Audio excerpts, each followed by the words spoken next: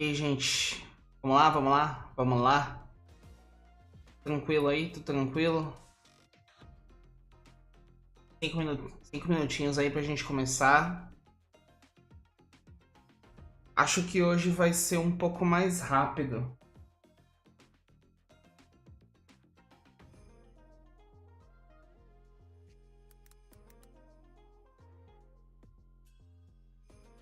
Quer dizer, eu pelo menos espero que seja um pouco mais rápido pra eu tentar acompanhar tudo. Pra eu tentar acompanhar tudo em live hoje, manos. Eu não aguentei ver tudo na noite passada.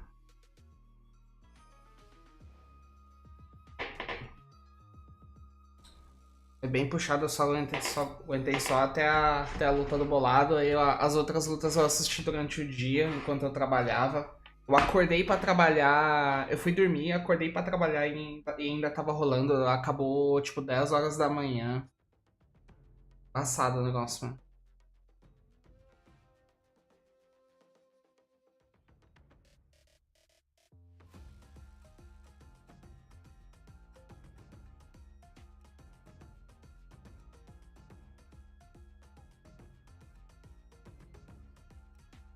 Vamos ver como é que vai ser hoje.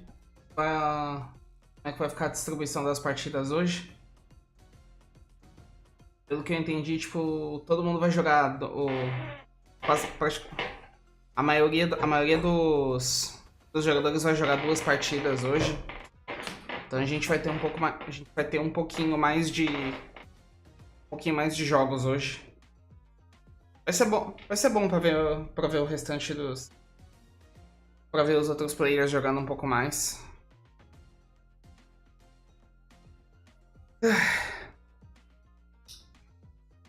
Eu acredito que os dois, tanto o Juninho quanto o Bolado, eles têm condição de avançar pro top 16.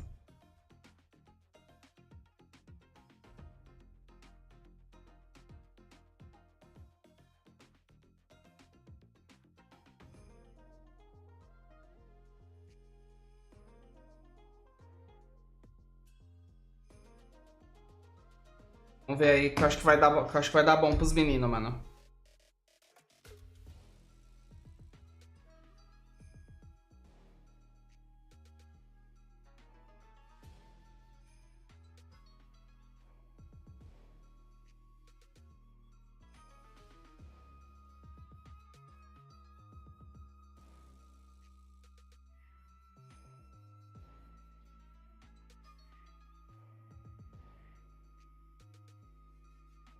Ah, hoje é uma skin do Ed, legal. Da hora, ontem foi uma skin da Mai e hoje é uma do Ed.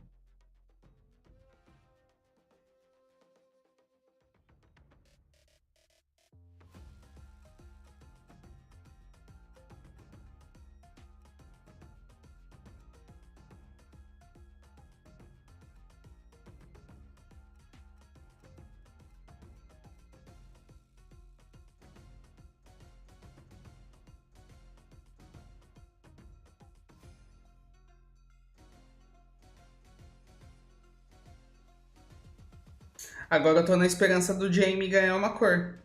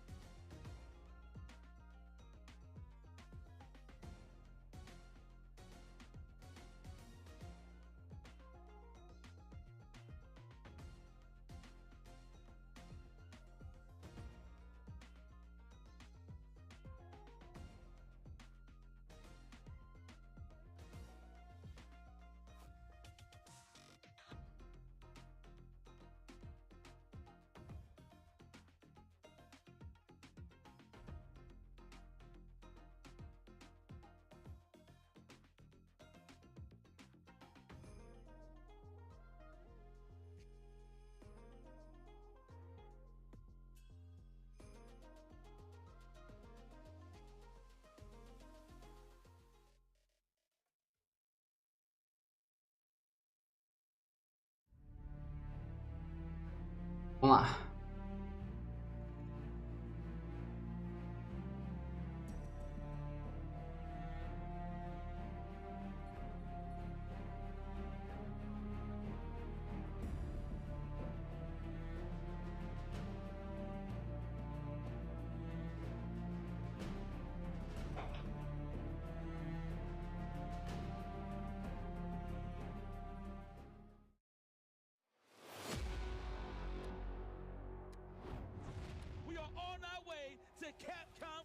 11. Oh my God! He called it! This is it.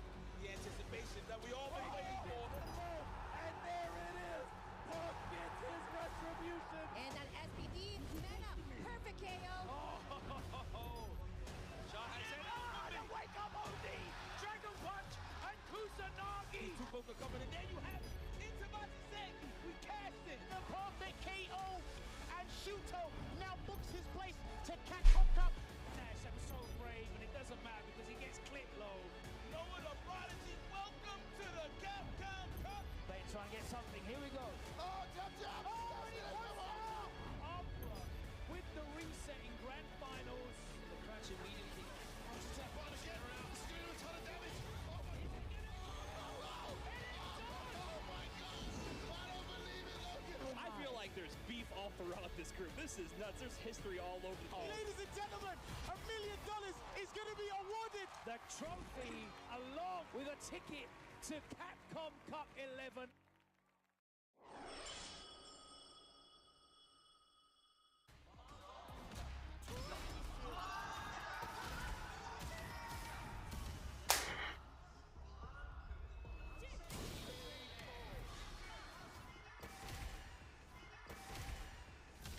Ai, ai.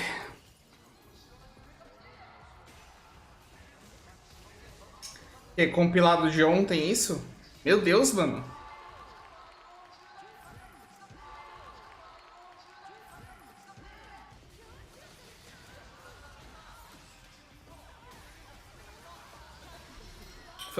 É o Broski isso, né?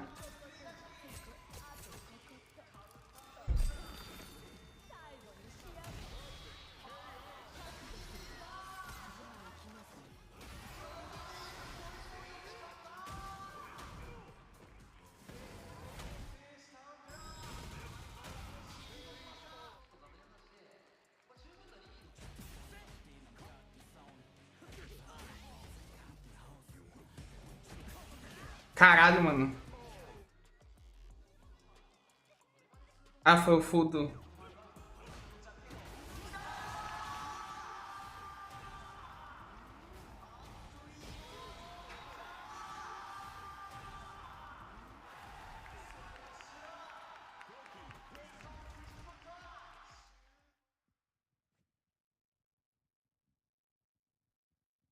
Nice, nice.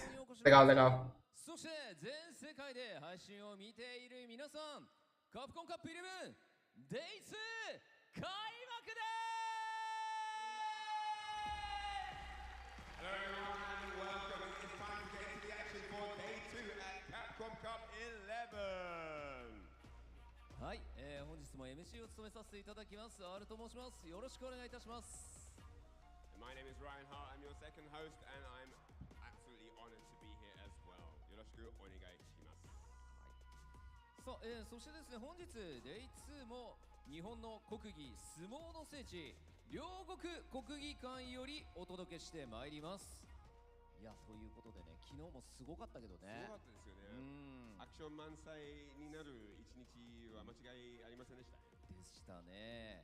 まあ、昨日から5日間、開催されているこのカプコンカップ11ですが、今日は2日目ということで、ですよね。まあ、全然まだまだですよね。まだまだ楽しめる。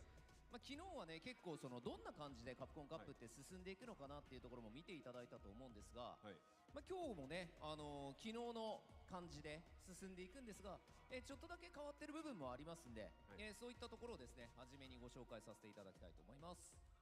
So there are a few small changes from yesterday. Although the flow will be very, very similar to how the action was cast yesterday, there are going to be some small changes. I'm going to jump into those right now.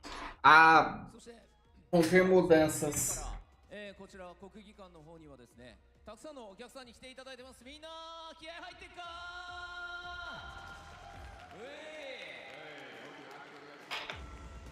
ついにね、日本開催のカプコンカップなんで、昨日もね、めちゃめちゃ声援があったというところでしたよね。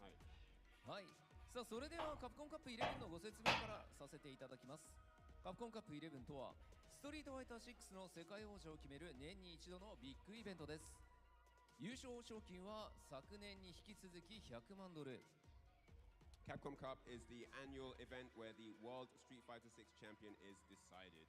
The first prize is $1 million, exactly the same as last year. カプコンカップ11は昨日から、8日土曜日までの4日間開催、昨日、今日、そして、明日7日金曜日までは総勢48名のプレイヤーによるグループステージを行っていきます。そして8日土曜はグループステージを勝ち抜いた16名のプレイヤーがトップ16トーナメントを戦い、カプコンカップ11の優勝者を決定いたします。 Now for the tournament overview, Capcom Cup will run for 4 days from yesterday, of course that was the first day, up until Saturday the 8th. And then from today until Friday the 7th will be the group stages. Of course, we've got 2 more group stages days left before we go into that top 16 finals. And then on the finals day, we're going to have the Street Fighter League World Championship. さらに最終日の9日日曜日にはストリートファイターリーグワールドチャンピオンシップ2024が開催され、世界3地域の熾烈なリーグ戦を勝ち上がったチームが世界一の称号をかけて激突いたします。 On the final day, which will be Sunday the 9th, Street Fighter League World Championship 2024 will be held here, where teams that have won their regions from around the globe will compete for the title of World Champion. ストリートファイターの世界チャンピオンを決める濃密で濃厚な5日間をここ両国国技館で皆さん存分に楽しんでいきましょう。 Let's enjoy the remaining. It's going to be the Street Fighter World. ここでグループステージのスケジュールをご覧いただきましょう。48名のプレイヤーは抽選で6名1組の8グループに振り分けられ、Day1 から Day3 の3日間でグループ内で総当たり戦を行っていただきます。グループ内の順位決定方法は hoje vai ser o contrário. 勝利数、そしてですね、grupos D, E e F agora abrindo a noite. グループ予選で、直接対決した、結果で勝利した選手が優勢という順に cadê? Let's take a look at the group stage divisions. Match times for each group are shown on the slides provided, and the changes from group A to H will be. Tá, vai abrir com o grupo do Blas. Aí depois é o grupo do Mr. Crimson. Looking at the group stage schedule, the first players will be on the winner's side, and the second place finishers will be on the loser's E por último, o grupo do Big Bird. are out of the tournament, and then players on the winner's side that lose will drop down to the loser's bracket. All 48 players will take part in the group stages, where you have 8 groups of 6 players who have been assigned to these groups randomly and will compete in a round robin Aí, for the next 2 days. aí perto das 4 da manhã, 進出できるのは各グループ上位2名のプレイヤーとなります。トップ16のプレイヤーによるトーナメントマッチは、こちらの2名を、8グループから集めてのトーナメントとなります。各グループ1位はウィナーズサイド、各グループ2位はルーザーズサイドとなります。ウィナーズサイドで敗北した選手はルーザーズサイドへ行き、ルーザーズサイドで aí perto das 4 da manhã é as partidas do grupo do Néfio e depois o grupo do Juninho. E aí por último vai ser os 3 primeiros, que é a chave do Punk, a do Noah lá e do Enel e por último a do Bolado.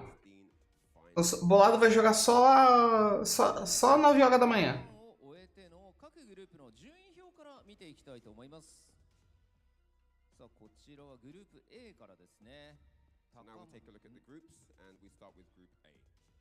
昨日は1試合した選手と2試合した選手がいますので、2試合して2勝している選手がやはり、順位暫定1位になっているという感じですかね。 So there are players yesterday that had 1 match, and there are players that had 2 matches. And so the players that had 2 matches are quite far along, especially the ones that have got 2 wins and 0 losses, have quite the advantage coming into day 2, where they only have to play 1 game.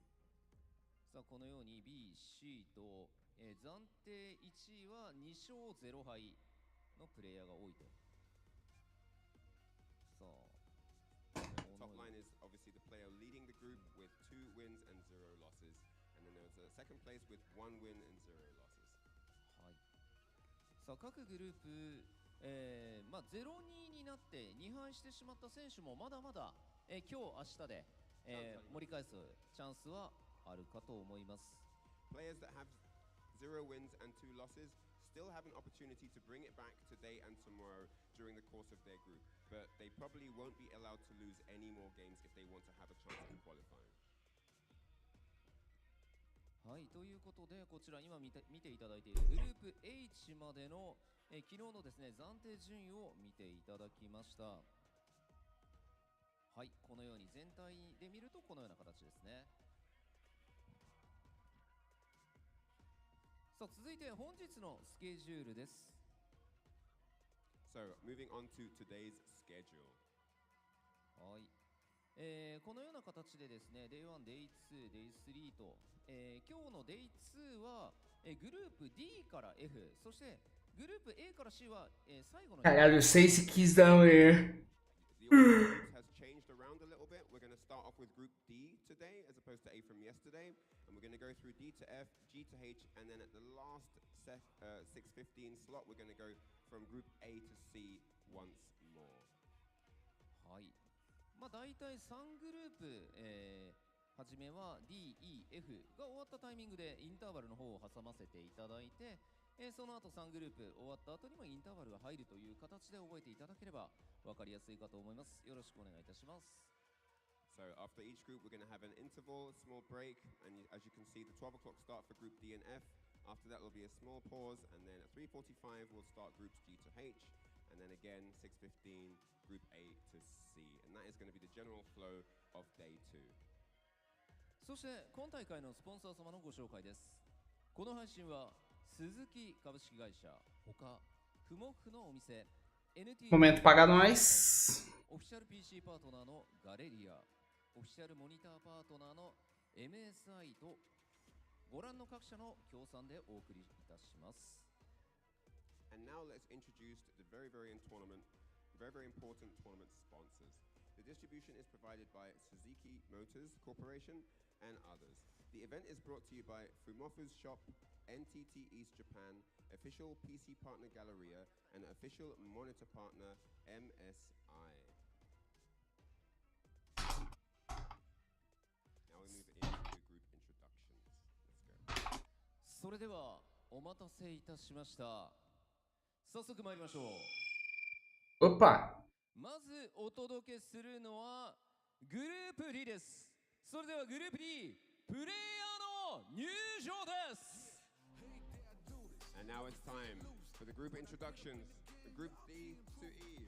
Let's get into the player introductions. De novo isso, cara. まずは英国のカピバラ卿ブロスキー。 Hailing from the UK, it is the great capybara. It's Broski. A grande capivara.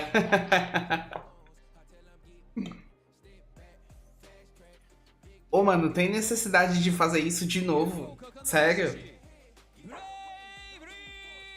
Nossa, mano, na moral mesmo, tem necessidade de fazer isso de novo? It's the dauntless bravery.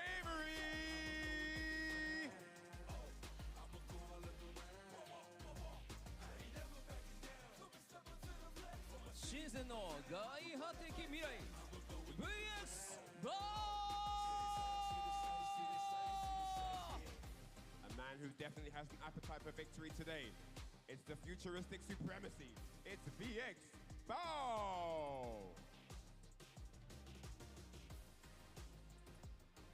ベストキッド from Chile ブラ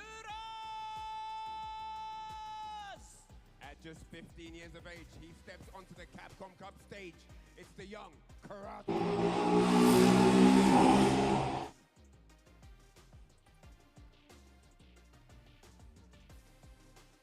東海岸の最終兵器アイトン。 The 2019 Capcom Cup champion walks the red carpet, the lethal weapon, Idom!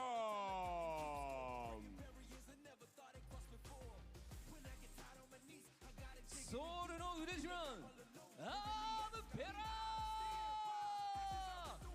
from South Korea, the confidence incarnate, Emperor!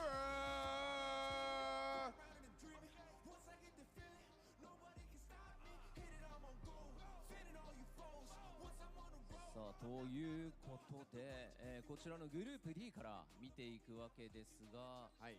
ここもすごい実績のプレイヤーたちが並んでますよね。そうですよね。昨日も少し対戦しまして、はい。ちょっと経験増えた状態になってまして、そうですね。Juninho falando que vai jogar igual um louco hoje e foda-se, ele não tá nem aí, mano. Ai, meu Deus. 新しい対策をできてるんじゃないでしょうか。そうですね。さあそれではステージ6名の選手に集まっていただきました。皆さん今一度大きな拍手をお送りください。お願いします。さあそれでは、Ô, mano, eu quero uma camisa da Tio Game, eu não tenho, mano. 本日もしていただきまして、上位2名を選出する、戦いに入っていきたいと思います。それでは選手の皆さんスタンバイをお願いいたします。 These are the 6 gentlemen that are going to do battle momentarily from Group D, and 2 of them are vying for that spot in the coveted top 16 finals. But for now, we're going to have the players get ready on standby for the next match. そしてここからはこの熱い戦いを盛り上げていただく実況席の皆さ O ん Blas é o primeiro, mano. したいと思います。よろしくお願いします。 Bora, moleque. For me and Blas e o Emperor. stage, we're going to hand over to the casters to call the action. Let's start the day. Welcome back to another day of Capcom Cup play. We're in Group Stage D on this second day, and that D may stand for dangerous depending on what happens here. My name is Seiko. I'm doing my boy Vicious. Yo, let's get into this. You know, I was thinking about what had happened in the very beginning of day one in that group stage. I was very energetic, very excited, but now a little bit of anxiety is peering through. Why? Because of what these two on the stage had just said. These are the games that are ever so important for those that have gone 0-2, right? A single loss could really tarnish their shots at getting into the next phase of it all, into the top 16. But as it stands right now, the two players that are geared up into battle right now has to be Blas versus Emperor. They're currently sitting at a tie record of 1-0 each, and it's going to be a very explosive one to start things off because they were very impressive right out the gate. 100%. For the Shoto play, they have been showing different sort of styles, different characters as well. But I like the different ideas that they bring to the table. Emperor, very aggressive, active up in the corner. Blas has a weird intention in terms of when he wakes up, what he does. Instead of, like we mentioned yesterday, doing ODDP, he'll delay OD Fireball to get the knockdown in the Dingeon and things like that to go into killing your drive cage. So this is what we have for Group D. Again, Broski, Bravery, VX Bow, Blas, Idom, and Emperor. As you mentioned, Emperor and Blas in the top spot. Blas only played one game yesterday. Today, have to play a little bit more to go through. Emperor, Vamos lá. him, man, he is looking real dangerous. He is, yeah. I mean, like the actual king of the group right now is Broski, right? He went undefeated 2 games straight. I feel like he's been the big anomaly for a lot of the players here. Tá, o primeiro é o Blas, aí vem o Idom. Broski contra Blas hoje, hein, mano. Essa luta vai ser...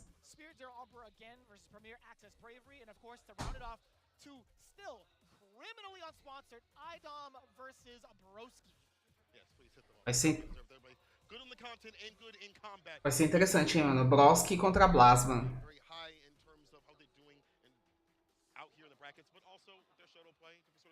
Emperor has a Bison if need be. We've mainly just seen the Ken. Blas has a rotation of Ryu, Ken, and Ed possibly. Yeah, I feel like we're going to get into that in just a bit, but looking at the overall spread, right, with Broski sitting at the top, he's in a very dominant record. He's a +3 game differential because he went 2-1 against Bravery, 2-0 against VX Bow.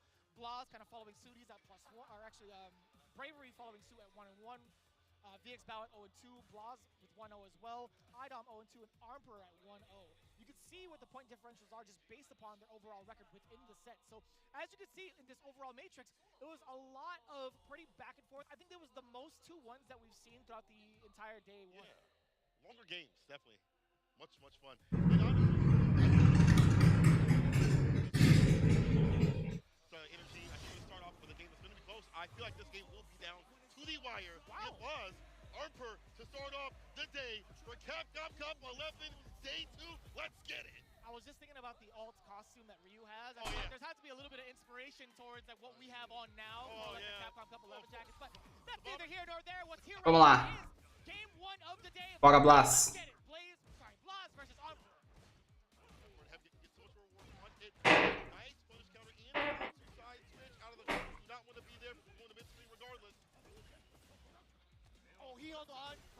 Boa. Boa, bota ele no corner aí. Boa, moleque. Isso.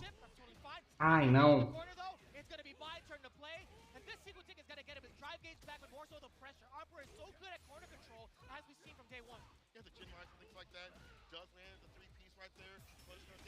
Nice, isso aí.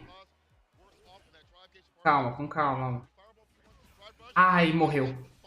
Tá morto.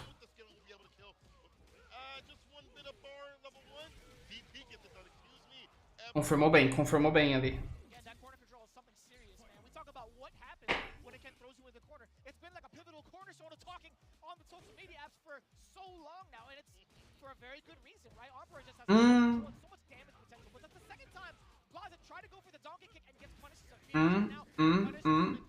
Boa. Ai, calma, moleque. Tem que respeitar as barras dele, mano. Nice.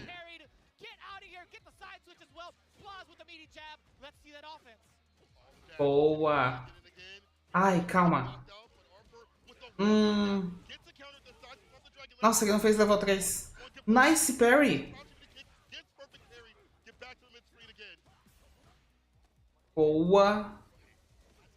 Ai, errou. Errou com firme. Boa. Mais um, mais um. Respeitou. Meu Deus. Boa, Blas, boa.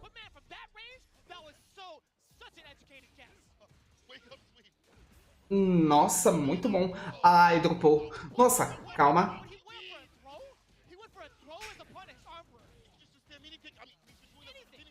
Calma, moleque, calma. Boa, isso aí. Calma. Ele já tá parando de fazer porque ele tá vendo que você tá acertando os perfect. Ai, calma.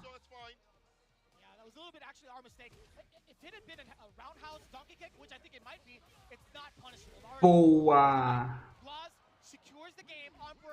Boa, Blas, boa.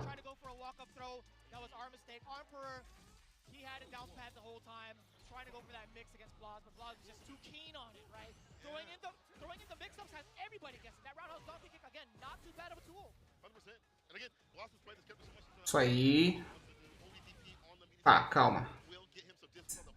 Sem pânico, sem pânico.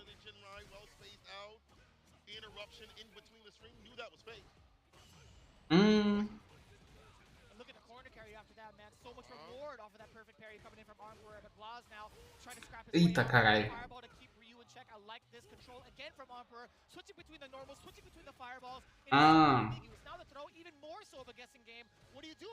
O backdash ali. Caralho, mano. Esses... Ai. Não, achei que ele ia subir.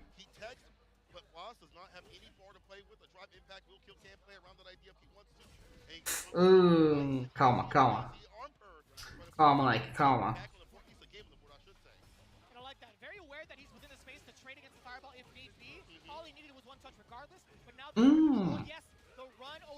Tá. Converteu bem ali. Boa. Calma, Las, calma. Ai, essa caralho desse troll, mano. Oi, mano.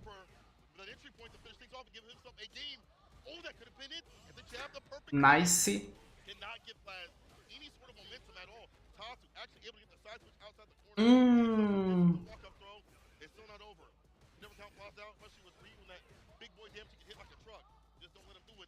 Ah, mano. Calma. Calma, Blas. Respira.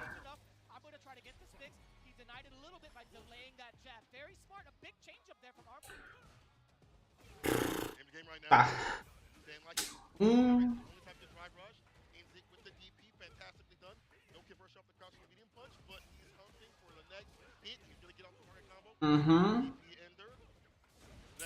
Boa.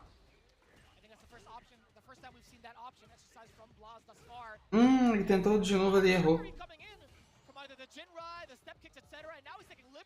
by moving forward, Boa. trying to throw in that counter poke with the crouching medium punch with Blas. He's still stuck in the same spot. Nice. Solar plexus destroyed. That was so smart. Having to get that forward fierce to work out. Nice bait. Holds the brakes just a little bit, hits the heavy kick, and ends it. That was so good. Feeling the Emperor was getting pressured enough that there was going to be a bust out. Backs off just a little bit. Gets hit that he needs. He's on set point now.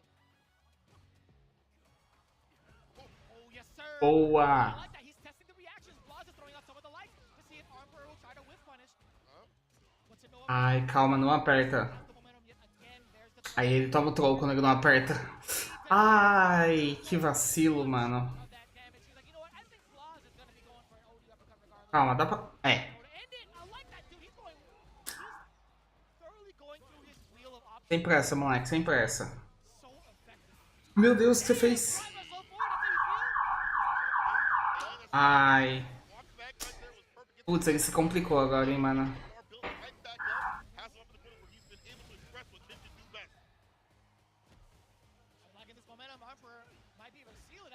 Boa.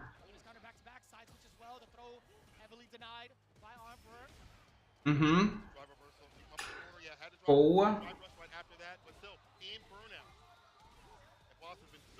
Isso vai doer. Ele não vai morrer, mas vai doer.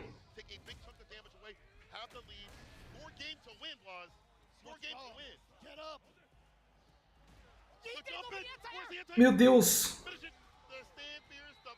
Caralho, moleque. Mano, o Blas ele vai pegar top 16, velho.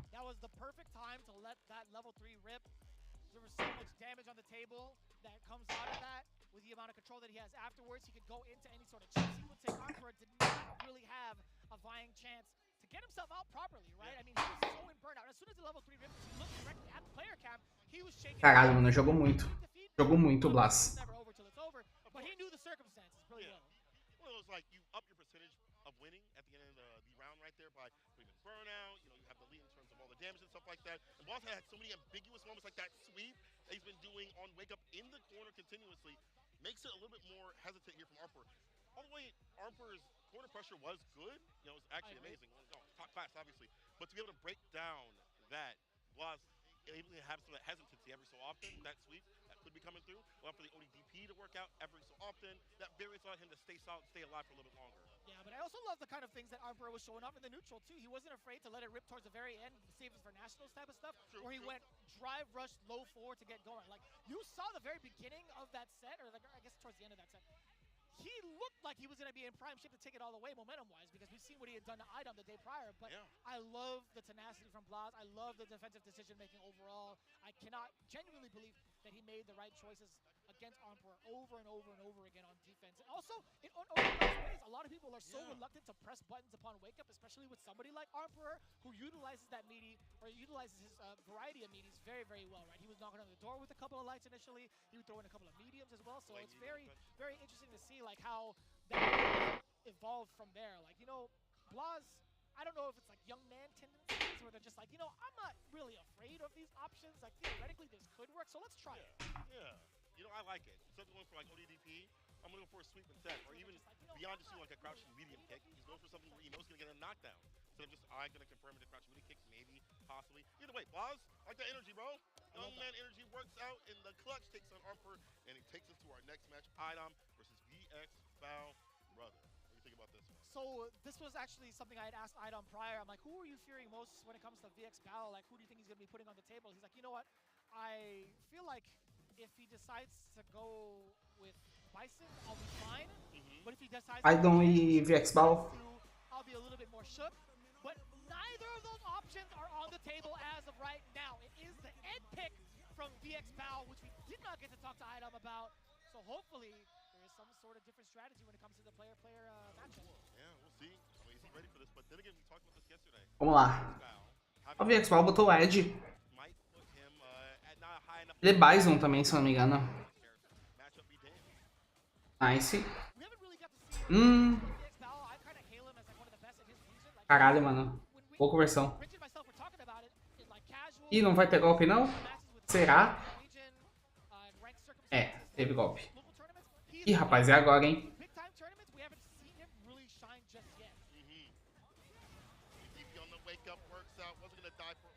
É, não deu muito certo não, amigo. Bet right here, his and is very solid. I mean, he likes cycle power. That's like a big thing for him. He likes characters that have that cycle power sort of tendency. But I haven't seen him play this character in CFN that much. It looks like it's very Tá, important bagulho. right now. First round to him so far with the booker committed with that jump in is like a dive kick. Easily gonna reach.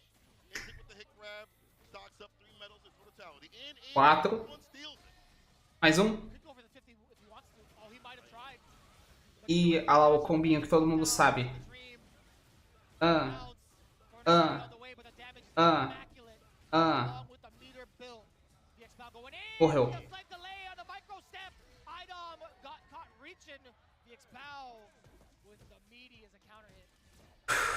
Delayed normal for the counter hit. Excuse me. Still worked out though.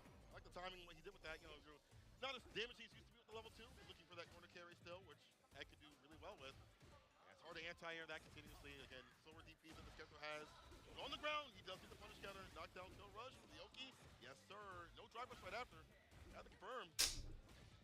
Starting to see some of the strategies develop. Idom is trying to take to this guys a little bit more against VX Bao, but he's given him no remorse thus far. Anti-air pretty effectively. I think he's only missed one thus far, but Deu tela pra ele. Nossa. so hard to read. That OD uppercut, did anybody else see that coming? He had no reason to, right? He had so much help to himself, but at the same time, man, VX Bao, he's really making this Ed work. He's just mad active. Topou, hein? Ai. Ih, carai. E agora, hein? Aham. Boa.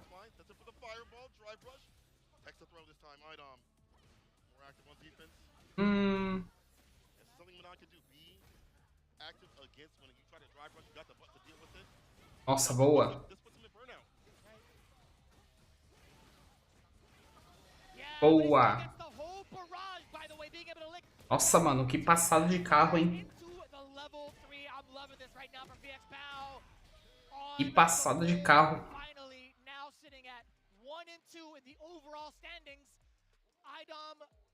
This is looking pretty damn shaky. I can't. Yeah.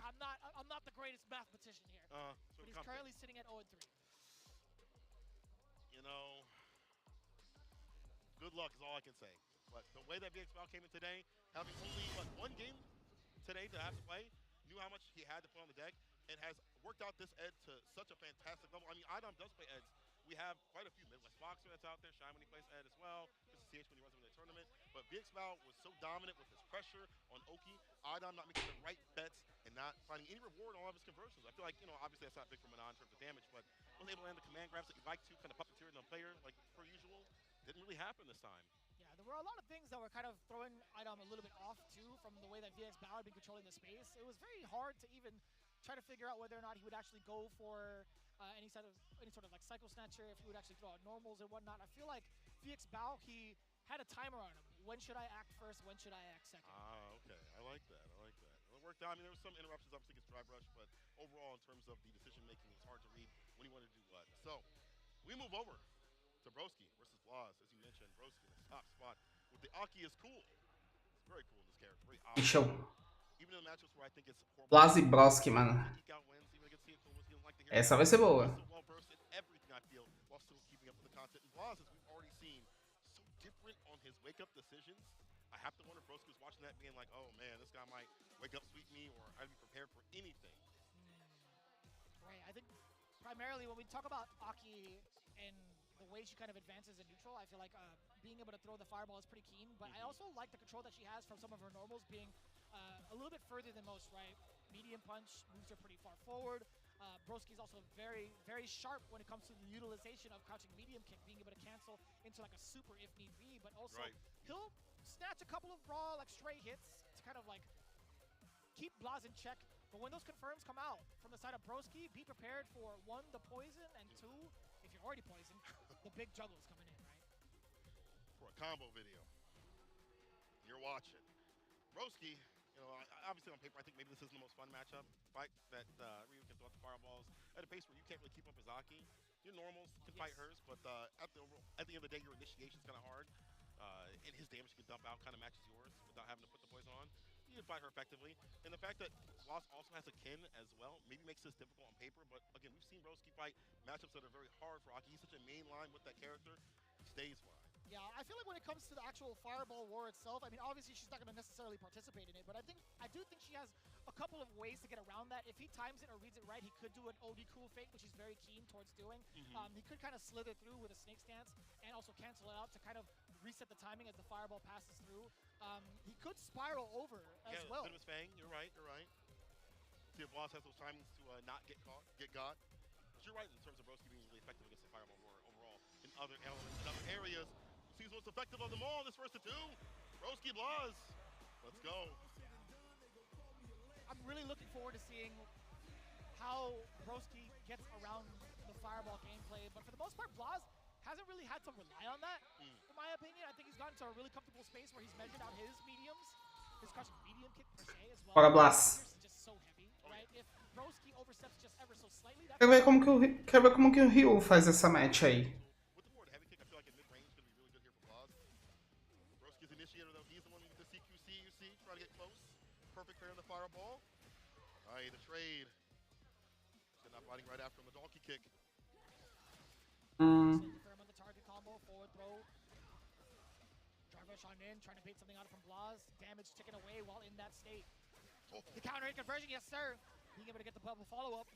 No, he tried the venomous fang. Boa. He thought Blaz was going to be grounded. Stocks up, Stingeon, but still gets hit with the fireball, medium lash. Yeah, ends it with the heavy. Serpent lash, excuse me. Hey, why am I throwing out the random names? I definitely meant to say like Serpent Ai, lash. Hello. acho que ele morreu, hein? Yeah, perfect berries there. Broski go for a super or a reset. I think the super will do enough even with the scaling. Level 1. Yeah, Level 1 matou. Broski. Bubble, bang. Yeah. Yeah, I always forget about like how potent it is to kind of keep the other person in check with the serpent lashes, right? Medium, the light one, etc. The light one primarily. It's such a great and excellent poking tool, honestly. And it wasn't who you're fighting, but like the other player has to be looking for that range and how they can effectively fight that. We'll talk about that with Manon a little bit later on, but right now Blaz falling on the fireball. OD expends it. Dash up. Bom. Foi bom. Beautiful reaction right there. Broski is now burnt out. Now I'm the bear in the burnout. How does this feel? Não, cara, não dá tela pra ela não, moleque. Aí, beleza, matou.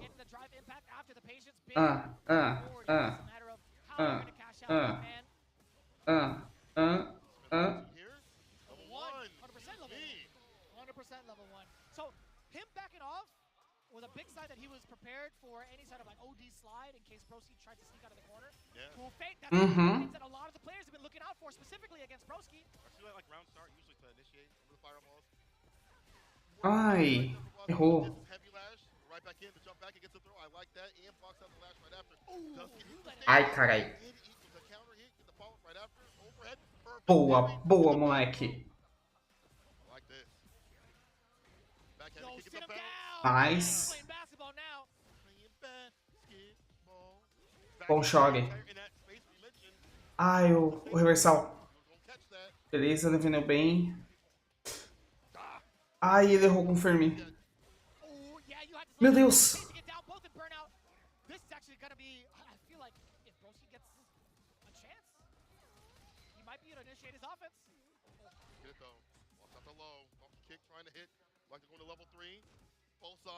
Calma. Desce em barra. Ai, morreu.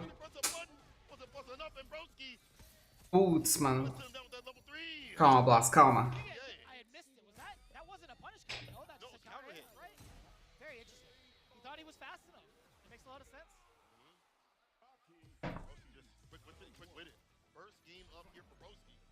Hard fought though. Always puts on the poison stun whenever he can. Just get that poison on no matter what. Yeah, it's much harder to even throw out a Nightshade Pulse while he's in that tension state, but still being able to do so. Follow up afterward. Uppercut, Blaz. Boa. Trying to chase through. Mistimed his own meaty. Nice. And it's so difficult. Like you want to try to press a button. Beleza, ainda desceu. Ai, não. Ai. Limite ainda, Fireball.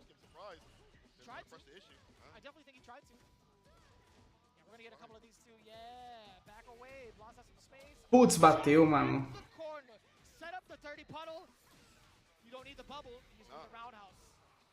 Bubble, toilet trouble. Broski on that set point. Nori was got bar at the bottom too as well. At level 3 if he needs it. Very end. Starting with the in there of a poison with the heavy lash, of course. Oh, the cross up. Not the secret setup this time.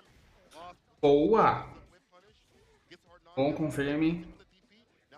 Dá mais um. Ok, calma. Isso foi muito bom, moleque. Foi muito bom, na moral, hein?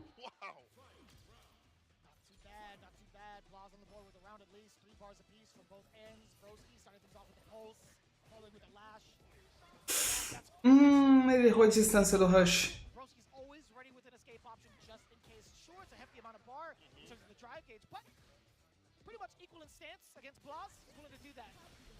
No... Caralho!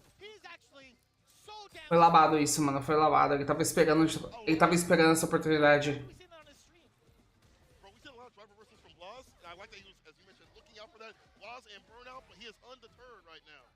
Uhum.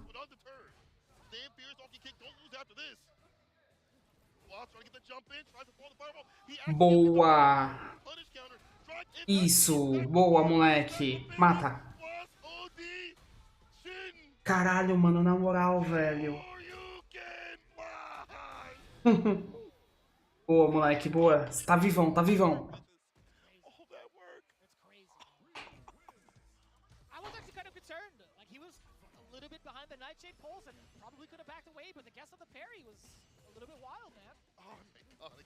Not against them. Right. But Blas just thinking 2 steps ahead already. The confidence also being burnout as well, too. Yeah, that's a huge thing, man. He fights pretty damn well in burnout. Something about these young kids, man. They be playing in burnout like it's nobody's. Nice. Pra cima dele que ele abalou, vai. Boa, Blas, boa. Pra cima dele que. Pra cima do Broski que é que tá abalado, vai. Pra cima dele.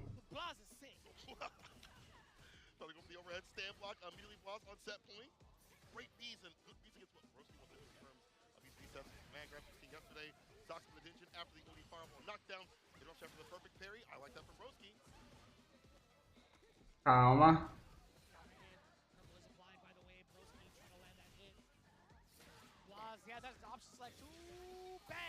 Boa.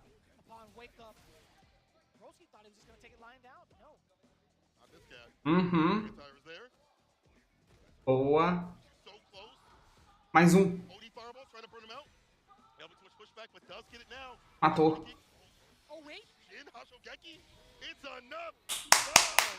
Na moral, hein, Blas? Na moral, hein?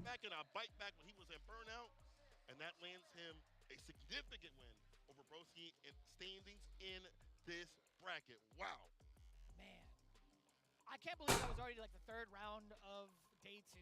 Blas taking down 2 significant rivals here in his pool stage or in his group stage. I don't even know what the differential's looking like now. I'll tell you what, but Broski suffering his first loss. Blas has to be at first. Obviously, he's got 3-1 to his name. Right.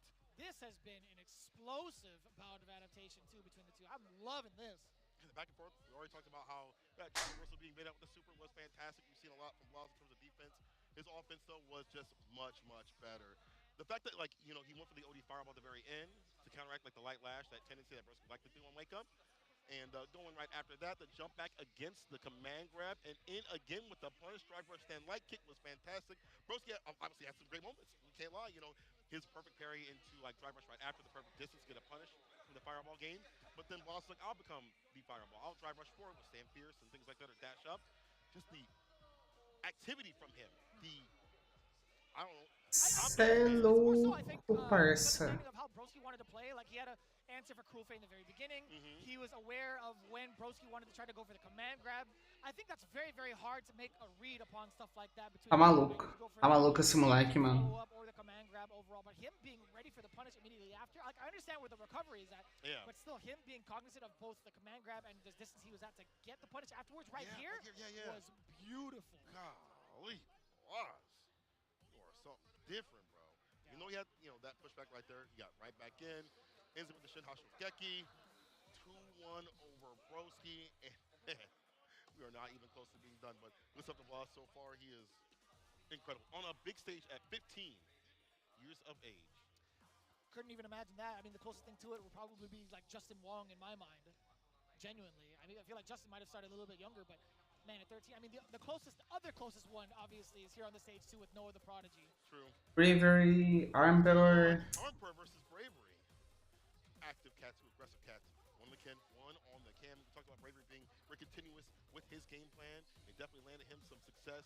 But when I talked to him in the player lounge, he was like, I know I have to clean up some things on the ground. He's like, my aerial approach is really good. My dive kicks are great.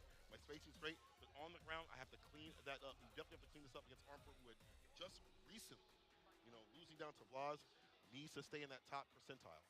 It's tough too. I feel like you focus so much on the ground game.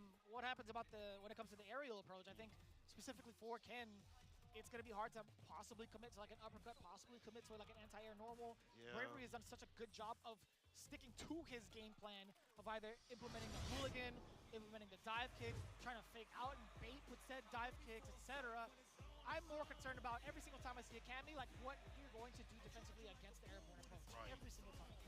Again, like you stand fierce, like you said, preempt the buttons. They try to go for a dive kick if you're not right range. But then again, they back up with that. It's a dive kick into Oki. We'll see what happens here. Armper prepared, the bravest one. He is crouching to kick to start things off. Run DP. We get that Oki. Yeah, does finally get the confirm off of the second roundabout of that crouching medium punch, dashing over, back down. Dude, if Armper hit that, that would actually be pretty godlike. I don't even know if that was like the roundhouse version of the Jinrai kicks, but that was either way a pretty sick catch. Forward throw now, drive, nope, just dash up, excuse me. Stand Pierce, different sorts of Jinrais. Bravery just waits, chills, finds the side switch off the hooligan. The throw again, the dive kick, able to hit, gets the counter hit. With extra damage, but more important, the corner carry and the crouch Pierce to follow. Finish it off. Yes, sir. Hello. Love the utilization of this crouching heavy punches. A boneca continua sendo um problema, mano, na moral. Punish counter the stand jab, excuse me. Caralho. In the neutral jump, going up the throw. Bring that back to the outside that corner, which is obvious. Jesus, mano, essa boneca. Up in the corner on defense, Stan Pierce finds himself out. Does not commit to anything. I get it, the drop gauge a little bit low. Jinrai delays a little bit. Dive kick able to hit. Crouch to kick a little too obvious. And that E morreu. everything. Stand medium, Pam, pam. medium kicks, whatever you want to throw out, it'll catch you. E tome bica. It really depends on like the standing medium range. I don't mind that as a tool. I feel like because of its like hitbox range forward and upward, but Right. that medium kick too, when he walks back and tries to delay his normal with crouching medium kick, you are far more susceptible. I understand how strong it is, like in comparison to like, every other character when you delay a normal like that, even like crouching medium punch. But Cammy just goes above and beyond that quite literally. Oh, yeah. with their dive kick. That's Bravery trying to fish with it. Crouch, going to kick able to hit. Nice, it goes after the target combo. A little bit okay right there. Hits the heavy. Dies, switch off the Dragon Lash. DP in there. All right, Armper, we want to see that patented great corner pressure. The counter hit that was there. If you said light kick would have been a better combo. Try to go for the medium. I was just about to comment on the paces from Armper. As soon as his turn was over, he would kind of back away. But I love the big opportunity now for Armper off of that with punish. From the spin knuckle, a little bit off the mark too, knocking on the doors despite being in burnout. Armper is now on the back end. Bam! Nossa. Yes, sir! Not quite dead though, Bravery. He could make something happen with a hit, but Rapaz. the DP. A lot of confidence in that one, plenty of time. And Foi Bravery, bom, isso foi bom. technically, he shook his head as soon as his jump roundhouse came out. He wanted to go for a dive kick on that. Here we go. Delays the lights, gets the counter hit. Throw right after it. Or here, another throw. Dá mais um, dá mais um. Dive kick if you need to. This is fine. Reversal jabs, open them up. As soon as Bravery delayed, Armper was there. Finds the crouch kick into the Tatu, to the corner. No enhancement, that's fine. You're still nice and close. Oh, perfect parry. Not gonna go for the DP. Run DP. Now you get the Oki. Vai pro corner aí. Ih, tomou, tomou. Reasonable. Very reasonable. Ó, você não vai morrer, mas você tá bem fudido. Damage in. Still living. Agora você morreu. More than enough, yeah. You know, Armper, I don't blame him for that at all. First bust out of the match, you know. Throwing the fireball. Surprise me. The dive kick was the intention. Pull that up. Anti-air is there though from Armper. He's got that locked on. And using a Jinrai to bait out some of these tap parry opportunities. Drop gauge almost gone. delays, walks back, gets a crouching punch and a whip punch, excuse me. Boa, boa. Converteu bem. Harper. I like that too. Not willing to really press a button unless he sees one first on the ground, right? Yeah. He's really started to change up what his offensive pressure has been looking like.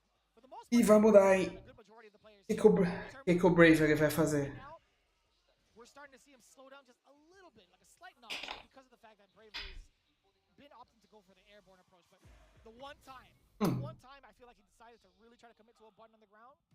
Continua de game. Game to game right now. You know, I'm with you in terms of like how he's playing on the ground, how he's patient. Bravery already has him up in the corner before 10 seconds even happen. But then again, the side switch happens. Já pro corner. Nossa, toma esse overhead. Receba troll. Meu Deus, sou forte em mid. He's got the meat. He catches the walk back, a lot of dash back, the walk back. Bom, saiu do troll. And Bravery stiffing some of those out. Ai, tomou esse drive. Morreu. Tá morto, tá morto, tá morto. Yeah, single confirm didn't even matter. I love that. Bravery sitting on set point. Toma esse short. Clean with the DPs against this cat. Tome. Grab rush mais um. Boa. Face up the DP for free in the corner. E agora? My turn to party. Nossa. That's Eu tá morto. walk back, stand fierce to catch him, try to TK dive kick against the Eu não sei se ele... Keep your ass up in this corner. You're dead. Side switch, level 1, let's get it done. Final game. Eu não sei se foi... Agora eu não sei se foi escolha dele não fazer ou se ele dropou de fato, mas ele podia ter feito por ali já. Depois de acertar o corte no jungle.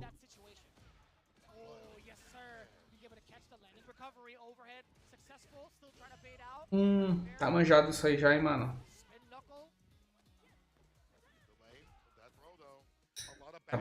Tá manjado já esse Mirai low aí, mano.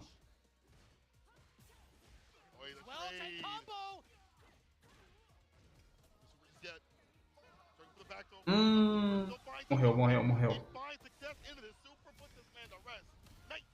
Bravery still sticking to his game plan will land himself a 2-1 over Armper. I can't believe that actually caught whatever it was that Armper was doing. I don't know if that was like towards the end of his backdash.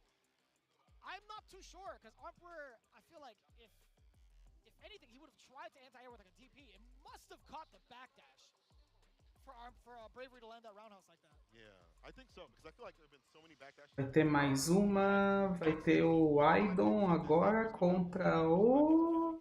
Be in a space where they're not going to be as automatic. Bravery starting to make the right reads with the jump ins. I thought it was going to be on the ground game, but crouching. Medium kick. O Aidon vai jogar com quem agora? Deixa eu ver, o Aidon já jogou com o VX Ball. I do like his idea to DP when he should. The backdash and the stand fierce, as you mentioned, the chain lights and the stand fierce, get that pushback. Bravery just said, I'm going to keep going to where I feel comfortable, and that's the dive kicks, the jump ins. At the range, just make it a little bit more ambiguous. Even if I am getting knocked down, I'm still going to keep doing it. Yeah, overall, it came down to who could consistently run their game plan the way that they want to. And right. Obviously, Bravery, he has the character. I feel like that's better suited for it.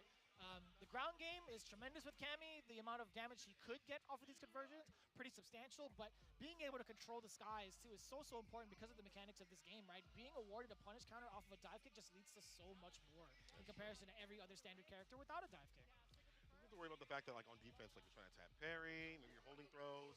If you're jumped in on and you block it out, you're killing the drive gauge from that sort of element. But it ended out to at least this. But again, as you mentioned, sticking to the game plan is what led Bravery to success. Even though there were some weird elements. Okay, so I think it was. Yeah. And again, that was what Armper has been doing. Backdash, wait for a button, wait for you to do something. As you said before, let them initiate, punish from there. Quem que o Aidon vai jogar agora? Não é o Bravery. Eu não sei com quem que ele jogou ontem, mano. Ah, não vai ter mais jogo desse grupo, não. Ah, tá. Ah, é o Broski. Achei que ele já tinha jogado com o Broski. Então acho que essa é a última partida do... Essa provavelmente vai ser a última partida dessa chave. He's currently sitting at 0-3. He needs a W. He really needs this big W. He needs it now. But against Broski too, that can really shake things up for him specifically in the standings as it looks right now. But this is going to be quite interesting. I did have a a good amount of time to talk to both, even prior to the event itself, then kind of brushing up on my info. Now, IDOM has very player-specific things he told me that he was looking forward to, right?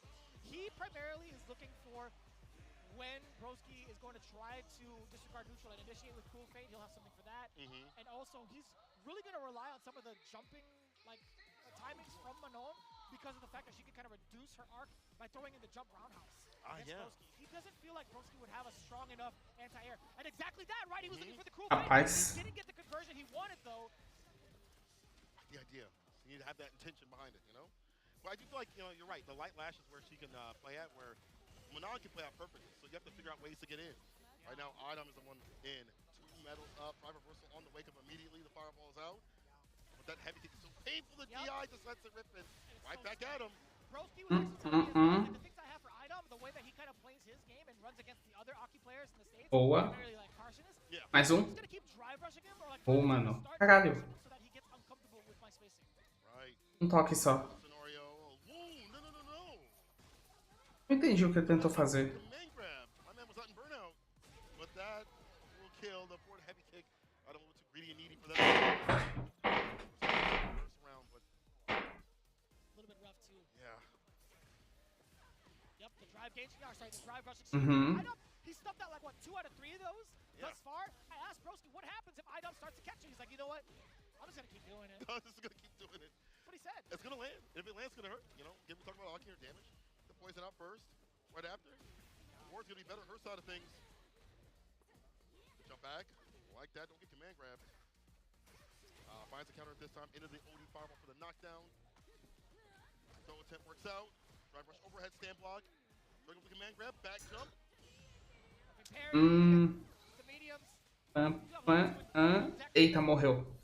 With the poison on top of it. Nossa, não morreu. No way. Nah, Broski. Caralho, mano, o Idol ele tá errando uns bagulho muito bizarro, mano.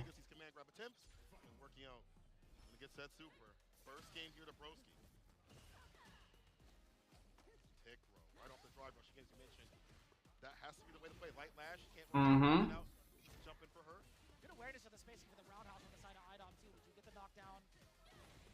Get the spin kick as well. Turn it around. Back to excuse me. Yeah, so I hit grabs. yep. Boa. Touch the overhead, upward to punish. So he's trying to catch a button right after the DI. That was very smart. Oh, he tried the roundhouse, but he was still way too close. Broski firing first with that medium punch again, so far forward. Nossa. Can't do much about that. Well, reversal though, puts him up in the corner. Broski not allowed to part of use. The lash again. The DI was perfect this time. Had Broski built up level 3 by then, it would have been a whole different story. He would have been able to cancel through it. Oh, big punish. É, aí você se fudeu. Ai. Punish, excuse me. Lands 5 medals with that bar at the bottom, juicing up that level 3. Don't let him grab you. That was the medium. Please don't drop it. Agora acho que morreu, hein? Oh, he stays in 2. He puts level 3 on. Tá com 5 medalhas, morreu, hein? Nossa, não matou. One more touch. Wake up Super Broski. Big bet, no reward. Man grabbed the ceiling and puts a final game between the two. É. I get it. What are you gonna do in that corner? É, apostou e se fudeu, né, mano?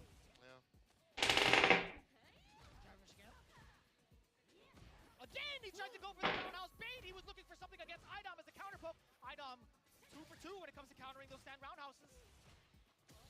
The throw. Attacks immediately. The lash. So Broski's actually being very confident in that light lash. Despite it being such a problematic thing, it might get jumped on. The drive rush, it hides it a little bit. The throw. Drive rush, then medium kick. Gets a crush medium kick right after. The light quill. Just to get that distance, to get the anti-air perfectly. Finish the job, Broski. Boa, boa. Much more of an aggressive round from the side of Broski. Not allowing himself to be susceptible to any sort of whip punishes, keeping it nice and compact. Also throwing in a couple of feints as well. Cruel Fate actually whipping the mark. I think I don't walk back just a little bit. A smidge. He did. He surely did. Yeah. Okay, jump set up. Where you going? Hold this throw. The fireball to lock him down. Prepare the jump in again. 2 covered with the light lashes. As we talked about. Cannot throw those out. Already landing 3 medals. Changing the landscape of the matchup. You're even more afraid of what could be coming through. Extra hit advantage off the drive rush jab. OD. Damn, level 2. Essa rota é diferente, eu nunca vi. Better safe than sorry, that is for sure. IDOM, although with the deficit in regards to the super meter. Nunca vi essa rota aí, mano. Tied up, game for game, round for round, the final between the two now. Level 3 though, at the bottom, Broski. This empty Me fudeu, hein? The timings of the jumps have been a little bit ambiguous here. Too much here for Broski to handle. Flight Lash blocks it out. Heavy kick, not a punish counter though. Boa. Nossa senhora. Mais um. Mais um com uma de grave ele mata. That's huge, and it went the Tá other way. morto. I don't know what happened. He had blocked one of the hits. Undo toi. Past the body. That rarely happens. And it had to happen on such a big stage. IDOM takes the game.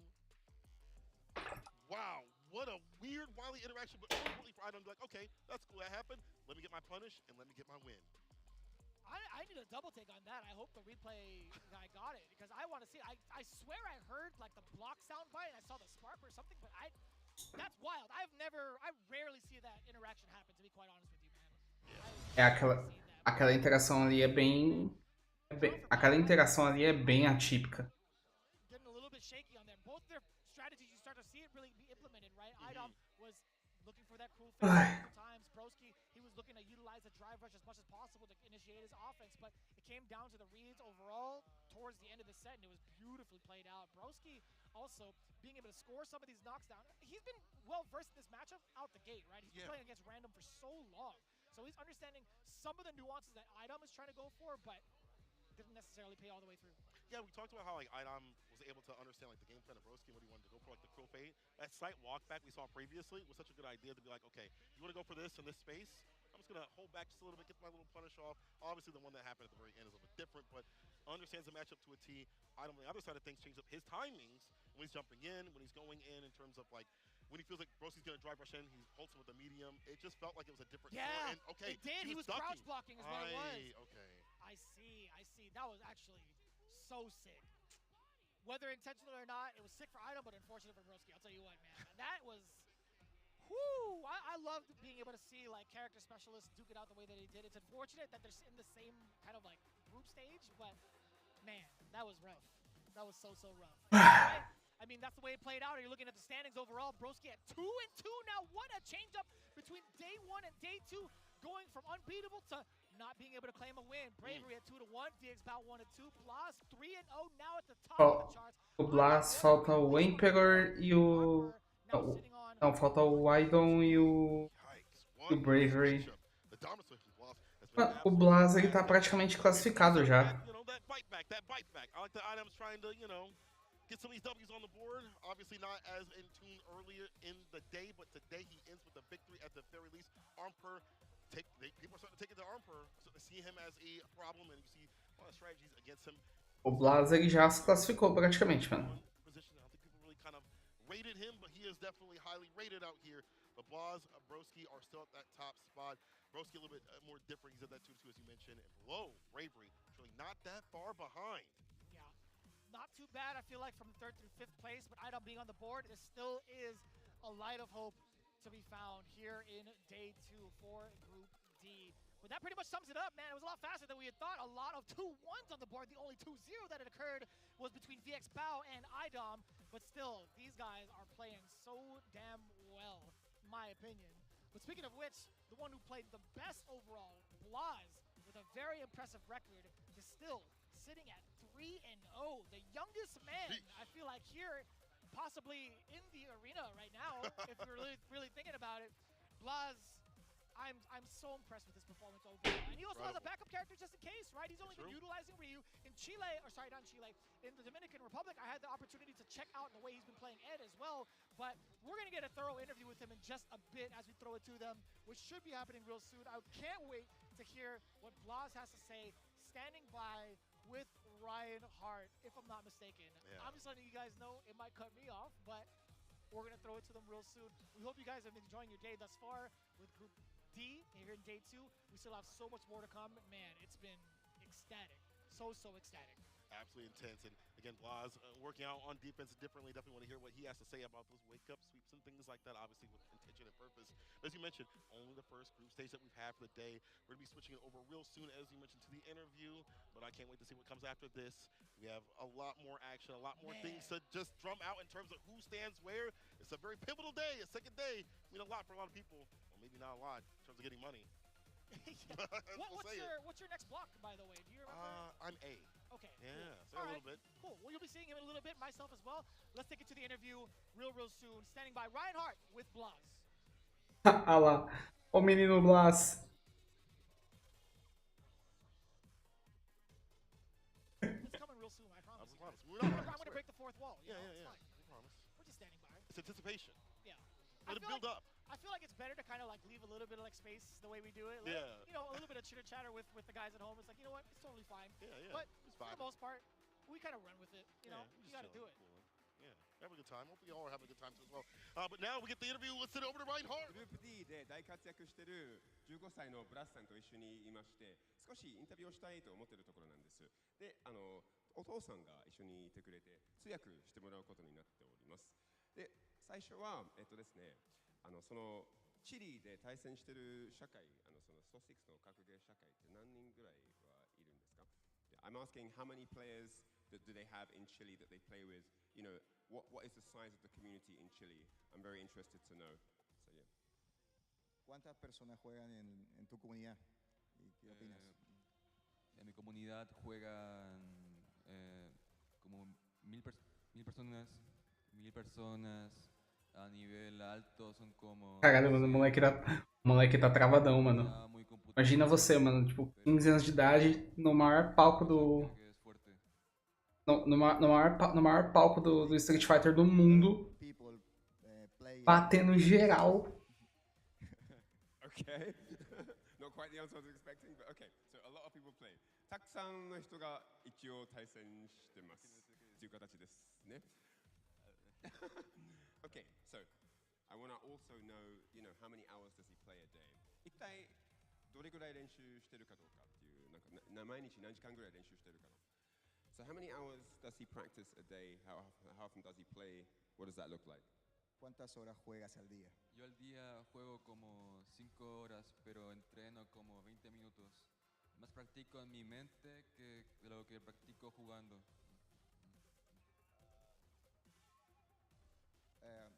Practice 8 hours a day? It depends the day. 日によって違いますけど、日によって違いますけど、だいたい8時間毎日練習してるのでっていう形ですね。で、まあ配信で見てくれてる人たちにもTá perdido? Tá perdido, Ryan? いろいろおっしゃってる方々もいまして、ファンに一言お願いしたいと思ってるところなんです。So I want to know if he has a comment for the fans that are coming here live to the arena and that are watching live on stream. So does he have a comment to make for fans that are supporting him all around the world? Of course, your community back home in Chile. Is there anything that he wants to say to everyone? Si tiene algo que decirle a la gente que te apoya en Chile y en el mundo. Puedo decir que estoy muy agradecido, siempre han estado para mí, siempre me han apoyado. Estoy nervioso. No sé qué más decir. Gracias. Gracias. He's a bit nervous, but he wants to thanks all the people. Okay. Caralho, mano. 皆さんにありがとうございますってまず言いたくて、これからの応援もありがとうございますという形ですね。まあそんな形です。15歳です。すごい大活躍してて、まあこれからも頑張ってください。Good luck in your next matches. Thank you. Yes. All right, that's it from me down here, and I'll see you for the next interview. Crowd erupts in cheers. Fantastically done for Blas. This entire group has been really great. Listen, this has been good, but it's been put on by some beautiful sponsors. Let's give some love to them. Starting with Aki Man. Yo, shout outs to him. This is a beautiful, beautiful figurine. The Chun-Li figurine, of all things. We'll talk about that here in a second when the slide comes up, but I've seen it outside, Mano, and I see it right here. Listen, não é mais Blas a partir de hoje. is the 1/6 scale figure project lineup, which Não é. brand new illustration by O nick dele não é mais Blas. Now, the figure is based on an illustration by Akiman. One of the creators is O nick dele é irmão do Jorel. illustration was originally featured on the cover of hopefully get this right. Mano, muito parecido. Na moral. Meu Deus, cara. O moleque é muito parecido com o irmão do Jorel. Dignified standing pose from head to toe was created especially for this project and has been faithfully brought to life in the figure form by Japanese figure manufacturer Max Factor.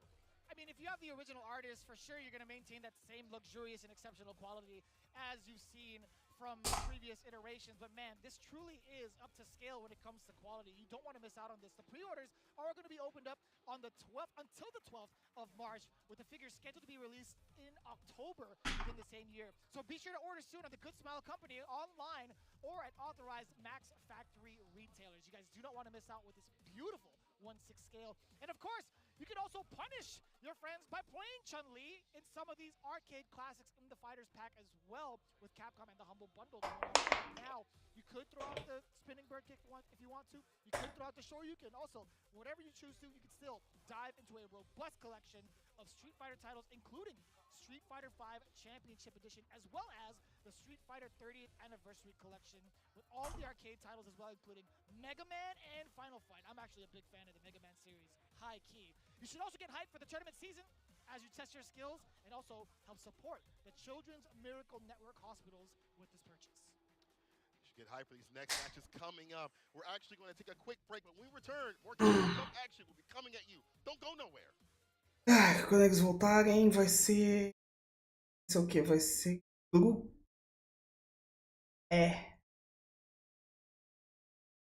Quando eles voltarem, vai ter. Mr. Crimson. Mr. Crimson. Mena. Tudo.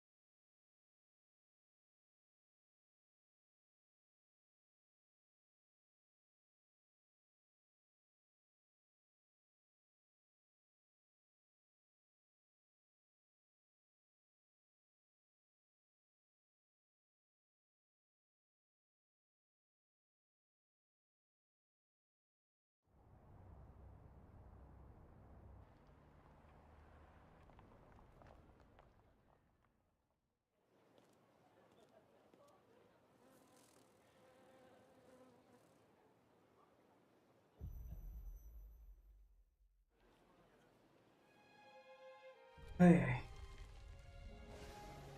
Vou tomar uma água ali nessa cara e já volto.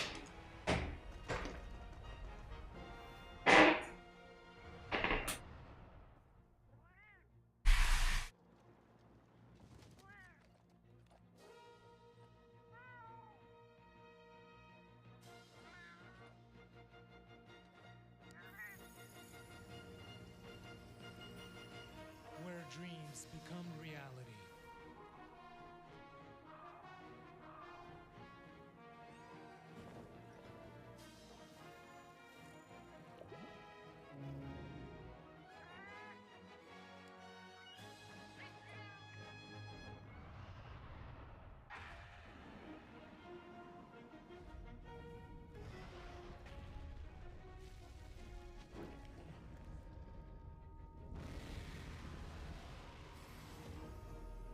Monster Hunter Bridge.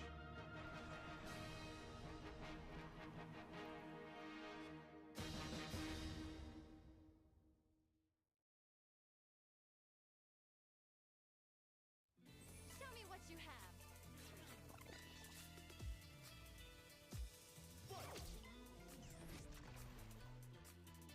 What?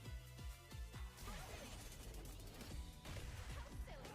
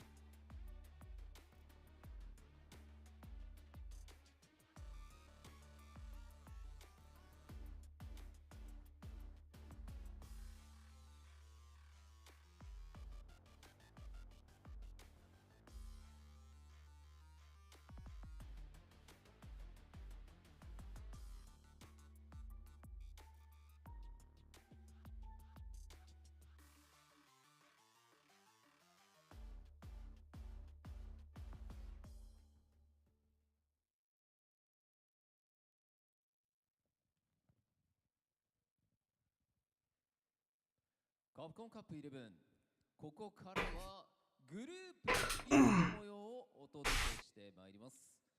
それではグループ E プレイヤー入場です。 And now it's time to introduce Group E, and it's now Eita, vamos lá. the first player from the group. Let's get it going.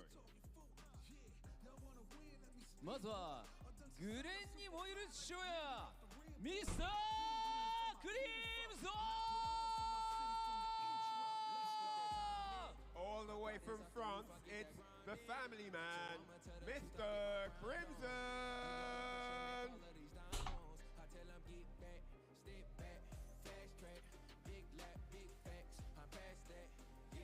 カナリア諸島からの刺客ダイバー。 The assassin from Canary Island, it's Diver. Assassino das Ilhas Canárias.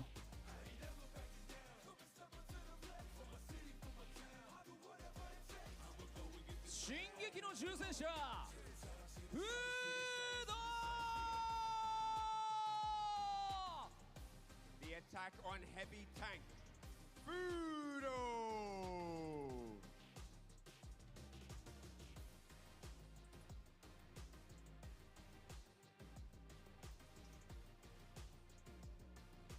コロンビアの輝く原石ライムストーン。 The rough diamond, it's Limestone.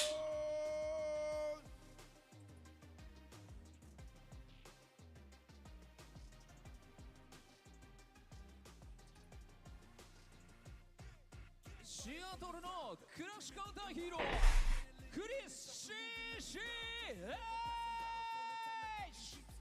Next up, it's the crush counter hero, Chris CC. Hey!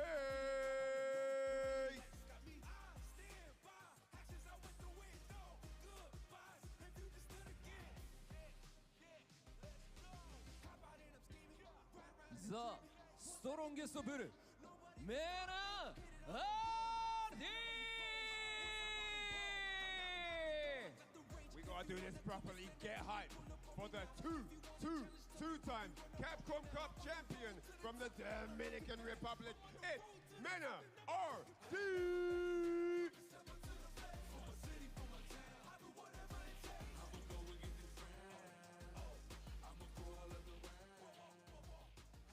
さあこちらのグループ E もさまざまな実績と歴史を持つプレイヤーがたくさんいる中で、こっから2人ですからね。こっから2人って言われてもね。その中で初日明暗が少しずつ色濃くなっていった今日の2日目で果たして誰が勝って誰が負けるのか。さあ現在ステージに上がっていただいた6名のプレイヤーによって総当たり戦を行い上位2名を選出してまいります。皆様改めて大きな拍手をお送りください。 And as you know, the same as yesterday, 2 of these chaps are going to qualify for top 16. They had a taste of the group yesterday, so they know exactly what they need to change in order to get the victory moving forward here on day 2. それでは選手の皆様スタンバイをお願いいたします。 I'd like to have all 6 players ready on standby. Thank you very much, gentlemen. そして、ここからの熱い戦いを盛り上げてくれる実況席の方にここからはお渡ししたいと思います。お願いします。 And now it's time to head over to the caster's desk as we get the action underway for Group E on day 2. Take it away, boys. And welcome back to Capcom Cup 11 live from the Ryugoku Kokugi Kanshao's Drew Face. You already know myself, Wrench, along with Jammers. Jammers, thank you. You already know. I'm glad we're real loose already to start this off. Of course, me and Caralho, mano, esse vácuo fortíssimo. especially good time to hear on Group E with Mena RD, Fudo, and the like. It's going to be a great one, Jammers. Yes, myself and Yipes, we took care of this group for day 1 yesterday, but now I'm going to be alongside the homies, guiding you through what's going to be happening now. It was a little bit of a turbulent day for not only Group E, for a lot of the groups now, but hey, it's the middle of the pack, it's the middle of the story in terms of the group stages. So now you need to kind of rewrite your own ending if so be it. Because again, your fate is still in your hands. These are the 6 combatants in this group, as we had their player introductions before from the hosts, Ryan Hart and Aru there. But they are here, and they've got a point to prove. We are going to have a lot of Como é que vai ser? very shortly. But hey, what have we got up first in terms of the fixtures, Ringe? Indeed, we got Limestone versus Mena RD. That's what we're going to kick it off with. Of course, 5th in Limestone's place, and Mena RD 2nd, holding down the group. Chris CCH and Fudo following that. Monsieur Crimson versus Limestone in the 3rd place. Mena RD versus Diver, and then Chris CCH versus Mr. Crimson once more to round it all out. You can see how the groups have been shaking out so far. Fudo, dominant performance in day 1. Double 2-0s have a +4 point differential on top of everything else, while Mr. Crimson is trailing. Oh, excuse me. Mena RD is trailing in 2nd place with Mr. Crimson, following that with an impressive showing yesterday as well. So Chris CCH is at the bottom of this group, unfortunately, with Fudo with the reverse sweep there, as we were talking about with the scores. So Chris CCH is going to have to do some drastic changes in terms of strategy, maybe switch up the character entirely. Fudo, well, if it ain't broke, don't fix it. Keep running rampant, keep dominating this group, because again, I think he's got a point to prove, and he's actually in form. One of the strongest informed players as of recent, in terms of not just only the Japanese community, but in terms of the international scene as well here, Ringe. Most definitely, you know. I just keep thinking about, oh, I love the character intros. I just keep thinking about how you use the word turbulent, like yesterday was turbulent. That's how I know you're a Rashid player. That's the only reason you I don't use play that him word. no more. Oh, okay. I've been listening to You were a Rashid player long enough for that to get into your vernacular, all right? So wherever you Limestone e Mena. Got a 49% win ratio. It doesn't count. It doesn't count. If you don't have above a 60%, yeah, it's got to be above 60. Otherwise, it don't count. I was just a backup dancer. It's going to be Limestone versus Mena RD to kick us off, right? Limestone's going to be bringing Ken to the table. Mena RD, we saw yesterday, have a great performance on the M Bison. The best player on the M Bison yesterday, honestly. So we'll see if he can be able to run that back again. It's going to be an interesting matchup. I think this one is definitely a scrappy one. Both characters can afford to get really aggressive. We'll see who can bait out what going forward. Yeah, I'm very surprised that he's kind of like picked Bison. Essa skin é muito cursed. He's coming into his own, showing us that's why he is the strongest bull with that playstyle. And he will get the extension from the Psycho Mine and pop on another one. Now, right? Mena RD is going to take the slow, steady off. Boa, boa. Get rid of the mine and switch sides. Ai. Follow up, and now Mena RD able to poke back. So proficient at that. Backdash is there, Limestone. He's just going to wait for the bomb to automatically detonate, but a throw. There. Meu Deus. Good sure you can there as well, so he's going to have to pull a rabbit out of the hat if he wants to take this round. But Mena RD looking for a comfortable closeout here with any poke or drive rush cancel. Oh, the second he got the counter hit, but no link with the light kick. Very surprised, and he throws for his life with the tech. But Nossa, passou por dentro. Limestone, not enough health to survive that one. I'm going to kick it off in round 2. Looks like he's going to start incorporating a lot more buttons than he did in that first round there. Let's see how Mena RD deals with this first knockdown. And he will go for a knee press nightmare that will be punished. You know, I'm not mad at that because Limestone opened this round very aggressively, right? Like we said, in the previous round, it looked like he was trying to gather intel. This time he came out roaring, but he still baited it out. And Mena taking the throws now and still playing disciplined defense. Poke back at the perfect time. Here it comes. Delay with the throw, or an immediate throw there, because I did say counter hit, sorry. And then again, just taking the frame advantage, still by walking up there, taking that pressure. And if he gets one hit here, Mena, he's won the game. Tá dando tela, Mena. But he moved them corner to corner. Now he's got the screen advantage as well, so Mena RD always thinking about the long game when it comes to the Psycho Mine and how to play Bison. Uma entrada que mata. Se entrar um botão, Mena mata. Boa. Reagiu bem, reagiu bem. He wanted to see if he was asleep at the wheel. It's been a long week for these guys, but hey, he's awake. He reacted just in the nick of time there, and that will be a fat punish, and you will get a Psycho Mine for your troubles. My man had the hands on the wheel schoolboy Q joint playing. Most definitely was Mena RD continuing to take these throws, right? He knows Limestone's not trying to be too antsy when he's got the mine on him. Double run, just taking the Oki as well. Love the way both of these players are prioritizing, just maintaining the most advantage possible. Psycho Crusher to generate a little bit of space. A little bit expensive now. Ih, rapaz. Is much less significant than it was in the previous patch. Or before the December patch, I should say. Quem entrar primeiro mata, hein? The jab, yeah. No counter hit or anything like that. Mena, both of these players, yeah, have been walking up and jabbing a lot, right? Trying to keep themselves at max distance. We'll see if Limestone got to bait that out. Look for a crouch medium kick punish on one of those. Oh, Nossa. Dry rush behind a whip. That's an interesting idea as well. Punish. And it's got to be a level 3. It's got to be a level 3, my dude. He probably could have done a different combo route into Shimpu Jinrai, but I think this is much better for him in this regard. But if he gets this wrong in this interaction, he could be burnt out, he could lose, because Mena's in CA proximity. Exactly right. Mena lands that CA. I mean, he just might be dead, but instead the DI connects and Limestone Boa, boa, able boa. to take the first game over Mena RD. And remember, every game, every round counts here in the group stages for that point differential. That stand light kick punish conversion into the Super Art 3 was just the energy that Limestone needed. They're completely energized, reinvigorated it seems as well. Heck, maybe we can go a couple steps back. It might have been that drive impact he reacted to in the corner. Yeah, absolutely. I That think got him to wake up. one of the things that kept him alive in that first game, he was able to clutch it out afterwards. And again, looking for the parry. The Mena RD has just been establishing the throw, right? That's one of the primary strats that Mena RD goes with, especially early on in the set. He loves to keep establishing throw and then pay it off. Well, here's the thing, right? As we see Limestone take Mena RD to the corner, if he wants to initially set up the bomb, he'll do crouching medium kick at the drive rush. If he wants to try and actually end the game or do it from a defensive standpoint, he'll do crouching medium punch. Trying to catch beautiful right there. The drive rush in, actually with punishing the jab. Starting to catch on to each other's timings and decisions as well. Mena RD, huge bait out and a punish. And that's going to be the round there. Stand fierce into the knee press nightmare. Being as optimal as can be, Limestone knew the consequences as to the risk he was taking there. And Mena is looking to equalize in this set. Nice health bar, bro. That's a nice little toy you got there. It would be a shame if it got stolen. You know? Limestone again, not afraid to pop off with these reversals, even though Mena did bait one out last round. Maybe Psycho Mine. He's done it again. Se fudeu, hein? Massive damage here, but he's going to actually pop on a different conversion into a double Psycho Mine. Agora funcionou. The Dragon Lash Flame. Limestone is on that smoke today. I believe that's 3 straight wake-up invincible reversals right there. First the ODDP and then double up. So yeah, he's making Mena think every time he knocks him down. Nossa, ele errou ainda. Só mais uma. Mais uma, Mena. Vai ficar só nessa imagem. O Limestone precisa de um Perfect Parry. Precisa de um ali o Limestone precisava de um Perfect Parry pra conseguir entrar na defesa.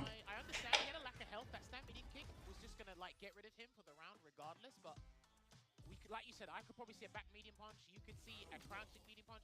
Just something. But he went for a raw drive rush there instead. If he built it off from a drive rush, I think that round could have ended a lot differently. Yeah, absolutely. And Limestone striking first blood early with the patented corner carry of Ken. The best of the business. Tried to catch him at RD pressing after the third light, but not anywhere to be found. And again, another invincible wake of Limestone cannot be deterred. Yeah, he does as well, yeah. Finally putting the brakes on right there. So he knew he was too far away, and Mena goes for the parry in the corner. Ok. Não pule. Não pule, mano. O cara tem DP.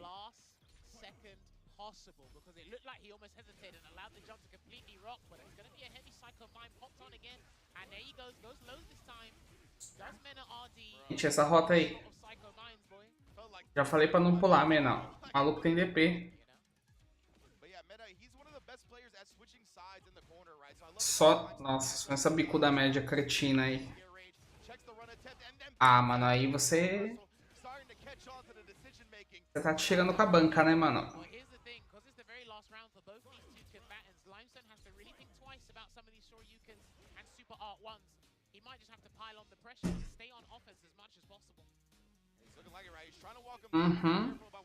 Nossa.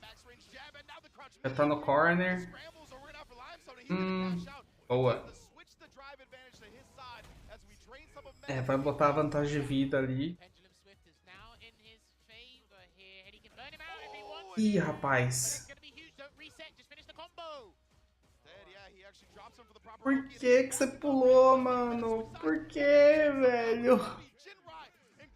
Por que, Mena?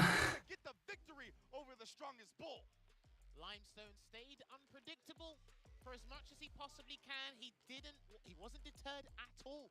He still kept Shoryuken. He still woke up with the super art ones, whether it was hit or block.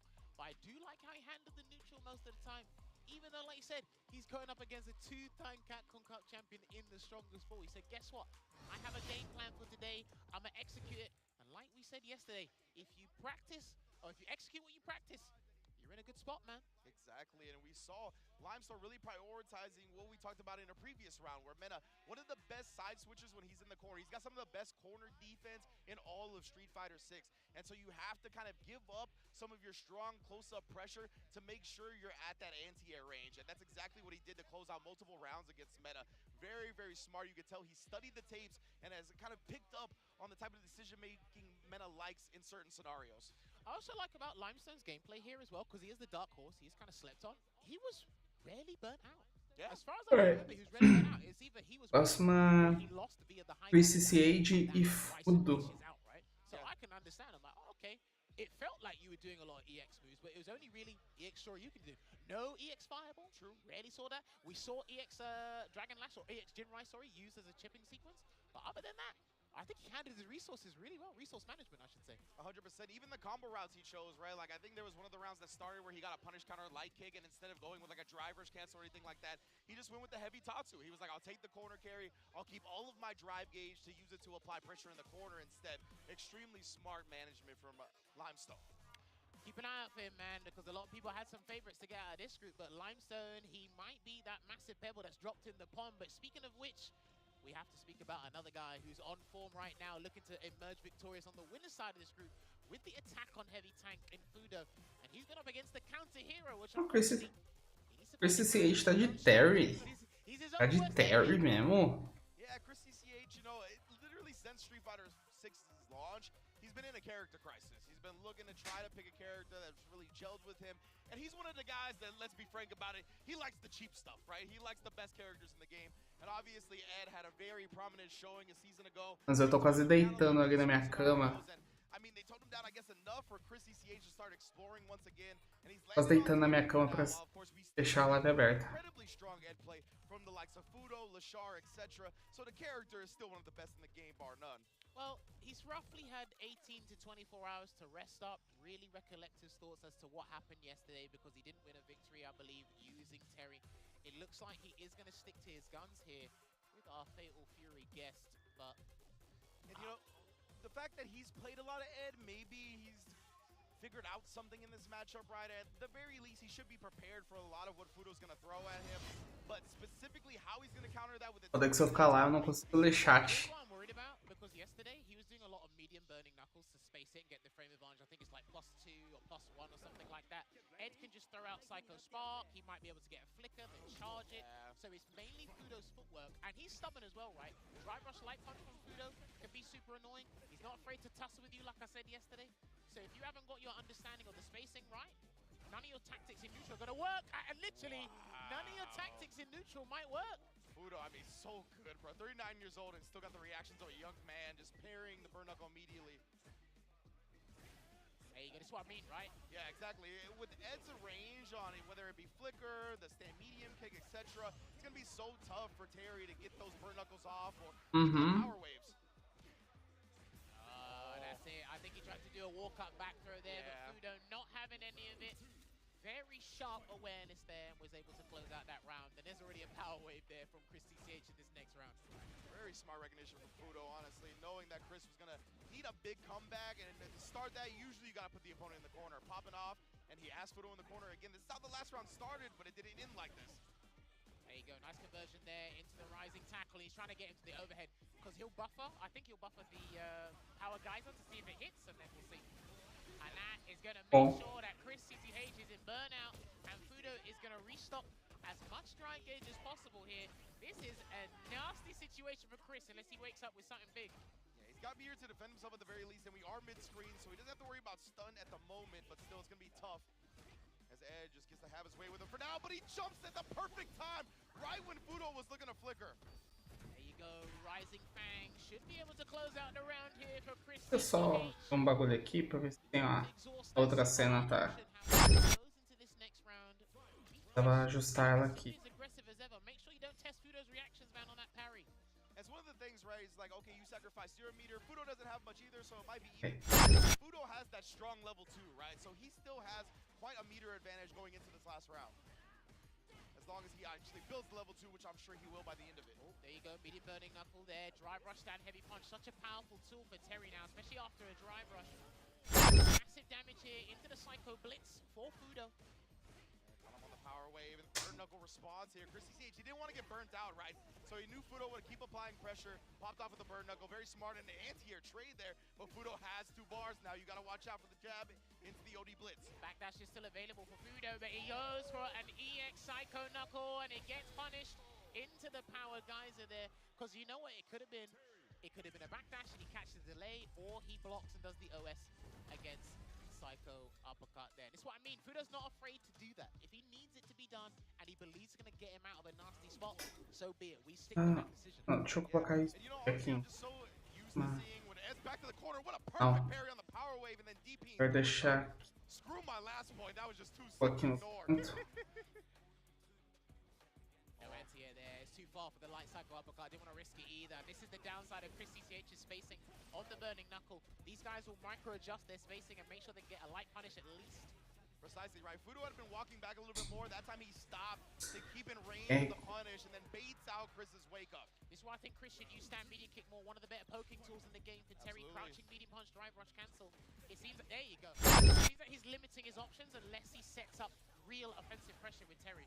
And again, you see him, he's trying to implement those bird knuckles, but the range on Ed, all these options that he's going to be throwing out just completely stuffs the approach. Now, Nice perfect parry. You didn't get that right. There was going to be guesses on guesses, and your drive gauge was not going to look healthy. Fudo, nonetheless, though, has him in the corner, tries to go low, does get the parry, he reaches a little bit too far. Backs away just in case, respecting any wake-up option there from Fudo. The perfect parry, he's going to close it out here. He's going to do a full combo into the Psycho Chamber, lock him up, and continue to make sure Chris stays at the bottom of this group. Oh, right, that was one apiece, my bad. Yes, indeed. Oh, yeah. Chris CCH did take the first game, so now we're all tied up. Tem um bagulho setado aqui. Chamber. That was a very quick game, too. You know what? I actually thought we played a whole first. I thought these guys were playing for ages. That's how locked in I am. Yeah, most def Fudo responding back. Now we gotta see what's Chris CCH gonna do. We saw a successful jump in early. I wonder if he's starting to think about that a little bit more. We'll see. I'm not a huge fan Vamos deixar assim. because it can be exploited, but Chris seems to be Daqui a pouco eu vou. how it's been working out for him thus far. Indeed, and from the chair, oh, he's trying to walk Daqui a up. pouco eu vou deitar na minha cama ali. Off after the forward heavy punch. Nice, and he got the confirm as well, and the Buster Wolf not dead yet. Lovely stuff there from Chris. I like it because I know that's a two-hitting move, but sometimes it's very hard for people to. Daqui a pouco eu vou deitar na minha cama pra ficar vendo de lá. Pode ser que eu durma, mano. Beautiful spacing from Fudo right there. Seeing the same medium kick come out, immediate whip punish as well. Power wave putting a stop. Nice delay. There you go. Catches him. He's going to get the extension into the medium burning knuckle there from a meaty power charge. That connected off the light one. Fudo again continue to wake up with different options, right? We see the OD uppercut this time. Parry was last time, and then speaking of which, Chris CCH the one that busts out. Backdash there from Fudo. Forward throw there from Fudo. Can drag him in. Not going to do it just yet. Still doing it. Yeah, you want to see if Fudo's going to parry again off that drive rush cancel, I think. And there you go. That could have been a level 2. That could have been a level 2, but I don't think he canceled it early enough, Rinch. Yeah. Let it go, and he actually did reach, tried to throw Fudo Meu Deus. into the losers, but nah. Fudo able to tie it up and force a final round. He likes to do the quick burn, especially the easy version, but I really like he didn't get the input in time for the power geyser. He had the meter there, definitely. Yeah, and it would have it was just an execution error. Nonetheless, right there, you see the spacing trap after the big heavy kick. Just puts out the medium punch and Fudo walks into it. Chris DCH, huge cash out. Is he going to drive rush in there? That's the Alright. question, and he will drive rush in because he's trying to burn him out here, and he's got the resources to do so. And Fudo knew that as well. Super clutch perfect parry from Fudo to protect this drive gauge and keep himself alive and healthy in this round. Careful, because Fudo actually has resources to get rid of you. If you're not careful, Fudo will win. Oh, that's going to work. That will work. That will work. Meu Deus. Não vai matar, não vai matar. Matou. Meu Deus, o bagulho matou. Eu achei que não ia matar.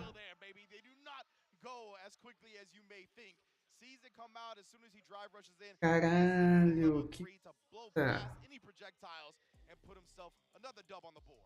Now,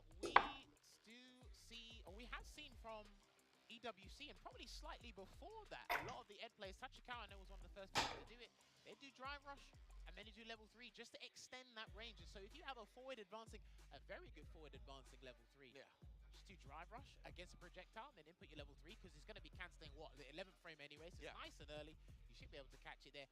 And because that was the only time Fudo did that, you're not really going to expect it, especially after Chris TCH was feeling a bit more comfortable throwing out some power waves, and EX power waves was getting some decent results outside of the thing you spotted as well when Fudo perfect parried into the EX reversal. Yeah, exactly. And we saw, I think after a couple of throw techs as well, like the power waves would come out, it would actually beat Fudo trying to start it with the fireball and whatnot. So I think Chris was definitely confident in that, and Fudo had that intel in the back of his mind, and he was like, I'll save the counter play for when it matters the most, right, in this sense. So beautiful stuff from Fudo. That's what we've come to expect from a veteran of his caliber. Of course, right. And this is the interesting thing as well, right? Because if we look at how Fudo likes to use drive rush in general, like I said, drive rush into a jab, drive rush into maybe a flicker, and then if you're trying to understand that range and understand what he controls, then you're never going to expect drive rush level 3, because level 3 only comes oh so often in a match there. And you have to think about Quem que é o próximo? Acho que o próximo é o Mr. Crimson. É o Mr. Crimson e Limestone. So that means, if I'm not mistaken, we'll talk about the table a little bit later, but we're going to move on to our next match. It should be our third match of the day. Mr. Crimson going up against Limestone here. Limestone only moments ago. That's how fast it's been. He beat Mena RD in a 2-1. A lot of these 2-1s are starting to be a little bit more vital for everybody now. You're trying to close out these rounds with a 2-0, but a 2-1 doesn't mean you're out for the count yet. Yes, indeed. And Limestone will look to build upon that momentum that he took down with the strongest bull, getting a W there. Up against Mr. Son. Oh, man, it's a different beast, right? One of the best Dawsons in the world, and he's going to be representing. Has plenty of Ken practice too, I'm sure. Oh yeah, Takamura's on the same team as him for Team Aegis in Street Fighter League EU. We've got some of the strongest Kens lying around in ranked as well. He speaks with his viewers on stream. He plays with them a lot. Listen, and he's got a wealth of knowledge. Ever since the drastic improvements he had from around the time of Red Bull Kumite 2021 in London, it's just been crazy knowledge that he's been injecting into his mind and just understanding how to become a better fighting game player. That's what's brought him to the stages like this at Capcom Cup 11 here today. Absolutely. Whenever I see Mr. Crimson pick up a fighting game or a character, no matter what it may be, he is one of the quickest learners I've ever seen. So I love seeing the fact that he picks up Dawson, a character that I think you need such high processing power to play at the competitive level, right? Because of Dawson having so many options for pretty much every angle that you can possibly attack it, he's still going to be able to pick the best choice, and it's not easy to do so because of the plethora of options you have. Even when you knock Dawson down, right, ever since they introduced Wake Up Drive Reversal, you do have to consider a couple of things, because before it was just perfect parry and a backdash and a hope for a dream. But now, he's got to mix things here as well. He does do Wake Up Drill Kick, so if you want to shimmy him and try and punish that, you can do so. I want to see if Limestone uses a little bit more fireballs, because he didn't do that against Mena RD, because it was a much different character in terms of archetype. Yeah, I think. Oh, he's going to have to try and change his approach just in general. Yeah, we've already seen 2 fireballs from Limestone, right? So we'll see if he keeps chucking them out. Oh. Meu Deus. O jogo dropou quadros ou foi só impressão? Meu Deus. Yeah, we were talking about Crimson's options with the drill kick earlier before the match started, and Nossa. to swap the Mosquito out of the sky here and lock him down in the corner as well. Crimson, what's your choice on Wake Up? Toma um troll loop aí, vai. There's the Wake Up Drive Reversal. Limestone knew it was coming as well. And even before the buff to the Drive Reversal, Dawson's were the ones using it the most anyway. And this is the thing, right? Because he has to be careful as well, because if Limestone waits, you do the drill kick, you got... Oh! Yo! Sometimes some things happen. Deletes our point on commentary. That was ridiculous. Meu Deus. What did you drink today? Boa, boa. Side swap here from Mr. Crimson. He's got to make sure it counts. That juggle as well, getting the proper Oki afterwards, trying to bait something out. Toma, volta pro canto. Toma. Tá morto. You definitely can't do it, and your punishment is going to be down 1 game in this best of 3. Man, made no bones about it right there. Hits the DI, fierce into the level 3, business handled. 1-0, and Limestone continues on this momentum. That's interesting, because then Mena had a good time because obviously he was utilizing the jabs and the scissor kick pressure, and he planted the bomb. Dawson doesn't move as fast. He moves it differently. He's elusive in his own right. But Mr. Crimson has to figure out how to open him up without sacrificing too much. Yeah, Meta had great success, like walking up and jabbing just to keep him at bay, right? Keep him tamed. Dawson doesn't have that luxury. Such slow walk speed, the jab's not going to act the same way. But he's off to a great start here in this round at the very least. Trying to get that perfect parry and a great defensive sequence there from Limestone. Low on drive gauge here, Mhm. at the expense. He's able to get out of the predicament before Crimson throws him right back into the corner. That was a clean punish on the stick kick attempt as well, but Boa. Mr. Crimson actually avoids the punish counter throw by dashing out of that Bom, parry. So muito well bom. done from him. Teleports in. Good throw tech there from Limestone. Meu Deus. Right there, and Limestone, a little bit strange. Maybe that was an execution error because of the Caralho, só no. I don't know. Now you have to remember as well, he swiped Crimson out of the sky when he tried to do a float before, so I don't know if he's like kind of like hell-bent on trying to get him out of the sky every time he does that. You can't commit to some of these dangerous answers because Crimson still has aerial actions, right? The teleport, the yoga comment, all this stuff. Absolutely. Good block of the overhead from Crimson as well. Now he's going to be able to establish that space that he wants to play at again. And more importantly than the space, the pace and the tempo of the match. Oh, yeah, okay. Boa. Every time he sees him actually start rising up for the float. E outro loop, vai. When you said hell bent on getting him out of the air, that was accurate. Like there was no type of thinking. Like that is what he's. Dá mais vai. He wants to play Mais outro. around so he can crouch fist one of those limbs again probably later. Yeah, exactly. Mais Limestone just throwing this man till his health bar is gone, and we're gonna do it again. Yes, and Mr. Crimson knew slide afterwards, perfect spacing after the tech throw. You gotta keep him here. You want to watch out for your drive gauge, Crimson. Throw. And he's got one of the most dangerous corner pressure in the game, by the way. Don't sleep on this character. He's got tons of situations that give him massive frame advantage. Most definitely, and you can see the previous game against Mena is really affecting Mr. Crimson's decision making. Full super chip avoids, and somehow, some way, the scramble. Too much frame advantage on the drill kick. Yeah. He actually spaced that incredibly well, very meticulous with that spacing there, but that was actually to his own demise. Yeah. And that's what brought down inadvertently in this game. Desistiu do throw. Afterwards, just 2+ for it to actually connect. But yeah, you could tell Oh, não pula. he's giving him a lot of space because he saw how much Limestone woke up with invincible reversals against Mena, but he's completely changed the game here up against Mr. Crimson. Again, trying to catch him throw ticket there, but Limestone hasn't really bitten the dust just yet. No, still, look at how disciplined on defense he's playing now up against Crimson. Because it's Dawson, that's why. Exactly, right? He knows he can afford.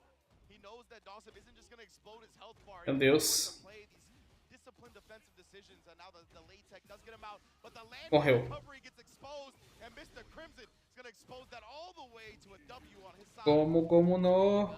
Merciless Yoga is going to get it here for Mr. Crimson to equal things out here, and I understand we take our risk assessments. We understand the risk reward here. But like I said, I can't stress this point enough. If you sit down in training mode with Dalsim and see what he gets after that throw, it adds up and it's annoying. Every single situation is annoying afterwards. 100%.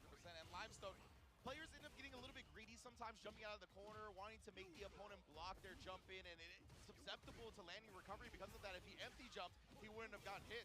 That's a classic mistake a lot of people make after some spacing situations from Crimson, right? He'll do a buffered crouching heavy punch and drive rush cancel behind it because you want to dash in or drive rush in, and he's got the space and the timing ready.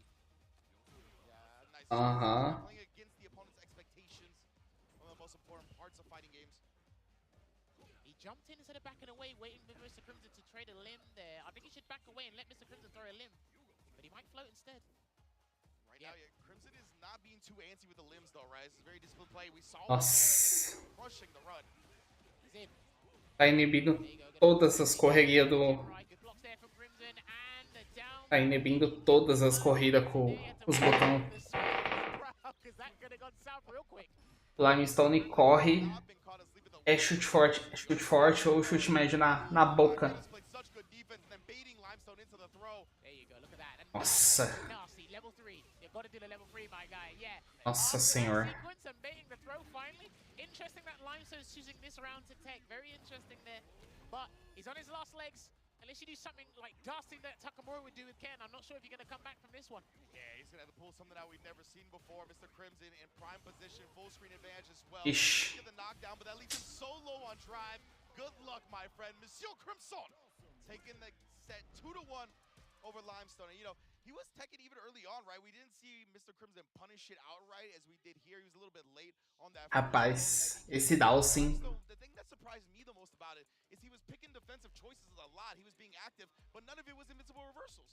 There was no ODDPs this time. It was all like either parry or tech throw. I'm surprised that even at the end, he didn't start looking for those DPs or the level 1s like before. This is what I sometimes can't fathom about how Um, good defensive decision making is. Mena You had contra this Dave. idea and all this Mena understanding contra that was Diver agora. prelude for Mena RD before, but this time maybe you're worried about the aerial threat that Dowson poses. But you swatted him out the sky with a Dragon Lash. You did drive rush light punch to get in and make sure you get the force knockdown. So then in certain defensive situations, you're like, okay, all Dowson can do is throw and then apply pressure afterwards. But then you're going to give Mr. Crimson enough information he needs to kind of build that momentum. And if you try and switch it, already that's laid on top of that. So exactly. That's one of the premier parts about Mr. Crimson, right? He is a long game planner. He knows how you're going to adjust to what is coming, and he can beat you to the punch a lot of the time. That's what's made him so successful on a character like Dawson. And again, keeping his dreams alive of getting out of the pool with that big dub over Limestone. I definitely think the Limestone victory against Mena RD might have shaken up this bracket just a little bit in terms of what can happen in the group stages for day 2 tomorrow, because that'll be the final stage of the group stages here, so you don't want to miss out for that one. But we are here with day 2, twitch.tv/Capcom Fighters. I know the guys in the European region, they're waking up, or probably it's super early for you guys right now, but hang in there, people. I want you guys to stick it out. So up next, we are going to have the strongest bull coming back on the stage with Mena RD going up against Diver, the assassin from the Canary Islands. He's been sticking with the Dictator thus far, Mena. Are we expecting a swap here? I don't think Geef's a good idea against Ed. Definitely not for me. Yeah, that'd be a little bit spooky for sure. And, you know, obviously you mentioned we're all here on Capcom Fighters. Want to give a big shout out to the re-streamers as well, the co-streamers for this event, the likes of Sage and the likes of Tenno Media with the homebrew stream, always holding it down. They're going to be here all Nice day range. as well, bringing y'all the action for Street Fighter 6 and Capcom Cup. And now, like you said, it's going to be Mena RD versus Diver. Mena obviously going to be looking to bounce back after that loss to Limestone. We can't afford any L's here, especially when it comes down to point differential. So he's going to be looking for a dominating performance, and it looks like he will be sticking with that Bison up against the end. And it's funny to me because, sorry to cut you off, just because of the SFL US, we saw Blanca and Geef, right? We didn't see a lot of Bison, but that is who he's putting a lot of his chips on here at Capcom Cup.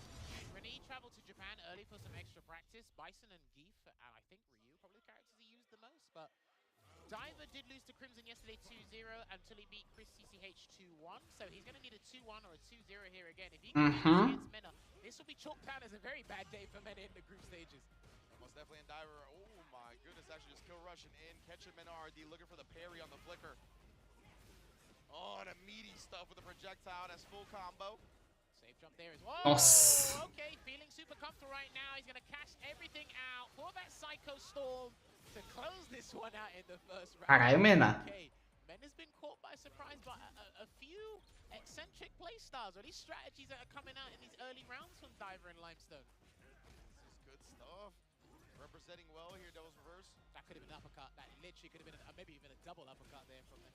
It's just scary, right? Like the different trajectory, the different timings that Bison falls at. It can be tricky to anti-air, but definitely was susceptible that time. This time, waking up with the low, catching Mena RD, looking for a throw bait attempt.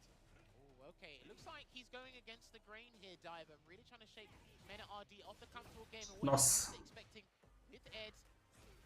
Meu Deus. There and a delayed throw tech from Mena RD to get out of that situation. I was gonna say the crouching media game was extremely smart because Mena has taken to the skies a lot already in this first game, right? Whether it be with the Rising Hell or the jump regular.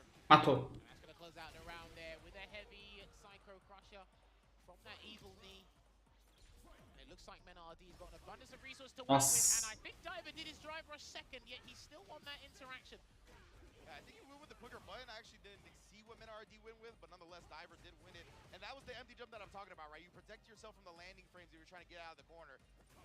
Drive rush in, that was a poor range to do it at. You were literally right in Mena RD's face, so he's committed to doing his choice anyway. The bomb's still ticking. See, Mena, Bom fez parry para... throw people in the corner, especially when that Psycho Mind is implanted, but level 3. He's got level 3. Yeah, he's got level 3.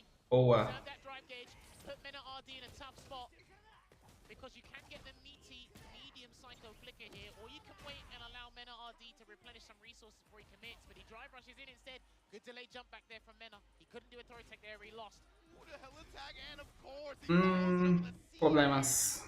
beautiful air-to-air from Mena RD right there. Lied and wait and found exactly what he was looking for. Oi! Put Diver on him.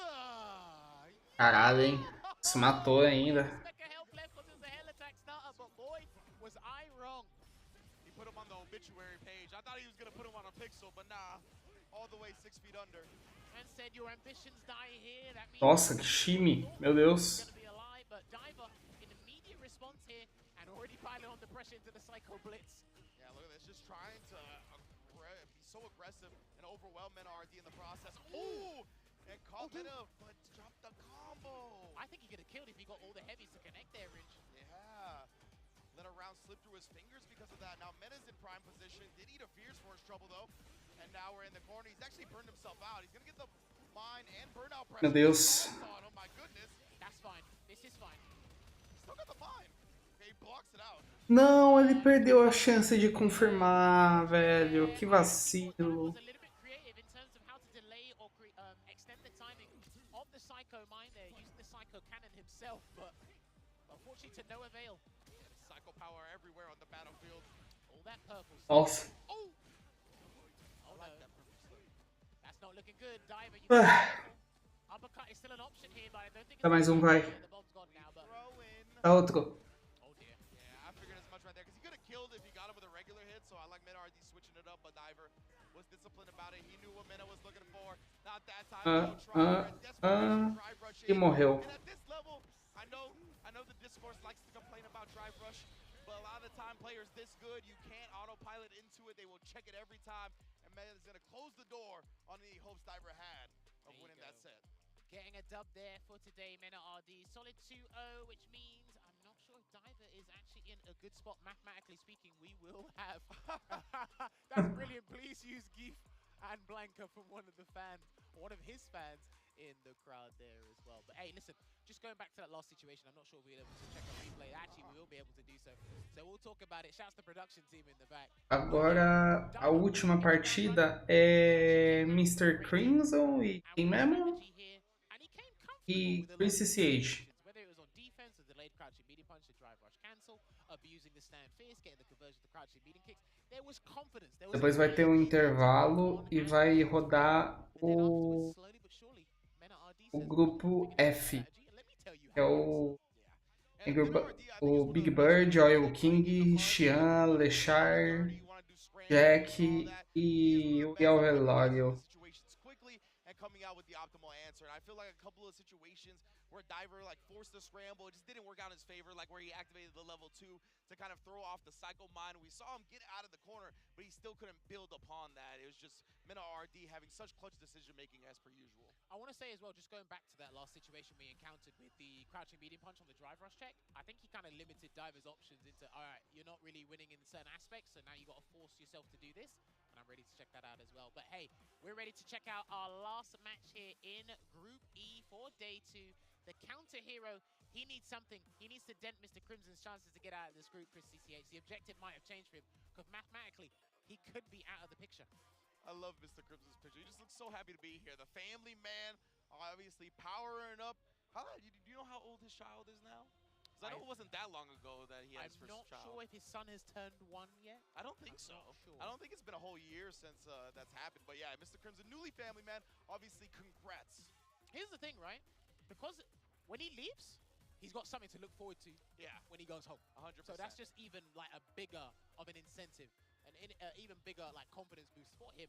And again, because this is his job, so I know the family does know what he does. He travels around. I'm pretty sure the missus and the son are watching back at home. I hope he doesn't turn his son into a Dowson player, otherwise me and him are going to have some words, man. Me and him are going to have some words. You can't raise the youth to be Dawson players, Mr. Crimson. You can't. You don't know what society is going to devolve into if that's the case, but it's all right. Of course, he's going to hold it down as the father. So, my thing is, I think Dowson does very good against Mai and Terry. I just don't understand how those characters can actually handle his approach, handle his neutral, because power wave on the ground, he can float. You have to drive rush. Hey, nice answer there. Cara, eu tô dando umas pescadas aqui já, hein. We talked about with the Ed, right? Like, or not the Ed, excuse me, the previous matchup that Mr. Crimson was playing. The fact that you can't just get in for free. He's got a lot of options that take away what Terry wants to do. He can't just burn knuckle for free. A lot of the time, the limb's gonna be there, the different power waves, but more whip punishes from Chris CCH will solve all of that. This is literally what Fudo done yesterday to Mr. Crimson. He found a way, and he turned the burning knuckle. Yeah, he found a drive rush cancel conversion against the limbs, and he just kept adjusting his spacing to kind of counter it. Yeah, that's an answer. So depending on the spacing and the time. The burn knuckle can snuff out some of these limbs. Holding the parry, actually. Finally lets go so he doesn't get punish counter thrown. Oh, delayed throw there, just in case Chris woke up with an EX rising tackle, but... Meu Deus, mano. Oh, I love that. Heavy kick respawn. Caralho. Perfect parry on the overhead attempt. Yeah, and Terry gets massive damage off the overhead, right? So, of course, they're going to look to sneak it in when they can. Mr. Crimson going to set up shot, but no, actually gets thrown before the fireball can prevent it. Nice confidence there from Chris to walk forward and actually take the dogfight to him. And that should be the round if he spends the level 3. That's exactly what he's going to do here. He just wants to secure a whole nother round of decision-making, right? I'll sacrifice my meter to ensure that game 1 doesn't end in round 2. Yeah, that's the thing. You don't want to be greedy with those resources, right? I know you got to play another round. I know Chris has got his CA, and look, he's already been whip punishing with the crouch and medium punch drive rush cancel. So he'll try and convert something massive early on, and this is what I was talking about. That's one of the things I'm worried about in this matchup here. Good conversion there for Mr. Crimson as well. Love that. You see the float forward into the float back, literally baiting out that DP, my goodness. And Crimson is throwing more fireballs now as well, rather than putting out limbs, so he doesn't get whip punished as easily as before. But that can goad Chris CCH into using the power, which he has been doing, but if you float too much, that drive rush is going to come right back in. You can see now he's switching it up, throwing out the limbs. He doesn't want to get predictable. Knows Chris CCH has answers to the various options. I love this patience. Good discipline there from Chris CCH. To kind of that power situation. Nossa, mano. Yeah, I think he was already holding down back and it just saw the input. Precisely. The input was behind lock and key. That boy was stored. He's going to build another power geyser, though. That's the funny part. Yeah, That's the funny part. He's already got the level 2 back, and Mr. Crimson risks it, wakes up with the level 2. Chris CCH staying crouching, so it whips entirely. Caralho, hein? And that's the thing about Street Fighter 6. You can't be demoralized in that split second, because you never know, man. There's enough resources, there's enough serendipitous situations in this game to turn it around for you. I love that. Putting the power wave on the ground there to stuff Mr. Crimson's drive rush approach after the fireball. And wow, the crack shoot to get over the heavy. I know it does have those low crush properties, but I haven't seen this matchup quite that often. There we go. Teleports behind him as well. No reversal there from Chris because he's almost burnt out here. One fireball block and he's done. And he knew that. And Chris, oh my goodness, does get punished, countered, and burnt out. And Crimson, look at this. Turned up the tempo. Especially when he saw Chris was on the back foot. Well, Chris is being excessively stubborn with the burning knuckles because, like you said before, he's trying to avoid burnout. So he might as well take the dogfight to them, go forward, see what happens, get that knockdown. Chris, ooh, try to bait something out for Mr. Crimson that time. Meu Deus. Reversal on wake up. He's done it again. There we go. Look, gonna get that target combo to burning knuckle, and he's gonna be in the corner as well. Gonna get some big damage here. Is Chris CCH? Oh, and just stays true with the meaties. Caught Mr. Crimson maybe backdashing or jumping. Burn knuckle at the end, and of course, he sees that the space where Mr. Crimson can take his turn, and he just... Ela tá se passando de carro, tá maluco. If you get your spacing wrong, or even throw the wrong fireball, Chris is in there. Yeah, you can see Mr. Crimson hesitant about throwing anything out now. Man, I love the patience Chris is exuding right now, and he drive rushes in. He's gonna get an early conversion into the Yoga Flame here. Mr. Crimson needs to stall time and get some dry gauge back. I don't care how you do it, you need the dry gauge. Yeah, that perfect parry actually worked out against Chris a little bit, but that one is definitely going to work for him. Ooh, okay. Impromptu conversion there, overhead, looking good. No level 3 though. Again, he's trying to bait something out, right? He saw Mr. Crimson was willing to wake up with the level 2 before. He's seen the wake up drive reversal. Blocking it out, wasn't afraid of the throw. Chris is going to get burnt out here, and he did have a knock. He's going to take a sip of water because he's got to make a chief executive officer decision right now. What is it going to be? Just together, fam. Oh, listen. What are we Stocks gonna do? may go down. Oh, no! Nossa. He's the fireball damage, though. He can't afford to let that happen again. Oh, and he checks the teleport. Now, maybe he could have canceled immediately into something. He does get a juggle point off that force knockdown to avoid it, but it's so tough to get that answer in the moment like that. Pecado de morrer naquela fairball. Caralho, que vacilo. Got some of the slowest fireballs in the game, so they're annoying everybody. And to be fair, I don't know if he like cancels into a super or like goes into level 3 or something like that off that jab, if it connects off of the juggle. So it's real tough. You're not gonna find yourself in that situation often. Speaking of which, he's not often in this situation where his actual tournament life could be on the line here, and that is why he's fighting tooth and nail to make sure he can change everything around going into day 3 tomorrow. And, you know, Crimson's going to try to slow down this pace. Chris CCH forcing the issue once again, though. Burn knuckle overhead, trying to throw as well. And the burn knuckle after the throw tech. Still coming back. Nossa, boa, moleque. The aggression is on 12. Dá mais um, vai dar mais um. Allowing him to breathe. He is Morreu. literally on him like white on rice, and the power Ai, ai. guys are there for Chris CCH. Ah, eu vou no banheiro e vou That's much needed, not only ficar acordado, eu já for volto. the table, but for the confidence boost there as well. He believes in this matchup. I think it's dog water, but that's just me. That's just me personally. But Chris, he's the expert. I'm the backup dancer. And he showed out today, right? Taking down one of the best doll sims in the world. So great stuff to Chris CCH. Really just trying to force the issue. Like at the end of the day, right? Just trying to catch Mr. Crimson off guard. Mr. Crimson wasn't quite ready with like what we saw from Fudo earlier, where he was able to perfect parry on reaction to the burn knuckles.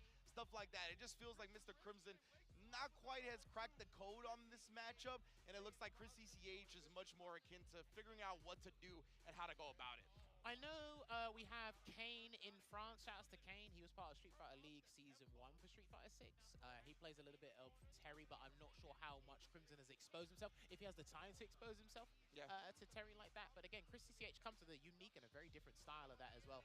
So he might have been learning on the fly about this character too. But again, I love the way Chris adjusted. I like how he was comfortable at handling and countering the yoga float situation. I know he lost one of the rounds to that, but there's another time where he did crouch fist, heavy burning knuckle. He had the jabs ready as well. He had the counter to the limbs at the start with the crouching medium punch. Like, he has the matchup knowledge there, and the plan was executed brilliantly. Yeah, super sick stuff from Chris CCH, closing it out just like you saw there. I wonder if, like, at that burn knuckle spacing, if Crimson could experiment with just, like, some light slides in anticipation of it, you know what I mean? So maybe you don't go super far with, like, a medium or heavy slide so you don't get whiff punished, but it could perhaps interrupt at that timing. So, of course, we do have our interview with this group, so winner ready, but we are going to go over the match results real quick. As you can see, Fudo at the top of the leaderboard, followed by Mena RD, even with the L today to Limestone. Mr. Crimson still sitting at the +0. Chris CCH made up some ground, but it's still going to be a long way. Fudo, though, he is looking in prime position to make it out in winner's circle. Yeah, this group's going to be taken to the wire tomorrow, so everything's going to be decided tomorrow there. But hey, we are going to have our host and our interviewer, Ryan Hart. He should be ready to speak with Mena RD pretty shortly, where he's in a good spot right now. +3, 2, 1. Yeah, okay. Mathematically speaking, he's doing pretty well. And they have not played yet. Mena RD and Fudo have not played yet, right? So because of that, there could be some implications. It could perhaps switch tomorrow with Mena maybe taking that first place spot. And that will be in favor for Crimson. Yeah, so if Crimson plays, and then whatever the result is, I think he'll want Mena to lose, depending on what happens. Yeah.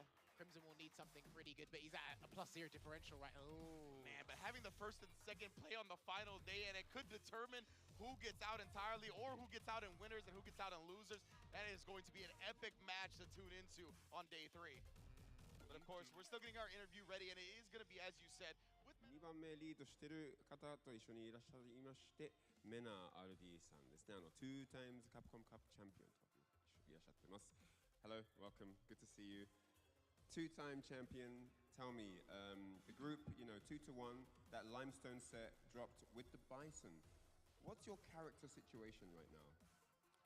My character situation is very clear. I'll pick whoever I gotta pick to win. And what Limestone set? What set was that? It was the Bison Ken set. Oh, I don't remember that. Okay, all right, well, there you go. We put those things behind us. So, 2-1 right now, second just under Fudo. What's your confidence like? Oh, before that, let me just quickly tell them what I said in Japanese. So, 一体今キャラ状況は一体どうなってる感じかですかって聞いたら、とりあえず使わなきゃいけないキャラを使って勝利を目指すっていう形になってます。で、2番目の質問ですかね。So moving forward, obviously you're 2-1. How do you feel about clearing the group and getting through the tournament? What's your confidence status like right now? I'm very confident, honestly. I'm playing really well, and I feel really good about my gameplay. And all I have to do is win tomorrow. If I win tomorrow, then everything is good. 基本的に明日勝てばいいって感じでトップ16を目指す形ですから、これからも頑張ることとなっております。So, as you heard, he's going to play his game, use whatever character he needs to use to get the W, and move forward like that. So, with that said, I think it's time to head back over to the casters desk. Take it away, lads. Indeed, well done from NRD. As he said, it's simple, right? Win tomorrow, live position. That's all you got to do. É verdade, vai intervalo agora. What? He got hit with the... Exactly. My man got neuralized. I don't remember that. But of course, I do want to talk about Red Bull Kumite Paris. Maybe it's back for O Red Bull Comitê em abril, verdade. Red Bull Kumite will be heading to Paris, France at the iconic... Oh, I don't know how to pronounce. Do you know how to get this French going? Or not? Maison? Maison de la... Well, well, someplace historic venue in France. We'll get somebody that can pronounce that a little bit better later on. It's going to be happening on April 5th through the 6th, so just in one short month, 16 invitational players already have so many players actually announced going to that, and it is the theme of Legends versus the New School, right? We can see Rob TV and L.I. Joe assembling their teams. We're going to have 8 legendary warriors on each side. The format is first to 5 wins. The stakes are higher than ever. Fighting games around the world. Get ready. The ultimate showdown starts at Red Bull Kumite Paris. I want to put out a public apology to any French fans we have upset. I'm the Red Bull Kumite team. I wasn't prepared. Look, I didn't want to butcher it, all right? We were just trying to give it what it deserved, and unfortunately we came up a little bit short. But you know what it is, Red Bull Kumite Paris, and we're going to take a quick break and be back at around, I believe, 14:25 Universal Time. We'll see you then.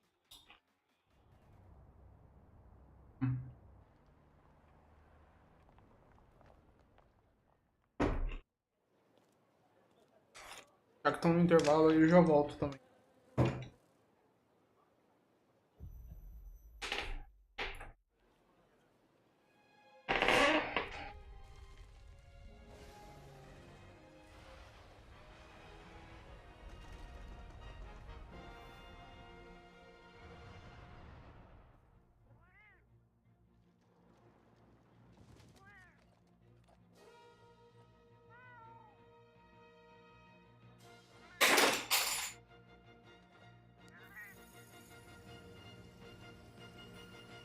Where dreams become reality.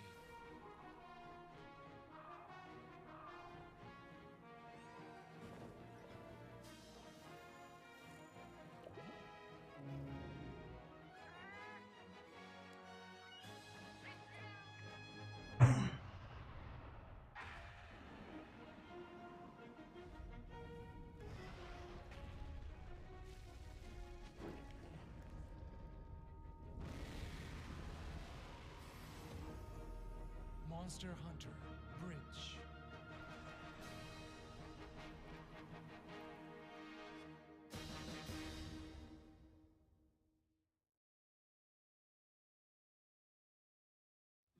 Show me what you have. What?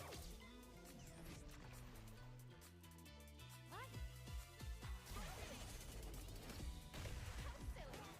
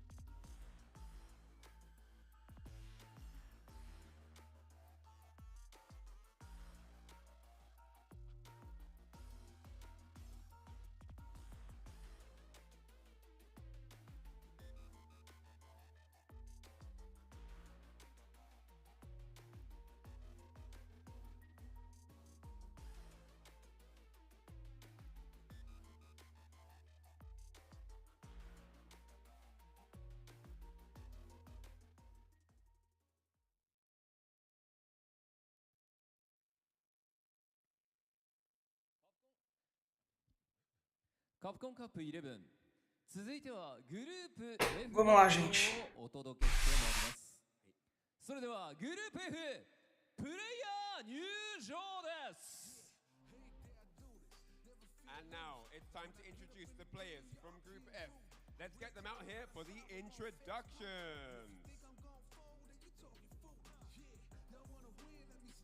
まずはアブダビの巨匠ビッグバード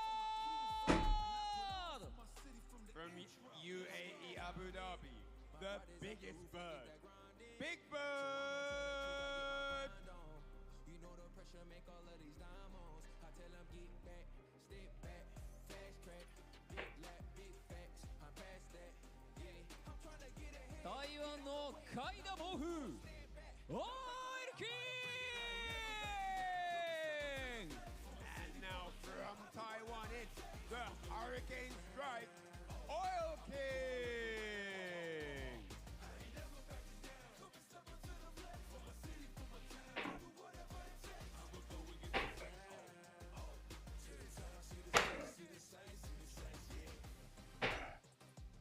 싱가포르の天才シェーン Next up, it's the Singaporean maestro, Yen.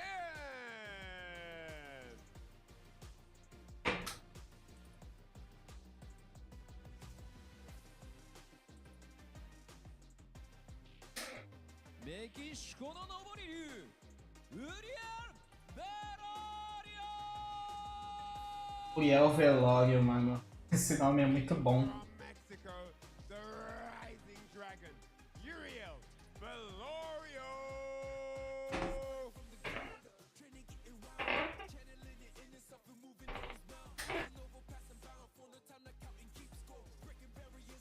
Because クリームシーマンジャー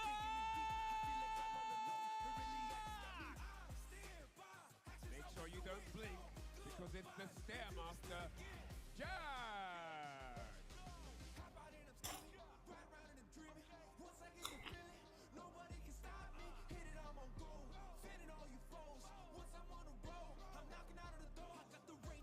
한국 가수 오건 놈 미기대 레쇼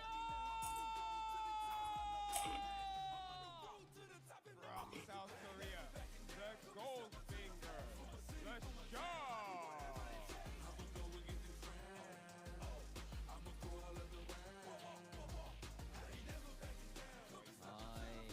こちらグループ F ももうすごい出てくる人みんなすごい人ばっかりというね。そうですよね。はい。キャラノミクスもいいしね、今回も。そうですね。キャラクターもばらけていて、そんな中で、昨日は支援がね輝いていたというところもありますわ。2-0で勝って強かったですね。すごかったです。 Vamos ver como é que vai ser as. ジャックも今日も絶好調。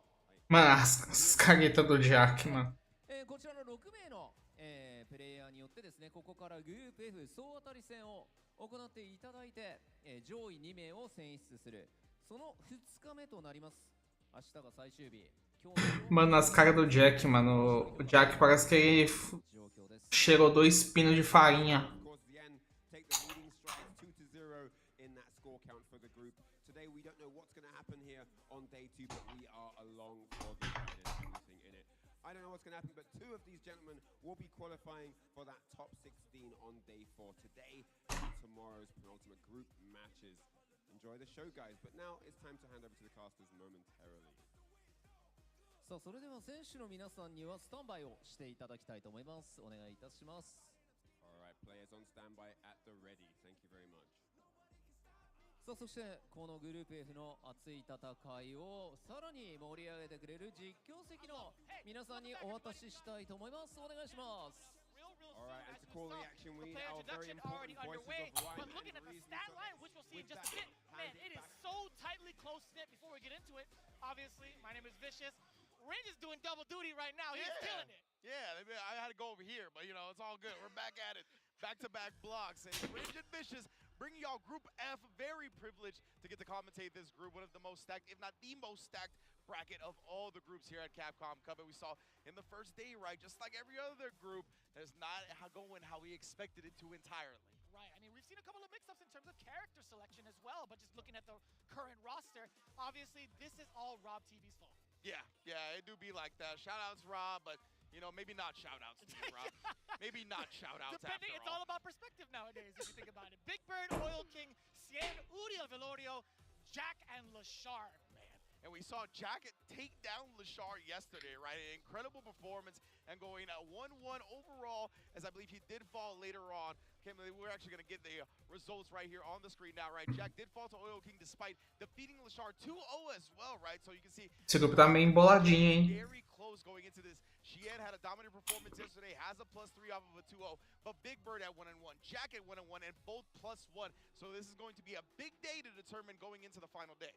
No doubt. The only person that's only going to be playing once this time around for today is, in fact, Oil King, which leads me to believe that he might be sticking it out. É isso que eu queria ver. I'm just looking at the matchup spread before we get into that. Obviously, Uriel Velorio to start us off against Lashar, going to be pretty explosive considering how much Deixa eu ver. in preparation. Jack versus Jack Xian, Big Bird Uriel, Lashar e Oil King. When it comes to the animosity between the two as well. Lashar, then Oil King, as well as Jack again to round it off against Big Bird at the very end. And Lashar, you can see he is 6th in the group right now. Who would have thought Lashar going into day 2 would be last place in the group? You just don't see that being a reality. But we are going to get our first match. He's going to have an opportunity to make up some of that ground and rise in the ranks. The Goldfinger himself, DRX Lashar, going up against Uriel Velorio, the Rising Dragon. This could be an explosive match, to say the least. Yeah, I feel like that's all the way through. There's just different types of, different varieties of explosives that are going to be used in regards to how they play it, right? I feel like Lashar has done a really great job of trying to contain some of the wild variables that have been out in, like, Street Fighter League Japan, out in his World Warriors as well, or in general, right? I think he's done a great job of trying to stop things that get out of hand. But Uriel Velorio, he does not give a damn. No, not at all, right? He is one of the aggressive kings when it comes to Street Fighter 6.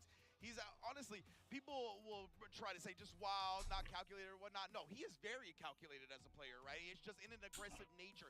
He's looking to force decisions. He's looking to up the tempo, but he does it in such a smart way, and he knows when to put the brakes on. He knows when he's annoyed you enough to actually start getting into the mud with him, and he cleans it up real fast out of that. I'm glad you talk about like the numbers and the mechanical aspects of it all too, but when it comes to the emotions, he does not really fret, I feel like, in that regard. He's always having fun no matter what. We have a lot of experience with this cat being able to talk to him in and out of tournaments. He's having fun through and through, so how do you even like try to dampen or dishearten the type of tactics and strategies he's looking to implement in a type of matchup like this, especially with so much on the line? You gotta feel, I think, Lashar having more pressure on his shoulders with a chip on his shoulders going forward into game 1. And speaking of, let's get into it. Uriel Velorio versus Lashar. And to your point, how is Lashar going to deal with this, right? I think he needs to start hot early. I think he needs to shut down some of the things that Uriel is going to be looking for. He's holding the parry right there just to see if Lashar was going to let the flicker rock. But yeah, he needs to get a hot start, slow down Uriel, and try to force a pace that he's more akin to. Now we see the more aggressive style coming in from Uriel Velorio. Hands just a little bit neutral, but now it's Lashar trying to strike. It's mostly going to be the counter poke way. Boa. Ranges where he can easily snipe out your limbs. Here we go. I want to see how Uriel kind of deals with that, right? He can get the step kick. There's dragon lashes. Kens has different ways. And the jump, of course, the classic, to just get past something like the flicker. And Lashar, we saw him get punished by that a couple of times from Jack in the matchup yesterday as well with the jumps. Yeah, I wonder if Uriel taking some notes in regards to some of the jumping angles he can take advantage of against Ed, where he's not going to be as sharp for the anti-air. But right now, there's a lot of space between the two. Lashar initiating the pressure, drive rush back-to-back into the forward throw. He gets the follow behind the spark and lead the charge with that. And a very slow match, right? We're already in the 30 seconds. Both players trying to fill each other out in this first round, get a sense of the decision-making. Immediate drive reversal to take away the plus frames. So smart too, he's backing away. He doesn't need to necessarily hold the corner up close. He could back away and do damage that way with some of his elongated limbs. He could even go for trades against the fireball if Uriel is too predictable. But from further ranges, yeah, Uriel is hugging the corner. He doesn't mind that being at the deficit, but we got 12 seconds. Back-to-back jump! Exactly what we were talking about. He's got bars to his name, Ridge. 3 all the way through. You know he's gonna spend it. What an explosive Incredible stuff from Uriel right there. He saw the time was ticking down. He was going to be forced into a decision. Tem essa. And the jump angles, that's what we had been setting up. And that's exactly what he was looking for. Now busting out. No free drive rushes here. Tried the DI. Thought maybe Lashar would advance behind it. But Lashar keeping his distance and punishing outright instead. Tem essa no combo. Speaking of which, even more so, we got the trade combos coming in from O jogo ele congela. O timer do jogo congela quando você dá super. a little bit earlier on because look at how much damage he just gets to stack over and over. The throw is coming perhaps from the side of Uriel Velorio. He was thinking about it as well. Yeah, indeed, right. Double prong there, just protecting himself from a throw and potentially getting a back throw, right? That's what he was going to need to really turn that last round around. So tried it, but Lashar stayed one step ahead.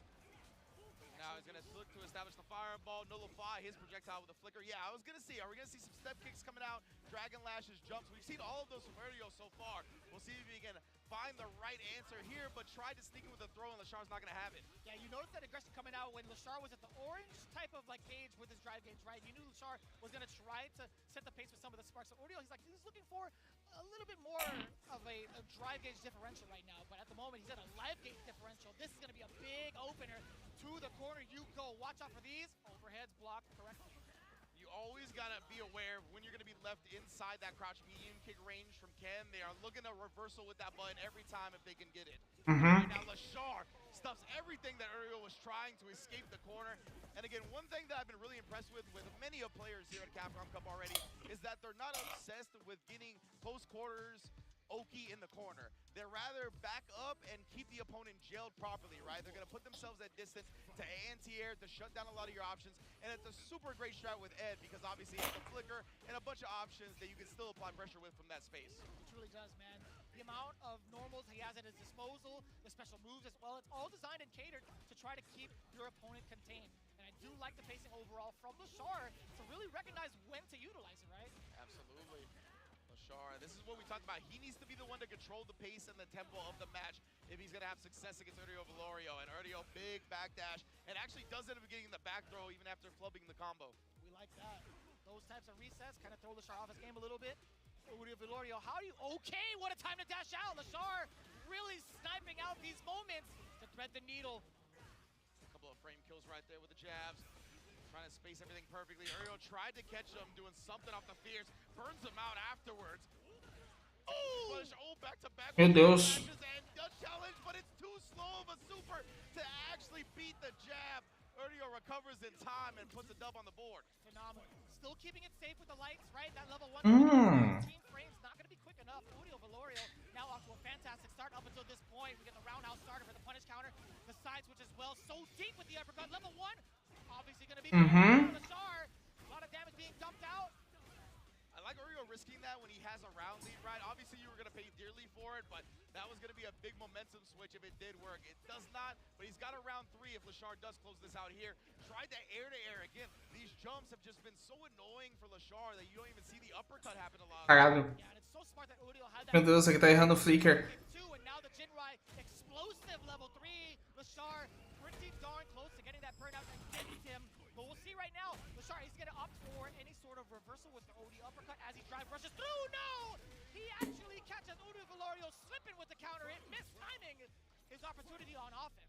That was sick. Sick read from Lashar right there, right? Erdio went into the the drive rush and tried to bait out something. Lashar read that and just woke up with a crouch medium punch, knowing that he wasn't actually committing to anything to burn him out.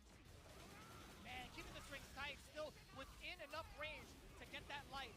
Double bounce. No, he missed it. He missed just slightly, ever so slightly, to get the rest of the proper continuation. Yeah, still great damage nonetheless, though, and still a dominant position for Lashar to be in here in game 2 and close out the set. Erdio is going to burn himself out to try to force this offense. Oh, and an immediate perfect parry with the full punish afterwards. Lashar's in the driver's seat. Oh, all the chip. He wanted the level 1 after, just panicking in the moment to avoid the death that was inevitable. Rapaz. Lashar looking clean on a bounce back after that rocky day 1. Looking a little bit rough on the side of Uriel Velorio, now sitting at 0-2 in that regard, too. In that very last segment, it was very little hope, in my opinion, in regards to the range that Lashar was going to be playing at, the chip damage that was going to come out eventually. Yeah. Lashar, I'm loving the way that he's playing right now. He feels like a lot more confident as a player. But granted, we only saw him play 1 game, so yeah, kind of hard to really thoroughly back that statement. 100%. And yeah, I think Erdio was just so concerned with the chip outright because, I mean, Ed does have a tremendous chip potential. So I don't know if he was expecting like a drive rush and he thought that Lashar was just going to try to bulldog him down from that range, but definitely was a bit of an ambitious reversal level 1 after the fireball. Nonetheless, though, that's the type of things that happen on these stages. But big stuff from Lashar right there, being able to bounce back. He's obviously one of the favorites, not only to make it out of this group, but to go extremely far in the entirety of the singles tournament here at Capcom Cup. So I know a lot of his fans that we see around already on the Lashar side, they're going to be feeling a lot better with this start today, too. Yeah, but Uriel Valorio, I mean, he's still going to be very much so in there. He has another game to play later on. I was actually kind of surprised. We're more so used to seeing Uriel take some more like explosive reversal. I mean, that was one of them, but I feel like in more like close quarters combat and when Lashar's trying to go for like a strike throw mix up, he would bust out with like an OD or like a level 3. There was an opportunity where I felt like he would have been able to do so and get the round back, get the game back, etc. And I think that was in game 2 of round 1, if I'm not mistaken. But either one of those, and either way, it could have gone Uriel Valorio's point. Yeah, at the end of that round right there, he might have been expecting the level 2 cancel. I think since the level 2 is a projectile, it should still beat the level 1, but maybe the startup of it actually would lose to the reversal. I think that's actually what Uriel was looking for, the level 2 cancel right there. But that is in the past, and now our present is going to be the Stairmaster, Shopify Rebellion's Jack, going against the Singaporean Maestro, one of the forefathers of the Southeast Asia community, gaming gladiators, Xian. And it truly is a gift to see these two on the stage, right? They've worked so hard. We've seen and grown with them as well in their journeys, right? Just a kid, now just a man, to be honest with you. Jack has been such an explosive player in his region, but now internationally, right? His growth is truly the definition of exponential growth. Absolutely. Xian has been mad consistent to kind of tie along with the title of the Mad Scientist. He has been grinding it out so thoroughly and also showing the progress over on his social media that it's like no doubt that we see him on these big stages consistently, right? Xian has been a long time name for all of the FGC heads that have been following along way further on from Street Fighter 6, but just a kid, Jack, excuse me, I gotta get used to just saying Jack now. He has been a true staple and a household name throughout. Yeah, he's only gonna get older, right? So we definitely gotta try to fix it now. It's gotta be Jan at one point, right? Yeah, for sure. Xian, though, as you mentioned, I think one of our most valued members of the community, honestly. The way he goes about figuring out games, being able to honestly push the meta forward in anything he touches. We saw, obviously, the Street Fighter 4 Evo Championship with Yen. Once a slept-on character, really woke up everybody to that, and he's done that time and time again. Jack, with an incredible victory yesterday over Lashar, gave him a nice start. Did fall to Oil King later, and let's see how he does against Xian here, where he could establish himself a nice lead to maybe get out of the group, while Xian has been dominating so far. Truly, yeah. Jack actually has to kind of dampen Xian's overall record, right? This jump in is absolutely critical to start. He's gonna apply the pressure here, and Kenshi reaching off of the plus frames from the drive rush jab. Oh no, I have to imagine that was supposed to be an uppercut, but it's either that or maybe like a crouching heavy punch as well. Oh yeah, on top of her. I don't really trust trying to cross cut with Jury sometimes because of the jump arcs of certain characters. Good point. Oh, but Jack morreu. Corner anyway, gonna be able to close it out with level 1. Yes. It all started off with a very properly timed jump in against the fireball from Xian. Kind of a little bit of an introductory phase, but we'll see what the adjustments are going to be made. Counter hit, just beat him to the punch, or I guess to the elbow. Going in now, back roundhouse, hello. Yeah, Jack either jumping or back dashing right there. Trying to escape. You see the fireball feint, so tricky with the strings. Try to catch Jack pressing a reversal button, but instead we got the parry once the light stream comes up. Whoa! My man's got all the combos I've never seen. It's so clean, man. I love seeing those type of links into the light kick. You heard the flash, and that's a perfect. Xian with a huge rebuttal, also maintaining 3 bars to his name down below. Drive rush forward to start things off. Meu Deus. With further aggression. Loucuras for the win. Jack actually had talked about when going up against Lashar specifically. He knows Lashar's footsies and Ed's footsie game are immaculate, so he wanted to force the issue, get into the close quarters range, risk the jumps, risk the drive rush to try to just apply overwhelming pressure. Oh, a slight mishap for the side of just Kid, but now Xian trying to regain not only the life lead, but also maintaining his drive gauge. This is going to be so pivotal. The spacing that he puts Jury at after the rest of this level 3. Fireball spacing is so important, but yeah, jumping's fine. Yeah. Morreu. Slicer hit him low. All the way through for the kill. That's so unfortunate because he did get put into just CA range. That would have been the extra bonus damage. Any hit, honestly, would have spelled the end for Xian off that CA. Man, I love the pacing that they both play at, right? Cien kind of gauges the water. It kind of tests the water just a little bit to see which of the alligators bite, but then a whole, a giant Jurassic Park-sized alligator just comes in with a jump roundhouse. Jack, I want to say also adapting to what Cien's been throwing down on the table too. It's very, very close knit. Cien, I feel like he might go a little bit more passive going into this round. Fireballs to start off at least. So I thought, never mind. Yeah. Still looking to switch it up. That's the thing with Cien, right? He's such a good in and out type. Tá no corner já. Always mixing up the rhythm, never really autopiloting a specific tempo match, and because of that, it's very hard to catch on to his decision making, catch on to when you can actually find whiff punishes and anticipate certain options. Give me that. Just like that right there, right? Using the forward advancing. You know, I don't mind that. I like players kind of like not know exactly what side to block on when it comes to the incoming, so they just kind of jump and get that reset either way. Yeah. Well, not reset, but it's a knockdown. But it's very difficult sometimes. I'd rather do that than eat a full combo upon landing, right? Precisely. Now trying to press back here, Cien. Establishing the fireballs, leaving look for the Sobot. Jack wasn't ready for the whip punish though, even despite the backdash. Well, again, you see him just backdashing out of that range, but trying to force the issue at this level. It's going to be real tough from that distance to drive rush raw on these players. They're so good at checking it. He's shown off that card before. Let's see if he kind of goes into the drive gauge as well, or the drive rush as well. I feel like it's one of the more potent tools that DJ has. Actually, probably the most potent thing that he's got in his arsenal in regards to establishing his offense.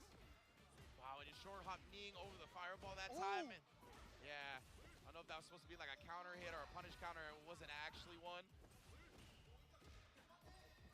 Oh my goodness, and again, just trying to drive rush out of these held parry sequences, but Cien knows that as a popular strat players have developed. Put a button out after seeing you hold because he knows the cancel's coming. Corner though, just the kid. While in burnout, level 3, you gotta do it, understandably so. You do put Cien at a pretty close situation towards that burnout, but primarily you get your gauge back. You still get to force it. Yeah, you sure do. And we saw Cien, I believe he went with the tap parry right there, a little bit of a delayed tap parry to out, and Jack with the anti-air proper to stay alive. Muito bom. Beautiful. I love that addition to being able to bounce with that roundhouse and get a continuation uppercut perhaps, but just the kid, excuse me, Jack. I'm never gonna stop saying just the kid, I'm not gonna lie to you. You can call me out, Chad, it's fine. I'm messing up, that's my bad. Oh my goodness, and just too far away after that jump in. A little bit ambitious, I feel like, when you landed from that far and then tried to throw without walking forward more than he did. Cien's making him pay for it. Damn, 50%. Also checking the walk back with the sweeps. I'm loving that. Perfect parry. Bit of damage, and also a little bit more of the pushback. I thought it would be maybe like a back throw, like a slight walk up back throw, but totally fine. Tech for Cien to space out with the Sobot. Double level the Sobot. Nossa, essa trade que estranha. Right there. That shallow knee drop is so pesky. Oh, nice job though, sequencing the normals. I wonder if Cien tried a reversal crouch heavy punch. It's a very popular strat for DJ. Just got beat by a quicker button that time. Oh, he jumped. What a read. We haven't actually seen that overhead being exercised from Cien thus far. Yeah, he uses it when he thinks people are going to reversal crouch medium kick. It just clears right over that and gives him a counter hit ground bounce combo. That time Jack didn't fall for it. Oh, he does get him in burnout. Both players now in it. Jack finally. Oh no! No way! He could have just waited for the fireball to get closer to Cien! Yeah. Andou na cara da magia. Andou na magia, mano. Andou de cara da magia, mano. Aí você foi infantil, hein, Jack? You had enough time. Cien had just gotten into burnout. You had all of that burnout duration to keep moving forward, to keep pushing towards the corner. Tá, Uriel. Close proximity a little bit too hard. Quem que é agora? But that was such a smart decision from Cien, just knowing full well when Jack was going to try to push forward. Even so, like, even if it wasn't Jack, just seeing the fireball, understanding the spacing of where Jury was at, it was still such a smart decision. Agora é o Big Bird e Uriel Velório.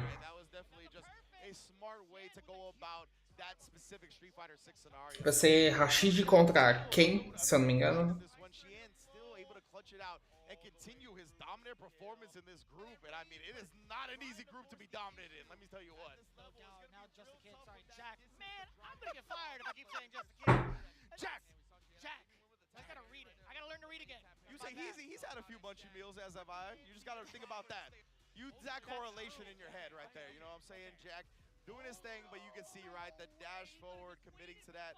And as you mentioned, he had the jury fireball out. He could have waited for him to at least block that, use that a little bit to advance forward safely as well. Again, the impatience just gets the best of you sometimes. Sometimes you're a little bit too thirsty for the kill. Yeah, it was definitely in sight. Like, he had it on his scope. He had the fireball just waiting and creeping. I feel like that could have been his. Should have been his. I'm not going to lie to you guys, but it's neither here nor there. What is here right now are the players that are coming up to the stage already seated. Big Bird versus Uriel Velorio. Now, right out the gate, your first thing that comes to mind, Big Bird has a training partner like Angry Bird. Yeah, right? Oh, yeah. That's a good point. It's going to be real tough for any Ken, anywhere, to ever take down Big Bird. We've seen it happen before. It's not impossible. But again, like, he's just going to be ready for pretty much anything that Ken has in his arsenal, right? Angry Bird has been one of the best players since the launch of Street Fighter 6, and he's been primarily playing Ken since the beginning. And obviously, those two so close-knit, practically brothers in everything outside of actual blood. So there's going to be so much time up against this character. Uriel's got to get real unorthodox, right? He's got to think outside the box. He's got to do stuff that's going to frustrate Big Bird. He's got to make decisions where Big Bird's going to respond to that with, why would you ever do that? He's got to put him on tilt. Otherwise, Big Bird's just going to be too practiced in this matchup to take an L. I will say, there are moments on the big stage where some players even forget how to optimize at one point. I mean, Big Bird had said it himself over on X. He talked about it. It's like, you know, there could have been a moment where I had done target combo into level 1 or build up to level 1 and actually kill in the moments where he actually fell short in day 1. But as it stands right now, when you talk about trying to think outside of the box, that's exactly what we've been seeing throughout the entirety of the group stage. We've seen some really surprising results, right? I think Big Bird should understand that he's been on this big stage, respectfully, a couple times more than Uriel Velorio has. But we'll see, man. You can never count out someone like Uriel with such a keen mind to disrupting the player's strategies. And that's the thing from Big Bird's perspective, right? You can't be overconfident going into this. You probably have the most matchup time against Ken in the world, honestly. But even with that, Uriel's going to be a different type of Ken than you're used to playing. Ken is obviously still an extremely dangerous character, so you've got to be disciplined about how you approach this matchup. Already thirsty for some of the gauge there. Big Bird still in the orange. Uriel Velorio gets the strike first. There was a lot of handshaking with the normals right out the gate. I love that. That was actually pretty cool. Yeah, very practiced scenario from Uriel, obviously, knowing that the Dragon Lash was going to connect, but believe that was supposed to be just a regular kick button. Happens sometimes with storage inputs. Happens to the best of us, quite honestly. Uriel Velorio. Now, what do you do against the assault? Important tech with the OD fireball. I love that. Such a smart decision for Big Bird. Let's throw it again. Dash up, apply the pressure. You thought it was your turn to try to tech this. Not quite. Slight shimmy with the crouching jab to finish. Yeah, people love throwing projectiles after a tech throw, right? So when you got two projectile characters, it's smart to throw the OD. I'll prioritize Uriel's entirely, but Uriel, my goodness, no priority necessary here. The meaty step. Meu Deus. He's showing him different looks, and look at that. Para de apertar, Big Bird. Medium punch gets a link, no counter hit necessary, and what a round from Uriel Velorio. He guessed correctly every sequence. Every single sequence. Big Bird got counter hit. Big Bird tried to move out of the way. All of the meaties had connected. But now we might just see that from the side of Big Bird. The block on the overhead, very important. Uriel, he tried to get past it. He saw the parries. He thought it was his time to go. Back to back containment, at least from the spinning mixer. But Uriel getting knocked down after the Shoryu. Here comes the throw loops potentially. Ooh, barely missed the mark. Oh yeah, I guess he was actually too far. He's probably too far to actually get the throw, but also too far to get hit by that counter to the throw. So fortunate from Uriel. Oh, he wants to get him to reach. Defense, empty jump setup regardless. You still get something. Throw as well. Big Bird's trying to make the most. Try to stay aggressive during this burnout time. Uriel sticks to some damage, and he actually baited it out. Meu Deus. Tá morto. Morreu, morreu. Big Bird can only give a nod of approval as Uriel Velorio takes the first game. What may be on paper may not be what it seems in the mind of Uriel Velorio. He understands how to break the strategies of well-renowned players. This is truly evident right now with that big one next to his name. Big Bird had such a fantastic start. Meu Deus. So far away. And that was the thing, a walk up into it from Big Bird. I didn't see a counter hit. I didn't see punish counter. He thought he just whipped the jab and he thought he could get closer without actually having to be connected by the DP. That was rough for Big Bird.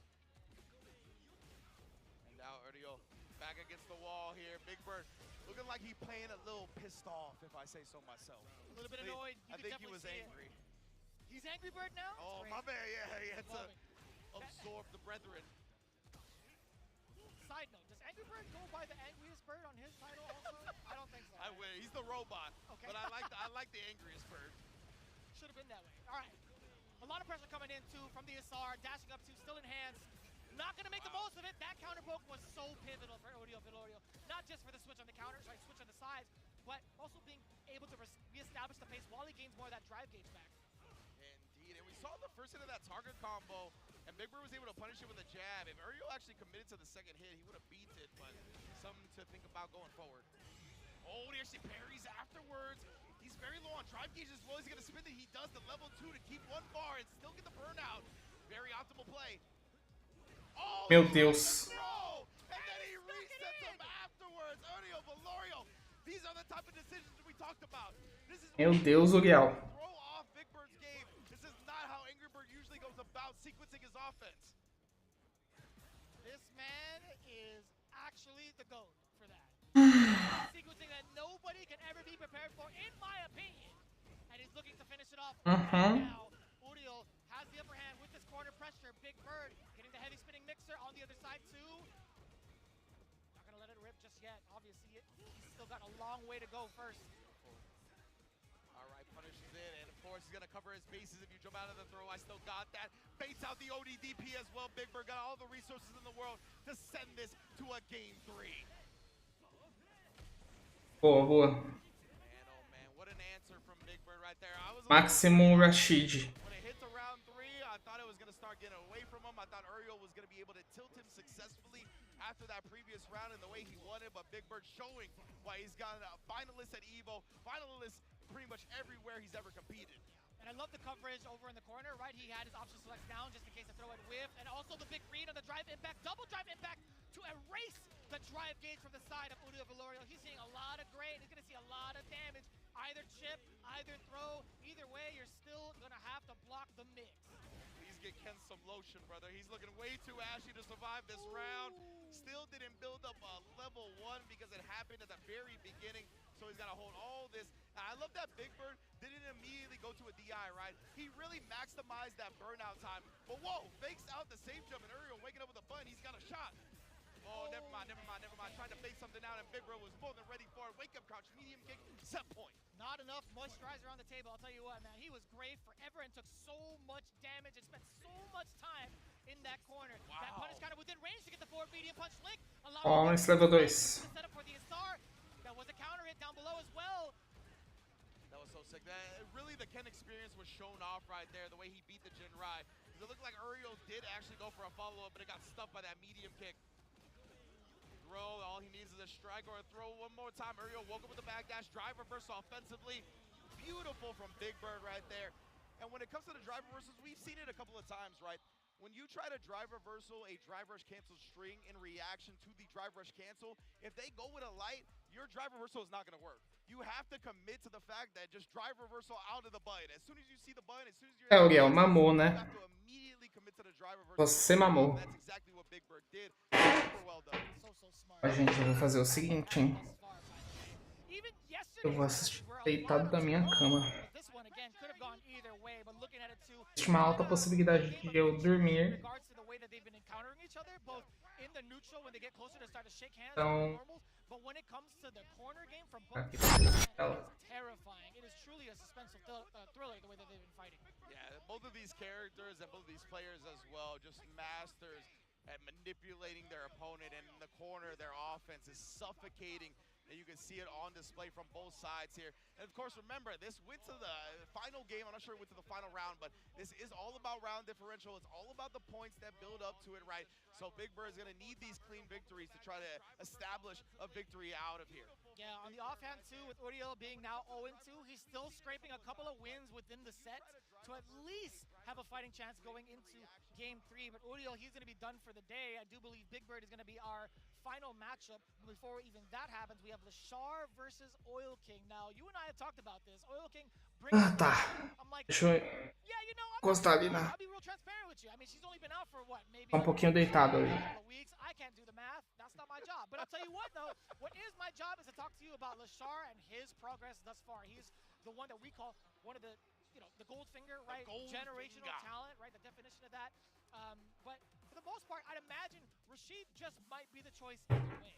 Yeah, I'm definitely expecting Oil King to start with the Rashid, right? I think he's going to be familiar with the Ed matchup enough. Ed is an extremely popular character in Asia, so he's gotten plenty of experience against it. And his Rashid, that is his tried and true, right? That is the character that he made his name on in Street Fighter V. So that's the character he's going to want to continue with here to start. Maybe I think Maya's more for like the Guiles or some of the other characters that perhaps could sprout up throughout Capcom Cup. But right now, we're going to see the Rashid most likely. And I feel like it's a matchup we've seen quite a bit. Like, there's so many players at the top level playing both of these characters. It's going to be interesting to see who gets the upper hand in this specific match. Yeah, I mean, just looking at it, this group alone, you will see that numerous times over throughout the week. But, man, it's been so difficult to call consistently. I think everybody's been playing with certain expectations in their minds and been kind of second themselves out. We saw that kind of happen with Lashar previously. He only had one game to play and he got shut out. Now what happens when he gets to recover from all that time to think and watch how he lost to go into something like this where he has to play over twice against someone like Oil King. Now, Oil King, looking at it as well, he's in a really comfortable spot, or a decently comfortable spot, sitting at 1-1, being able to now get away from the mirror matches throughout the entirety of the week. I think that's pretty important to note, right? He doesn't have to rely on a different type of look. He gets to now run his game plan the way he wants to. Man, loving the intros rock as well, pleasing the crowd, pleasing the viewers at home. Lashar versus Oil King, and as you mentioned, both I believe 1-1 at this point. So we're gonna see here who is actually gonna establish a lead going forward and put themselves in prime position to hopefully make it out of this group. And we can see both players starting off nice and slow. This is all 2 out of 3. You don't want to commit and cost yourself a lot of life for a reckless mistake. I love that from Oil King. He's just been taking that sweep conversion off of the punish counter, really setting himself up for prime Oki afterwards. That medium kick is such a great counter poke tool as well. For multiple ranges, you could have certain certain conversions, but that roundhouse is just so pivotal too. To get that as you were talking about, enhanced whirlwind for the enhanced movement. Lashar, he immediately moved forward as soon as he saw the whirlwind. We'll try to base something out again, right? Oil King had gotten that previously off the drive rush cancel light. Lashar looking to not give him much room here. He wanted that big starter with the fierce. Got a couple of the sparks too. Lashar, he's looking to push the agenda. He does have the life deficit. Oil King, big chillin'. He missed his conversion. That could have been it. That should have been death. So unfortunate right there for Oil King. And man, Lashar is going to have a big opportunity to bring this one back now that Oil King is in burnout. He's got 2 bars. He's trying to bait out a super. He doesn't want to just commit. You can see, right? Jabbing with true strings and then waiting. Trying to get the DI. Still too far from the corner, though. The wall cling is not anti-aired. Again, Lashar, he's had trouble, honestly, anti-airing throughout Capcom Cup as we see another jump and connect at a level 2 build. So expensive. He had 2 opportunities for lethal. Oil King's just going to wait. My man had the idle animation. That's it. My man Rashid was dancing over there. Come on, let's pick up the pace. I love the voice line that comes. Man, Lashar, yeah, we got to find some answers to this aerial game. Whether it be air-to-airs, he's tried to dash under a few times as well, but we've seen him getting beat to the button once the opponent lands after that. It's been a real tough go of it. Really feels that way too. We talked about the containment. Okay, wait a minute. He still can't snipe out Oil King. He's had so many free escapes out of the corner. Needs to jump all the way down, actually. Got the punish counter. Oil King had pressed the button. You know, my man Lashar was like, what am I supposed to do, Ringe? I tried uppercut, I tried air-to-air. You told me both of those, they didn't work. Man, no whiff punish on that attempt. Had to be an execution error. I'm going to chalk that one up. So, whoopsie daisy. Yeah, man. Miss Daisy's not happy about it either. Oh, my goodness. And Lashar obviously going to ride all of that to an easy round win. 2 bars from the side of Lashar. It could be a very explosive start to this round if he lands one solid heavy into the blitz. And as it stands right now, Oil King, he was trying to snipe out that limb. He missed his opportunity with a sweep. A little bit too slow. Get the uppercut, but what's the pressure going to be like? A couple of jabs. No, it's a tick throw instead. Dash up, do it again. Beast of Lashar. my goodness, that's 3. You will die. Oh my Let's goodness. do it one more time to secure it. So we thought. Of course. That is much more potent of a mix-up. The instant overhead, the jump back. And he hit him with the double perfect too. Oh, My goodness. I didn't even know. I wasn't even prepared for that. Yeah.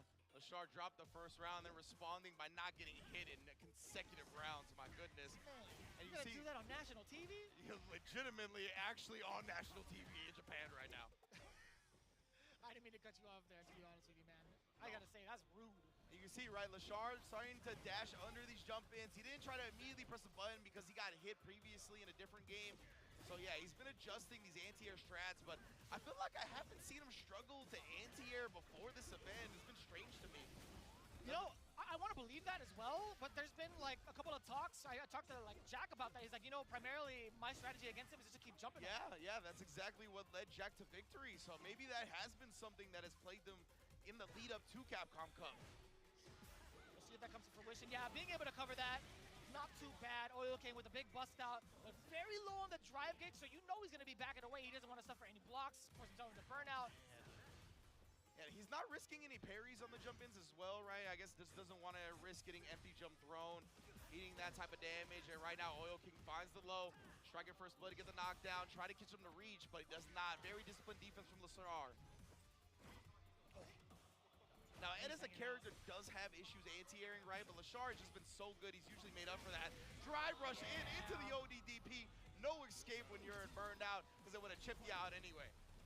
It just makes so much sense. The way that he's been throwing out that flicker, the spacing that he is at, too, is only a matter of time. Not a big punish counter, but still a tap. There it is.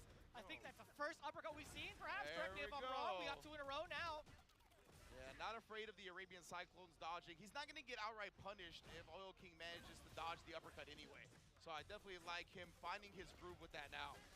No way you caught that, and the juggle.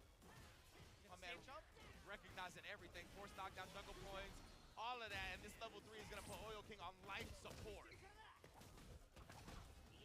need a perfect range to bully, too. You could get yourself a flicker and just hang out, too, while maintaining the corner. Exactly that. He charged up. He's waiting. He went for the kill rush forward and possibly catch Oil King trying to counterpoke. This might just be it, Ringe.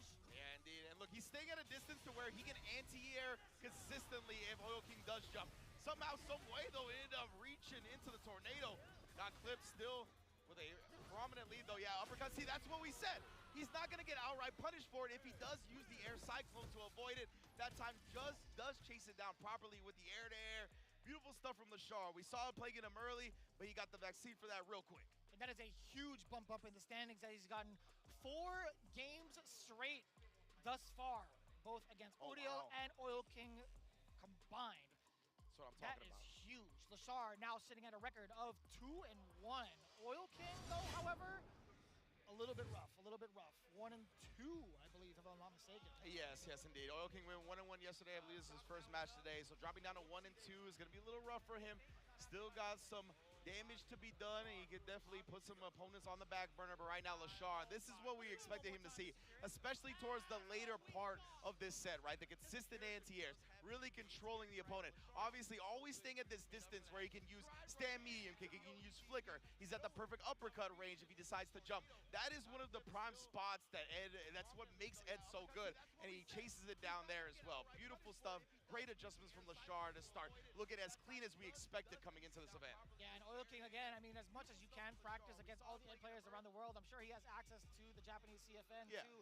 There's just something different about Lashar in regards to dismantling the way that you want to play offensively, too. And I think, you know, he's already had a very sharp way of containing his opponents in the corner, but it's more so like getting started. Around him, do you see how often you would see both players just like, if you look at the drive gauge and measure where they're at on the screen, it's like they're always hanging out right outside the drive gauge range. And that's not to Oil King's fault. It's like, how else is he going to try to combat against Ed's elongated limbs? Rashid doesn't necessarily have those type of limbs to do so. They're more so for like counter poking, right? He has to rely on the fireball, but Lashar's just been so potent against the fireball strategy that he's just been able to run over a lot of the Rashid players that we've seen throughout his career. Yeah, absolutely. And Lashar, I think that's really what separated him from a lot of other Eds. But let's get into our next match now. Jack back in the building, the Stairmaster, Shopify Rebellion's own, going up against the biggest bird that we've seen thus far. Reject's own Big Bird here, coming out of the CPT World Warrior Middle East, one of the premier players, one of the global favorites in Street Fighter 6. Yeah, no doubt, man. Big Bird still currently sitting at 2-1 with a +2 game differential, round differential. But overall, he's slowly starting to pick it up against Jack, though. Jack had such a strong performance yesterday, right? Despite being 1-1, I still think one of his matches against Lashar was easily the highlight for a lot of the players here, a lot of the commentators here as well. But looking at it right now, sitting at 1-2 is a little bit rough. We've talked about the implications going into day 2, how you really cannot give any sort of games away. Being at a 3-loss statistic is just so difficult. Absolutely. So that alone is super important for Jack, right? And then on the opposite end, Big Bird and Lashar are currently completely tied. Both 2-1, both with the same point round differential. So Big Bird, not only does he need to win, he needs to dominate. He needs to get as many pluses on his round differential as possible, because Xian is sitting at +5 right now, having not dropped a loss. So he is looking like he's gonna make it out. Yeah, Xian, I mean, it's gonna be very unlikely that he doesn't make it out. So the fact that you're tied with Lashar right now, it's most likely gonna be one of you two, so you need to be dominant, or else it's gonna be looking long. Shout outs to Mike Ross, my man is grinning from ear to ear, seeing and hearing that analysis towards Xian's score. But right now, Jack versus Big Bird into game 1, already a pretty aggressive corner control situation from the side of Big Bird. Go forward, not gonna catch the mark. Got the feng shui on it, but still had to eat damage, had to pay that fee. Forward throw, counter hit. Jack trying to press a button, and the jump to catch Big Bird. Too spicy. Classic like Oki type timing, right, where you back up and use a big old heavy button, and he catches lights, he catches tech throws and whatnot, but it is susceptible to jumps, and Jack made the most of it. He's actually made this a lot closer of a round than we saw when it started, and has taken the lead just barely slightly. Oh, and then letting go of the parry, getting the perfect one back. Reject Big Bird, he's got the lead, and of course, the Yisar to follow. Yo, he threw him just the perfect time. Oh, and they tried to drive reversal. He didn't actually get the punish up, though. It was too far. Remember, drive reversal was only -6. He's a 7-frame crouch medium kick. I'm a little surprised Big Bird went with that option, but yeah, I think he was just too far for the 6-frame stand medium punch. He tried to go for it with whatever he could touch with, I guess. Yeah.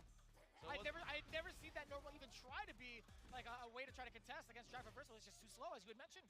Yeah. Very interesting. And now Jack starting off well, as we've seen time and time again. And remember, like I said, going into this, Big Bird needs to dominate. He's exactly tied with Lashar right now, and with Xian having that lead, it's most likely going to be Big Bird or Lashar, not both. That was needy as hell. Again, same exact route, or at least the same starter. It's going to be more than enough. You already know it. Being able to close it out, that's the round that Big Bird needed to boost his confidence. Jack, what's the rebuttal going to be like? You have 3 bars to your name. Starting things off very aggressively, too, with that forward heavy. Oh. Yeah, I think it was an execution error. Maybe he wanted something else, and then he just walks into the crouch medium kick. Is huge for Jack. He's not going to spend any meter just yet, and Big Bird risks the DP. Man, that could have been deadly. Oh, and he does it again, and we're going to get to see that now. And now that he did it on the second time and gets that one baited, it's going to result in burnout after this level 3 as well. Jack, at this point, he's got to seal it, right? He doesn't care about the level 1, and he also has so much fireball to back it. That block string spelled death no matter what. You started off with a meaty fireball. That is indeed checkmate. Indeed. Just locked him up, strung him up. And Jack was able to chip him all the way out. Big Bird, of course, already readying up. I like Jack taking a moment, compose himself, not let the adrenaline get too much in control. Oh, that was almost such a clean whip punish from Big Bird, slightly late. That time, though, knew Jack was going to be sniffing for a forward throw. Yeah, still being able to cover the whiff throw. Jack trying to jump out of the way. He selected that parry. Drive rush right into the fierce from Big Bird. A couple more throws will do it as well. Meaty crouch medium. A perfect time to set yourself up for that perfect parry. Yeah, I think it's so interesting how that held parry meta has kind of evolved. But right now, Jack able in the scramble to catch the crouch medium kick. Yeah, both players not committing to anything off of that, right? They're both very low on drive gauge, so they didn't want to send their OD projectiles like they had previously. Now Big Bird able to close out that one. I was trying to gauge the distance as to why Jack decided to kind of like not pursue anything else off of that combo or off the crouch medium punch. I actually kind of blinked, to be honest with you. Yeah. But I would imagine maybe he tried to hold Big Bird, was trying to do something antsy with his meter, but either way, Jack now starting things off again. We're on the east side. Is this your neighborhood or are you in the wrong neighborhood? We're gonna find out real quick. I never know geographically with the Midwest, but we'll talk about that later. Now parrying, just protecting his drive gauge at any and all costs. And yeah, he did avoid the punish counter throw there, so good stuff from Big Bird, but doesn't matter. Jack maintains control. Renko kicks in the building. Set point. And he's been waiting on that forever, Rinz. How many times have you tried to do that? A big opening from the side of Jack being able to stuff out the drive rush and aggressive start. Oh, this trade is everything.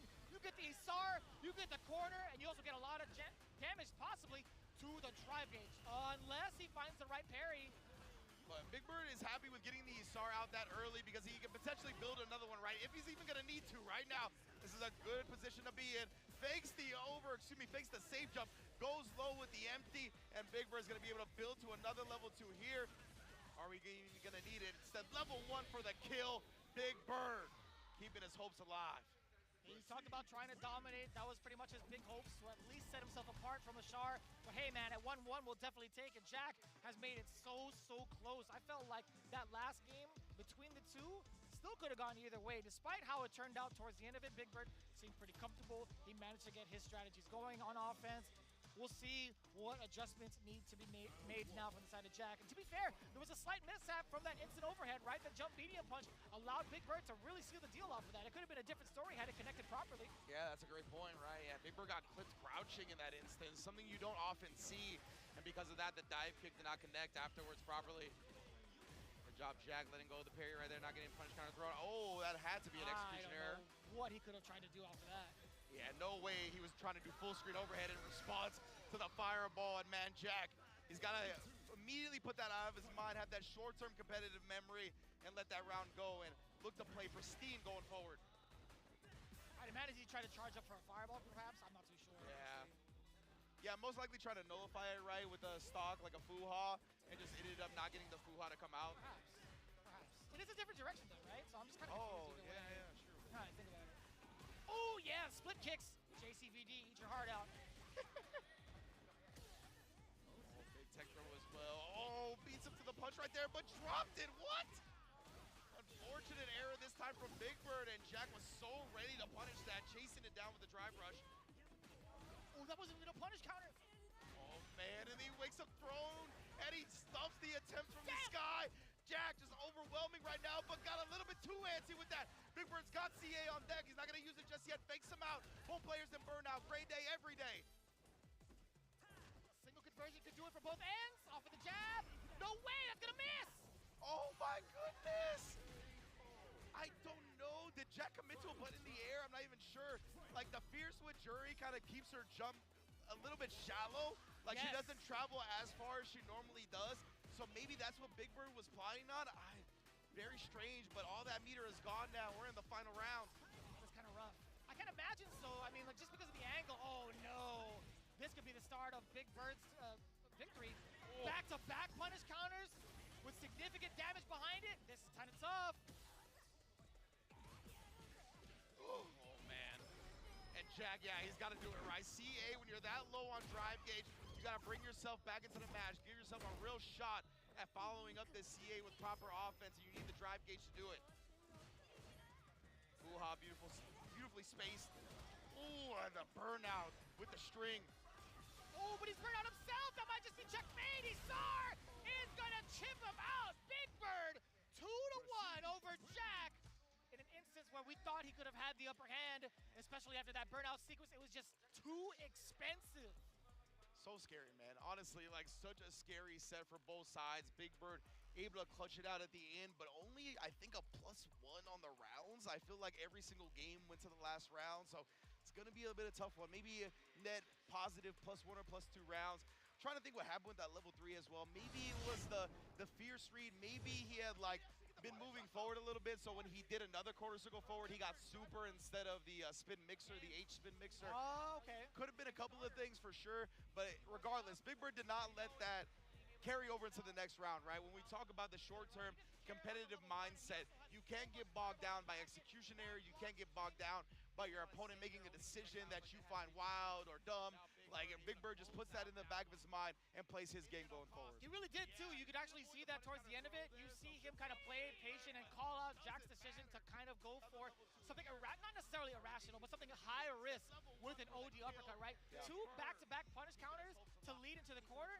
That is going to spell instant confidence for Big Bird, especially after how much bar he built up for himself too. Yeah, I always love seeing the command normal hop over the jury fireball. Sorry to all my jury players out there, but he actually did do the fears too. So he did do the jump fears. I have to imagine, I don't know, Big Bird like leaned back. What do you think it was? I think it was exactly what you had mentioned The with the heavy forward spinning into mixer. the heavy spin I think mixer? so. Yeah, I think you're right then. So most likely was looking for the heavy spin mixer, but if you were moving forward, you might have get super instead. Nonetheless, Big Bird did not let that affect him, and he took it 2-1 to keep his dreams of getting out of the group alive. Man, what impact that makes for Big Bird. And also Jack, man. Jack was coming in pretty confident. He was looking rather strong in comparison to day one, now sitting at 1-3, but that doesn't necessarily spell him out of it, question mark? I mean, it depends really on how Cien performs going forward. Yeah, 100% right. Cien dominant, 3-0 right now, +5 advantage. See Lashar at the +2, Big Birdie, like I said, yeah, he only gained 1, so +3 there. So yeah, there's gonna be so much still to come when it comes to seeing how this group is gonna shake out. Whether it be Big Bird securing that second place, whether Cien keeps going with an incredible performance that he's been on so far and being able to maintain that first place position, or if Lashar can gotta sneak up and may have some dominant performances and make that difference up in the round differential. Man, Cien is absolutely balling right now. Despite what it says on the score right now, it is indeed 3-0. But as it stands, we're going to be standing by with our most recent winner. It's going to be Big Bird. I do believe he's going to be on an interview right now. Question mark. Period. レベル2で削りで倒しました。So, great performance against Jack. Chipped him out there at the end with the level 2. How do you feel about your performance today compared with yesterday? I mean, I feel like I played both days really good, aside from some small mistakes I've made. I think I've made also small mistakes today against both of them in the first game, against both Jack and Uriel in the first game, which costed me 1 game each, which could come back haunt me. And knowing my luck with Capcom Cup, it is going to come haunt me. But I think I'm playing pretty good so far, and win or lose, I just want to play my best, and I don't care about the result, to be honest. で聞いたのは、今日と昨日のプレーを比べてどう思いますかって聞いたら、やっぱりその試合の最初になんか1試合目はいつもなんかちっちゃい間違いとかなんかミスとかしたりしてるんですけど、結局勝ったりできてるし、まあ結局勝てばいいっていう形で言ってるんです。で、次の質問ですよね。In these kinds of events where you know who you're going to play, like round-robin formats that are, taking place over a few days, where you kind of know who you're going to be coming up against, just for the people that are watching that may not understand much about, what the pro life is like in that sense, what is your process for preparing yourself over the next day, knowing who you're going to go up against? How do you get yourself ready? Whether that's something that you do in training mode, do you watch replays? What's your personal process? I'm not a complicated kind of player. I'm very straightforward, even with the way I play. So when it comes to preparations like this, I don't do any notes. I don't watch replays. I mostly try to watch the matches in front of me, like when they're playing in front of me. And that's when I try to see their defensive habits, offensive habits, what they like to start with and all of that. Because watching someone's replay, you're watching them play at home. And it's not going to replicate, they're not going to replicate the same play style that they play at home in tournament. And on top of that, I don't like overcrowding my brain with a lot of info, which could, come down to nothing at the end. So I like to watch them play and in tournament and just make sure I'm ready for the matchup. It's very, very basic and straightforward for me. Interesting. で、ビッグバード選手に聞いたのは、試合の前に一体こうやってなんか3日目があって3日間があってグループステージどうやって次の相手の準備をするかっていう質問をしたんですけど、ビッグバードには相手の動画を見てたりメモを作ってたりとかじゃなく、目の前にある試合を基本的にそれを見て癖を覚えたり試合開始に何を出したり最後に何を出すとかそういうのを覚えたり、どうせ家でやってる動画を見ても結局ステージになると癖も変わるしいろいろ違うので、だからわざとそれを見ないで目の前にある試合を必ずそれを見て癖をとか覚えたりします。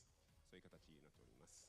まあ長くなりましたがお伝えいたしました。そういうことでビッグバーツ選手これからも頑張ってください。Good luck in your next matches. Hope it all goes well for you. Thank you so much. Alright. まあこういうことです。ビッグバーツ選手でございます。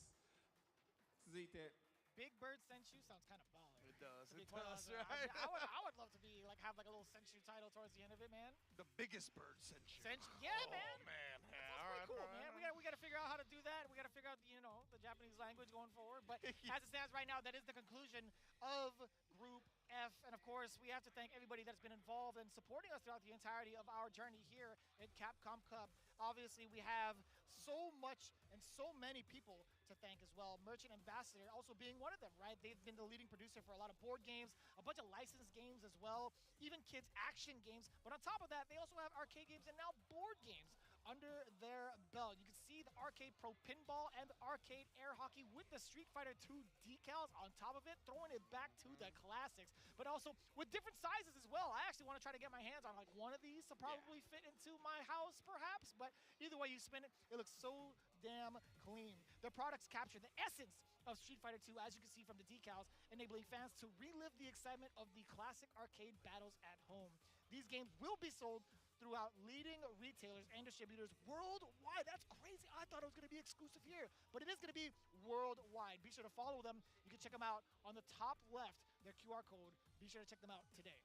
Yes, indeed. I love me some air hockey almost as much as I love the various Capcom fighting games, baby. Hit your friends with the punishing Shoryuken and our Capcom Arcade Classics and Fighters Pack. Dive into a robust collection of Street Fighter titles, including Street Fighter V Championship Edition and Street Fighter 30th Anniversary Collection. Fantastic arcade titles are also included like Mega Man and Final Fight.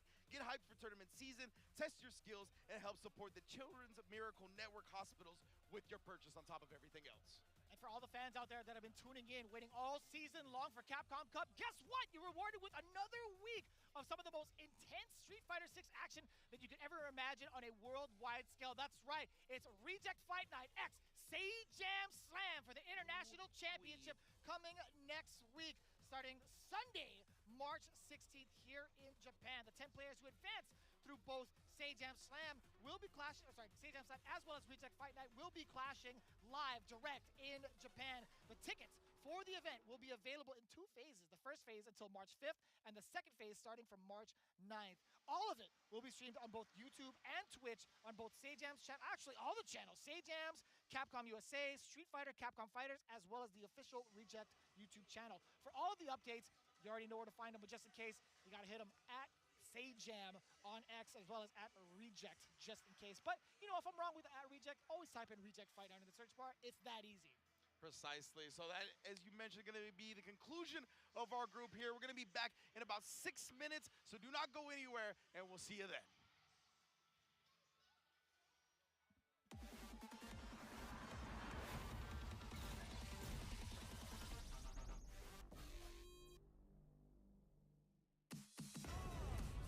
Come on, everybody come alive real quick. Battle of the strong, survival of the fit. Take your best shot, hope you don't miss. Yeah, come on, everybody come alive.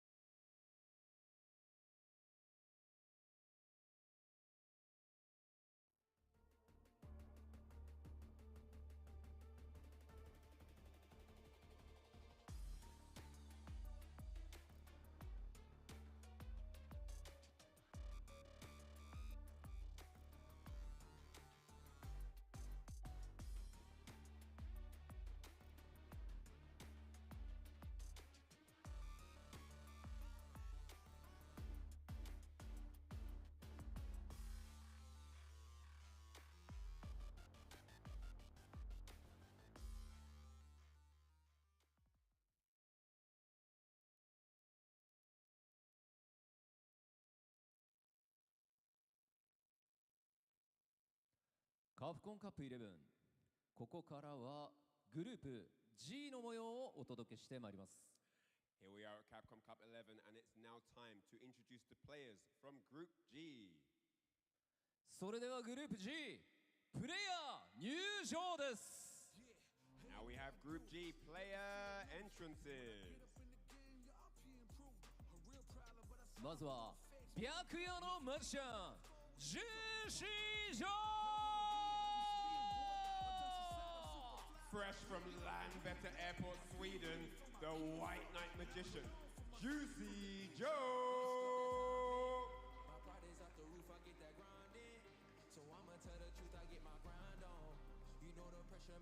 フランスの若きヒットマンキルズイエー。 The young man from France, the young hitman, it kills you!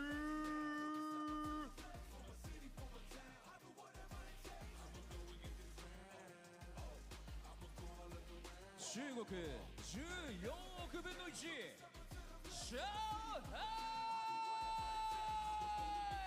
Multiple time Evo champion, EWC champion, the king of China, Shanghai!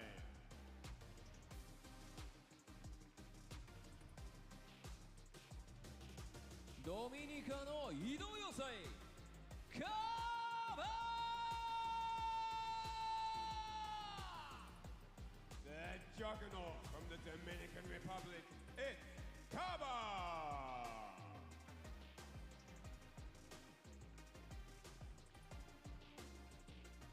フロリダの星ナクラダー。 The 2016 Capcom Cup champion, the Sunshine Star, Knuckles!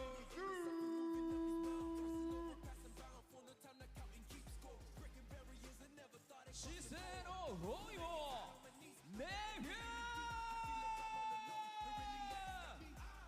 Star also from North America, the intellectual nephew.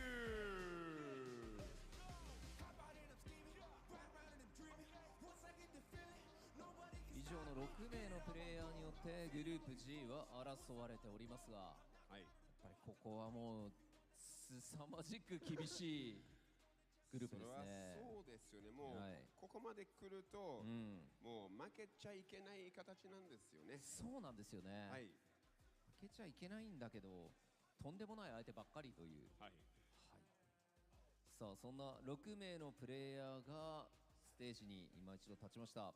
この6名で総当たり戦を行っていきます。その2日目。そこから上位2名がトップ16のトーナメントに選出します。皆さん今一度大きな拍手をお願いいたします。 The 6 players from Group G, they went head to head yesterday, and I'm sure they've done some revision and they've come prepared to stomp the competition today on day 2. These are the 6 chaps, and of course, as you already know, 2 of them will be going through to the top 16. それでは選手の皆さん、スタンバイをお願いいたします。 Alright, with that said, all players ready and prepared on standby, please. Thank you very much. さあそしてここからのグループ G の熱い戦いをさらに盛り上げていただく実況席の方にお渡ししたいと思います。お願いします。 So with that said, with all the amazing action to come, we need our voices and genius minds at the desk to call the action. So let's get back over to the caster's desk. We've had some blood-pumping matches thus far today in day 2, but the action doesn't stop here. We now come back to Group G, which they had some of the best matches that were shown on stream yesterday. But hey, myself, Jammers, alongside Yipes, we got to make sure we deliver the action for you guys and make sure you stay excited just as much as we are for this next group. Yeah, man, listen. At the end of the day, we all shook off the kinks on day 1, so I feel like everybody's more comfortable now. So let's see who is going to deliver. I'm excited for all this high-octane matches.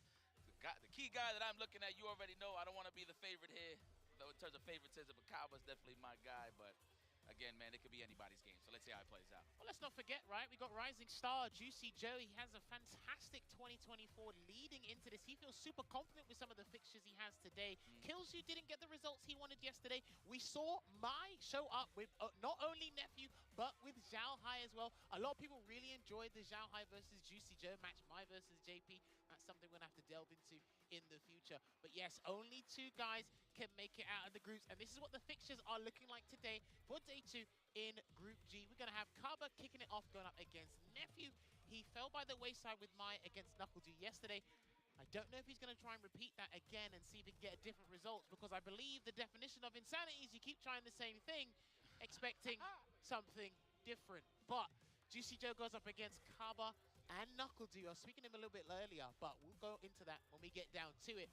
But this is what the round robin chart is looking like right now, Yipes. And look at this. Speaking on shaking, the first day jitters already see on the screen, just to give you guys a sneak peek. Looks like Nephew is highlighting the jury, so it looks like Mai's just going to go into the back pocket for a second. Now tell me, you being a Mai player, of course, how do you feel about the Guile matchup? Of course, Nephew being the professional, you know what I'm saying, knowing what to actually pick when the chips are down 2 out of 3. Was he trying to hit him more with a surprise tactic, or he just feels that confident with the matchup? I'm not too sure. Here's the thing, there's like 3 outcomes. Because you've got 2 Guiles in your group, you either pick Mai against both of them, see what happens. You try Mai against one of them, then swap to jury, or you don't pick Mai at all. And it looks like he's gone with the middle option here. He tried Mai yesterday, it's not going to work. Because again, because you have players of this caliber, of Knuckledew and Kaba, it's like, okay, we'll take a risk.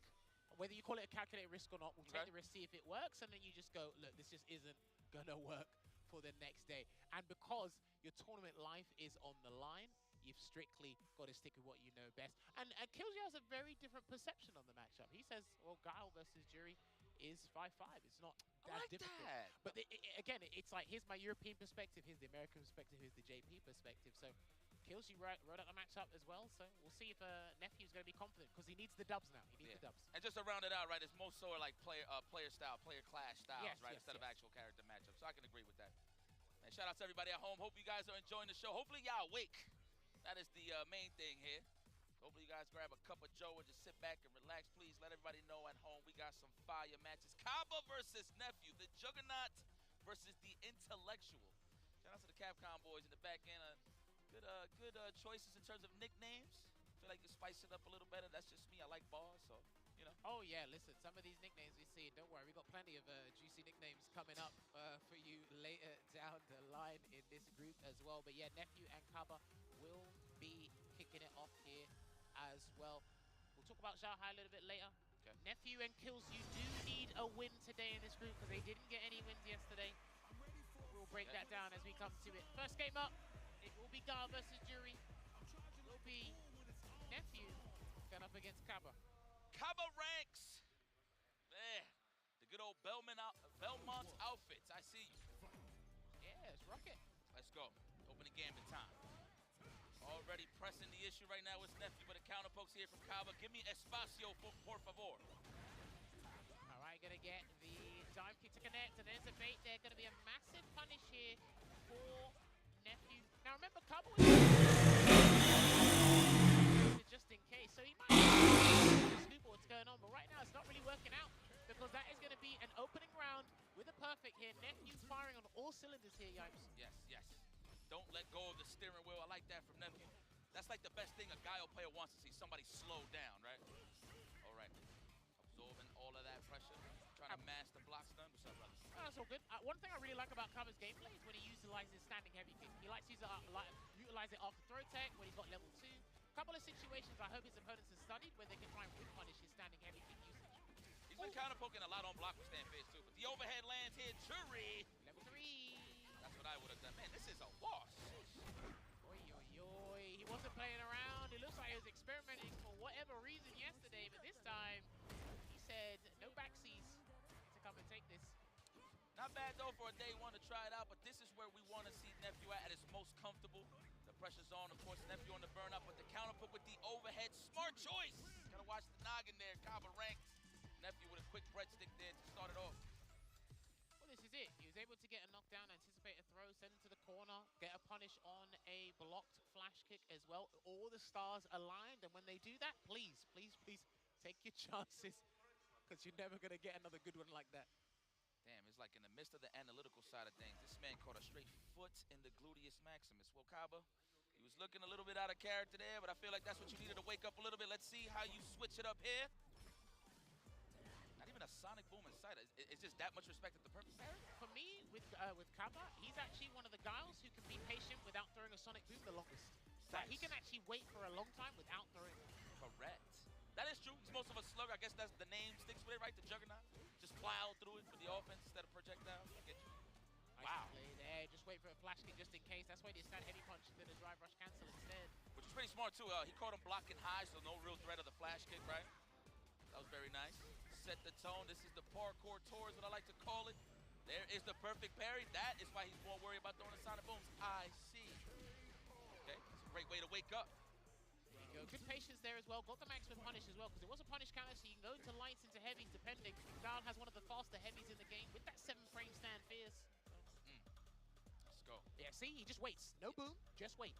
Yeah, definitely the respect, either the sweep, jump in, or the perfect parry. So definitely got to cycle through those options. A bit of a rock, paper, scissors, if you will. There we go. We got the nice lead. This is where Guile strives. Nice perfection parry. The Kurt Hennings is in the building.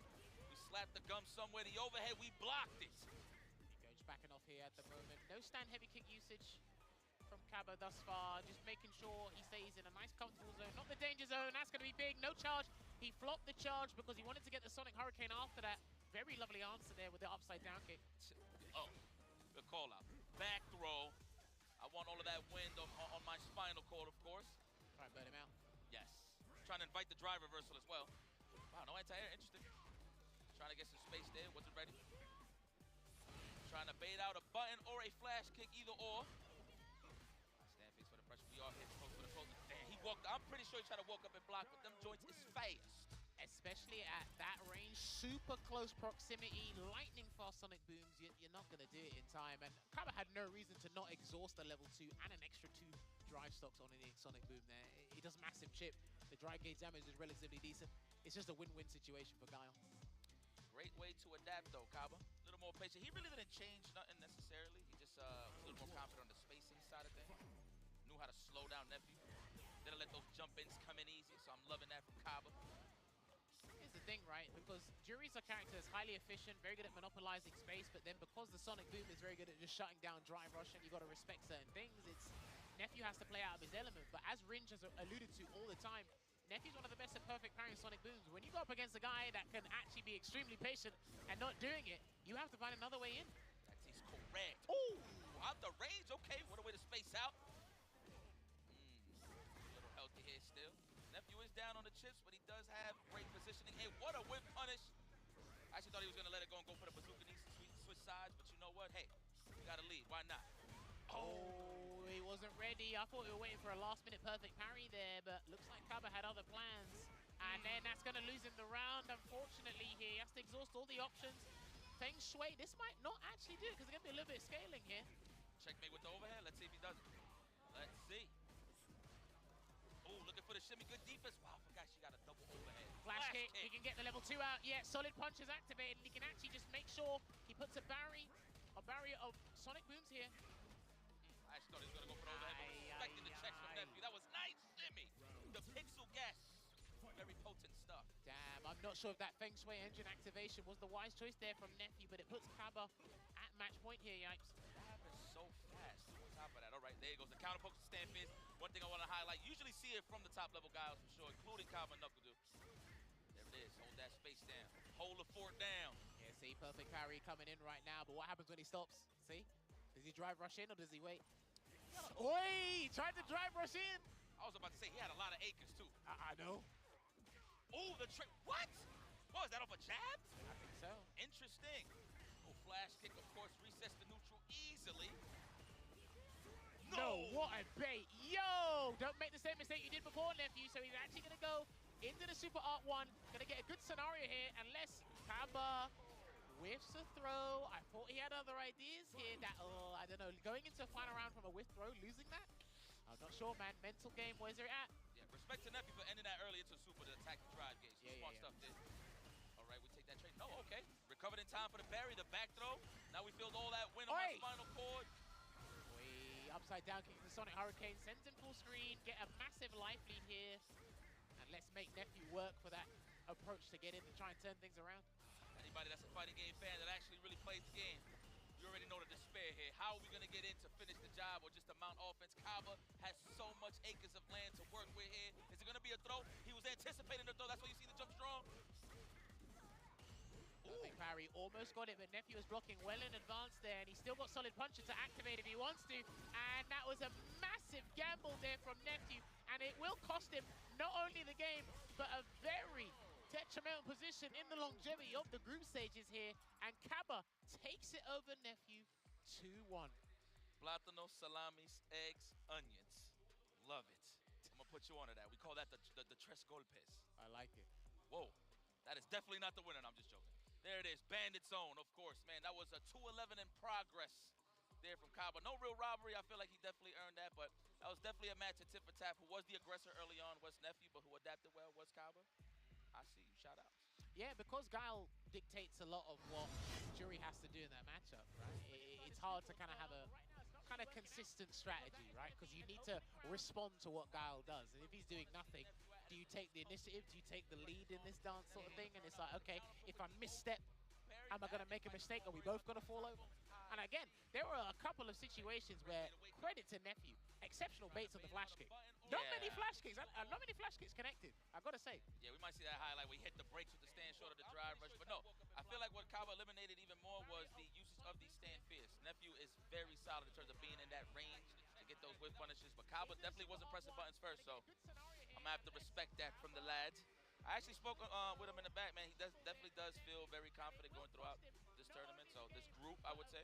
Do you know what? That's what you need in these groups, right? Confidence. Yeah. I know even if the results don't pan your way, it's like having the confidence just to go in, kind of calm the nerves when you're up on the stage as well. Understanding it's not just one day, it's over the course of 3 days as well. And some groups may be determined today. Yeah. Other groups may be determined properly tomorrow. It's like just having that and sticking with that game plan and that belief you had coming into the cup in the first place is a brilliant thing to have.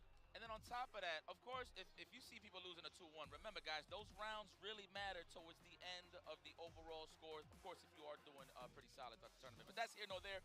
What a classic matchup we got here.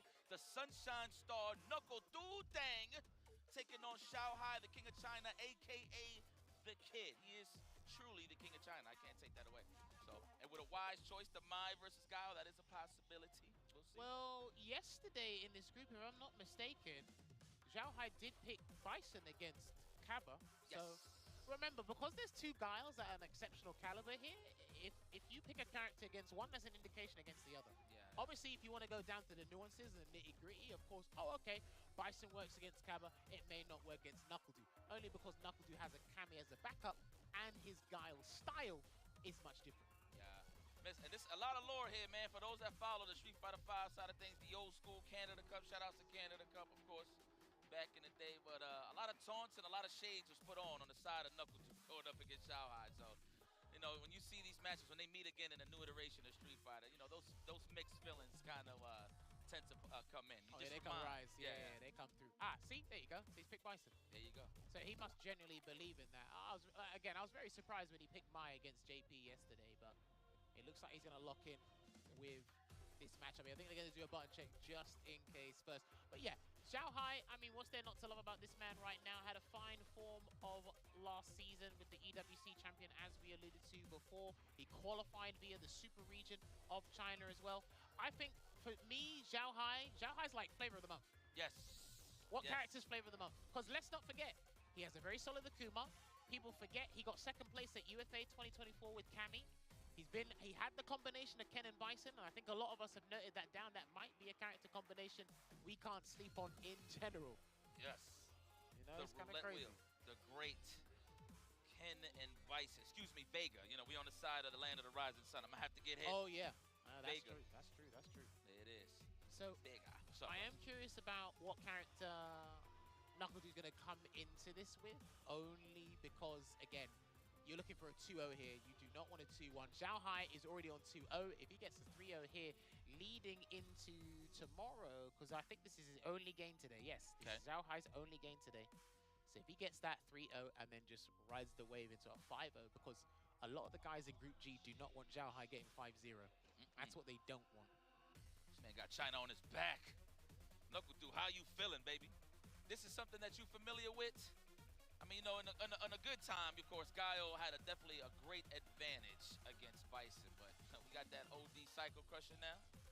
Definitely sets the tone for sure on offense. Here's the thing, right? Because I was talking about this with Rinch before. If you look at what happened in the December patch for Bison, because again, he used to prioritize, or he had the luxury of having both colossal damage output and incredible drive gauge damage output. What the developer's done is that, okay, let's kind of reduce the drive gauge damage output and let's focus everything on the Psycho Mine and really emphasize that mechanic, right?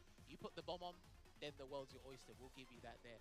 And then what's happened with that scenario is EX Psycho Crusher is used less.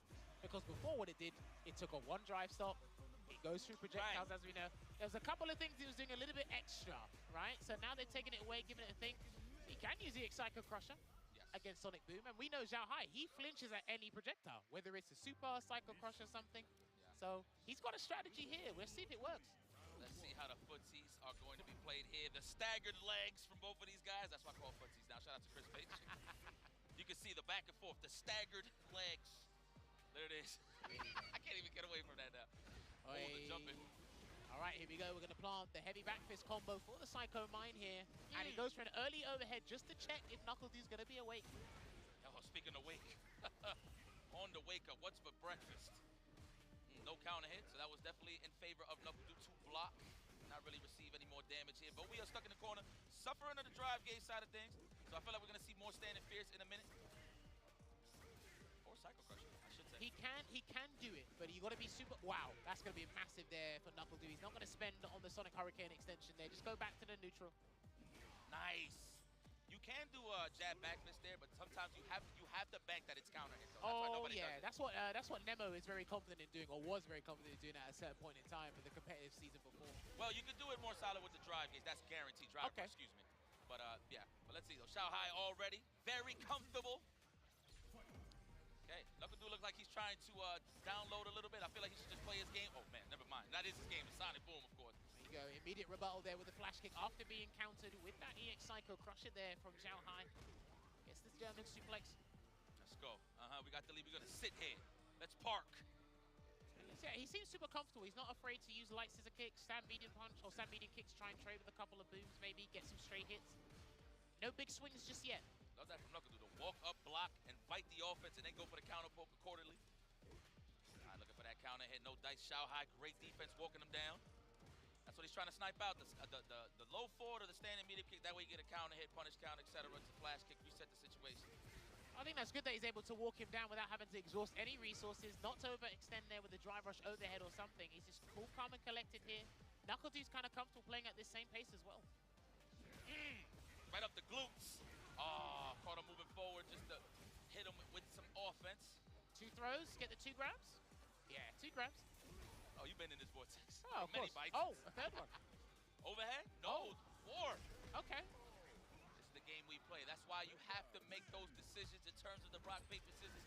When are you going to backdash? When are you going to flash kick?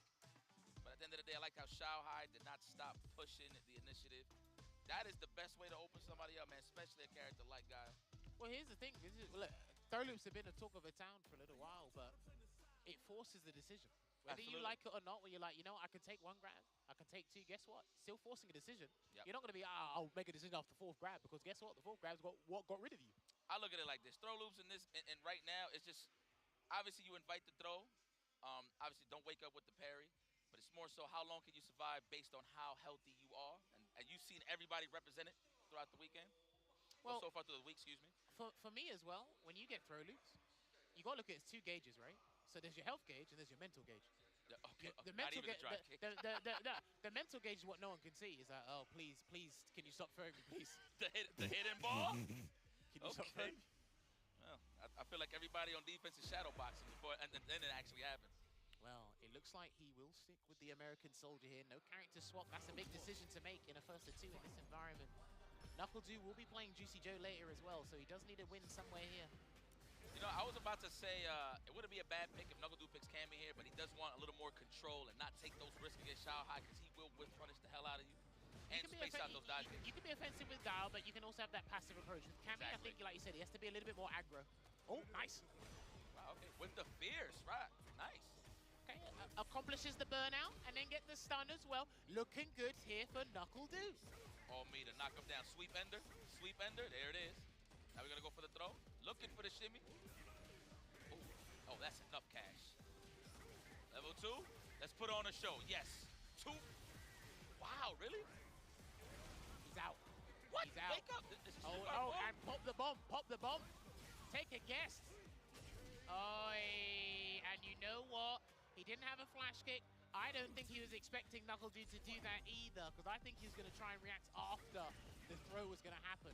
So we're not scared of ACL meniscus? Back No. roundhouse? No. Wow. Why not? No, because you needed to throw before you kickstart anything. I understand what you mean, but he needed to throw to kickstart anything. That's true. That's true. That's facts. That's facts. Dash after the upside down kick, even though it's -8, there's the perfect parry. They're going to be a nice little combo. Didn't get the perfect flash kick there. Not like NuckleDu did not get that. Talk about making that decision. Ah, there there's you the back go. roundhouse. Yeah. Heavy knee press on the delay, and then here comes the second bomb. NuckleDu, what's your choice? And he tries to run away. The up forward was denied. Back dash or up forward got clipped regardless of what was the option. Shao high. Match point. What I really don't like is when you think it's time to escape and the Bison blade catches you, and then you just go into Psycho Crush in the animation. That is the panic button, I will say. The background, well, background, there you go. Yeah. Nice. So was it counter hit? NuckleDu's just trying to find space. Nice conversion. I like that he waited just a second, a little bit longer, just to see what Zhao Hai would do, so he can get a punish counter conversion on the whip punish there. Watch your legs. Good defense. Okay, my man Fuzzy did walking back. Yeah, nice! Got him. For my country. Aye, there you go. Exuding the patience. And when you do that, you get heavily rewarded, but that means you got nothing left in the super tank. So if Zhao Hai gets back in and plants a bomb, you're in so much trouble, young man. Here we go. Don't overextend NuckleDu. He does have healthy drive gauge with some OD reversal. Nice. Bazooka knee? No, not even. Oh, he wasn't in range for it. There you go. Stopped him in his tracks with the drive rush, whiff jab, and then the jump. I'm very surprised he got Zhao Hai to flinch in a situation like that, but boy, was he ready with the anticipation there, NuckleDu. And he's made it one apiece right now, Yipes. Yeah, we need more diapers, dude. Let's go. Well, infinite supply if he's first place at the end of the weekend. Yes, and he's looks like he's comfortable, which means we might be moving forward here to drop a deuce on Shao Hai, hopefully. I'm just being biased here a little bit. That is my guy, Shopify Rebellion's own. This is historic, this matchup. This is why it's a treat for me. Let's go. What a way to meet up in this group, huh? Let's get it. One apiece breadstick. Let's see who's going to end it nice. So I think for me, what's letting Zhao Hai down, but it's also the nature of how NuckleDu is dictating the pace of the game, is the jumps. He waits a little while on the ground. He's not close enough to get a trade with the stand median kick. So he's having to use Psycho Crusher, but when Psycho Crush is not going to work or he's low on dry gauge, he jumps, and NuckleDu has identified that several times. Yes, sir. Bombs on. That's a throw. Oh, overhead. Okay, first one represented. Oh, nice dash there. No check there from NuckleDu because he doesn't want to burn himself out for the drive rush cancel. Not here now. Watch out for the jump as well. Oh, there you go. There you go. Oh, no. Oh, not on time. I feel like the jump back roundhouse would have reached, to be honest. All right, here we go. Throw City. No, we're going for Chip City, yes? Nice. Shao Hai smart enough not to just engage with more OD. Looking at the player cam and NuckleDu then, I think he knew when he was in burnout that was a perilous situation anyway. It's very tough to get out of that or see a way to come back. No dash off to the block, upside down kick block. He's done that before. Shao Hai is not representing throw attempts, to be very honest. It's more so counterposed to the jab on throw attempts. I feel like NuckleDu should commit to more throws, to be very honest. Oh! That was fantastic. He saw that from full screen, got the counter there, took away some dry gear, but Zhao Hai already got it as if he never spent anything in the first place. Ah, the backdash or the jump got snapped. No way. Yes, it does. It does catch him. Knee press nightmare, catching the back jump. Stolen. Stolen. I didn't think it would just magnum him down. That's to the floor. It's got the range to do it, so why not? There's a throw. Can he get another one? Nightmare on Elm Street. Watch out. Ah, there's a throw. Don't do it again. Do not do it again. Ah! Oh, mate. He caught him flinching because he didn't do it. He actually feared another throw loop situation there, NuckleDu. And he made the commitment there. And Zhao Hai was ready. Takes that 2-1 over NuckleDu. What a professional shot. So look, me as a Vega enthusiast, you know, I get thirsty with offense when it comes to scissor kicks, right? But he just didn't give it up like that. Not even standing fierce. It was all straight, conditioning him, scaring NuckleDu to throw sonic booms, and the threat of the jump in was there. That way, it just gave Shanghai more of an opportunity to just walk him down. So, very nice Well, there. I mean, I like that you brought that up, right? The walking down factor, because what was really traversing that space? Bison's forward walk speed, EX Psycho Crusher, those are the main two things, and the main two culprits that were really NuckleDu had to consider. But he felt comfortable fighting this matchup from the mid-screen, on the corner as well. We saw a couple jump backs as well, a couple flash kick attempts in the early half of that best of 3. But then over time, Zhao Hai just knows, it's like, okay, well, as soon as I plant the bomb on, you're going to panic, you're going to capitulate, it's not me. So, Man, I want to see that highlight with the level 1, dude. I actually didn't think it would work that way, to be honest. I would think it would whiff. No, so I know Akuma can do it with his level 1. If you try and jump back and throw, he does level 1 and catch it. I know Mai can do something with a special. It's not a super, but Bison, I'm pretty sure I've seen it happen before with the Super Art 1. It's just, in a situation like that, most people wouldn't think to spend it there, but it always has good corner carry. That was bars, by the way. Don't think I let that slip. Shout out to my man Lee Chung in the back. I'm going to point him out in this next time we see the stage. You're going to see him. But yeah, man, great match. I mean, at the end of the day, of course, I was saying that was a bit historical, a bit nostalgic for me, and I'm pretty sure for the people that's watching at home. So, Zhao Hai, man, the kid, the king of China. It is what it is, man. He's here to deliver. Well, we're going to be moving on to our next fixture here in Group G. It will be the man representing Sweden on his back, one of the strongest players to hail from Sweden. It will be Juicy Joe stepping up against Kaba. We're going to take a quick look at the match results right now. 3-0. He should not be playing anything else today. 3-0. Kaba's 1 apiece right now. Kills you 0-2. Juicy Joe 1-1. Nephew 0-2 as well. So this group, if Zhao Hai continues to play like he is right now, be in exceptional form, it's going to be a fight for second place between the remaining 5 competitors in this group. We'll see. Man, how to pick, man. We'll see what's up. Let me not even throw no predictions now. Let's just let that play out. Of course, we can tell who, as the tournament progresses, when we get to the top 16, that's when we can kind of figure out who has the better shot at winning Capcom Cup. But at the end of the day, man, the group stages is what matters the most. Every game, every round matters. So let's see what both of these combatants bring to the table. The White Knight Magician. Listen, I had to go and find out. I still need to find it. If that was the nickname he used in Street Fighter League EU, I'm pretty sure it wasn't. Absolutely not. He had to use something different. I can't remember if that's the one he recommended before they turned it down. But he's going to use this nickname here. And he's gone up against Kaba. Now, I actually did a lot of training with Joe before we came to the Cup because he was helping me get better at the game. Because I just needed to, I was asking him, hey, let's play. I learned some JP. Let's see how you're getting on. Obviously, he didn't know my objective because he didn't know I was coming. I knew he was going. Yeah. So I was like, hey, let's just play. But no, honestly, one of the finest JPs we have on the planet right now. He felt super confident in both his fixtures today. This is only one of them. He feels that Kaba will play Guile here because of the momentum and the confidence he has right now, and because he feels confident in the Guile matchup, Juicy Joe was saying. He's not sure about NuckleDu. He's expecting a Kami, but he wouldn't be surprised if Guile came out when he faces NuckleDu later either. Yeah. Well, I mean, he's well equipped though, so he is definitely comfortable. I mean, I feel like any JP would salivate to go up against Guile, but again, it's a player clash, I would say, at this point. So we'll see what's up. Of course, Kaba definitely has a lot of experience, just seasoned and a lot of matchups. I haven't really seen Kaba really having like troublesome matchup experience. It's just more so, can he make it count early on so he can keep that momentum moving forward? We'll see though. Juicy Joe, I ain't gonna front, I'm a fan, man. First time. Now, mind you, I've seen his results from the World Warriors before the SFL. So to have that privilege to watch him in person and to see guys like Problem X have that much confidence in him, it just showed a lot that this guy is very skilled, man. So I don't know, is this his first, he plays Street Fighter 5? I don't think so. Okay. I don't think so. If he did, then he probably wasn't at a point where people were still at the highest level. Okay. I think he got, because I think he was playing other fighting games before he jumped onto SF6, and then he really took SF6, you know, hit the ground running, played the game, and was being successful with flying colors, man, because again, he's been doing well for himself. And like we said, it's great to see him out here. And you know what? Juicy Joe is a player for me who can win you over. Yeah, that's what happened with me. That guy's nice. Oh, JP with the Barbra Streisand.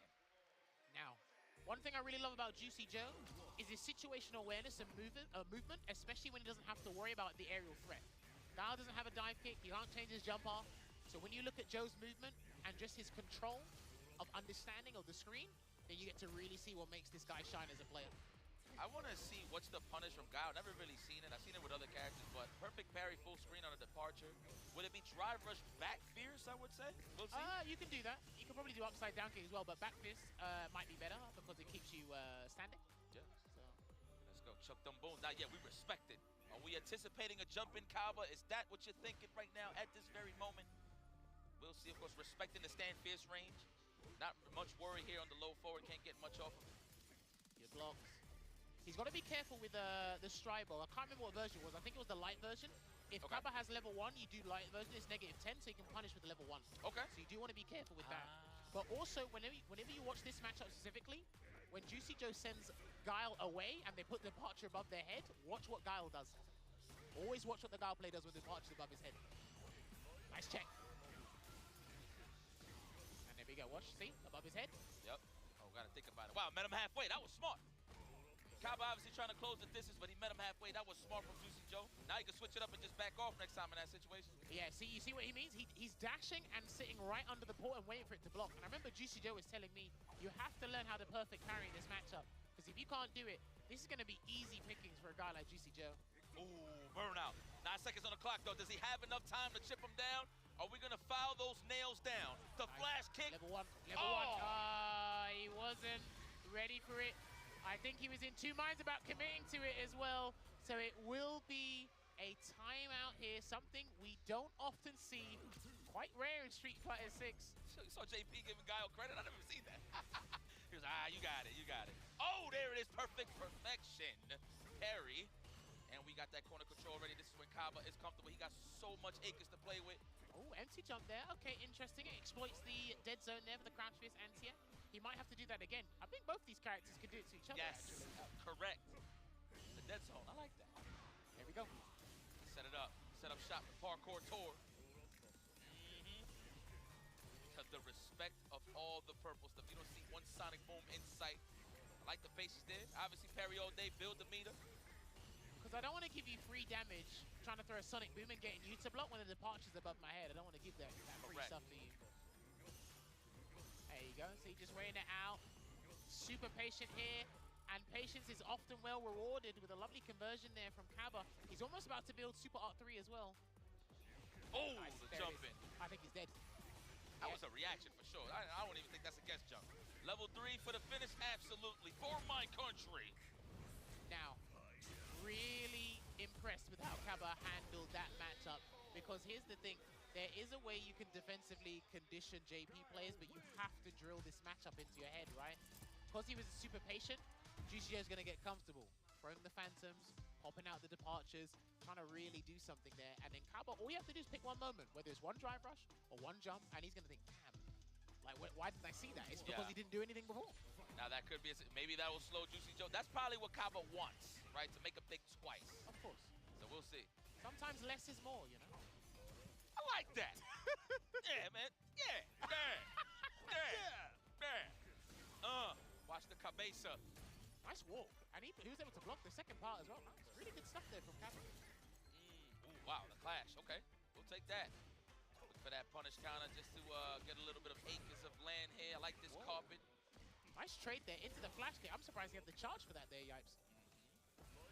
Oh, the anti-air, that's lovely. What a conversion, too, just to set up the departure. That was very nice. Flash kick. Let's start again. Looking for the shimmy, no dice. Juicy Joe is a professional. He don't tech like that. There you go. He gets in there. Good throw break there from Kaba as well. Not allowing that punish counter throw to happen. I'm trying to get in that stand fist. Now, the question is, what are you looking for? The low forward, the roundhouse, the Sobots kick, the old school way to call it? Well, I mean, I like that Kaba's not really utilizing a lot of normals for Juicy Joe to try and whip punish and catch for a full conversion. He throws Sonic Boom as an extra poking tool at a certain range, so Joe has to commit to a parry. He hasn't tried to do a hard route with the jump. He hasn't tried to do EX Torpoline either. And perfect parry. Oh. Okay, the juicy one. That was definitely not the name. He's laser sharp on those perfect parries in this set, Juicy Joe, so I'm hoping Kaba can catch on to that. Maybe do a drive rush throw at some point. Let's go. Kaba still, definitely got a game to give for sure, but again, this is group stages, so you want to make every round count. Yes. So even if you lose here, just get a round, right? Yeah. make it better for yourself. Juicy Joe, incredible control here. There you go, gets him to spend 2 bars here. And again, I'm seeing that tap parry there from Joe. Not sure what he's waiting for because no Sonic Boom came out. That's true. Oh, there you go. Now we're going to hold down. All right, there it is. I thought it was even Stevens at first, but we do have the lead now. Kaba, great control. As long as he don't get too reckless on the offense, he can hit with like a counter hit low forward and just stand fierce on the whiff. He's fine here. Dude, it's just the ability to do nothing at that close range for me from Kaba, man. And I like that Juicy Joe's not doing anything or overexerting himself either, you know? He's giving the man looks. Dude, he's almost burnt out. What are you doing, Joe? I would have mashed parry every single time. I'm gonna be honest, on Kaba's side. What a professional. Okay. I think I saw a jab. I think he tried to do Sonic Hurricane and it didn't come out. Okay. I think so. He's out. Hit the frame advantage. Here comes Lavushka. How's he gonna get out of this one? What is that called? Lavushka. Lavushka? Yeah. What? It's a Russian name. Oh, he's Russian? Yeah. I didn't know. It's a throw. I just knew he was an accountant. There we go. Oh, nice. no! Oh, no! And he tried to get the grab to set up something nice, but Kaba, he said, listen, I'm going to show you that you can't overextend here. I'm ready. We are going to another round. You got to deal with me once more. Absolutely. Nobody want to deal with a guy. You know, that could be a morale booster or can demoralize you, I will say. Well, there's only one way to find out, and the only person who can answer that question is Juicy Joe. And he's actually starting to ramp things up and splurge a lot more drive gauge now, Yipes. There we go. I like the empty on the teleport right there. Got some great damage and a lot of space here. Respect my carpet. Three-piece. I like that with the stalagmites and the spikes from the another back throw, so he's going to do the situation once again. I think if you see that situation again, it might be a flash kick or just commit to the drive rush regardless, so it won't be punish counter. He's below the comfortable threshold, so I'm not sure if that's going to come out, so he's going to have to deal with this. I don't think he's going to block this one. And he does successfully, but he gets burnt out for his trouble. Remember, you get punished in some way, shape, or form in Street Fighter 6. Hey, man, listen. Your reward for blocking is more blocking. I'm just saying. Well, there you go, Joe. Whatever, you know I'll root for you. I'm a fan. I ain't gonna lie. I could be biased here, but I'm a fan. I can't hold you. Be nice. Well, careful. The bias is slipping out of you. Saw it dripping out of the bottle there. Sorry. You good?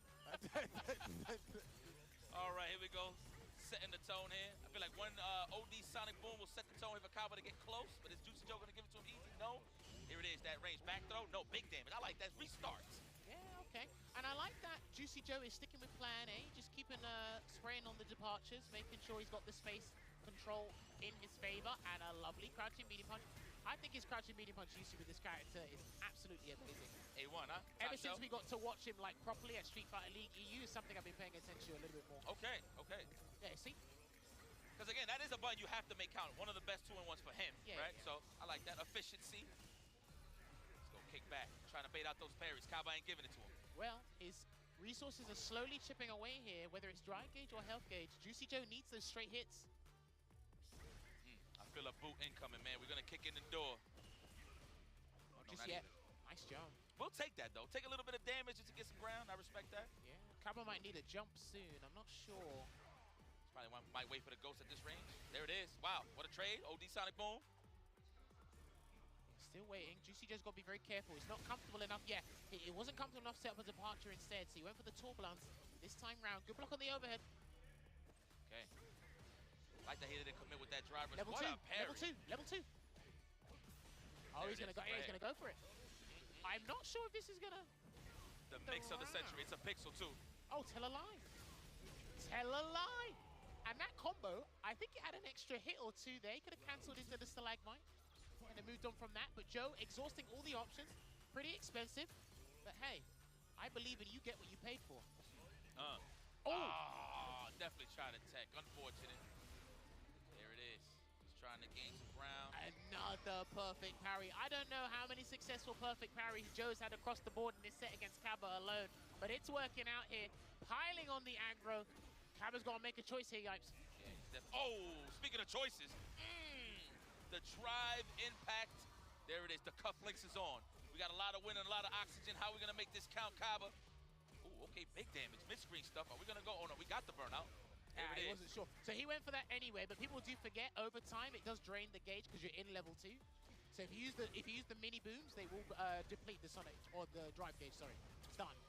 Man, I like that drive impact just to push him in the corner even faster. Oh, I see you, Kaba. I would have been greedy and just got a combo, but hey, I don't play God.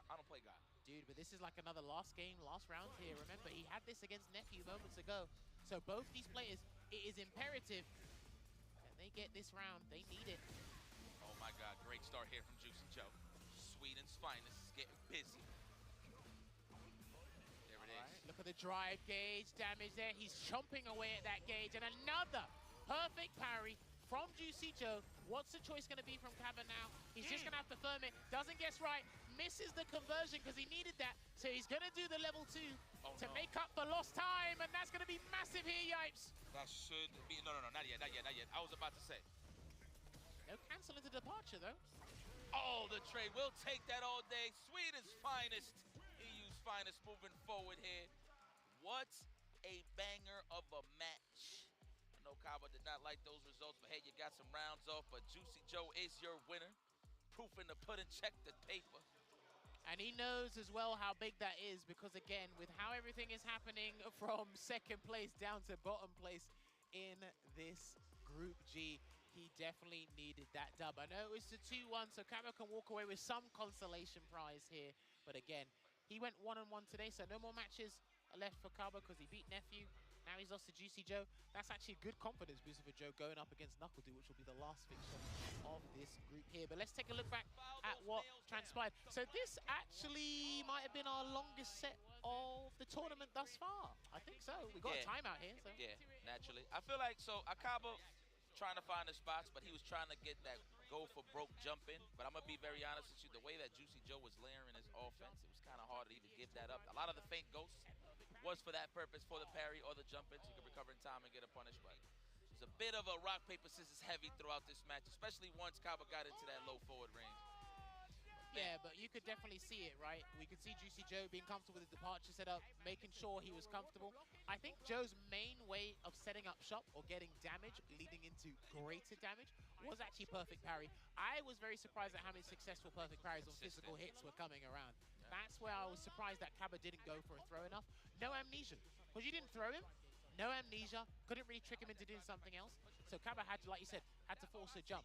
Had to go and use a level 2 solid punch activations for damage. So it's very interesting where these guys are rooting their damage from, you know? Yeah, and you know what, though? To highlight that, I did not see an amnesia. We did not see one. So there was no need. That was credit of how solid the neutral was from that range, that you never even had to worry about a throw. So that's excellent control from both of those guys. Very nice stuff. But yes, right, up next, we are going to have Nephew going up against Killsyou. So this is Killsyou's only game of the day. Now, Nephew hasn't won. So this is important because if we look at the table right now, Killsyou 0-2, Nephew 0-2, which means I got to put 2 peas in a pod here because you both need a dub. Yeah. Someone needs a win.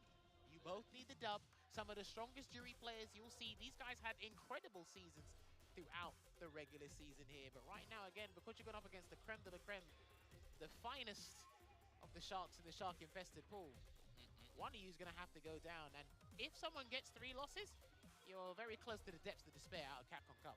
That is it, man. Well, we got a treat here. I've never seen these guys play. So this is a treat for me. We're definitely going to see the jury mirror. So, yo, the question, confirm this for me.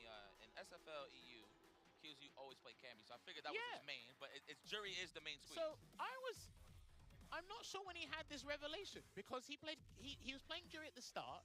Then he put Jury down for Cammy because I think Cammy at the time had a better philosophy than Jury did. I think she did everything Jury does for better.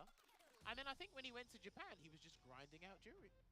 He picked Jury at Kings of the World for specific reasons. But then with this, I've just seen him use Jury ever since he's gone to Japan. Okay.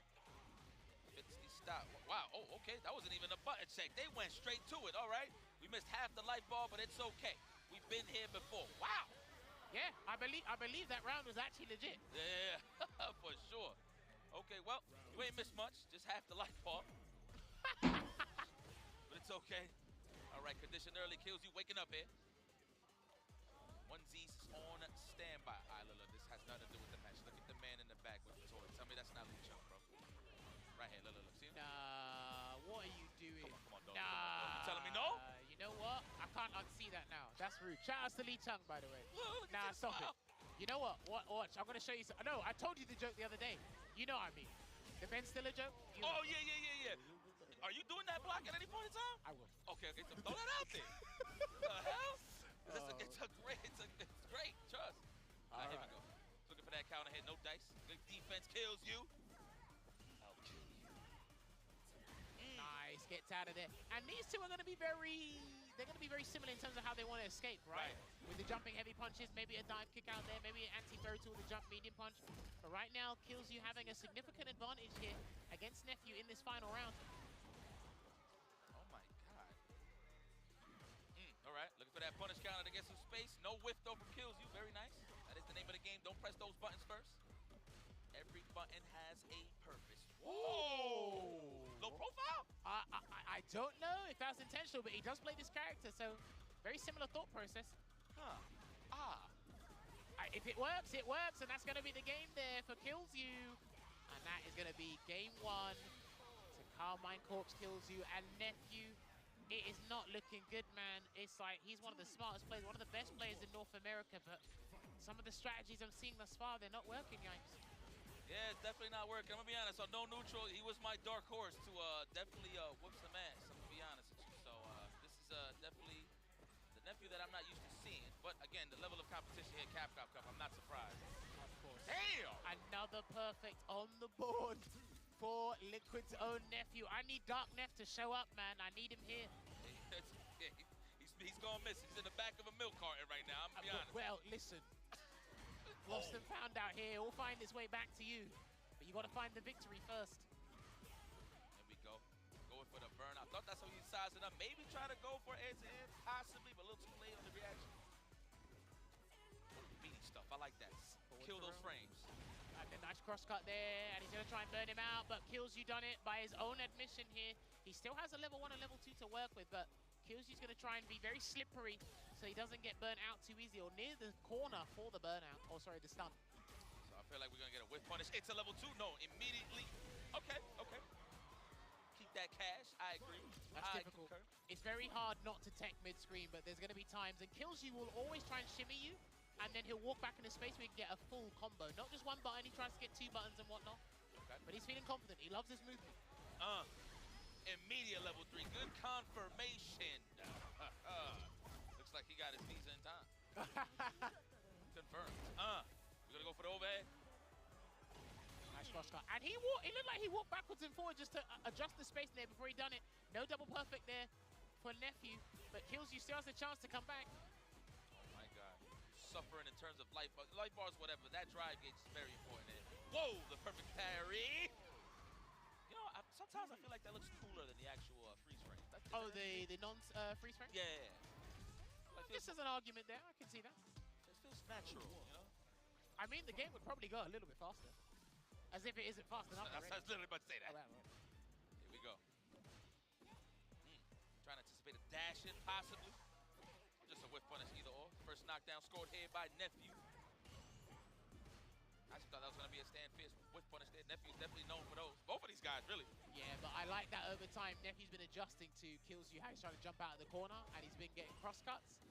While Kills You's done the crouching medium kick we saw before. What a jump there from Nephew. And he's going to do the super art 1 and going to get the double dash Oki from this as well. Oh no, drive rush afterwards, actually. That reversal was represented there. Love it. Oh, out of range. Whoa. You even heard her say, ha? Yeah. That's all I heard, ha? I mean, granted, when you're ducking, the hurt box is extended, but man, that was weird. Not looking good. Kills You is in pole position before, but Nephew has somehow managed to pilfer that position from him. Now he's in prime position to take this dub here. He needs it. Sniped at the backdash or the jump, I feel like. There it is, Kills You with a great lead here in this second round of game number 3. Like-minded thinking, but unfortunately I picked the more potent version of our Fireball. Nephew taking the advantage here. Is he going to pile on the throws? There's 2. Oh, attacked. Uh-oh. Kills You knows this, isn't it? Yeah, he's done. Oh, dear. That's a spanking. It's all red. My goodness. Nephew. What a way to boost up the morale. Finally, we scored the victory that we needed, so we could build off of that. So let's build it brick by brick. Kills you though having a tough time here in this group, unfortunate.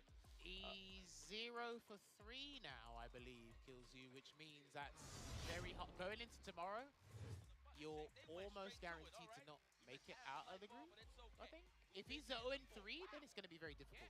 Because now your destiny is not in your own hands. You just have to win everything. Like someone's got to be sick, or someone's got to be sick. Nephew's button has got to fall out of the hitbox. You're going to have to show up at 8 a.m. instead of 10 p.m. or 10 a.m. Like, you're going to have to wait for the stars align. That's tough, man. That's going to be difficult. I mean, what can we say about the mirror match? Obviously, spacing is key, but who can be the aggressor first? I feel like Jury can't even, like, check her own things, really. You know what I'm saying? No, I can understand that. I think for me was how they both handled the jumping heavy punch situation. Yes. How they handled that. There were a couple of situations where they were throwing out fireballs simultaneously. I think they both knew, because there's a...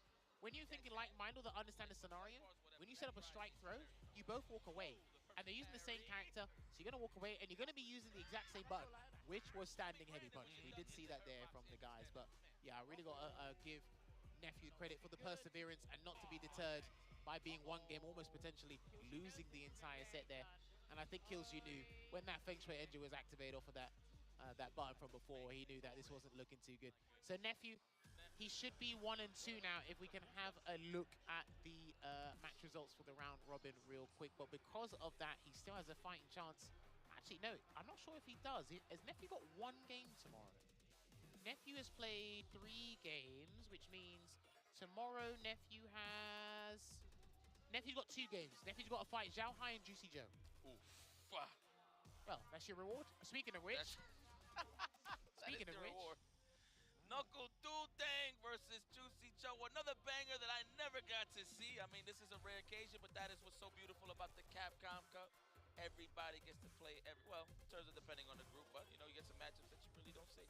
And this is cinema to me, to be very honest with you, because, you know, it builds up that little bit of a rivalry with the EU and the USA. I'm going to be honest with you, I feel like right now those are both of my homes. If I have to pretty much root for anybody, it would be EU or US.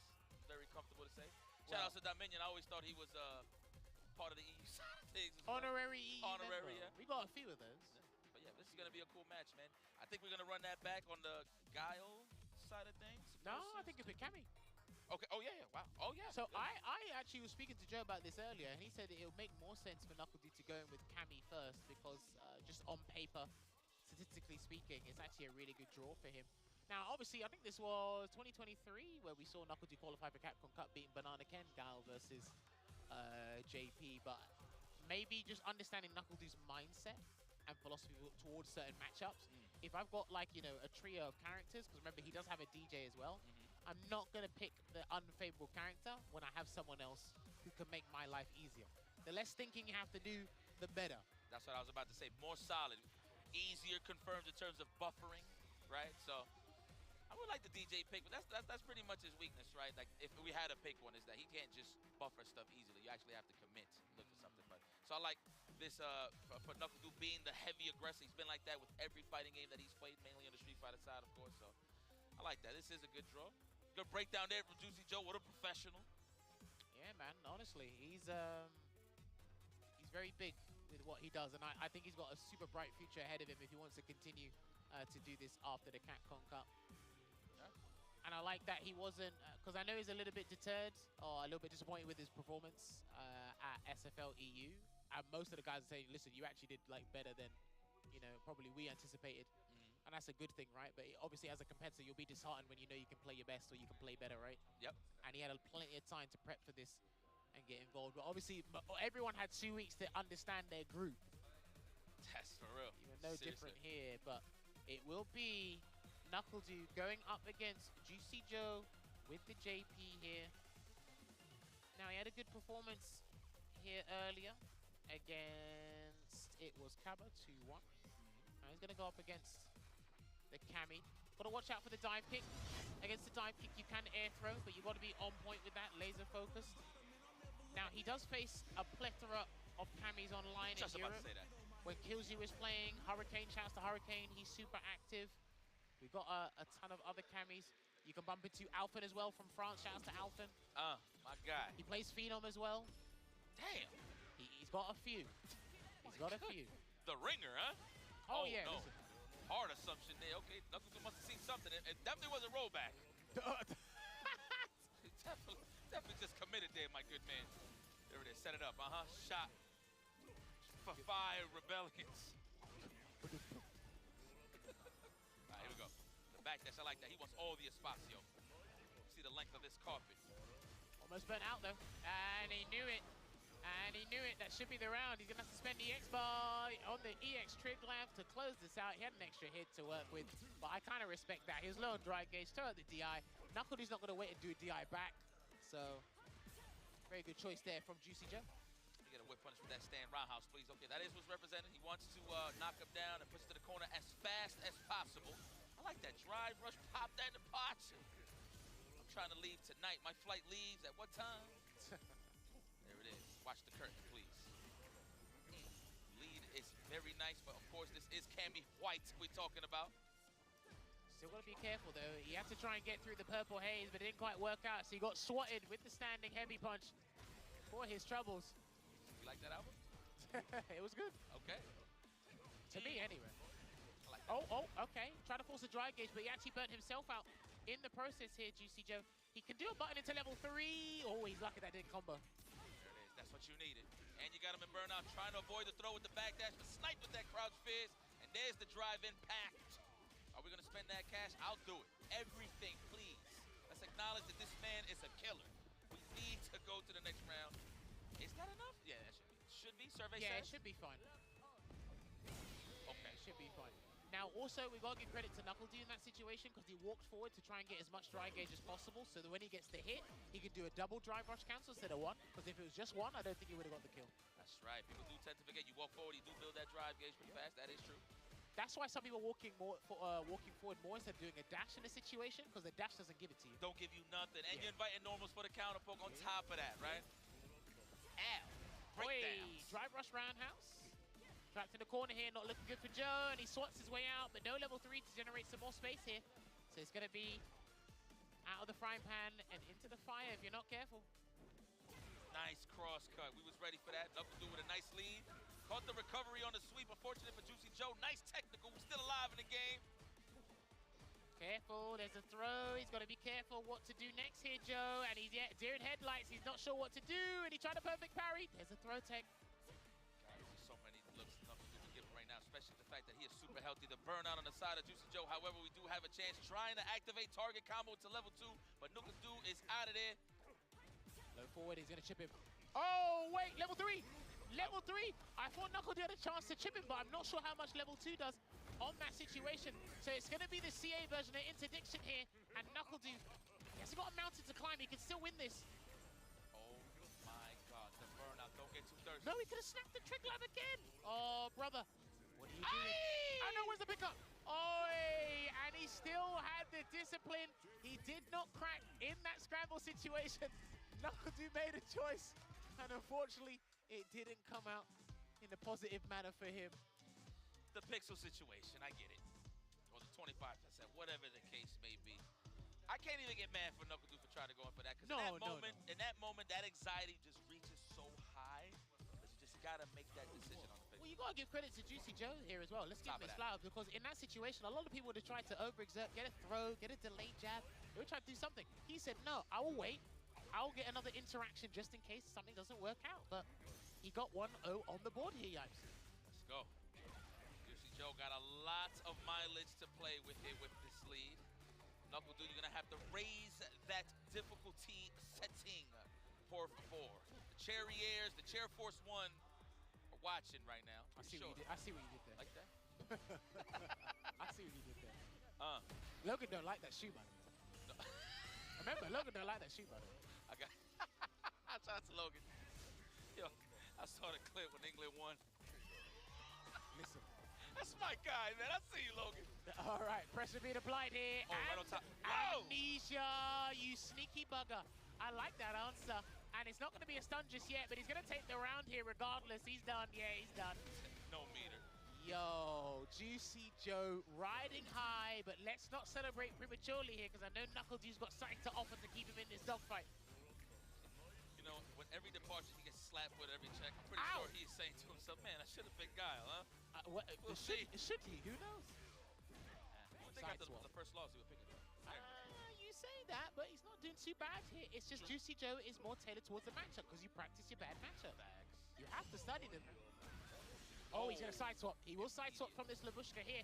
Okay. A little bit greedy, but gets the positional advantage. Throw again. Can he loop it? He needs that. Every throw is a victory on the drive, Gage. You get healthier. Woo, space trash. Oh, he had the right idea, but slow button. Could have been a cross strong, would have been a better option. He's going to get another level 2 ready and waiting here. And there you go, he can call it. He can definitely call it, but he's got to be careful at the position where he does it. Oh, jumping successful. Try to tech there. Knuckle didn't commit with the conversion. Jab, back, jab. Oh, Yeah, lockdown. Nah, lockdown, yeah. Oh, we found a pocket. We alive. I thought he was setting up the air-to-air for the jump, but he's going to get chipped anyway. Run! Okay. Oh no, wait, amnesia. Oh, he can still do level 3 here. Knuckle needs to find a way. Ah, and he got caught again. Trying to get a throw tech or in a clutch situation. He couldn't make it out on top there to turn things around. But Juicy Joe with the double victory, not just against Kaba, but against Knuckle as well. So that actually puts him in such a conducive spot in Group G here. Going into tomorrow, looking supremely confident here is Juicy Joe. Juicy Joe, and this is the debut for the Capcom Cup, right? Yes. Wow, okay. What a way to start that off. Man, oh man. Well, let's back to the highlights, of course. It's all about getting into that range. Yo, I'm gonna give credit where credit is due. Juicy Joe's ridiculous, dude. If you're not familiar with his game on the SFL side of things, well, now you know this guy is a problem. One of EU's shining stars, as you say. Man, what more can you ask for? That's literally all he wants, man. And the thing is, he just keeps going from strength to strength. Despite being from the European region, when he comes on the international stage or when international presence comes to us, he does show up, and he's been doing really well for himself. And the thing is as well, like I said, he anticipated the character lineup he would expect from both Kaba and Knuckle. He prepared accordingly, but ultimately what he really had his eyes set on was Zhao Hai. He's like, right, look, this is what's going to happen. Zhao Hai, we can't let him run away too far because he might be taking that top spot. But because Zhao Hai's been pretty dominant in this group thus far, as we can see, 3-0, whereas Juicy Joe is at 3-1. So if Juicy Joe can beat Nephew tomorrow and Zhao Hai loses his matches, then boy, that's going to be... Okay, right, yeah, so right now, he's in a good spot because of the round differential, I believe. That's what's separating, because obviously he's got one loss. Zhao Hai's got no losses, but I believe it is the round differential. So if Juicy Joe can win against Nephew, and Zhao Hai has a, unfortunate situation in the fixtures tomorrow, then Juicy Joe could get out of Group G on top spot. Damn, okay. You know what? I can't even say I'm surprised. Juicy Joe, Zhao Hai, definitely. It looks like we have an interview. Let's kick it off to Ryan Hart. I believe. ちょっと行いたいところです。そうですよね。3勝0敗というところですね。今聞きたいのはですね、今のこの間出た白縫い前のキャラ、一体どう思ってるんでしょうか。聞いてみよう。So Shanghai has got 3 wins and 0 losses in the group so far. But first off, I want to ask him what he thinks of Mai in Street Fighter 6. So, what do you think of Mai in the game so far? I think he's so strong. I think she can top 5, top 3. Good neutral game, good ES fireball. It's the different style in Street Fighter 6. I think so strong. So I choose her. ですね、白縫い前は、ともかくトップ5かトップ3ぐらいまで入る強さは一応あって、それですごい防御も硬くて、飛び道具、一応下挑戦出して追いかけるっていう戦術がすごい強いっていう形ですね。Shanghai, you are amazing at King of Fighters and you're amazing at Street Fighter. I want to ask, for the people at home that don't know about playing multiple games, how do you balance playing 2 games at a top level? How would you go about doing that? How would you advise people do that? Before maybe 70% for King of Fighter, and Street Fighter maybe just 30. But now 95% for Street Fighter 6. Yes, maybe. I think Street Fighter 6 now is the best fighting game in the world. It's so interesting, everything it have. So I want to be strong for this game. 上海選手に聞いたのはですね、上海ストリートファイターも、キングオブファイターズもすごく強くて、そのキングオブファイターズのエボ大会優勝してる上に、さらに EWC とかもスト6ですごく活躍してて、そこも優勝してるので、同時にどうやって一体いろんな格闘ゲームを同時にやることってどうやってバランスしてるんですかって聞いたら、やっぱり昔は 70% キングオブファイターズ活躍してて 30% ストリートファイターで、今はもう 95% ストリートファイター6になってる形なので、なぜならストリートファイター6は世界一の一番面白い格闘ゲームですっていう意見なんです。そういう形ですね。Good luck and thank you very much for your time, and I wish you all the best in your next matches. Thank you, thank you. そういうところで引き続きカプコムカップ11ファイナルズをお楽しみください。Right, that was actually a very good. That is a champion mindset, champion interview. He said, look, man, my ratios before with my other game I was talking about was Street Fighter 6, 70-30, but he said, nah, listen, 95% all in, baby. Practically, he's all in. And guess what? I mean, you can tell by the results he's had over the past year. But hey, listen, we cannot make an amazing event like Capcom Cup happen without our lovely sponsors. As first, we've got to give a shout out to our guys at Suzuki, because it is standing behind the people who love to and endeavor and challenge and pleased to collaborate with Street Fighter to deliver the joy of the game to as many people as you can. This time, we'll be putting our booth in place on the second floor of the Ryugoku Koguki Kan, the venue of the Capcom Cup 11, to showcase a special edition bike, GSX AR, tuned by Jury, themed by her character as well. Check this out at the Suzuki official SNS. I've actually taken a picture with this. Vicious has taken a picture with it as well. It's actually really good. If you're here, come take a picture. Of course, we see that clear as day, but do you know Roto Z? Roto Z is an eye drop brand in Japan, and cool eye drops for anti-bloodshot and anti-fatigue. That is a fact. I wear those myself. Prevent eye dropping frames and fight sharp with Roto Z. And now, Roto Z is corroborating with Street Fighter 6 until March 10th, 2025. You can get Roto Z-Man suit costume. Fire, okay. All right, much appreciated to all our sponsors that have been involved. Shouts to all the viewers at home. If you're waking up, if you're staying up late, we appreciate you coming to join us here. Now that concludes Group G. We should be transitioning over next to, I believe it should be Group H. So what we are going to be doing is we're going to take a short break, and when we come back, there will be some Group H action here. Remember, we're only halfway done. We're nowhere near done. It's only day 2. So make sure you stay here on twitch.tv/Capcom Fighters. Get a snack, get your drinks, and we'll come back with some more top-level action here at Capcom Cup 11 in Tokyo, Japan.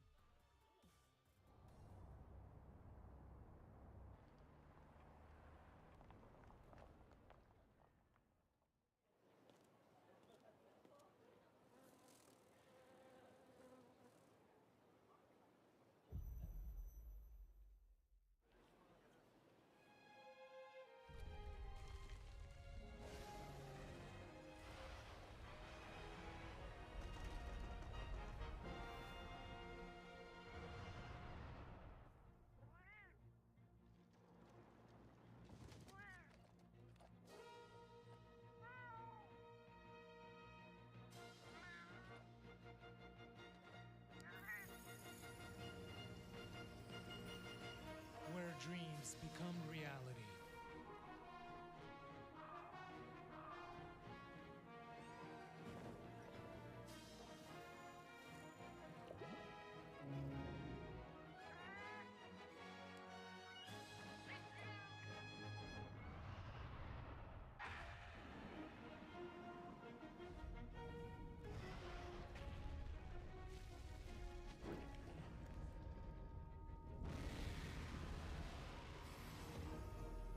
Monster Hunter Bridge.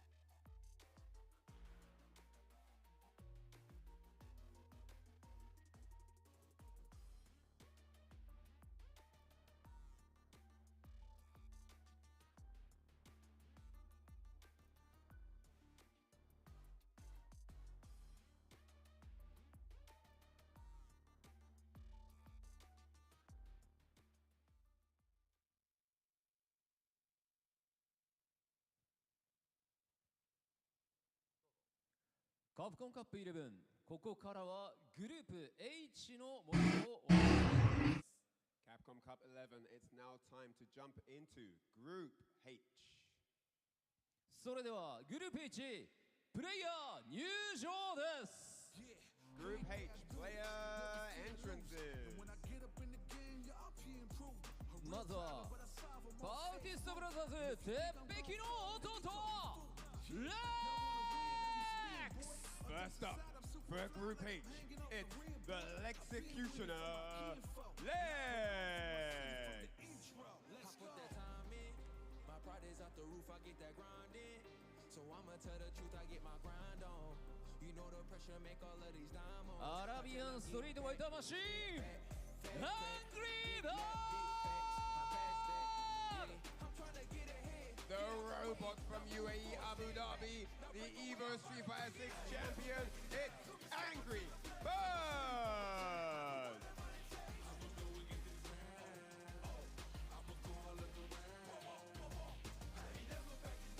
豪州の若き独者ソウル。 Next up, it's the young Venom, it's Soul!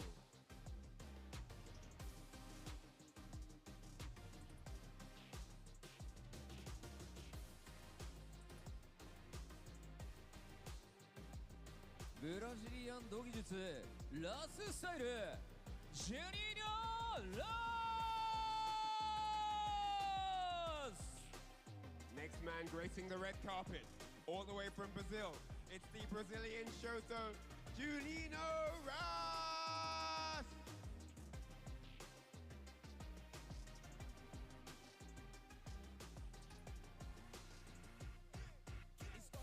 シュラその思考シュート。 We saw his deadly Akuma on stage yesterday. It's the Asura Shudo!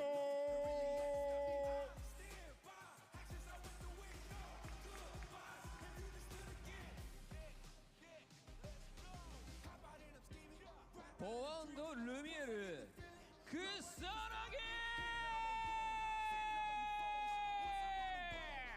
Last but not least for Group H, he's here from France, the UFA champion with Ryu, the speedster, Kusanagi!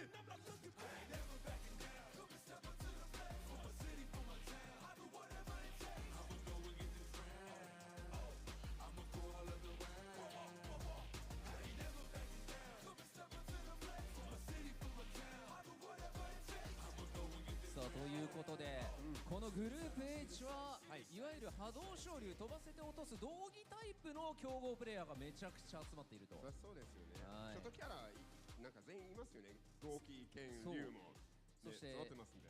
あれもいますからね。新しい主人公ど忘れした。ルークね、ルークもいるということで、さあこちらの6名のプレイヤーによって総当たり戦を行い、このグループ H 上位2名のプレイヤーを選出していきます。 So that's it. The 6 members of Group H, as you see, all on the stage, will do battle here.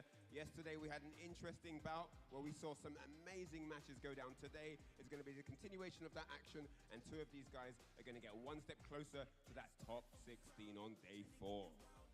それでは選手たちに今一度大きな拍手をお送りください。 Give these fine chaps a big, massive, hearty round of applause.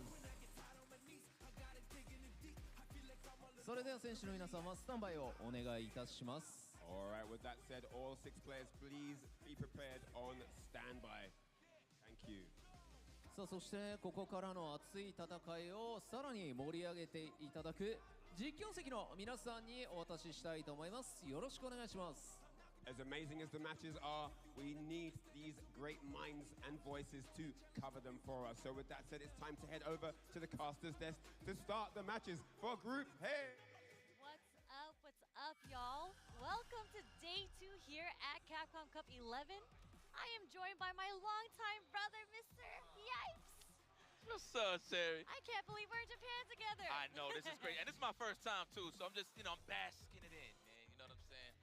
Beautiful time to be alive to watch some Street Fighter 6, especially here at the Capcom 11. So I'm excited to see how this plays out. This is a banger of a group, I must admit. You know what? I have been watching on the back end in terms of being in the green room when it came to the Angry Bird pool. And I'm just saying this because I'm a big fan of Angry Bird. But there is a lot of killers here, of course. We're going to see our fixtures right here. But what I'm looking at, it looks like Shudo and Angry Bird. You know what? I'm not surprised with this result here. Yeah, I mean, Shudo has been killing it. It's just day 2, but he's already played yesterday, and, like, honestly, I knew he was good. I mean, I commentated his match at CPT Singapore when he won the entire tournament, but to be this good is ridiculous. Like, the way that he's been playing against Angry Bird, who else did he play yesterday? He played a couple of people. I know he definitely played, well, besides Shuto, he did play Lex, I think. I could be wrong. Again, I'm still trying to get familiar with this He played Kusanagi yesterday. That's who he played. My bad. Let me look at my notes. Oh my God, and we are in day 2, right? We are in day 2. So are they playing again for what I'm saying, or am I tripping? But you know what? Either way, I'm not even tripping. At the end of the day, we're gonna get some fire matches. Lex, of course, so proud of this brother, SFL delegate, of course, Angry Bird, SFL delegate. Soul is somebody that I'm still trying to get familiar with, so I'm excited to see this match. And Juninho, of course, I'm hearing that this man is a Shotokan warrior, Shuto, no stranger to danger, and of course, Kusanagi's my personal favorite. And here are the tale of the tapes. We got Kusanagi versus Juninho, Raz, all right? Want to see that one? Looks like we're going to get a Shotokan battle with that one, so that's going to be fire. Then we got Shuto versus Soul. Lex versus Juninho, so it looks like Juninho is going to be playing twice today, which, you know, I feel like that is the best way to go to stay warmed up. And, of course, Kusanagi, Angry Bird, okay, playing against him as well. So he's going to, so Kusanagi's playing twice as well. And then to round that up in match 5, Shuto versus Lex. Okay, I don't know if Lex have ever had that experience playing a god like Shuto, but that's here nor there. We're going to see as it plays out. But tell me, how you feel about this one, Sherry? This one, Juninho Ross versus Kusanagi. So obviously, you know what character I play. I've actually went through a couple characters in this game, but Luke is my character that I ended up landing on. And to see another Luke here still, outside of Noah versus Kusanagi, I do think this isn't the greatest matchup for Luke, because I think he kind of went down on the tier. You think so? I know so. All right, so I look at it like this, Sherry. Any character that can instill a throw loop, I feel like it's top tier in this game. Top It's tier? obvious, but There's different. I think there's top tier, and then there's like mini tiers within the top tiers. Do you see the level of play Noah brings to the table, Sherry? I Come do, on! I do. Come on, Sherry! I'm very curious, obviously. I'm very curious how this matchup is going to go, because I think Juninho does have a little bit of aggressive style like Noah does. I think he's more happy with the jump-ins, though. At least the way that he played against Soul. There was a lot of jump fierces that connected against Soul yesterday. Man, that's the flagpole right there. You talking about Luke jump fierce? Yeah, Luke jump fierce. That's a potent jumping. I'm not mad at that. So okay. But you know, Kusanagi doesn't really let that rock. That is a Ryu player. That man is a Ryu player. He will DP that. 211 in progress when he's killing those frames or stealing some turns. Is definitely a guy like Kusanagi. So let's see how Juninho slows down one of the killers of the EU side of things. France in the building. Shout out to everybody that's watching. Wesh Mungar to all of my French delegates watching. You already know that's my second home now. All right. Okay. He started off the round with dry rush crouch jab. All right. Trying to get that counter hit early on. I like that beautiful space forward roundhouse. You saw the screen shake. That does imply that the buttons are plus on the block. Yeah, something that Juninho Ross does a pretty good job of is sprinkling in that roundhouse that not a lot of people use so often. Okay. There's that DP that we were talking about coming from Kusanagi as an anti-air. So Plexus, get off of me with the OD reversal. Look for that whip punish, okay? That's good. That shows signs of life there.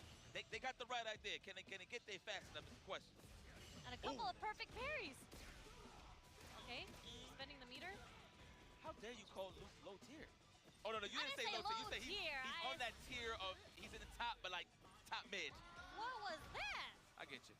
Well, I wasn't sure what that punish was. I think he had missed his dry rush punish there. Accidentally got parry. Coming from Kusanagi. Okay. There it is. He's trying to definitely range out something with the fist. Nice.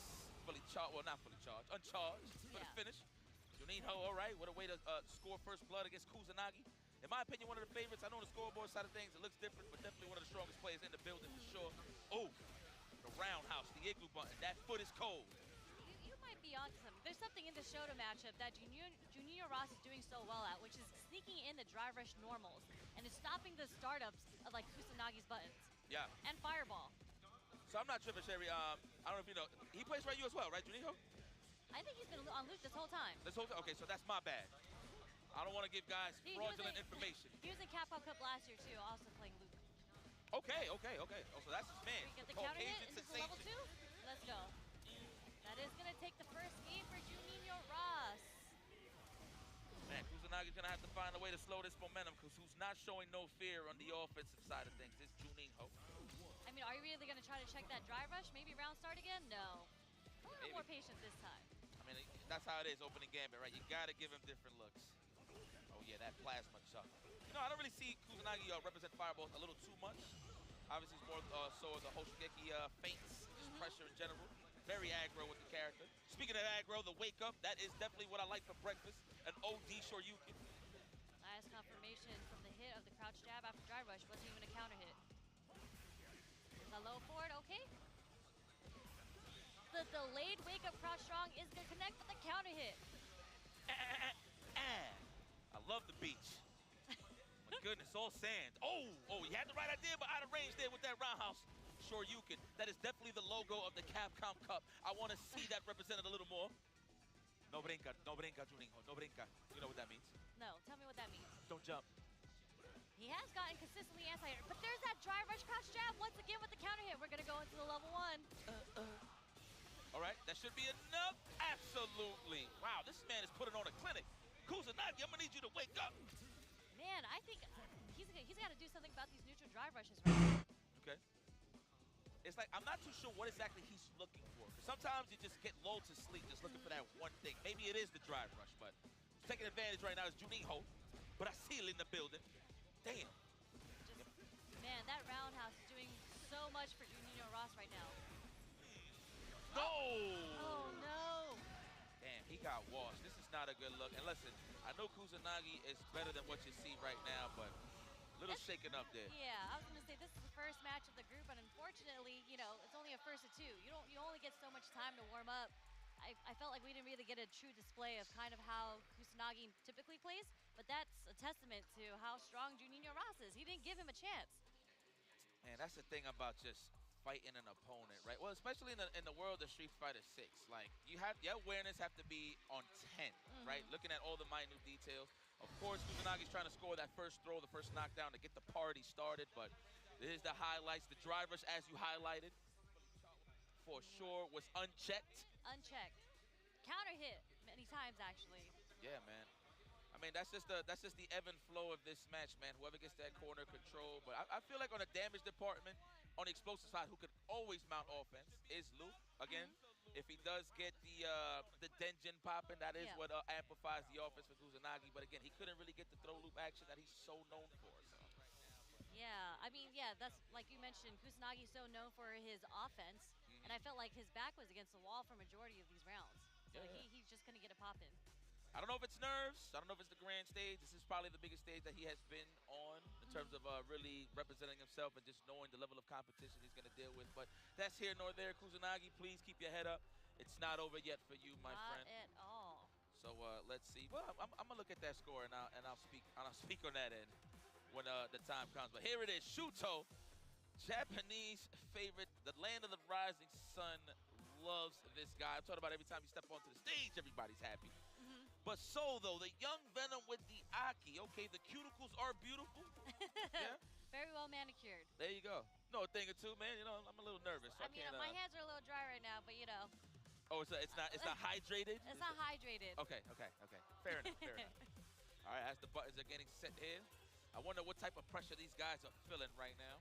You know, me, even when I was on the competitive side of things, I would look at things more on the casual side because I want to have fun. But depending on the player, I do feel that bit of an anxiety in terms of getting the job done. But more so, I have that anxiety, and I don't mean that in a bad way, but more so I have that anxiety of I want to perform at my best, win or lose. So that's where we're at right now. Let's see what we both bring on the table here for Soul and Shuto. Yeah, this is the stage where you do want to perform at your best, especially in a group stage. This is where everyone in the world is watching you play. I know, that's right. Hey, you know what's so crazy? This is on, correct me if I'm wrong, but I think this is on live television here in Japan. It is. It is. Like, we got the green room in the back. Now, mind you, we usually have the monitors, you know, you can just kick back and just watch the matches while we wait till we do our groups, right? I actually messed up trying to switch the channel because I'm trying to raise the volume. Yeah. I switched the channel and went to like a random anime channel. I was like, oh, what the hell? Then I went back down and it went right back to the Street Fighter 6. So I'm like, wow, we are on live television here in the land of the rising sun. So It is. I mean, everyone's saying they've been walking around, and a lot of people are just like, hey, Street Fighter 6? Street Fighter 6? Like, people are literally watching this on live television. It's amazing how Street Fighter has grown. yeah. But I mean, do you know the history about this stage? No, I just know some great sumo wrestlers has been here. Yes, but 30 years ago, in 1993 and 1994, they held Street Fighter 2 tournaments in here. Was that SBO? That's here. I don't know if it was SBL. It's on YouTube. Justin's actually the one who sent me the YouTube link, but they were playing a Street Fighter 2 tournament in here, and it was so full. It was all the setups were on the floor here, and there were so many people watching in the stands. That was in 1993. That's fire, as it should be. That's Dusty history right there. You gotta love it. That had to be Championship Edition. Championship? Yeah. Damn. Okay. Wow, I didn't know that. Well, hey, shout out to Justin Wong. He's dusty like the rest of them. Where you at? You 45 now, Jay? I know the homies are watching right now at the home, bro. Hope you guys are enjoying the show over there on that side as well. Shout out to my boys, my guys. Jay, don't worry. I'm gonna have my time to take a dookie on your name. Now that I'm over here, we switch roles. Here we go. Opening gambit time. Unfortunately, I felt like Soul didn't have a great performance yesterday. I think it was kind of similar to what happened against Kusanagi, what we just saw against Junior Ross. He really get a chance to breathe. He was just getting walked down in the corner the entire time and didn't really give Aki a chance to shine. So hopefully... That is one of those things about this character, man. Look, the game been out for 2 years. I'm still learning this matchup. And it all depends on the player, right, that you're dealing with. Who's going to be the aggressor? Who's going to be more on the patient side of things? I could never tell if that's an overhead or not. That's an overhead. For sure an overhead. Let's go. Oh, setting up the tone. Oh, my God. The Toxic Crusader is here. Oh, but the bust out, what a way to represent. If there's any character that can shave down that health bar against Kuma, it is definitely Aki. Especially when you're burnt out. There's a lot of plus frames coming your way. And it lands into the fireball. Or Roundhouse gets the counter hit. Soul takes round 1 in game 1. Let's go, man. That's it, man. It's time to play. Put the snacks down. You know, I know everybody's been spoiled on the green room side of things. Oh, wow. Missed it and puts himself in danger. That's unfortunate. Walk into that stand fierce. No confirmation, no drive gate. Should have just committed. He's healthy on it. Okay. But Shuto is poisoned. The hit's going to get the poison off of him. Okay. It's a meaty setup. All Okay, day. crouch strong. I like to call that the kill of the frame. Homicide of the frame. He is indeed frame killing. There's an overhead, but gets parried. Demon flip. Trying to see what he's trying to bait out there with the demon flips. The overhead's going to connect on his end. Is he going to go into the super? Level 2, I would say. No, he is going to spend that cash. He is never cheap on the first date, I see. Okay. I would like a salad. No. You're going to eat this burger because I know you love hamburgers. A burger? At least a steak? I think a salad... I'm trying to save some money. I was going to say a salad nowadays, I think, costs more than a hamburger. I mean, I love salads, especially if there's balsamic vinegar involved. But here nor there, okay, set the tone with the poisonous stuff. Nice escape with a dry rush into the air fireball. Gets perfect parried. Shuto's going to take him into the corner. Take the throw. Oh, looking for the ship. He should have just committed. You already seen him walking back. Okay. Throw on the parry attempt. Oh, what a whip punish. No throw, huh? There it is. Okay. Tried to hit the OD Cool Fate, but got hit on the startup frames. So's good. He got so much cash. One hit, even though he is down on the drive gate side to really make it count on a 2 drive rush side of thing. But I feel like fall back, wait for it to be green, and then go for a confirmation for the finish. So we'll see.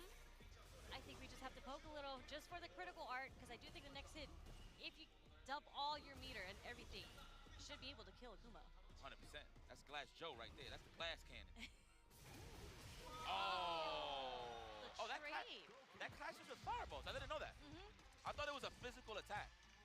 But no, but it was an OD fireball, so unfortunately it traded. Yeah.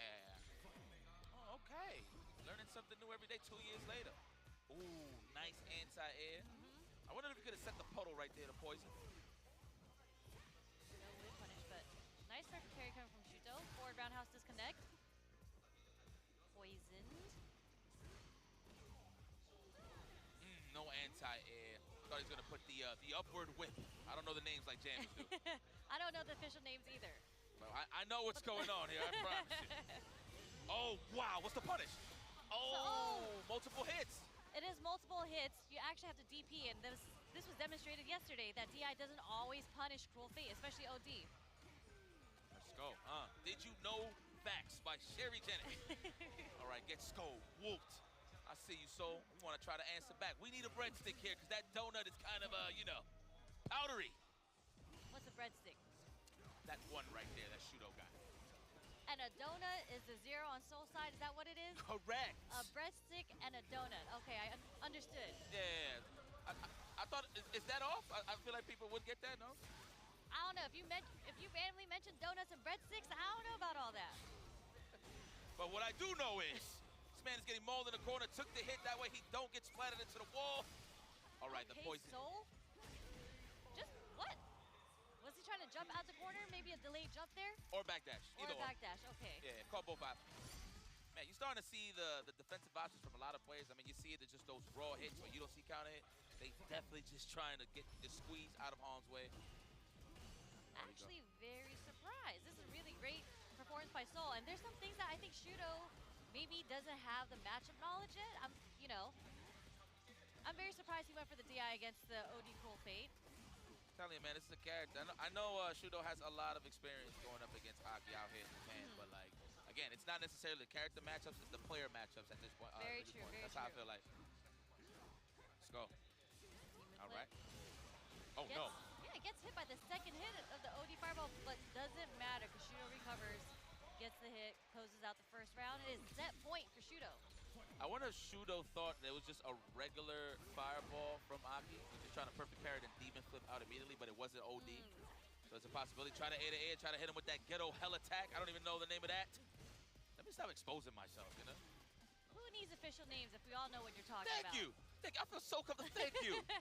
Thank you. No, but I need to step it up, though, for real. Let's go. Oh, the shimmy. Big damage. Wasn't even a movement shimmy. It was just a delay. Okay? Get the poison off. Wake up super is going to connect. So you're in a prime position. You can make this man bleed. He bleeds just like you. Is this enough? Oh, he don't got no ball. Actually, he built it. Oh, he didn't need it. He was poisoned. Do you know how much damage poison does in the combo extensions that it gives you? Seriously. Who does your nails, girl? Sheesh. Oh, nice anti-air. And we apply the poison. No antidotes, of course. There ain't no centers for you. Here it is, the throw. No, wow, and that's what Shudo was trying to bank on, was the shimmy attempt from Soul. So that was a great wake-up option. That's the rock, paper, scissors right there. With the wake-up low forward, that's a hard commitment. Hard. Great relationship. Double overheads. Oh, wow! Air to air, into air, fireball super. Oh my God. Level 2? He still can extend this. This is death. This is death. Let me see. Not yet. Not yet. Okay, dry reversal, get off of me. I wonder if EX would have killed DP after that. Oh, we close to the wall? Don't jump. Don't jump. You got to do something. Just stay. I respect that. And puts him in burnout. We got a chance, though. We still dehydrated on the side of Soul. What we got? Ah! That was ridiculous. Oh, my God. What a hard read on that. What a reaction. I know. She's excited. I'm looking at production in the background. She was even shocked. Wow, good stuff there. Like I said, everybody's such a big fan of Shuto here in Japan, so it might be an upset. I don't know. I mean, I don't have too much data on my man Soul, but what I do know is that he put his soul on the line going up against Shuto, and he takes the victory. Very nice. Excellent performance. Well, I'm talking. I see the bars you got over there. Okay, but what situational awareness that Soul had, because that was the leaping attack was the only thing he can do against Fireball, especially from a full screen. And as a Shoto, I get it. You're like, oh, you're full screen, you're burnt out. I'm gonna throw a Fireball. And that's what led to his death. Insane situational awareness by Soul. He was just so aware that he had to do leaping attack in that situation. Yeah, no, 100%. Could have said it better myself, man. It's just at those moments, you just don't want to be stagnant. What's the point of sitting still knowing that your fate is sealed if you're just going to sit there and block? You might as well do something to maneuver out and slither your way out, and that's what Soul did. The match was a little bit tip-for-tap. Again, it's not about matchups at this point. I do believe all of these guys are very prepared on the matchups. It's just how are you going to open up your opponent mentally? It's the player versus player matchup, and that's what tournaments is all about, especially on the grand stage. For these M's, that's a mill, son. Solid. Incredible play from Soul. Yeah. I like seeing that. That is a strong start for him today. Yeah, man. That man is representing. I would actually like to know, let me look at the data. I will check, shout outs to James Chen and Ultra David. What David? What data you need? I got all their data in this notebook. So, where my man Soul from? Soul is from Kuwait. There you go. But he lives in Oceania right now, so that's where he qualified. He had to beat Travis Styles in the finals to make it here. Okay. But originally from Kuwait, so he is representing the Middle East. Sherry Jennings, ladies and gentlemen. I wish I had the sound effect right now for the round of applause. I'm too comfortable in the can opener. But man, who's comfortable there was Soul. And that is definitely a morale booster. Like, who won't get happy taking a big dub against one of the best players in the world? Of course, Shudo qualified to the Singapore Premier, first place, defeating Nephew, right? So you would think, that feel like will seal the deal, and especially just being one of the top players in Japan. Sound like a broken record. But here is your point spread. Let me see who got updated yet. Because Seoul just won, won. So it should be 1-2. The point system should be a little different now, but where does that put? That actually brings Shuto down, and it's just insane because you were just saying that you think Shuto might be the one. A lot of players are actually saying that Shuto might be the one who takes this entire thing, and I think this is quite a bit of an upset. You know what it is? Well, even if he lost this, it looks like he's still up in terms of rounds. I was saying this with Jammers, like even if you do lose 2-1 scenario, as long as you hit him with a good back and forth in terms of the round, you'll still look good in terms of the point spread moving forward, depending if you're going to end up into a head-to-head or a tiebreak or whatever the case may be. Games are important. Yeah, in every this round counts. format, games and formats, like what you said, the round format, definitely important. Yep. So let's go. He calls himself the Brazilian Shoto. Is that what I just said? That is his nickname, the Brazilian Shoto. I don't count Luke as a Shoto. I'm sorry. Luke is a Shoto. No. He is a What makes him not a Shoto? Shitty. Tell me. Tell me. You really want to know? Tell me. Go ahead. I don't see gi. I don't see. This is a modern gi. I don't see beard. I don't see. He's not old enough yet. I will say this: what counts as the Shoto, he does have bare feet. That is as far as I go. He got the dirtiest of feet. But Shotokans, we're wearing sandals and shoes now. All right, we move on. I'm thinking this was a button check. I'm so sorry. Oh, the flash. That was perfect for the first round against Lex, which is.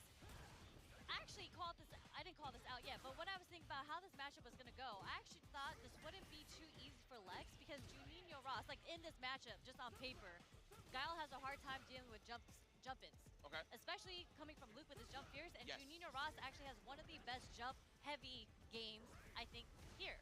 Yeah. Okay. Let's see. Let's see how you walk him down, man. We've been talking about Juninho and just random stuff, but we're not giving credit to my man Cloud9 Lex, excuse me. One half of the Brothers of Destruction. That man is focused. What a name, Brothers of Destruction. Yeah, you know about Undertaker Kane, no? Justin will be very disappointed. I don't know wrestling like you guys. That's fair. But credit to Lex, man, here at the grand stage as well, holding it down. It's definitely EU at this point. That man is from London. Can somebody confirm? He's been there for a whole year.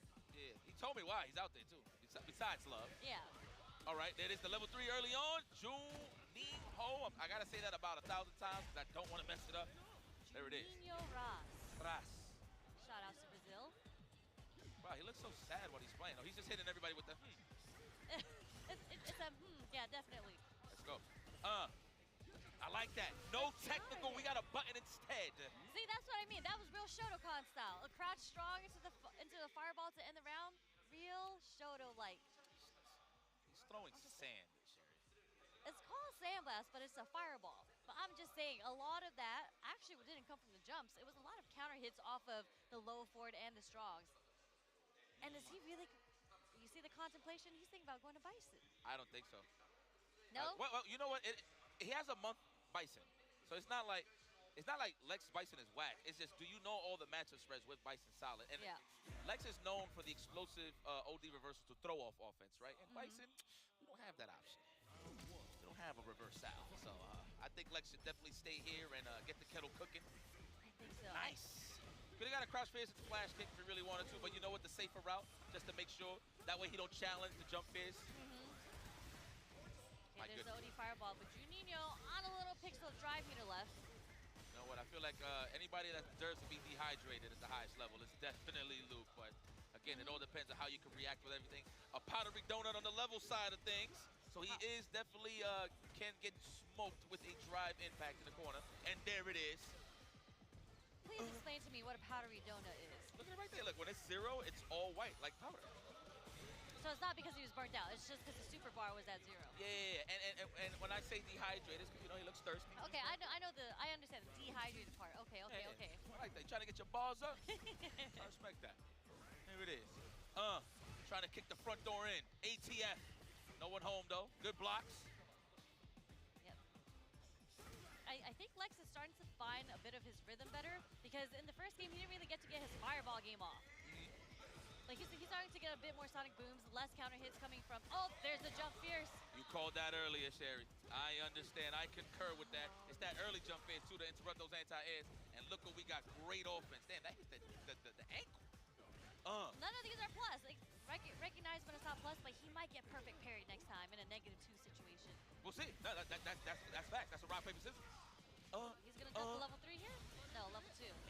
It's just enough. Yes, I like to call that wet ass punches. Wet? Ass punches. Why are they wet though? I don't know, man. I just reached Just out. sweaty, I'm sweaty. random. Yeah, that's it. There you go. The sweaty stuff. Score. Time to think about it here. Looking for the shimmy and successful damage incoming. We got a level 3. Are we gonna do it? We are on the burnout side of things, but then again, he does have a lot of acres of land behind Guile, so this is okay. I was a little scared for him to do level 3 just because you are burnt out. Okay. The step kick gets DI'd, and it's gonna put him into the corner. Might come into the drive impact anyway. He does have a game to give. I told you.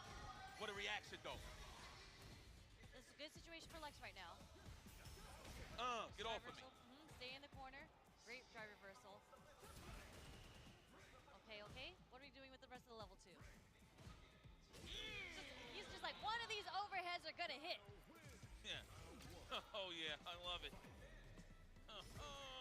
Going into game 3. Let's go. I feel like we're going to see more represented standing medium kick and stand fierce here in the neutral. We'll see. Coming from Lex? Yes. I actually haven't seen any stand medium kicks coming from Juninho. A lot of strong. So now we had a great situation here for Lex to abuse the drive. Yo, that's 3 times already, bro. That was an early jump fierce too. It's very difficult to anti-air with a crouch fierce against that. Oh my god, DDT! The DDT! And the damage buff. Just fierce, heavy knuckle, enough to take intercept point for Juninho Ross. You know what a DDT is, right? I know what a DDT Okay, is. I know you don't rock with wrestling. I played Luke enough to know the letters DDT. There you go, that's all I need to hear. All right, flash kick, okay? Any flash kick turns into reset of the neutral, so that is definitely necessary for Lex. Okay, all right. Take throw. Wise choice for Lex to take. Oh, no whip punish there, Lex. OD flash to get off of me. We're gonna go straight into level 2, maybe just to build some space, get some meter back. Juninho Ross actually burns himself out trying to parry one of them. You know what? He should have just kept jumping. That way, he's not blocking, don't go to burnout right, would have been a good idea, but that CA is shining. And he's buffering. Did you see him buffering? Yeah, the kneecap touched the floor. Oh! He's like, nah, you are not going to try to get this medium knuckle on me. That's a 30-plus-year-old move. That flash kick, same 2 moves in 30 years. You know what? I ain't mad at it. Woo! On recovery, are we going to spend it now? No, we are confident. We'll take the throw. Wise choice there from Lux. Said Lux, excuse me. Are we going to see a backdash? No. Patience. Oh, my God. Man, the delayed crouch strongs. He's not dead. He's not dead. No, he's not. At least a pixel. He's got a pixel. But this is a huge hill for Lex to climb. He's getting up. Oh, wait. He knew better than I did. Whoa. That's how we feel? Okay, Brazil. Wow. You know what? I actually thought he was going to survive, but hey, I don't play Luke. So too. I actually play Luke, so that's my bad. It's okay. Hey, listen, man. Sometimes that survey don't hit the right answers all the time. So big stuff there. Man, I know Lex is pissed off. You can see it in his face, and it's okay. But it's time to kick back and think about it. I don't really see Lex losing to Luke that often, so I do find this a bit surprising. But as I mentioned earlier, Juninho Ross is so good at finding the timings to jump with the heavy. He got like 3 to 4 jump fierces, and he got a jump roundhouse. Yeah, I think that's what deterred him a little bit. I mean, I like how Lex usually likes to look for whiff punishes, walking back, looking for like a whiff punish with a low forward into a flash kick immediately, or a stand fierce, right? But I think what deterred Lex the most was the threat of the early jump fierce from Luke, so I do agree with you on that one. Good call. Yeah, I actually think Junior Ross had a pretty good number on when Lex wanted to hit his buttons too. Yeah. Because I think in every single one of these rounds, Junior Ross got a lot off of counter hit crouch strongs. Yeah. Like delayed, meaty, whatever it may be, he just kind of had a good read on when Lex wanted to press his buttons. Correct. I agree with you. And that is the name of the game when it comes to opening somebody up. How are you going to condition them early on so you can lather that shampoo a little bit? But man, credit to Joeen Ho. He's having a blast. You see him doing the Luke level 3 on the stage. He's having a blast. I'm pretty sure this is his first time here.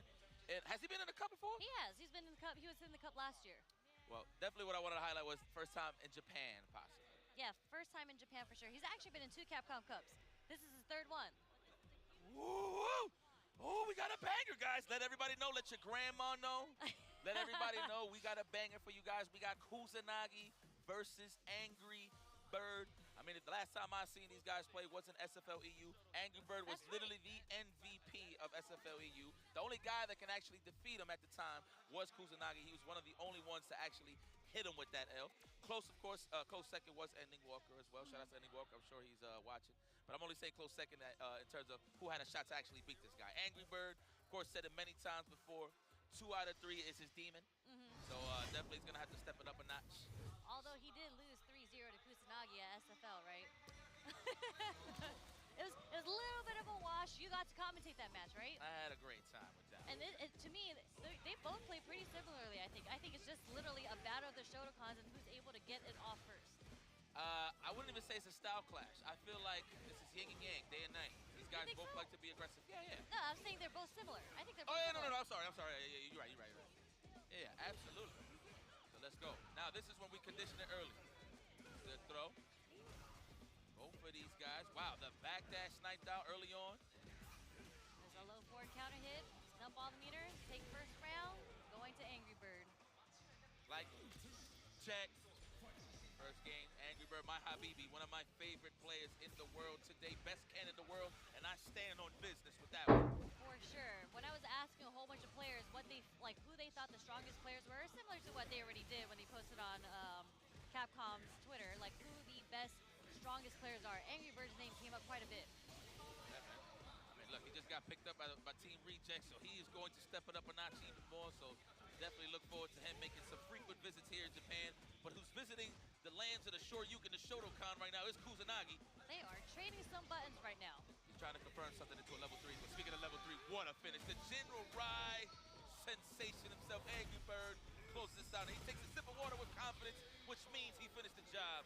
1-0 for the obvious. Angry Bird, Habibi. Kusanagi, though, how you feeling? Wesh, baby. He went straight into it. I was thinking maybe you should go to character select and take a breather, but, you know, start off strong with the counter hit, stand jab against the step kick. Yep. There's that meaty Hoshugeki pressure that Kusanagi is known for. Wow, what a way to set your plays and count out and counter that poke with a parry, excuse me. He punished the shimmy with a crouch fierce. That's how you knew he was ready. I don't know if he was looking for a delayed crouch fierce or just a shimmy or a DP, but regardless, nonetheless, he finished his job. Nice quick round for Kusanagi in the second game. Let's go. We're going to see some stand short Jinrai shenanigans from a great distance from Angry Bird. No, we bust out. First one represented here. Walk back, tried to get the shimmy. Didn't connect, but he was still able to get the hit off the target combo. Okay. Kusanagi doing his own OD reversal. Oh, he recovered time. Yeah, you got punched right in the headband. I blessed you with that. Do you know how early you have to do a DI in order to punish a fireball? Yeah. Like, you had to know that was coming. And the jail situation for the checkmate. Very nice. Angry Bird with a chance to run with this one. Damn, this is a speed run. Oh, my God. They are, yeah. They are swinging. Angry Bird got that attitude. Like, I got to end it now before he get hot. I'm telling you, man, Kusanagi, listen, it looks a little dreadful, but I promise you, this man is slimy enough to bring it back. And Ryu hits like a truck. Facts. Drive rush, there it is. Ooh, level 3. He's in range for the animation. Absolutely. Oh, it's over. Dominant. That was like 13 seconds. Yeah, BA. 23 seconds, 23 seconds. Yeah. My math was a little off. Yeah, but that's each all right. round I felt was that quick. Like, we literally just started talking about both these players and their history just a little bit, and just like that, Angry Bird takes it over him. Yeah, I think that conversation lasted more than a match, to be honest with you. And that's no disrespect, that's no diss, that's the name of the game, that's the nature of Street Fighter 6. If you can't control the offense early on to make your opponent give you different looks, it's just going to be the pain train from there. So, like, as we mentioned, they both have very similar gameplay. Like, they're both very aggressive Shotokan players, right? So it was really based on who was able to get it started first, and it was Angry Bird almost every single round. And when it was Kusanagi who got it started first, he took that round too. there was a point in time where Kusanagi had control of the match, but I feel like he second-guessed on his offense in terms of how he wanted to open up Angry Bird. Threw him off a little bit. But at the end of the day, it's just more so, what's the look that you're going to give Angry Bird? Because he's just so good at walking it down. It's like, what are you going to do under neutral to make something count? Because obviously the throw is very heavy in this game, and that's what gets it started, mainly for Ryu as well. Meaty Hoshigekis as well. But Angry Bird, man, he just managed to stay on his feet. No knockdowns, really. Clear as day. Angry Bird was the stronger player in this set. Credit to Angry Bird. My Habibi. Moving forward, never backwards. Incredibly strong player. And I do feel so happy for him because when Street Fighter 6 first dropped, he was one of the strongest players in the world for sure, right? And I think he had to take a step back, personal reasons for a little bit. And I don't want to say his performance went down, but he just wasn't able to dedicate as much time to Street Fighter 6. And I think he has come back fully. Yeah. And just to see him back on this big stage and performing just as well, shout out to Angry Bird, man. That's a good guy. That is a great guy, great human being. And look at he's going back to form. You can see that he got a little mid. He was already 2-1. Is this the updated one? I think he was already 2-1, right? No, it was 1-1. No, it was 1-1. So he just got the W. Okay, yep. Yeah, so credit to him. We're still doing butt checks. Funny enough, I asked Lex, so before Capcom Cup, I had mass spammed all the players' DMs, and I was just like, I got a couple questions if you guys are willing to oblige. And of course, Lex is the homie, so he answered one of my questions. One of the questions was, who do you look forward to playing? And he actually said it was Shuto. So I'm glad that I get to commentate this matchup specifically because he said most Akuma players actually thinks it's in Akuma's favor, but he's played against Akuma so much he says he knows this matchup in and out that he actually thinks it's in Guile's favor. Okay, Lex. Well, you're on the grand stage to prove it now. So we'll see. This man is a crazy raccoon, right? Yeah. That's Shuto, baby. Formerly known as the modern Marisa. Indeed. In the early stages of Street Fighter 6. Yep. Guy's here, man. Shuto found his comfort zone with Akuma and garnered great results. That's why he's on this stage today for a quick M, possibly. Let's see. It's only day 2, by the way, ladies and gentlemen. Please tweet it out. We live Sherry Genix IFC. I told it down here, Capcom Fighters. Capcom Cup 11 has been a slobber knocker, a banger, if you will. I hope you guys have been enjoying the show. So many incredible matches. Definitely, fantasy brackets are all messed up, per usual, of Capcom Cup. So many great players right now. That flash kick hit from so far as an anti-air. Okay, back into the neutral. I wonder if delay flash kick just beats every... Well, I feel like flash kick in general just beats every option on the demon player. Because you think if he demon flips, his hurt box just gets so much wider? So if he does a delayed flash kick, it'll hit most of the time? Is that what you're thinking? Well, it's more so because Akumas could switch options in the air, so I feel like just to catch all of them, just delay flash kick possibly. Yeah. But yeah. Level 1, yes sir. Flex those. Off the crouch strong. Lex right now, first round of the first game. Oh, that is a great opener. I've seen Lex do that many times, but credit to Shuto for blocking that. Okay, there goes the dive kick pressure. That's what I mean right there on the delay. Because it could have been a fireball, right? Still would have hit. That's right, that's right. Let's go. What is he saying? Shorty? Shorty? I hear shooting. Shooting. Shooting. Shooting. Oh! Set the offense and take it right back. This is supposed to be a one-player game, says Lex. Oh, burnout.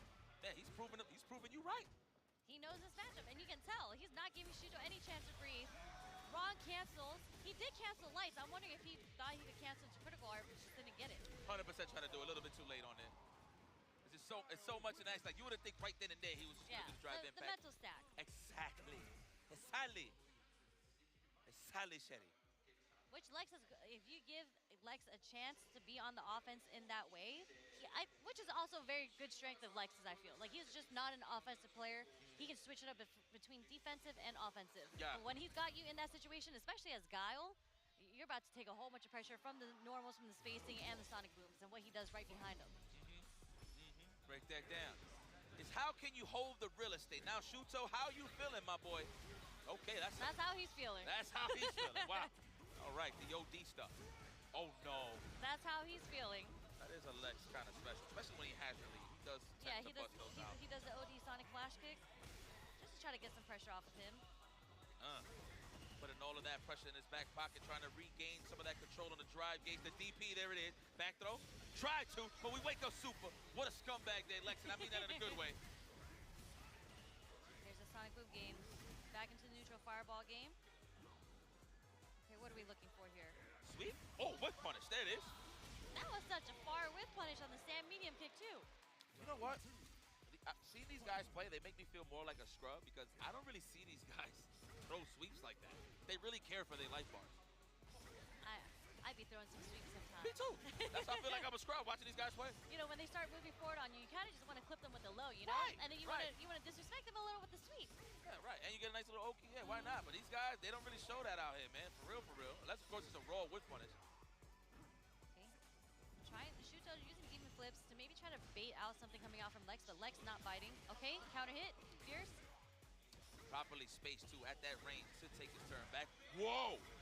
That flash kick is potent. Okay! Caught him on the way. Oh, it did say punish counter, so that's possibly a tap parry there. Sobot, okay. Match point for Lex. You know, I ain't gonna lie, man. I think Lex is pissed that he lost to Juino. So, like, that's why he's in prime form. I mean, you can tell by his face right now. He is not having it. Yeah, he is in serious locked-in mode. As you should be, though. Yes. Right next to the crepes. Let's go. Let's throw him over there. Let Akuma have a taste of those crepes in that corner. Oh, Pooch. Nice block on the overhead. Looking for that counter hit. Shuto, no dice. Oh, that's enough. Okay, excuse me. That was proper, I should say. Not enough. Oh, excuse me. The anti-air DP into level 3, leaving Lex with only a little over a bar. Okay, jump back. No, he's going to build to the level 3. Oh, no, he dropped it. And that's crazy because that was the right idea for Shuto, but credit to Lex for the empty jumper. Both of these guys are just dropping the potato hit. That's a hot potato. Exactly. That's enough? No.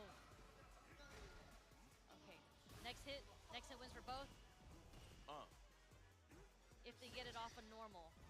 Oh my God, are we gonna confirm a boot into level 3? I feel like that's the option, but you know what? You're down this much life. Okay. We're gonna try to burn him out, maybe? Work those arms. It's arm day. Scope. Can't take no more throws. One more mix-up. Oh! Walk him over. He tried to be... What? Oh, wait! A little... There it is! No. That doesn't work. What the hell? You're gonna put it all out on the line with that, Lex? Yes! Come on. I get it, though. Sometimes you just feel it in your heart. He felt it in his soul that he was gonna press the button after that blocked overhead. Oh, it's an M, though. It's an M, Sherry. And honestly, it was fine because Shuto didn't get the punish anyways. Yeah, okay. Fair enough. Because he felt that was so unexpected. They were both surprised on both sides. And plus, to be fair, that was the first one Lex did for real. So, in that scenario, so I can't blame him. An offensive OD splash kick, yeah. It's just that money. That was for $1 million. Imagine. You're gonna see, and it's only day 2, guys. So we're gonna see more of those decision making down as we break down these groups. But full control here is Lex. Jump right over the Sonic Booms. We're going back to the full screen fireball game. Oh, I thought that was a whip punish. I thought he was looking for it. There it is. Speaking of which, there's that whip punish. Punish counter. Switch sides. Okay.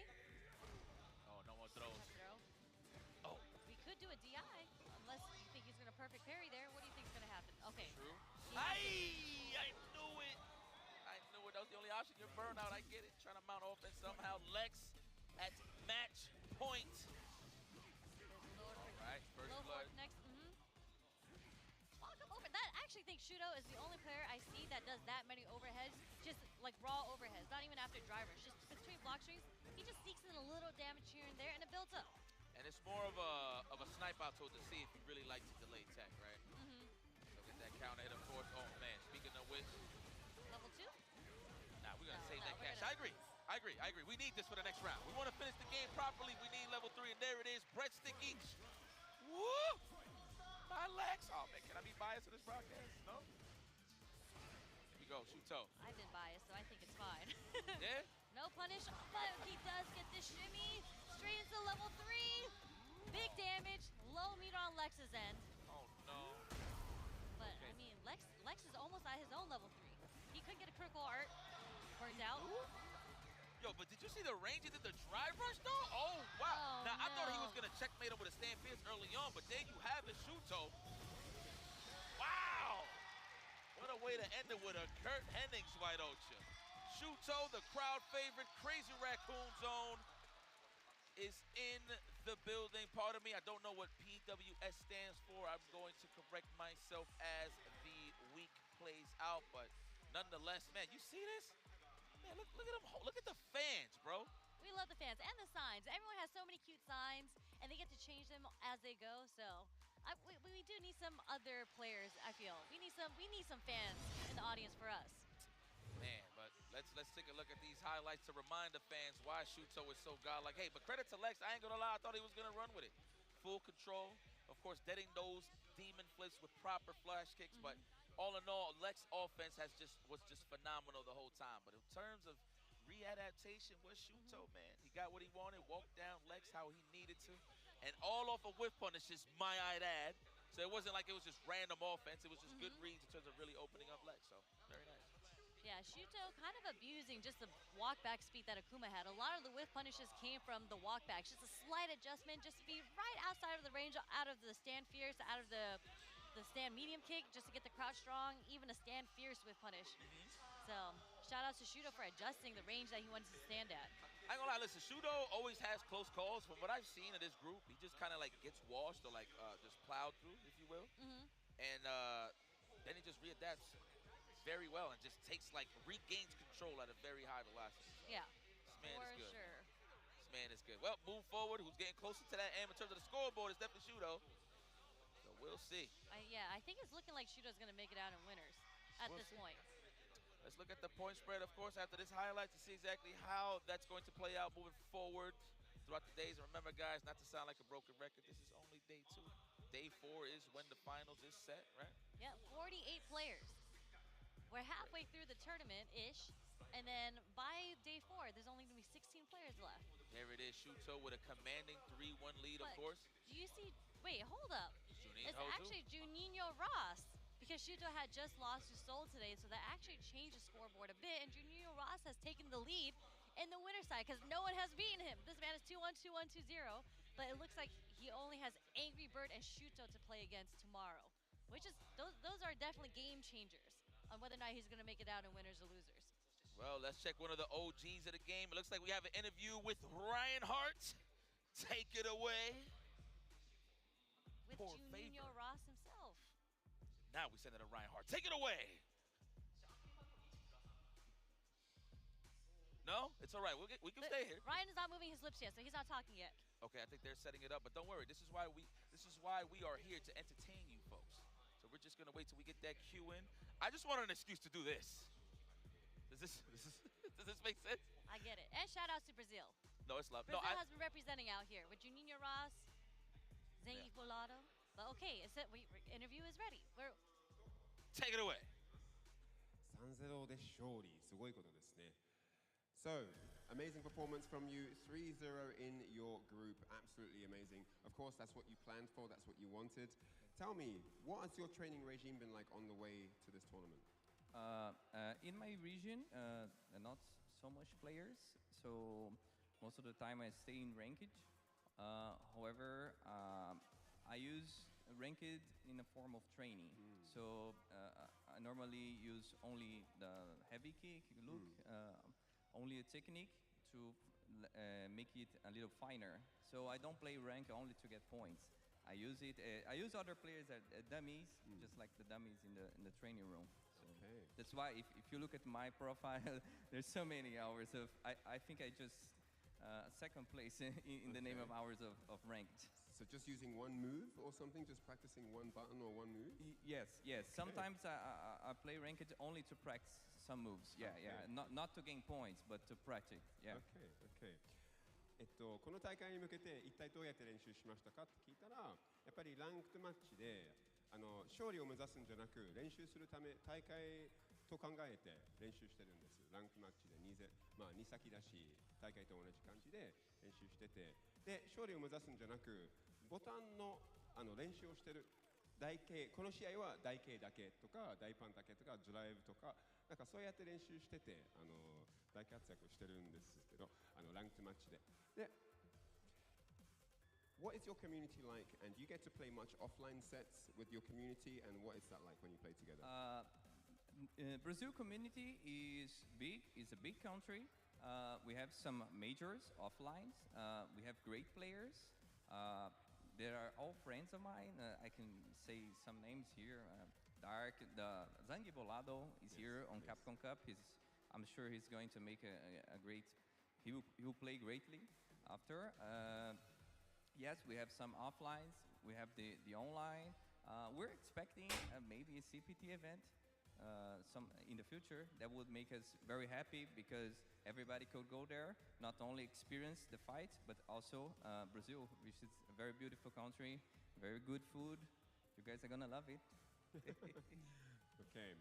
で、ジュニー・ヨラさんに聞いたのはそのブラジルの社会で一体どんな形になっているのし誰と練習してるんですかオフラインで対戦できるだろうかっていう質問を聞きましたらやっぱり強い人たちいっぱいたくさんいてザンギ今回のカプコンカップ来ていらっしゃってるザンギポラドさんもその強い一人からですねあとなんかいろんな選手たちもいて一緒にたまにオフライン練習したりとかして国自体もとても綺麗ですしぜひ来てくださいっていう形になってるんですけど最後に聞きたいのですが If you win this tournament what would it mean for you? You know, obviously you come from a community that traditionally doesn't have a lot of footing in the fighting game community, but coming here, such a prestigious offline event, what would that mean for you personally?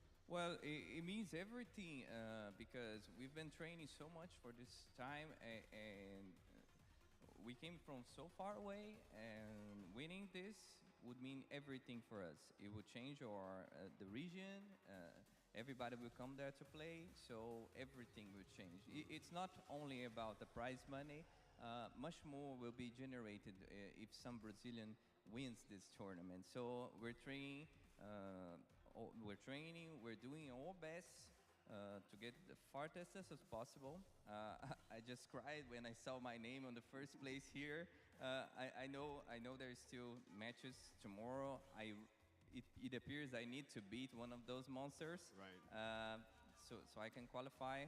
But I think I made it very far this time. But tomorrow it will be the real match. Yeah. Yes. 本番がありますね。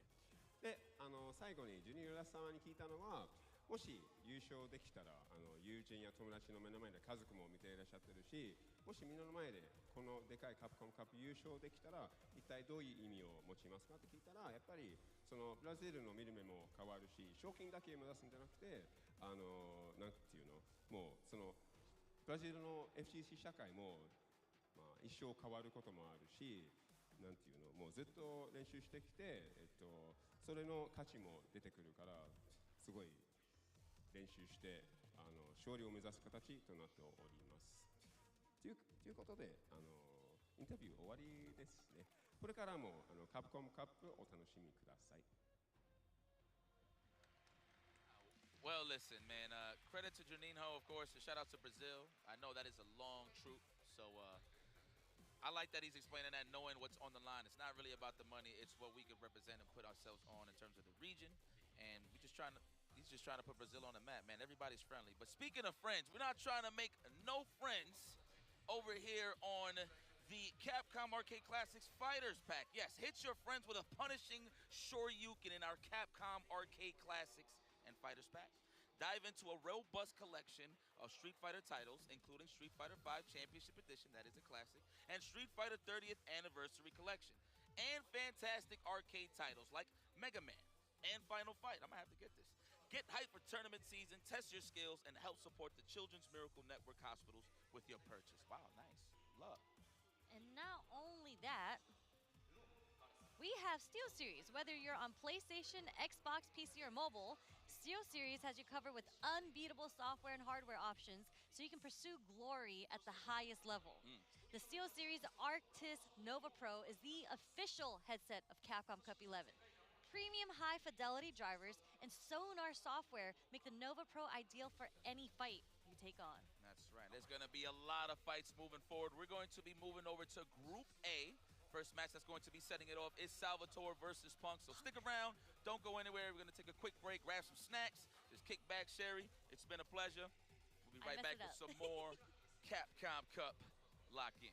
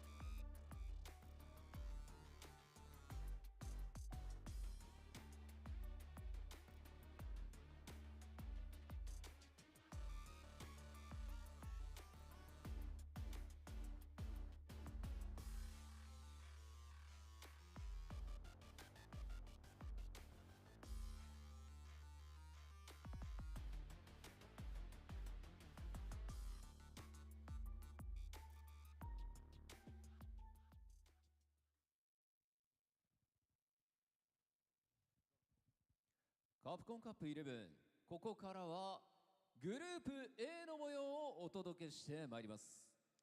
Here we are at Capcom Cup 11 and now it's time to introduce Group A. 会場の皆さん、疲れてませんか？盛り上がってますか？ Are you guys excited for Group A?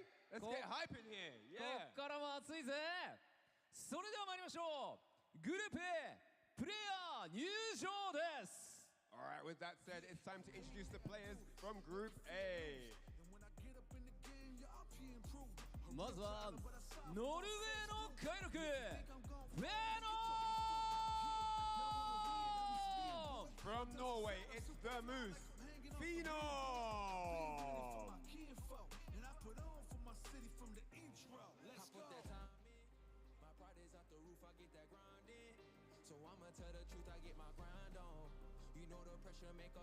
ブリュッセルの静かなる鷹、高村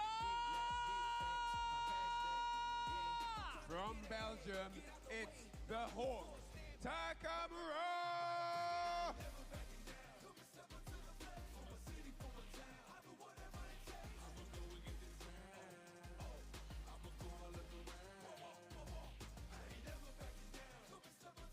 Hong Kong の熱き負けホットドッグ From Hong Kong, it's the Infernal Hound, Hot Dog.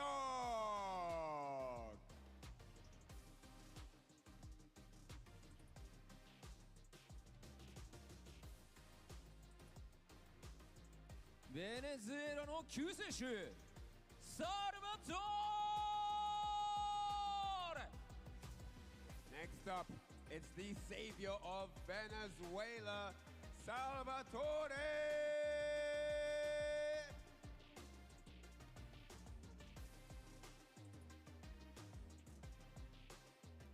ぐるぐる剛腕大監督板橋残業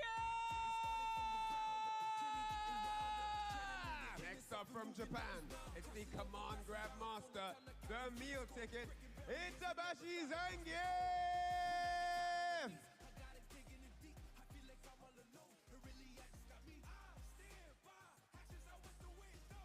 C アルファ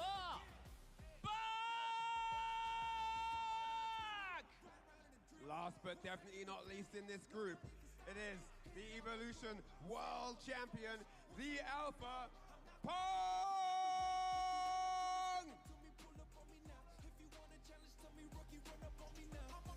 さあ昨日初日レイワンはこの A グループから始まったわけで、いろいろなね緊張感もあったと思いますが、今日 Day2 はこの夕方からの登場となりますね。そうですね、昨日板橋さん、家さんと喋ったら、今日やるしかないっていう形で、そうですね、昨日2敗してしまった板橋ザンギフ、しかし、ここから全て勝てば、まだまだチャンスはあると。今日全て勝てば全然チャンスありますね。ありますからね。さあというこのグループ A の6名の選手に、ステージに上がっていただきました。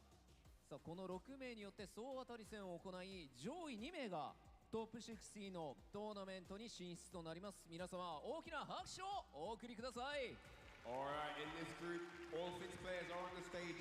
They have mixed results. Some have 2 wins, some have 1, some are yet to put that notch in the winner's slots. Today, they know exactly what their missions are, and it is all to play for. 2 of these guys will move into that top 16 slot gradually. So here we go, and now to call the action, it is time for the casters momentarily. さあそれでは選手の皆さんはスタンバイをお願いいたします。 All players, please be prepared on standby. Thank you very much. そしてこの熱い戦いをさらに盛り上げてくれる実況席にお渡ししたいと思います。実況席の皆さんよろしくお願いします。 That's it from me and R here down at the stage. All that's left to do is have the players get seated and set up as the casters call the action. Let's take it right back to the desk to get started. What's that smell like? Group Stage A, aka Ass Beatings, on the way. My name is Nicole. I'm joined with Sherry. How you doing, sis? I'm good. How are you? I'm fantastic. Because the match that we are about to see, Some of these players got to step it up. Some of these players are sitting pretty right now, but we'll see what happens, what could occur. We could see some blowups. Salvatore, for me personally, has been a explosive one. Only playing one game, but to his name, to his fame right now, he is cooking up the competition. So is Punk, as we expect. But again, we could see some shakeups. Who knows? I mean, it's only day 2, right? So there's still a lot. I say today is where you kind of determine the trajectory of where everyone's going to end up. Today is where players are walking away knowing whether or not they have a chance of making it into the top 16 or they don't, but they have the chance of messing up someone else's chance of making it into top 16. That's true, that's true. Look at this list of absolute titans. Phenom, Takamura, Hot Dog, Salvatore, Itabashi Zangief, and of course, the Alpha, Punk. Yep, and we go, as we're going to the first match, I don't know if you guys saw who came onto the stage. We're already starting it off hot. Yeah. Going to the first match is going to be Salvatore versus Punk. Ooh. Right? Look at the scoreboard. We got Phenom with the +1, Takamura with that +3. You see Hot Dog on the -4, though, in terms of like the total tally, though. Yeah, Salvatore with the +2 we saw. Itabashi -4 so far, and Punk with a +2. In terms of like the wins and losses, you can see on the other side of things, but that is the total in terms of matches, everything together, as mentioned. Yep, and again, today is kind of where we determine definitely. Look at these matches we have lined up. We have Salvatore versus Punk, Itabashi Zangief versus Hot Dog, Phenom versus Salvatore. That's 2 Cammy mirror matches already. If you are sticking with their Cammy, we have Punk versus Takamura, which is what I'm super excited for, and then Itabashi Zangief versus Phenom. Yeesh. We gourmet games all the way. Starting off with that Cammy play. A lot of Snow White on the ground. Salvatore versus Punk. You know, as you mentioned, Punk can play a lot of characters, but I think he'll stick it up with the mirror match. We play a lot of that over in TNS. Casa, can opener, when he has to play, he'll run the mirror match if he has to. But Salvatore, it's one of those players that you don't get to see a lot of, get to study a lot of. Scene ain't always out there, but you're coming out here in full force, so you have to get ready for him. I think a lot more players are looking at him after how well he did yesterday and being like, this guy's a threat. He's a real one. For sure. I mean, you know, again, we don't really see a lot of play coming out from South America unless you are like focused and highlighted on their scene. Yeah. But I do want to give a shout out. So I mentioned to the other blogs that have commentated so far, I sent a survey out to a whole bunch of players just to get some more background information on them. So I definitely want to highlight Salvatore's background. He is from Venezuela, so he did have a lot of help from the Venezuelan community, but he does live in Argentina now. Okay. He's got a lot of help from his team, Unga Bunga Gaming. So shout out to them. And funny enough, they said he does play like Unga Bunga, right? So he lives in Argentina now. He also wanted to give shout outs to the Brazilian community for helping him get this far. And this man, he's still young, but he said he's been playing since he was 12 years old. He started in Street Fighter 4. And to this particular match, I know he's so excited to play it because I also asked him what player he was looking forward to playing. Yeah. He said he's been a huge fan of Punk since Street Fighter 5. Word. So just imagine how far you had to have gone playing Street Fighter 4 when you were 12 years old. Now you're on stage at Capcom Cup 11 representing Venezuela, playing against your idol, Punk. Yes. It's all about meeting your idols and defeating your idols. Salvatore Punk is our first match of Group A. Let's go. Oh, the shimmy already, the finesses. This is how we start things off. Salvatore now getting hit with the TK dive kick with the OD, get some distance. Back to mid-screens. Punk. And in this mirror match, we're going to see a lot of dive kicks. We're going to see a lot of strongs, a lot of whip punishes, because that is just what Cammy is just so good at doing, right? And again, with the shimmies, just the walk back and the crouch strongs, I think if you establish this game early enough, you're going to have Punk kind of question how you want to approach this defensively. True. Get through those. Stand fierce, does get the burnout right here, and the throw right after. Release power arrow, dive kick will hit, and you see the counter poke with the crouching medium punch. You can't do that anymore with the nerfs that happen to Cammy. Bad idea to kind of throw that button out and about, and Punk, he knows it, and he's abusing that with a dive kick, killing that button continuously. Yeah, so Salvatore is going to have to kind of change the time that he's trying to counter poke because the dive kick is getting the punish counter on the recovery frames from the crouch strong. Too much. But perfect parry as an anti-air, that is a thing in this game. And oh, okay, full punish with a dry rush, fierce. Okay, taking Punk to the other corner. Punk just blocking it out. Gets the jump over the stand or jump like kick. Wasn't able to get the full conversion. We'll get this though. Light in the spiral arrows. What we like to see. Looking for an empty throw. The jab was there from Salvatore.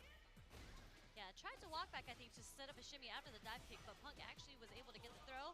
Salvatore actually burns himself out. I don't think he meant. Whoa, sharing a brain cell.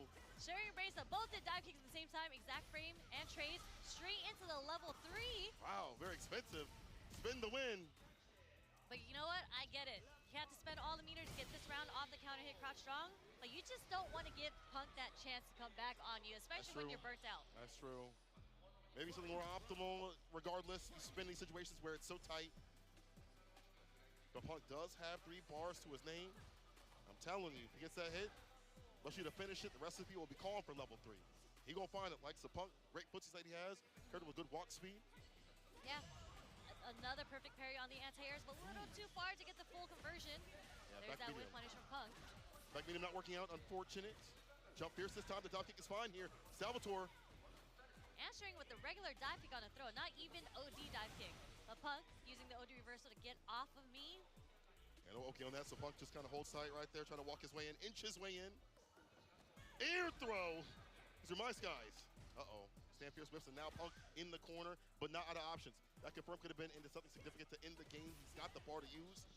Not at all. If Punk gets one hit and he gets it, he's going to cancel straight into critical art. The shimmy, oh! No, shimmy's coming here. This was Salvatore. I thought Punk was going to go for like a low forward to catch that shimmy scenario, but Salvatore was too close for comfort. Shimmy's Punk, which rarely ever happens. Salvatore proving that what he did yesterday was not a fluke. Takes the first game so far. Yeah, against Punk. Incredible play so far. And again, Cammy is so good at establishing, like, it scares you from wanting to press normals or wanting to do throws in that range because you're scared of the dive kick, which is why I think he got conditioned to do a throw there. You're right, you're right. I agree. Power arrow, back rise still there, no surprise. That's Oki.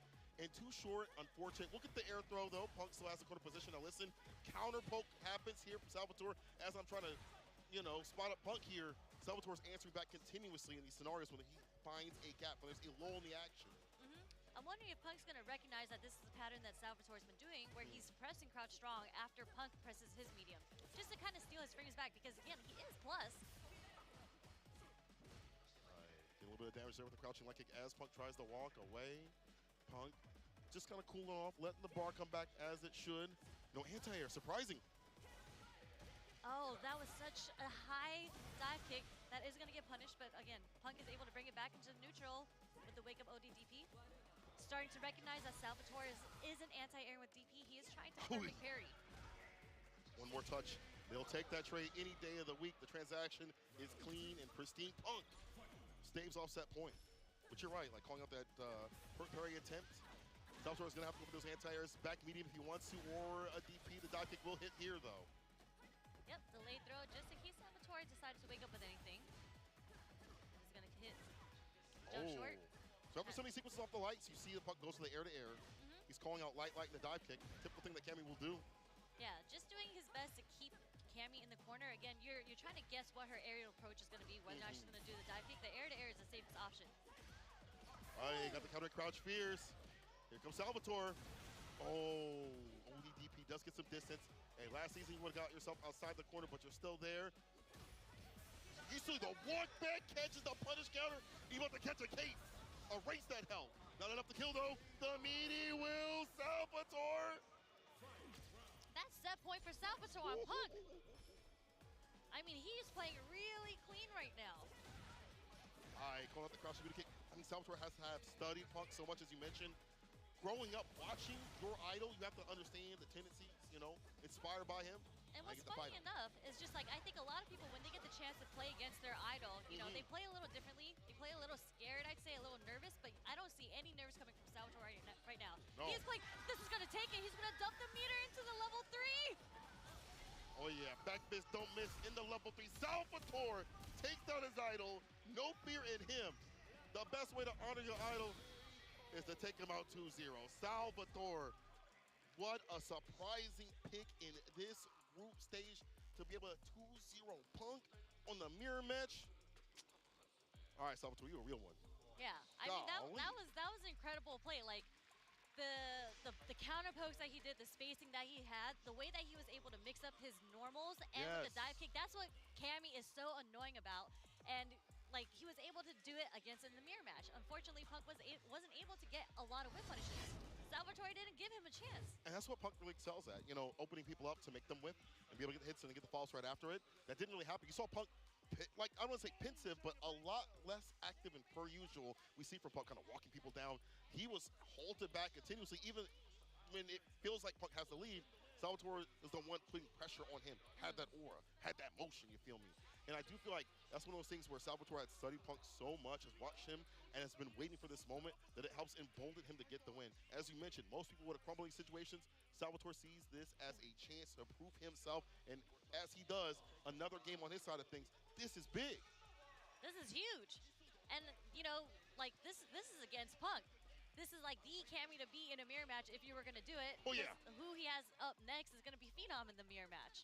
That's happening a little later today, but yeah, he is going to have another Cammy to Cammy mirror match unless Phenom decides to play a different character, which Spicy. I don't think he will. I don't think he will. I think it'll be a Cammy mirror match. Yeah, I think Phenom is a Cammy master right now. That's been the character he's been maining. Beggy had definitely told me that, and I've seen it in the matches.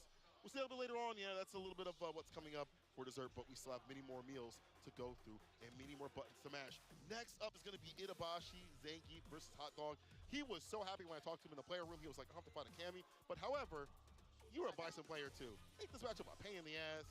I feel like it's a little bit of a pain in the ass. Well, first of all, I'll always hate playing against a grappler, so I'll always hate against Skeet. I agree, you know? I agree. So it doesn't matter what character I'm playing. It could be any character. I will still hate playing against Skeet. You're so But right. you know, I talked to Dr. Danny Pham, Okay. one of our resident Californian. He's not from California. West Coast Zangief players. I'd say one of the best Zangief players in the U.S. And I asked him about this matchup. He thinks that it is in slightly Zangief's favor. Ah, okay. And I can see why. You know, you're playing a character. Bison doesn't have any reversals. He's going to have to deal with your 50-50. He's going to have to find a way around it. But you know, at the end of the day, the equalizer from Bison's end is the bomb. And all roads lead to bomb. Every interaction can lead to a damn bomb for this character, Hot Dog, trying to get himself ready, get himself prepared. You see him holding his heart. My man about to have a stroke. On the other side, Itazan, he looking at his notes. God knows what's on his phone right now. Like he's trying to meditate. I mean, Itazan's notes probably just say, if they block too much, throw. Yeah. if they block for 0.003 seconds, command grab.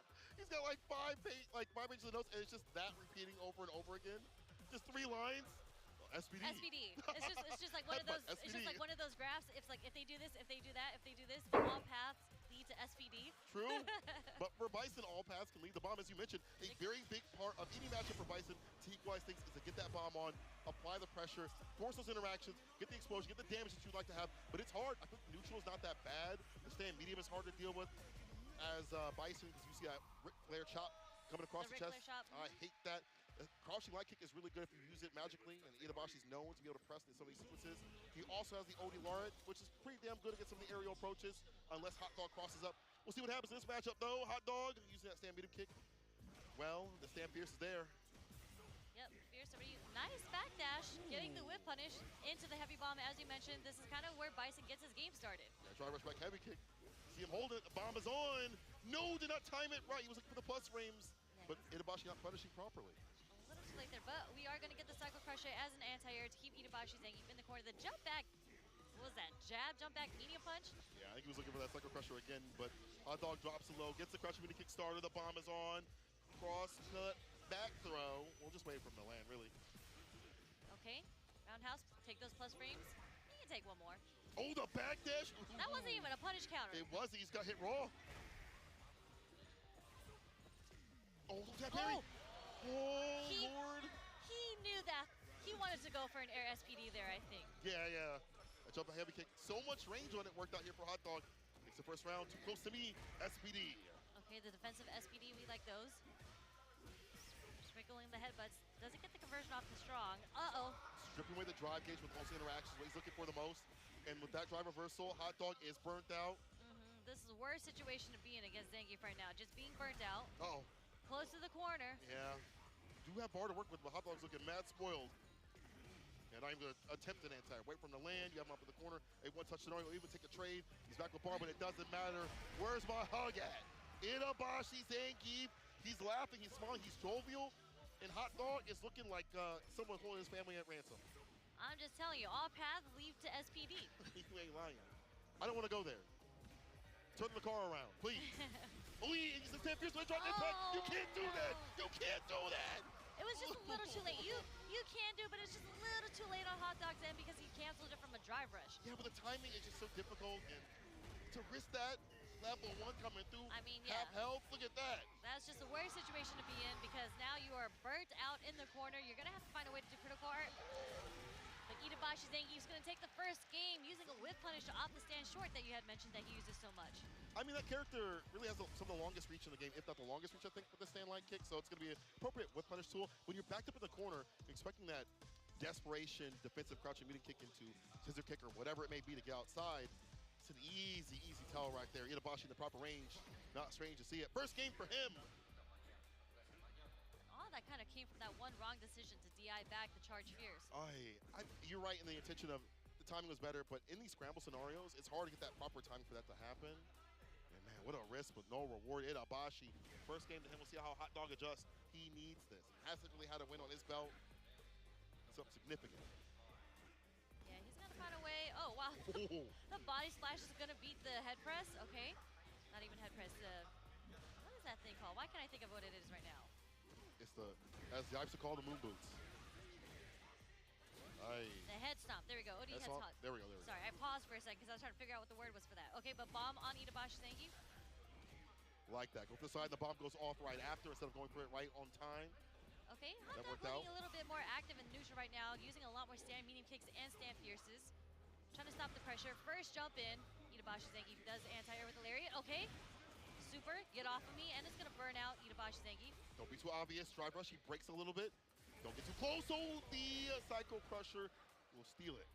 Yeah, any movement there, the OD Psycho Crusher was going to come out because I think even if he had blocked that, he was going to take his plus frames. Oh, 100%. Still my turn.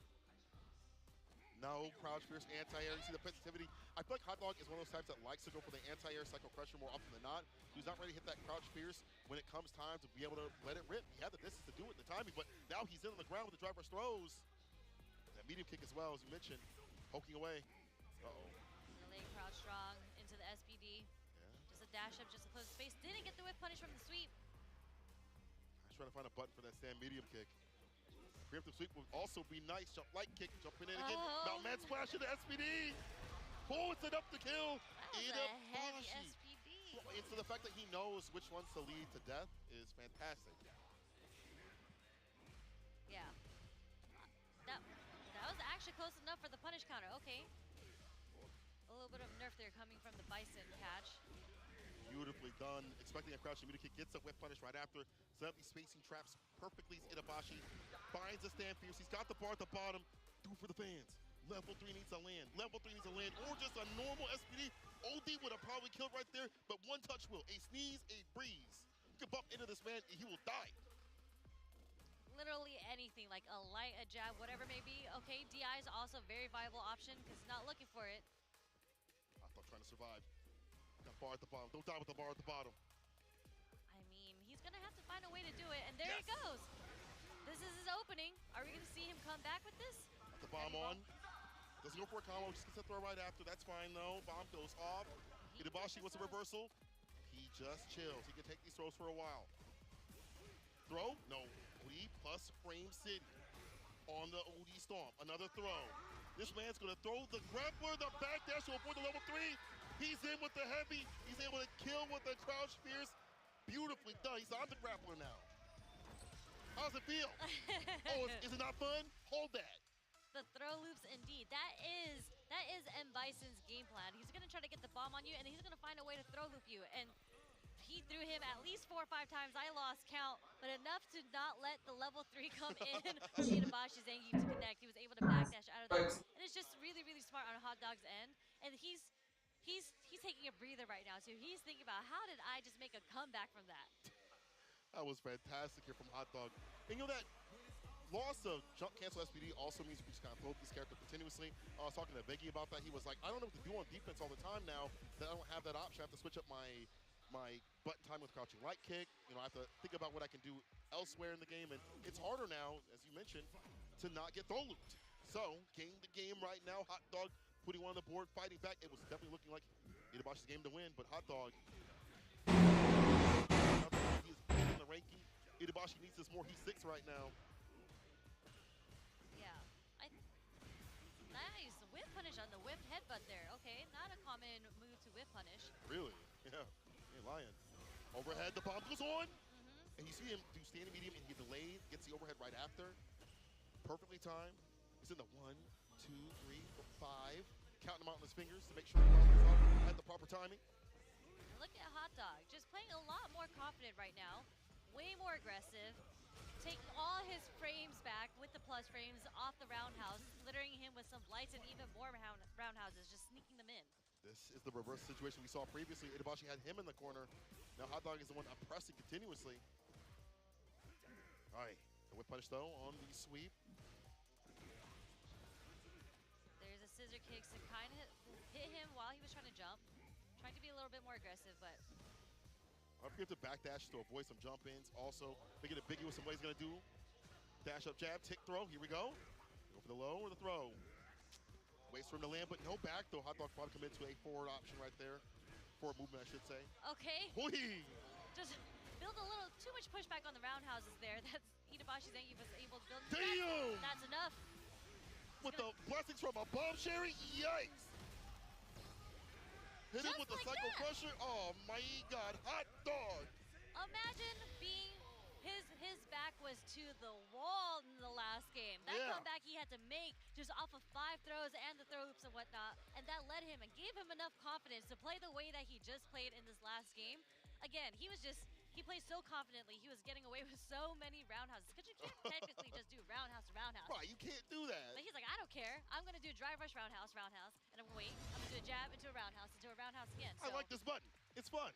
it was a good button to use. Yes, man. Hot Dog, the Glizzy Gladiator, exceeds Glizzy God and takes it. Honestly, the way that he took that match where he was a lacking and slacking was drive rush scissor kick to catch a button, to catch the reaction here of Itabashi, which is like a very typical thing from you see from like other players.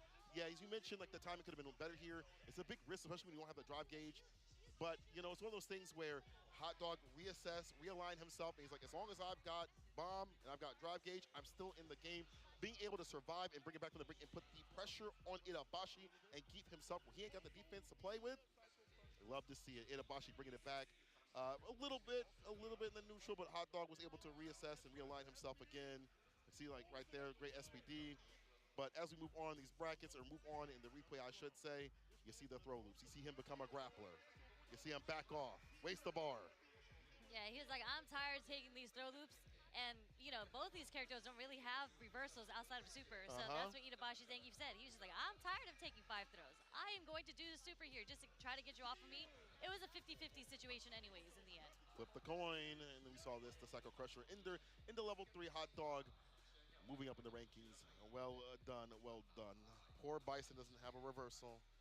Maybe we should give him one. But neither does Zangief, so, you know, it's fine. Well, I was trying to buff our character. Relax. I don't play Bison anymore. I'm okay with M. Bison getting nerfed. Okay, let's meet her mic. Anyway, Hot Dog would like that too, but I mean, he's 1 and 2 right now, looking way better than what he was yesterday. Some on the board. This moves on now to Phenom and Salvatore. Another mirror match. I think they're still doing button checks, but if you look at this, Salvatore is leading the scoreboard. Yes. +4. That means he's a chance of making it out in winners. And right behind him is Takamura, who hasn't played yet. But Takamura is playing today against Punk. And you saw Phenom was 1-1 right now. Needs to get a little bit more loose. The Moose is looking a little bit dicey right now. He's 3rd, but need to go a little bit higher. And as you mentioned, will probably be the mirror match. He has other characters, but are they as in form as his Cammy? Probably not, so he'll probably run the mirror match.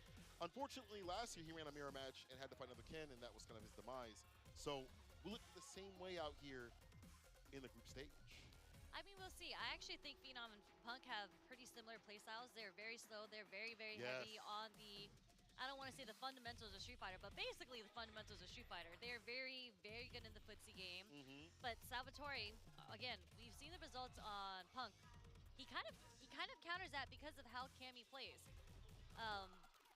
It's kind of how Cammy beats like Shoto characters. Shotos love pressing mediums as counter pokes, and Cammy destroys that, and that's what he did to Punk.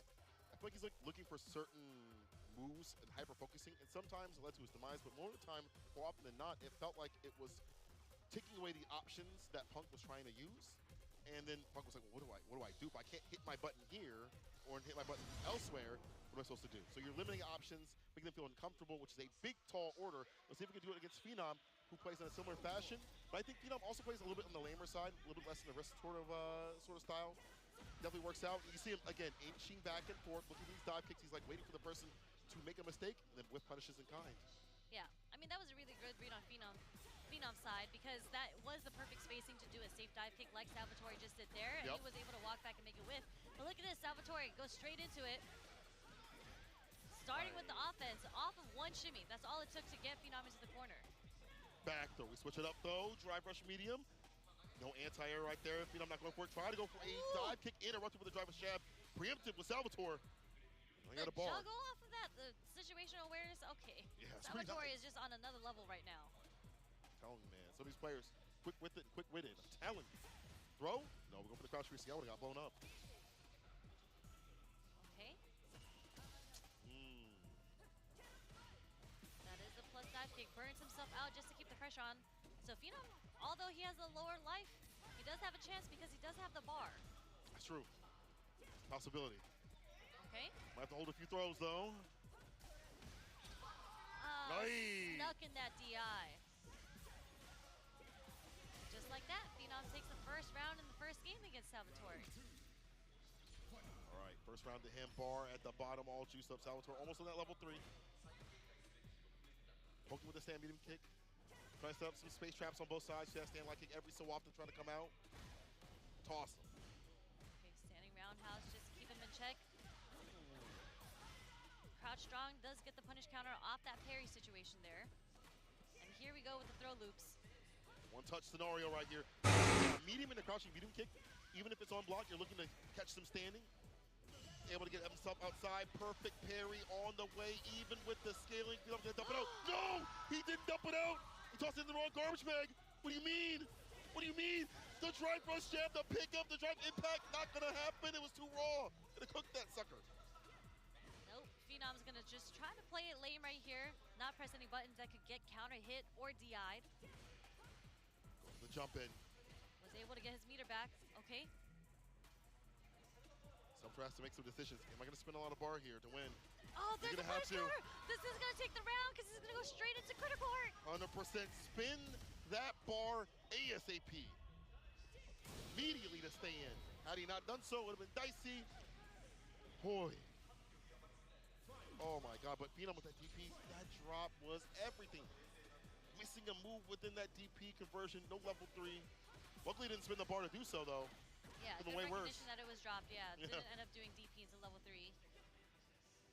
But we are going to go into the last round of the first game. And you know what's strange is that when I asked Salvatore what does he think his type of game style, play style is, he says he's known for being wild.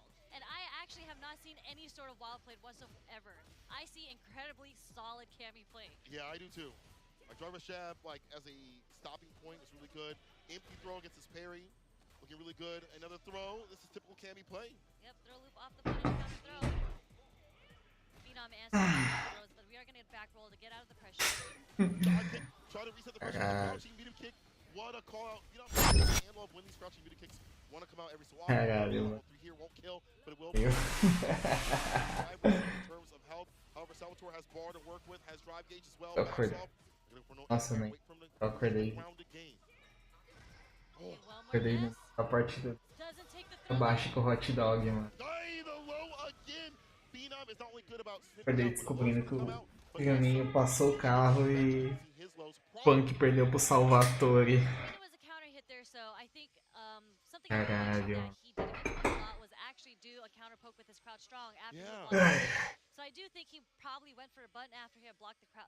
Vamos acompanhar mais um pouco.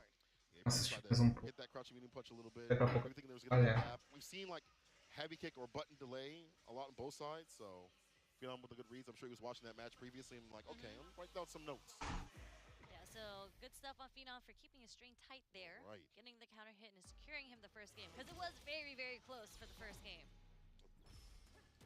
Phenom, first game, but Salvatore can definitely bring this back. Nice and close after that dive kick. Walks back, maybe expecting a bust out, but Phenom, I don't feel like he's the type to hit the reversals that often.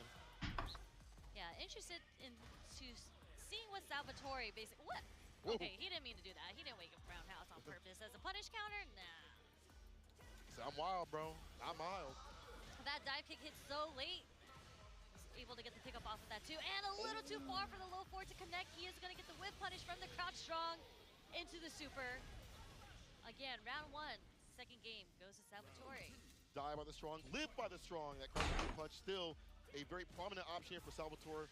Will not take that away. It's working out here. Stays up that set point as you mentioned. Counter combo, but the crouching medium punch was not able to hit. Yeah, that walk speed from Phenom was able to get the punish counter, a whiff punish with stand jab and pushing Salvatore into the corner. Let's see if Phenom can keep up that pressure. Oh, trying to go for the throw again. The TK dive kick is there. The super to burn him out. Very smart stuff. Back to mid-screen. Dash up, but don't press the issue because if you try to walk up, you hit with the counter hit. Air to air. I thought he was going to do the target combo. Didn't go for the target combo, but was still able to get him out of the air with the jump medium punch. Okay. Not looking too great for Phenom. Jump fierce now for the air-to-air option. Back to Phenom. Back with drive gauge. Can he enter? No, there was no DP. You saw the counter. Maybe trying to be a little bit late on the DP. Did not work out. Salvatore takes it. The timing on the anti-air not properly done. I mean, Cammy again is one of the most difficult characters to anti-air, and you know we don't see the DPs come out. It might have been a strong because it was a jump short that got the counter hit, so it was just a slightly too late as an anti-air coming from Phenom. Salvatore was able to get the pickup off the jump short, but again, Cammy's just one of the most difficult characters, any dive kick character really, to anti-air. It's just don't know what she's gonna do. Every jump in is a mix-up. Empty low, empty throw, dive kick, jump heavy kick in some ranges, jump light kick, cross up. It's funny to see Cammy have to deal with that, right? Even she has to deal with the difficulty of that mix-up. Exactly. Hey, dive kick able to hit. Blesses that crouching medium punch. Phenom hunting for that button very often since Salvatore is so aligned with it. Again, see, he's looking for that proper range. We'll get the pickup after this, though. Charge up to get that DP right after. Tick throw.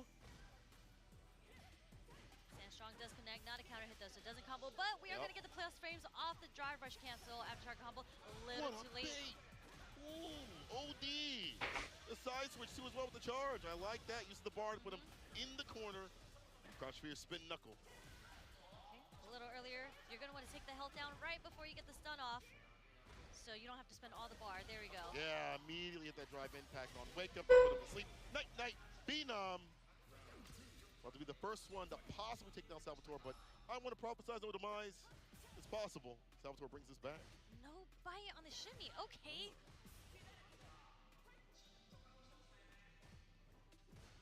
Bringing sort of anti-air tip again. Mention how difficult it is to anti this character. Phenom willing to wait for him to come on the ground and fight there. And the medium hits the flip out, waits for him to flip out, gets the throw right after. I like that here for Phenom.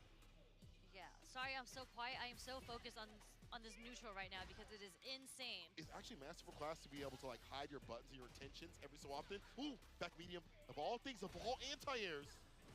That is the first anti-air we're actually seeing coming out. But again, Salvatore finding the punish counter on the strong with the dive kick. Back throw. Switch it up. Bar at the bottom. Can Phenom find the finish? It's a one-touch scenario into level 3. What's the access point? The dive kick again. Medium into crouching medium kick. Will get dive kick. He tried to go for the hooligan, but it wasn't wild enough. He didn't go for the command grab for nothing.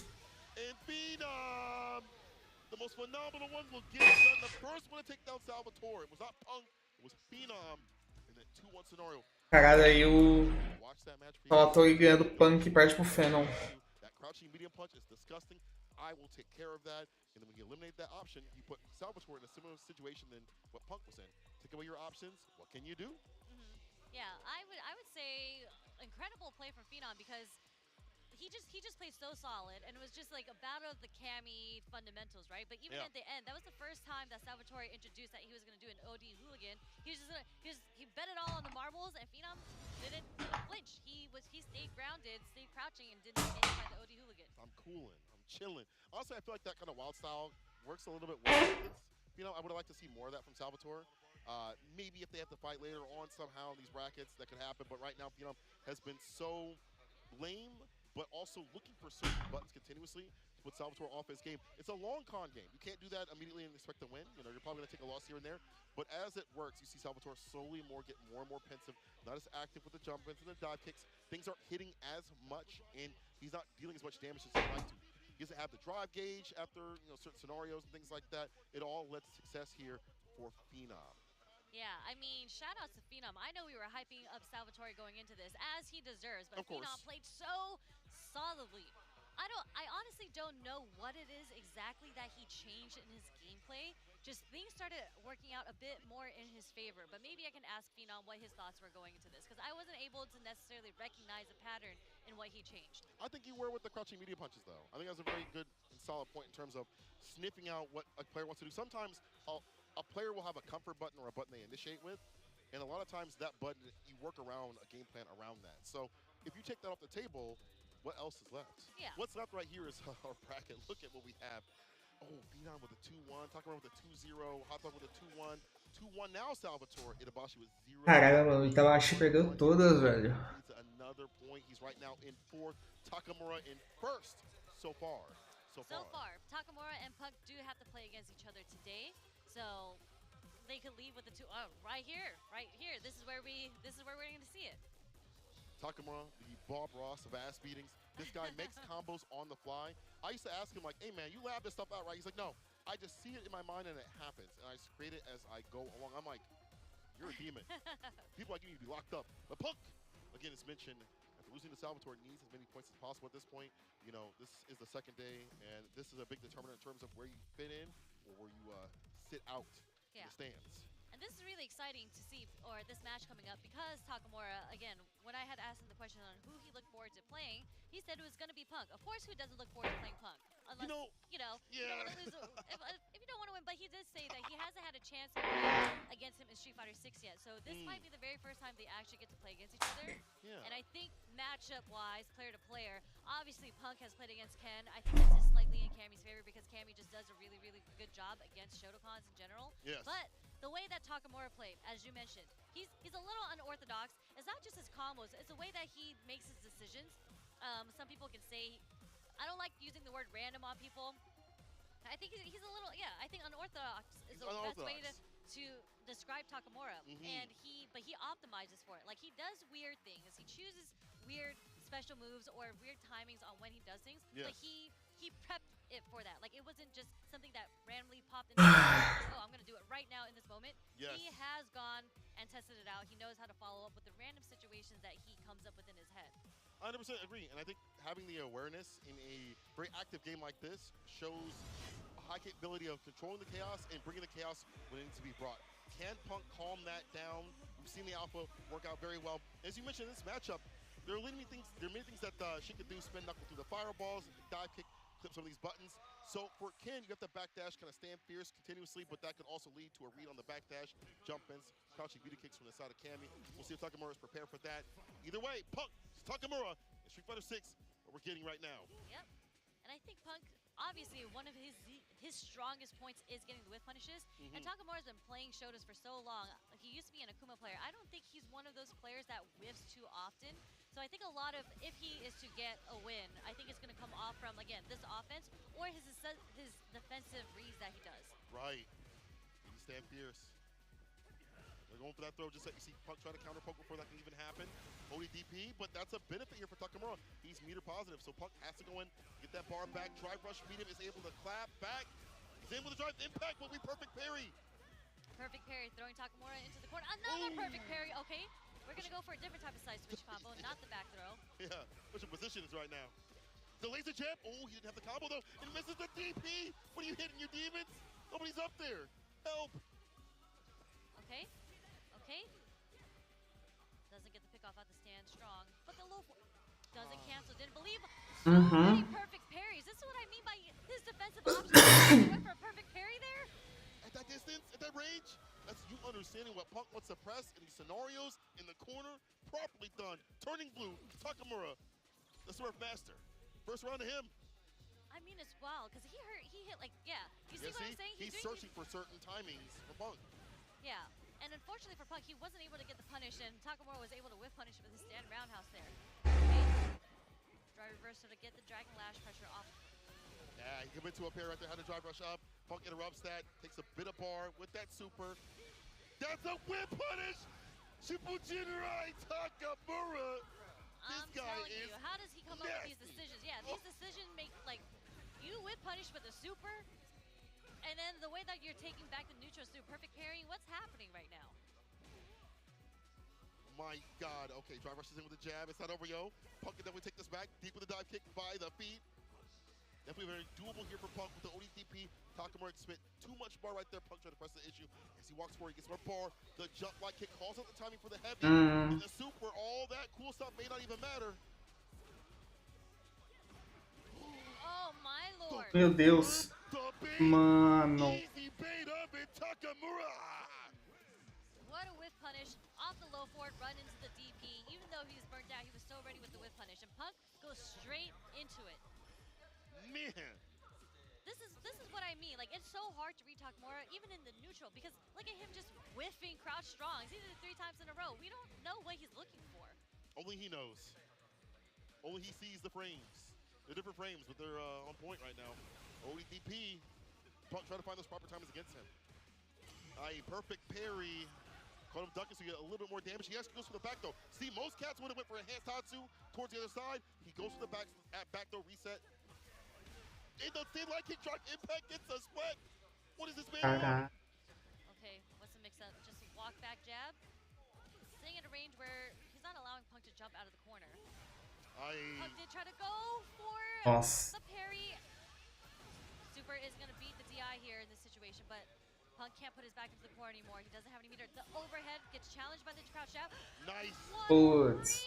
Calma, Takamura, calma. That was the only way to punish wake up drive reversal. And for him to look out for that, again, shows that Punk is on the other hand now understanding the tendencies of Takamura. When you want to do this on defense, I got that. Lock that down, crouch really kick as the whip punish. Yeah, don't whip on Punk. Okay. Attack on drive gauge. I like that. Starter with the DI. I thought he was going to go for it again. I think so did Punk. That's what he did. Oh, wow. The bait using the Jinrai. We all die to Jinrai. Enhanced Tatsu, Punk, and Burnout. Takamura with level 3 on his side of things. Delay jab. Does get the counter hit, tick throw. Yes, Are we going to see throw loops? Mais um. Punk trying to get active. Drive impact. Gets a splat. Wipe him down. Takamura going to take the round with the run DP. Puts himself on set point against Punk. They're both sitting on 3 bars going into this last round, so I mean, Punk's gonna have to find a way to kind of neutralize what Takamura's been doing. It's just so hard. Again, what does he want to do after Jinrai, after a button press, even off a jab? ODDP again lets it rip Takamura. No fear on the stage. Seriously, it's so hard to read him on the defense. That is a punish. Yeah. But meter positive is Takamura. You see that stand fierce, build some bar back up, blocks out the go ride kick. See how Punk didn't want to do a button there just in case Takamura was going for the perfect punch there. And that is going to counter hit. This is going to be the match. Yes, sir. E morreu. Level 3. Punk brings it back, and I feel like his confidence. Now you see Punk adjusting what he's doing. Morreu. What do I do now? If you're not running the script that you used to run, what do I do now? And Punk taking pure advantage of that. As you mentioned, don't whip in front of Punk. That crouch immediate kick we saw, that Takamura put out, got clipped immediately. Yeah, definitely. And Punk showing just how strong-willed he is as a competitor, because those wake-up DPs did not deter him from putting those meaties on. And that's how he's able to get that counter hit, stand fierce, into the level 3 in the last match. Stays about the meats. Heavy kick trying to look for a punish counter. Hunting for that option that Jinrai is able to hit.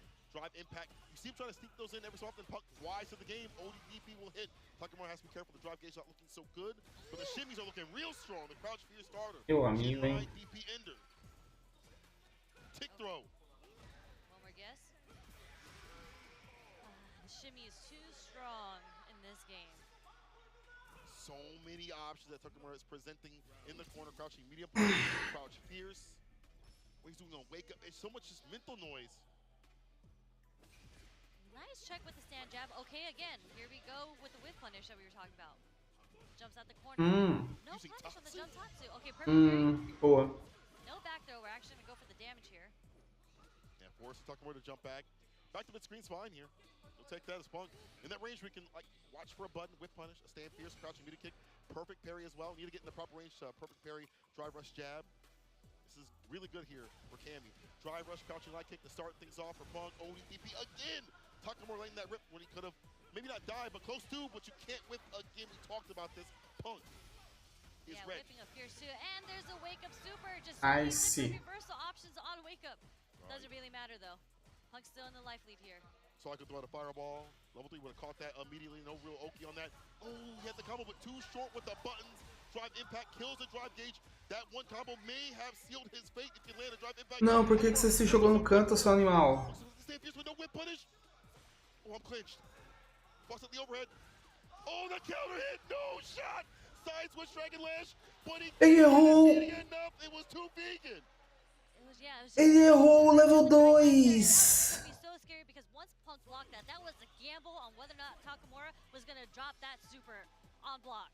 Who knows what would have happened if he had blocked that Dragon Lash? That's a different universe I don't want to be in. Final game, final rounds, what we get right now. Bar at the bottom. Flash, who lasted? Oh yeah, level Meu 3. Deus, mano. Want to let that rip, get that punish. Punk standing in the perfect range, looking for the low forward or the strong for the whip punish, but the dive kick is going to get it. Crouch spear thought was a throw. No go. Puta, ele abalou, mano. Ele abalou, ele vai perder. Caralho, mano.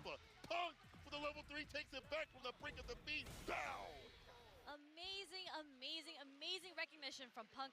A cara do Punk, mano, de puta que pariu, foi por pouco essa, mano. Where he was going to do a shimmy, and Takamura has demonstrated before. Caralho, velho. That could have changed the tide on that round. But Punk stayed right outside that range where if he was to wake up with the low forward, it would whiff, and indeed, that's what happened. And then you get whiff punished. That is a marquee match right there. That was insane. There was a world where Punk would have lost if that Dragon Lash would have hit. Let's take a play here. Again, the variance in terms of defense and offense. Talking about the draw gauge every so often has been absolutely fantastic in terms of putting Punk off his guard. But eventually you have to go for other options to kind of seal the deal or get things going. Stand fierce, crouching medium kick, especially crouching medium kick. Punk's like, you'll eventually do that. You a Kim player, it's in your DNA to throw out that 7-framer, and Punk was ready and waiting. Even things like this, the go right kick, ready to interrupt that, and calling out the drive reversal with the neutral jump. That's one of those also player reads. Like, I know what you like to do. I've seen how you play. I've been watching you. Very fantastic stuff for Punk to route this back from the brink.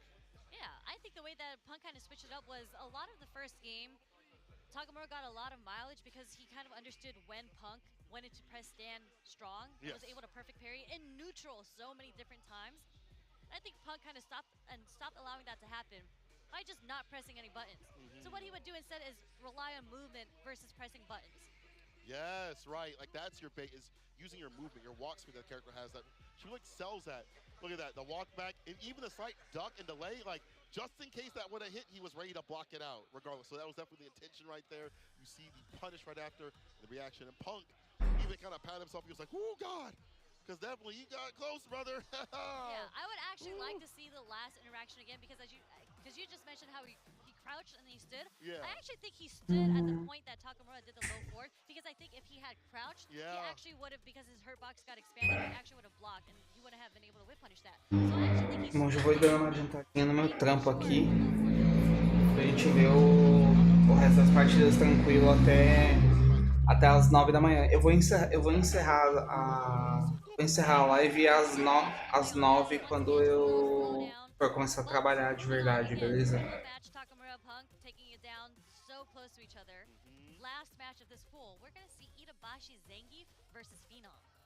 Caralho, como que ele me dropa aquele level 2, velho? A lot better. We saw taking down the very strong Salvatore. And we'll see if he can have that same sort of momentum against Geef. Now, with Cammy, I feel like Cammy does a really good job. Her neutral so good. Stand medium kick, dive kicks, things like that. There's some tools that Geef can present in that matchup, like stand medium. I think his light buttons are good. I feel like the exchange rate in terms of like the reward on hit is so good for her. And the Oki, and now you can't jump cancel SPD. So in terms of defense, you suffer even more. The throw loops. Yeah, but I actually think on paper this is a bit more in Zangief's favor. Okay. Because you can't really do dive kicks against Zangief. Like jumping in on Zangief because Larry is such an easy way to anti-air. You kind of negate the aerial approach that Cammy is so strong with. So a lot of your focus has to go down into the ground game. That Zangief actually does a pretty good job in with punishing, whether it's with stand short, as you had mentioned, or even sweep. The thing is, when I talked to Punk about this, because Punk did play against Itabashi Zangief yesterday, his main tool that he used in this matchup, which is what I'm wondering if Phenom's going to use or not, is actually roundhouse. Yes, heavy stand kick. Roundhouse, yes. yeah, because you can't get punished. It's not that fast, but if you're with punishing monster like Punk is, and Phenom is very, very capable of doing so as well. It is going to be the stand roundhouse here. Geef can't do anything about it. Other characters could. It is minus... Actually, I think they buffed it.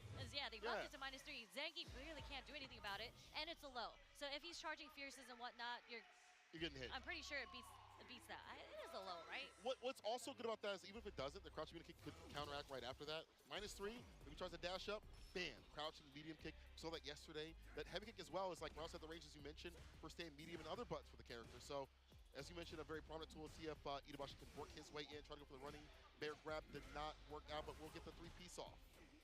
Yeah. Wow, that was pretty far for the connection for the fierce to hit. Okay. Double dash throw. Wake up charge fierce is gonna beat the meaty. There's that crouching medium kick low though, as we mentioned. If heavy kick don't work out, I got a crouching medium kick to do so right after. And that stand medium kick also makes us a pain in the ass. The neutral jump against the fierce, 2 many of those. I got an option for that.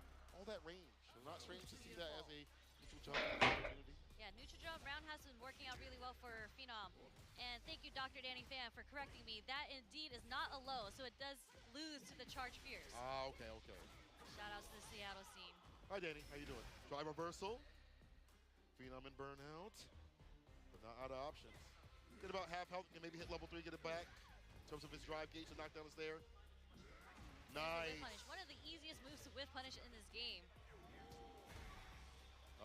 Equalize with the SPD. But Phenom's able to get his meter back. Okay. OD dive kick, not getting much from it though. Trying to catch the stand. There's the anti right there. OD Laureate into level 2. Ah, fez direto o lariate. Yes, sir. Itabashi. A bit of bar at the bottom. That's what I mean. Like the aerial approach just does not work well for Cammy. You really have to catch him off guard to not get anti-aired, and that led to a level 2. Like clip like a stand medium kick, right? Like, but as you mentioned, that OD Laureate saves it, but it's gonna save you now when you're up in the corner. A little too far, but Phenom pressing crouch jab just in case to cover his bases and does get the counter hit. Zangief's buttons are a little slow. Can't leave for free. Drive reversal, offensive style to put him up in the corner. Looking for the fierce, but had committed. You should have signed a prenup. Yeah, drive rich crouch fierce. Phenom was holding up. He was trying to get out of that corner as fast as he possibly can. Don't want to be there. Not your hood. Okay, Itabashi going to take some time, go into the character select screen, take a breather. He's going to go through his notes. But damn, I forgot to button and then drive rush SPD. My bad. Nossa, tinha todas as... Metade das Kami da Capcom Cup tava na chave do... You definitely see a change in demeanor. Not smiling, not as jovial, not... Tava na chave do Itabashi, mano. Now it's, oh god. Yeah, and unfortunately for Itabashi, I think he's having a very difficult time closing in on Phenom. Like he hasn't a lot of Zangief's offense comes off from like the headbutt mix-up, but he hasn't even been in range to get a headbutt off. Soda's been trying to get driver Stand Fierce. That hasn't worked out. Even normal Stand Fierce hasn't worked out. As you mentioned, he's trying to get him with other buttons, and Phenom is far out in the range. And maybe he needs to look for a stand short. A lot of it, yeah, he is trying to fierce a lot. And again, Zangief's buttons are very slow, so Phenom's finding a really good way of walking forward and doing a crouch strong and stuffing the beginning, the startup of a lot of his buttons. Holding parry, keeping the bar up as much as possible as Phenom. Crouching medium kick, but that's fine. You take that. That's no big deal. Don't take that though. Holding north and not go south. Man, not want to hit the ground. Has been consistent with these neutral jumps. Oh god. Does a lot of damage. Yeah, first TP also. Headbutt still hits the 3Ps. Mais uma. Drive rush impact. Oh, what? What? Okay, Itabashi. Nossa, nem sabia que dava pra fazer desse jeito. Regardless, Itabashi penning on the wall like Picasso. Just like that. That was such an incredibly fast first round. Dry rush, stand jab coming from Phenom's end. Does connect. He walks in with the confidence. Now Phenom initiating a lot more with that crouching medium kick. Oh! Don't try to meanie me, he says.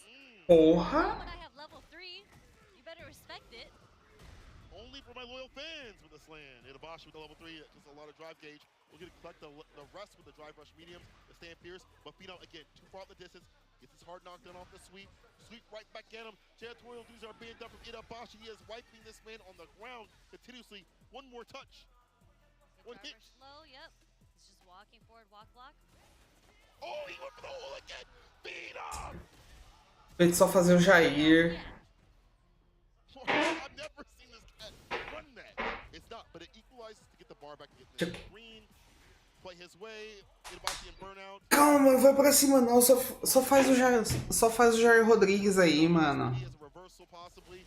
DKOD dive kick deletes the armor of the stamp. É só fazer o Jair Rodrigues ali, cara.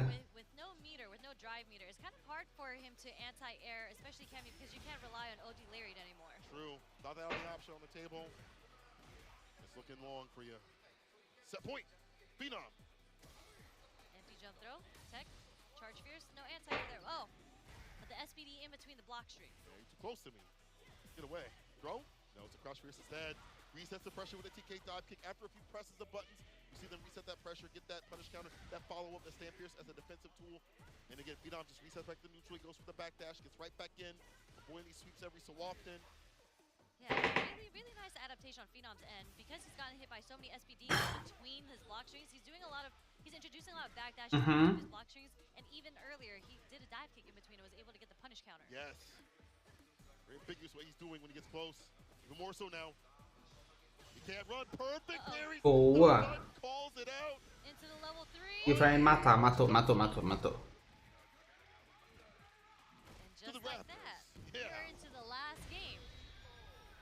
Put this man in the ground like an earthworm. What is in his notes that got him so that got him this match? I think he started switching it a little bit more with sprinkling in a bit more standing medium punches as Zangief. Also, he had a drive rush and a drive impact in the corner. He was wild, not mild options. The gambler. That's definitely a gambling option for sure. In his Osa says, go back to the old you. Just because you see the green, you're kind of expecting a meaty to hit. True. And so the drive you're kind of like impact. a deer in headlights waiting to block. I like that. Played on the idea of what could come through. It was something different. Itabashi staves off what was a very terrible start. Game right now. Right? Tried to go for the whip punish. Fierce is actually going to hit Cammy out the air a little too far to follow up with the target combo. Burning himself out to get the pressure off of him. He doesn't have super bar yet either, so he's going to have to find one more normal. There it is. Just to get that level 1. Sit now. This is good. Way far outside the corner. Back to neutral. Bars almost back. He chooses to go in, but Phenom can't be jumping back. The level was able to hit. Finally. For mini gi players like Brutus, it don't, but for Itabashi, it will, and it will secure him a set point scenario. Great recognition on Itabashi's Zangief's end with that level 1 there. Because you definitely don't want to be anywhere near Zangief, especially when you're burnt out. Oh, yeah. For a button to stand, medium kick able to poke. Not really too much, but it adds up. Especially punish counter. On the drive gauge, definitely helps out. Makes it so Phenom can't just bust out or drive rush as much. So he's back in the green.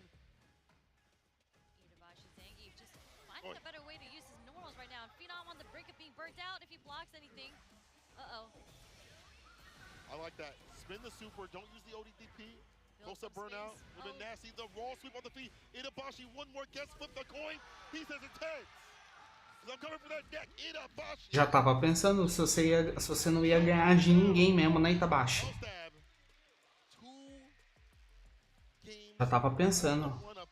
Será mesmo que você não vai ganhar de ninguém? Yeah, as I mentioned, I think the struggle in the first match for Itabashi Zangief was he wasn't able to get any pressure started. Like he had to deal with a lot of Phenom's game, but all he had to do was get the headbutts in, and then it's really a 50-50. It doesn't matter what character you are. And Phenom, to escape the pressure, he had to do a lot of OD reversals. Spent the bar, unfortunately burnt himself out a couple times just to get that pressure off of himself. That means not being able to ODDP, but also drive rush jab or, expend with a drive rush right after you get a confirm. That means less pressure, less Oki scenarios. And it sounds simple to say, but it's like if I add more of these things that strip away the drive gauge, then I kill this character better. Like it's a typical thing for Street Fighter 6, but to get that to work out, Itabashi had to earn that right, had to slowly get in there. After he put some wild stuff in there, the drive rush impact, as we saw, other options that didn't work out, it allowed him to get in that mid-range and work his way to success. Yeah, moments like that definitely helped, where Phenom was able to jump outside the corner, too obvious on the entry point. Like that was crazy though, but Itabashi turning up, going that gambler style, definitely put Phenom off his game. Yeah. And I say even in the first really good job on reading when Itabashi Zangief wanted to do the fiercest. That's why he got a lot of mileage off the neutral jump roundhouses. I didn't see that too often in the last game. True. Man, Itabashi definitely needed that as much as possible. Phenom, unfortunately, taking a heavy loss right here. A 2-1 sort of scenario. Could have been way worse on both sides of things, but look at that. Catching the jump back with the level 1. You rarely ever see that get done, right? I feel like a lot of things get whipped for that. And fortunately, as I mentioned, some of the other key players doesn't work out, but for Itabashi, had the proper spacing and timing. And as you mentioned, strip away that drive gauge, gets the hell stab to finish things off. 2-1, and that ends out the entire... Tá, eu vou dar uma adiantada no meu trampo aqui. Indeed. What an insane... I mean, there really hasn't been A gente conseguir ver so far where we're just like, as últimas partidas. Vou começar. exciting moments happening there. There's been upsets left and right all day today in every single group so far. And I'd say the upset today, I mean, just Salvatore taking on Punk. Yes. And was able to pull the win there. But look at that. Now we have Salvatore as leading in winners in this group at +3 points. Ain't a single person that has a fantasy bracket that has worked out at all. If you said it now, you're a liar. Phenom with 2-2, Tuckerman with 2-1, Hot Dog with 1-2, Salvatore, as you mentioned, 2-1, Itabashi Zangief 1-3, and Caralho, mano, o Itabashi só ganhou do Phenom, mano. Bagulho louco.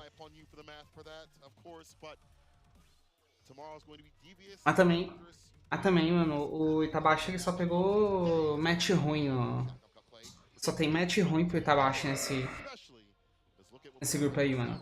Tem 3 Kami, um Bison e um Ken no grupo do Itabashi, mano. Not too far behind. So his match is tomorrow. Tomorrow is the last day. So there's still a chance for Punk to get out. He is going to have to play, I think it was Phenom and Hot Dog tomorrow. Nasty matches. So it's not going to be easy. No, not for anybody, of course. I mean, we see how Hot Dog is able to turn up like volume and get better and better. And wow, the match is only going to get better and better out here. As they've been ridiculous. I feel like last year was great, but this year has been insane in terms of calling out who's going to win. Absolute adjustments. The meta rising out here and some of the players falling that we didn't expect. What it all goes to show is, hey man, Street Fighter 6 is great. We're going to have an interview real soon. Let me see who's there's that Salvatore. I think it is Salvatore. I mean, it should be Salvatore. He had a hell of a performance today, but I think they're still taking some time to set up. Reinhardt's, you know, dusting off his glasses right now, wiping away the oil, getting the mic ready. So we got a little bit of time. So again, this is just day 2 of Capcom Cup 11, y'all. We have 2 more days to go, and by the end of the next 2 days, someone is going to walk away a millionaire. I'm going to walk away in them DMs. We're going to walk away over to the interview. Let's pass it over to them. On your performance so far, absolutely amazing run there. Of course, 2-0 against Punk, you know, the world champion. Tell me, how do you feel about that? Had you prepared for Punk specifically? Why were you able to deliver such a dominant performance?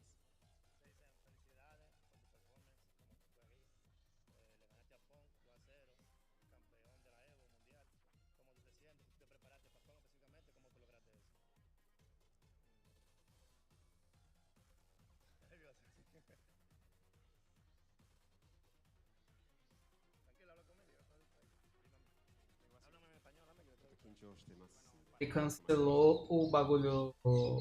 Aquele negócio da hack lá, ele cancela. Cancela em level. Tá ligado? Que tipo, ele confirma ele em level 3 depois que acerta todos os hits. Cancelou o bagulho no meio da animação, mano. Sabia que dava pra cancelar. Não sabia que dava pra cancelar aquilo no meio da animação. Eu sempre vejo todo mundo fazer depois. Tá ligado? Aquilo ali foi muito inteligente, mano. Inteligente pra caralho. Eu tenho certeza que aquilo ali foi labado, mano. Certeza que ele labou aquela situação. Lo siento, estoy un poco nervioso.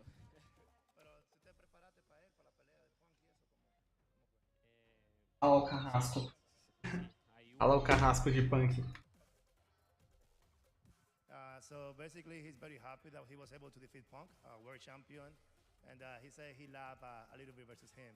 He said he's very nervous, obviously, but he's very glad with today's results.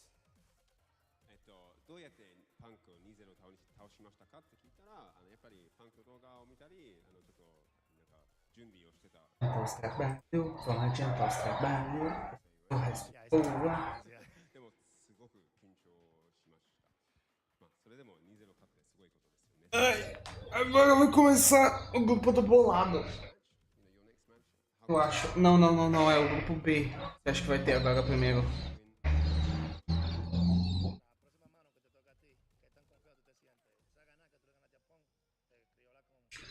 É o grupo do JB e do Noah. Sí, se puede decir que tengo mentalizado estar muy tranquilo en cada match.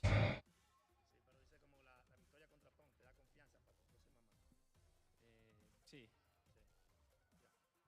So yeah, he said the victory over Punk makes him feel very confident about any matches. He's gonna take every match at a time.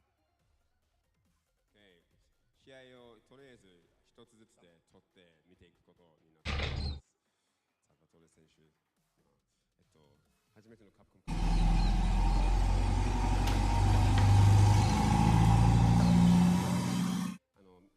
来てくださってる人たちに一言お願いしたいんですけど、Do you have any comments for your friends and family watching, some people here in the arena? Would you like to say anything to the people?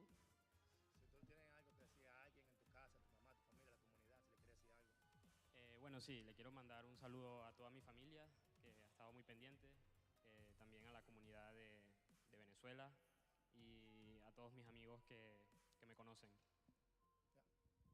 Yeah, so that's what he said. He said shout outs to those people from his family and his community back at home. Okay. じゃあとりあえずみんなに応援してくれてありがとうございますという形です。サルバトーレ選手、おめでとうございます。これからもよろしくお願いします。Good luck in your next matches, and I wish you all the best in your future of the tournament. Buena suerte en la próxima mano y esperan que te vaya bien. あと通訳してくれたイタシレガシーにありがとうございます。Thank you for translating. Thank you for your time. That's it from me here. Let's get back to the desk and continue the action. 続いてこれからもカプコムカップを楽しんでください。You believe it's not even close to being over? This day isn't even done. In fact, we got 2 more on the way. People, stay tuned after this break. Even more Capcom action coming right at you. Don't go nowhere.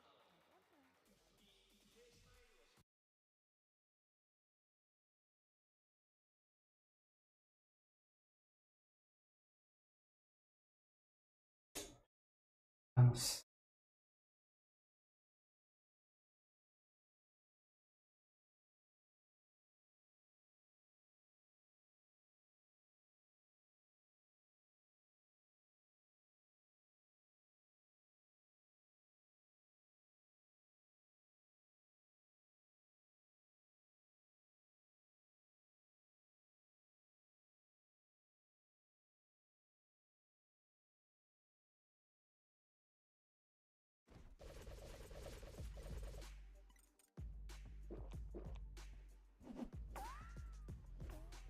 Red Bull gives you wings. Red Bull Kumite, Paris, 10-year anniversary.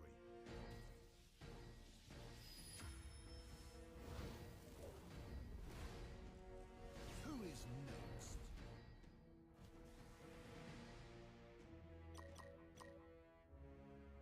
Big Boom. No. Cara, que da hora, mano.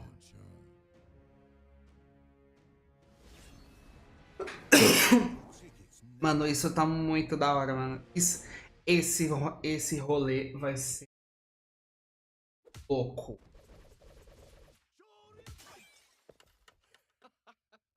Red Bull gives you wings. Mano, que da hora esse comercial da Red Bull. Que da hora esse comercial da Red Bull.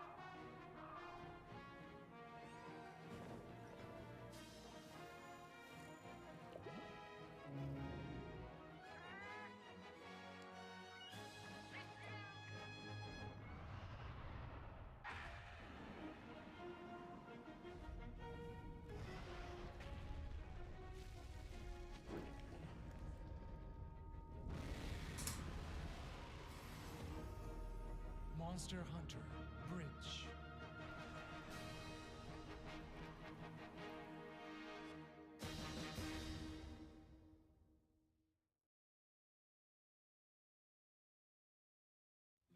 Show me what you have. What?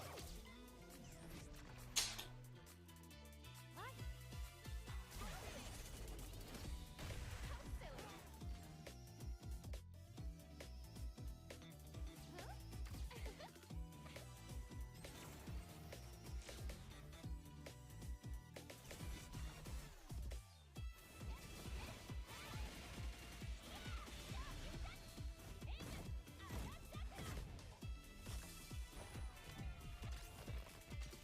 All right. It's my time to shine.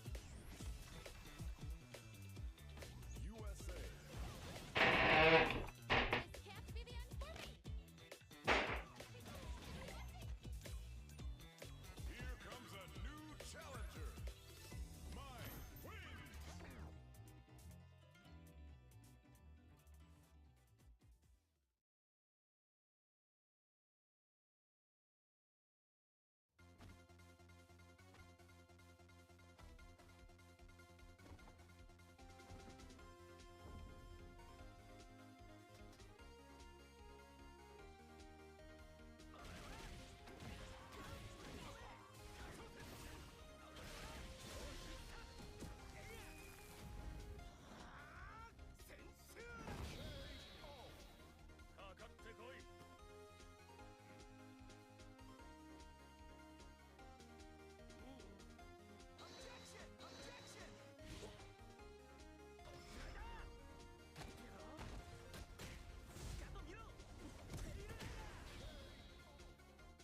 Here comes a new challenger. Here comes a new challenger. Here comes a new challenger.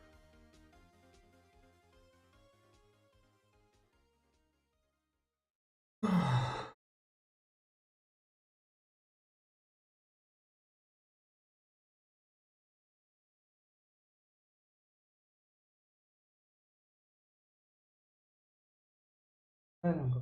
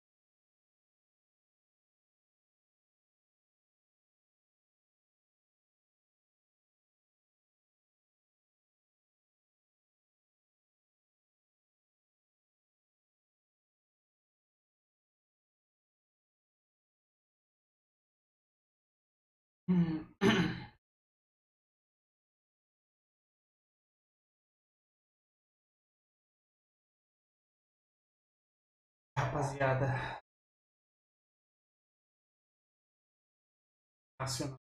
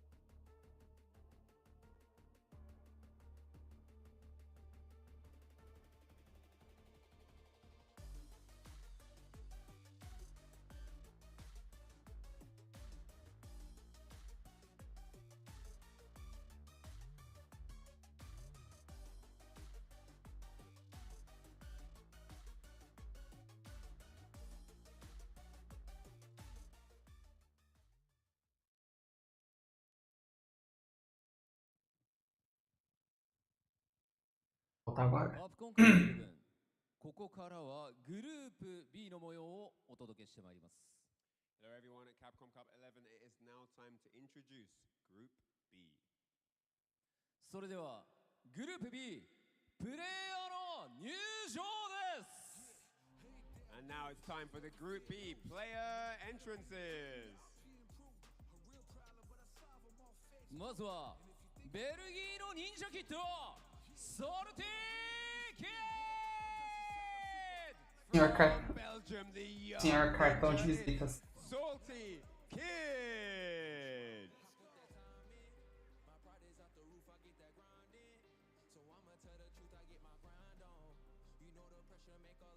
バングラディッシュのトラサイハニ Next up, it's the Tiger, Sai Anik.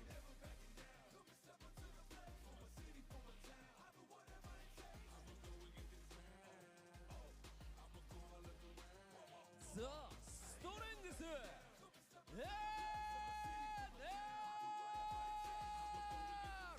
From South Korea, it's the Strength NL.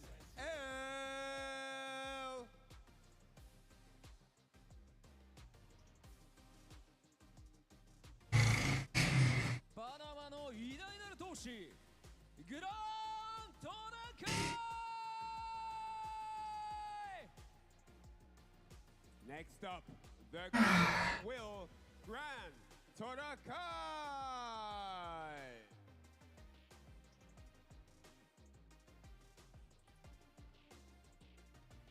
バウティスタブラザーズ疾風の兄 JB He's in and out like a thief in the night. It's the burglar, JB.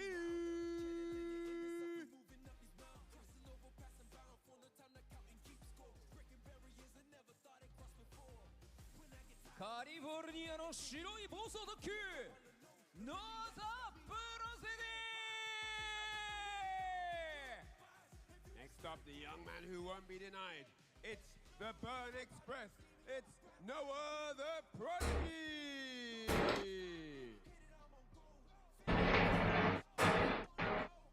この B グループはかかなり攻撃的な選手が多い印象ですよね。そうですよね。昨日ソルティキッズすごく大活躍して、キンバリーのねソルティキッドは2勝しているという中で、スローハイですね。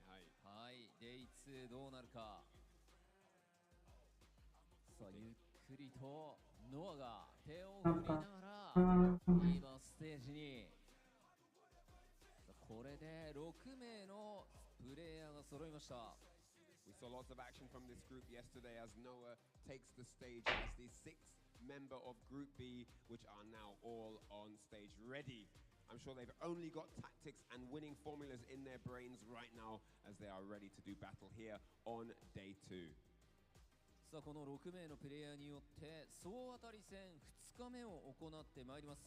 3日間のうちの2日目となりますが、その中から上位2名がトップ16のトーナメントに進出となります。皆さん今一度大きな拍手をお願いいたします。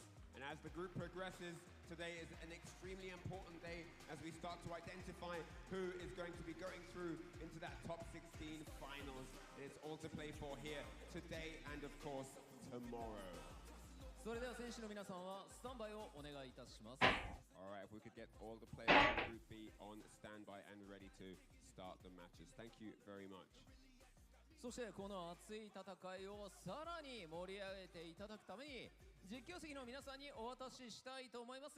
実況席お願いいたします。 Alright, with that said, it's time to get Group B underway. So let's throw it back to the casters to start the action. Thank you very much. And welcome back to the Ryugoku Kokugikon live from Tokyo, Japan. Myself, Ringe, along with Sankola. What's good, family? You already know we got the second to last block of the day. Group B with some of the heaviest hitters in the building. 100%. No other prodigy, JB, and also people with something to prove, like Grand Totokai. It's going to be some hot action. You definitely want to sit down for this one and enjoy all and every bit of it. As you mentioned, it's Group B, second to the last right here. We switch things up a little bit, but it is day 2. See who gets through and who might be joining the stands like some fans.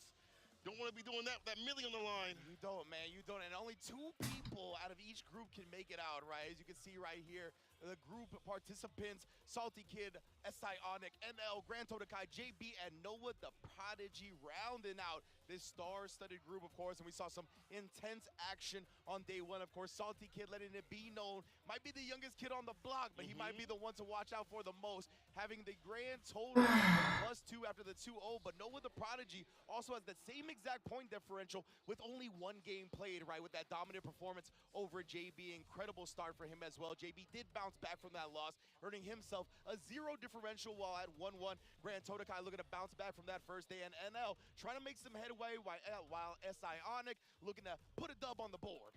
Definitely should do so because, again, day 2 is going to get more devious. Even try to get through on that day 3. At this point, some of the people will know that they won't be not making it through. Salty Kid, though, I want to highlight him. I mean, he did some fantastic stuff yesterday, exploding and exceeding expectations. We saw him play the Mika before, obviously the Poison right after that, but now has been so good in the mix of opportunities with the Kim. What we're getting, though, to start things off is Grand Totokai and Noah the Prodigy after that. JB, NL, Salty Kid, Grand Totokai, Noah, and then we see whatever that is at the bottom right there. I don't know what that's supposed to be. Yes, indeed, a file. A PNG has been corrupted. It's a new character. But JB after that and Salty Kid, I think actually that's supposed to be C right there for Noah the Prodigy. Gotcha. That second to last one right there. So we'll get that, of course, when the time comes. But yeah, we're going to start with Grand Totokai and Noah the Prodigy. And we'll see if Noah can carry that momentum, right? Yeah. Not only did Noah defeat JB, who was his captain in SFL US, right there. but he also retweeted the tweet of JB being like, you sitting down, lock in to sit down and not play. So Noah, you already know he's one to pop off, and he let it be known that he's coming not only to make it out of the group, but wants to make it out in winner's side. Oh, 100%. A lot to prove for him, not only in the streets of right here, but in the streets at home. You know, people watching him. You might say what you want to say about Noah, but he got here for a reason, right? Yes. He is a strong competitor, a strong player, and he definitely deserves to be out here.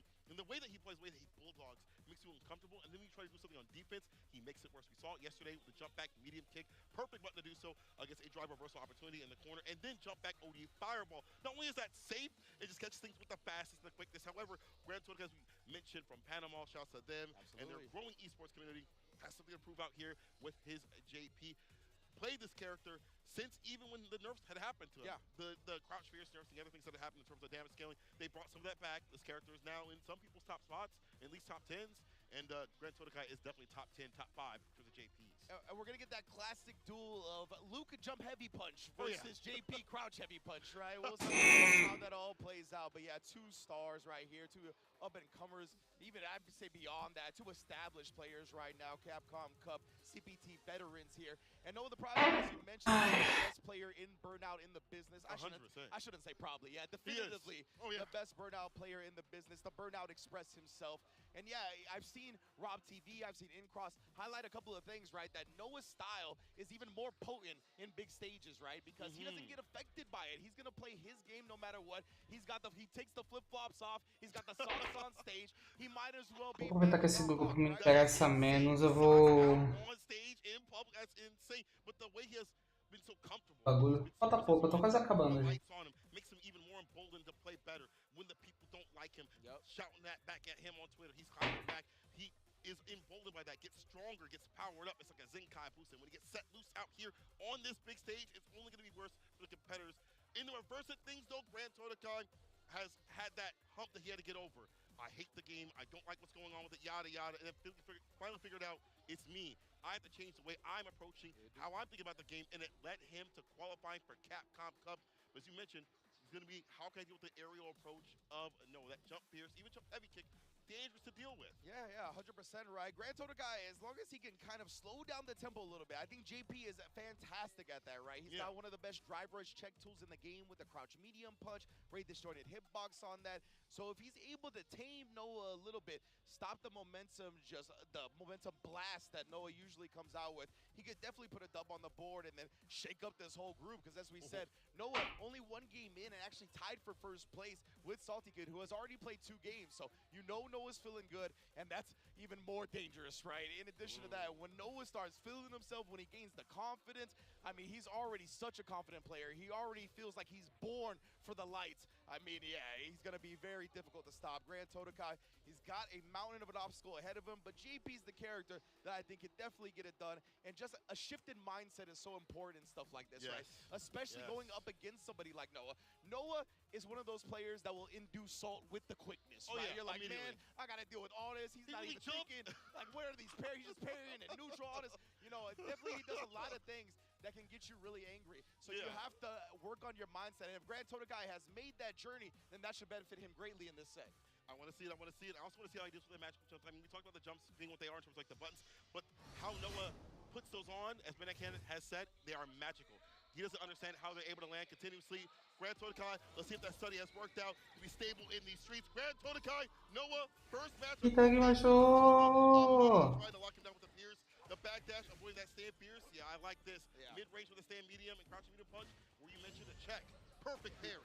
And look at that now, parrying the stand fierce. I really love how aware Grand Todokai already is of that stand fierce range. Noah obviously bully balls with that all day, every day. And Grand Todokai, you've got to put the departure up, but now respecting the ODDP, that could cause trouble, and now you already reaching. I would have liked some more disciplined defense, because now Noah's got to lead just like that. Got to make him earn it with a couple of throws first. Like reversal of all things. A lot of RV expended right here. Trying to go for the sweep. The neutral jump is there. He's a punish. He dropped it again. He's a drive rush throw. That's a punish counter. Burns him out with a jab. Finds the target combo on point. Noah. Yeah, that was straight. He burnt him out with the sandblast or the button previous? It was the sandblast. It was the sandblast, right? So yeah, it hadn't even actually gotten that extra block stun yet, but still managed to beat Grand Todokai to the punch. And now Noah working low on him, drive meter, but we know that's where he lives. That's where he thrives. Already, the Burnout Express. First stop. Choo-choo. That level 2, that back up if he needs to. Can Grand Todokai get the side which he can, and the departure to land appears. There it is. Just make it snap. Wall splat, stand fierce, departure, harass continuously. I like that jab, that long range on that, more than crouching right. Finds follow-up. Oh, but yeah, the extended block stun right there from the spike and being in Burnout. Actually, it was 2+ for Grand Todokai to get the throw, but it don't matter. He wraps it up regardless, and we are all tied up in game 1. Bringing it back to the break and a lot of more to work with. Noah the Prodigy might go for even more drive rush shenanigans. Of course, to bring himself out. As long as he gets the bar to back, he will back himself up with it. Starts off with the knuckle and the heavy finisher. You can't keep reaching, dog. Hands and arms inside the vehicle. He's already paid dearly for that, but he does side switch, and this is going to be big. He's He's got a big opportunity to take advantage of Noah with the level 2 while in burnout. How are you going to get out of this one, fam? Just locked down. You got to guess which way. No escape from there, and he gets opened up low. Now the OD departure as well, but he gets aired out of it. Perfect, but don't back though. Yeah, do not DI that. You would have got level 3. That immediately has to know the 5G special right there. The fireball trying to walk him down. He loves that heavy flash knuckle, right? Because if you try to DI, he'll just cancel to level 3. But Grand Todokai looking strong, and he's trying to chase him down with the knee. But the spacing from Grand Todokai since round 1 has been immaculate. He's been aware of the stand fierce range, aware of the different drive rush potentials, including that forward momentum knee. Immaculate play so far. That is insane. You studied where Elite wants to be and where Noah wants to be, importantly. Backing him ever so slightly to find the perfect buttons, and where JP would like to extend the stand, fierce stand, medium crouch, and medium punch as per mentioned. He'll take that trade, keep him out. All this is relationship. It's not you, it's me. No communication issues here. Oh, OD actually gonna burn Noah out again, and we usually say, right, this is where he lives, this is where he thrives, but it's been a bit of a struggle because JP is one of the best characters in the game against people in burnout. 100%. No one would like to have the bar at the bomb to back that up, right? Be able to have like a super, interrupts the charge knuckle. I like this for Grand Todokai. I go in, but here's a knockdown, a chaser for the plus frame stand. Fierce it up on a confirm though. Yeah, exactly. Noah, he got in a couple of hits here and there, but nothing significant made out of it. Oh, and then the parry after the trade. A Noah classic, honestly. Yeah. Chaser for the Oki, goes for the stand fierce this time. The throw is fine. Noah has run this back with the quickness of sweep. You've seen that. The catch the back dash here from Noah continuously. And here's a level 2 coming through. Man, these level 2s are gonna haunt Noah's dreams tonight as he looks for the parry. Grand Todokai knew, now that you have that available, now that you ain't in burnout, that's what you go to. Noah knows, you rock the blue stuff in the wrong neighborhood, it's not good. Yes, sir. Running wrong colors out here. And Noah got the goosebumps. And there it is, that crouch medium punch again. It's not even checking drive rushes, but it's being such a menace in the neutral game. It's definitely making Noah hesitate, and then he tries to parry the spike, but just teleport throw. The whip! Caught the recovery of the button right there. I should say the follow-up button on the counter hit. Amnesia comes through against the drive rush throw. Too many options right there, Noah. Not staggering enough. What's that scenario? Looking very long for Noah at this point, but the neutral jump does catch the extended crouch medium, and you already know that level 3 is going to come out, so he's able to build back out of that burnout and get his green stuff going. After this, yeah, bar back rim at before OD farm up to once more drive rush opportunities. Again, Grand Todokai with the walk back, finds again from up the stand fierce. As we mentioned, Manu walk back, finds another level 2, haunts this man's dreams forever. Put him to bed. Wow, man, Grand Todokai, what a performance to start the day in Group B. I just heard Mama Todokai screaming from the stands, and does it for Panama. You see the elation. Rapaz. Gotta give credit to the situation. Be able to walk back, find the perfect punishes. The timings were fantastic. Man. Yeah, I think it really comes back to that journey that we talked about with the mindset, right? He was at the end right there. He was below 1 drive gauge, and it would have been very easy for Noah to burn him out. Yeah. And in situations like that, right, you tend to risk something as the player that might get burnt out, whether it be parry, whether it be OD amnesia, whether it be super, and he didn't do any of that. And Noah did try to bait something out, so he walked back. Grand Todokai got that space, and that's what allowed him to establish that combo into level 2 again. So just the discipline and defensive decision-making from Grand Todokai, I mean, wow. Very impressed to open this one up. There was one where he woke up sweep and it didn't work out, and then he does the sweep again. Again, that showed me the intention to catch some of these jump backs, dash backs, whatever it may be for Noah to reassess. He's watched what happened previously to JB, the jump back medium kicks, the baits on the drive reversals and things like that, and said, I'll just delay a little bit. And you see that pop off in the top left corner here for Grand Todokai. Well earned, well done from Panama, putting pain on Noah. Absolutely loved the opener for this one, man. What an immaculate day of Street Fighter it's already been. Second to last group of the day as well. Second day of group stages. We're getting all the drama. We're getting all the drama storylines for day 3. Ooh-wee. It's going to be a great one. And we got another great one on deck. Coming up next, it's going to be Cloud9 JP going up against Falcons NL. This is going to be a barn burner, bro. Oh, yeah, he was salty yesterday. He was mad as hell. JB? He's like, he got jumped in on. He was like, man, I'm salty as hell. So he'll take that sodium out on NL unless NL fights back and bites back. But he has been able to do so. You see that 1-1 right there. I'm going to highlight NL real quick.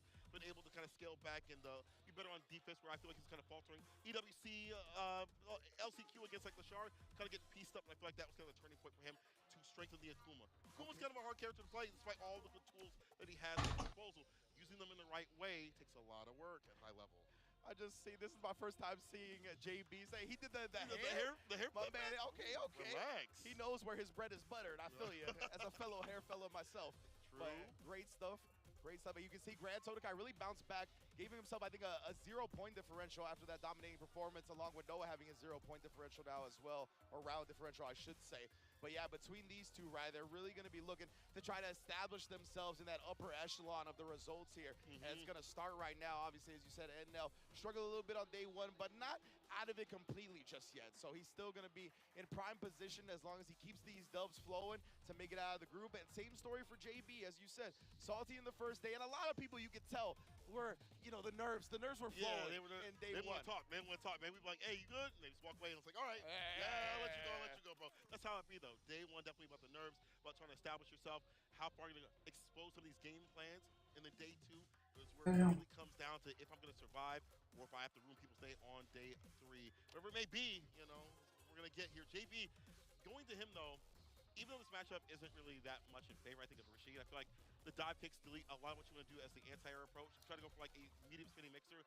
If you go for the demon foot dive kick, it blows it up damn near every single time. It is just a horrifying thing to see a demonic character approaching these guys continuously. But for JP, I feel like he's played this matchup so much often against Punk.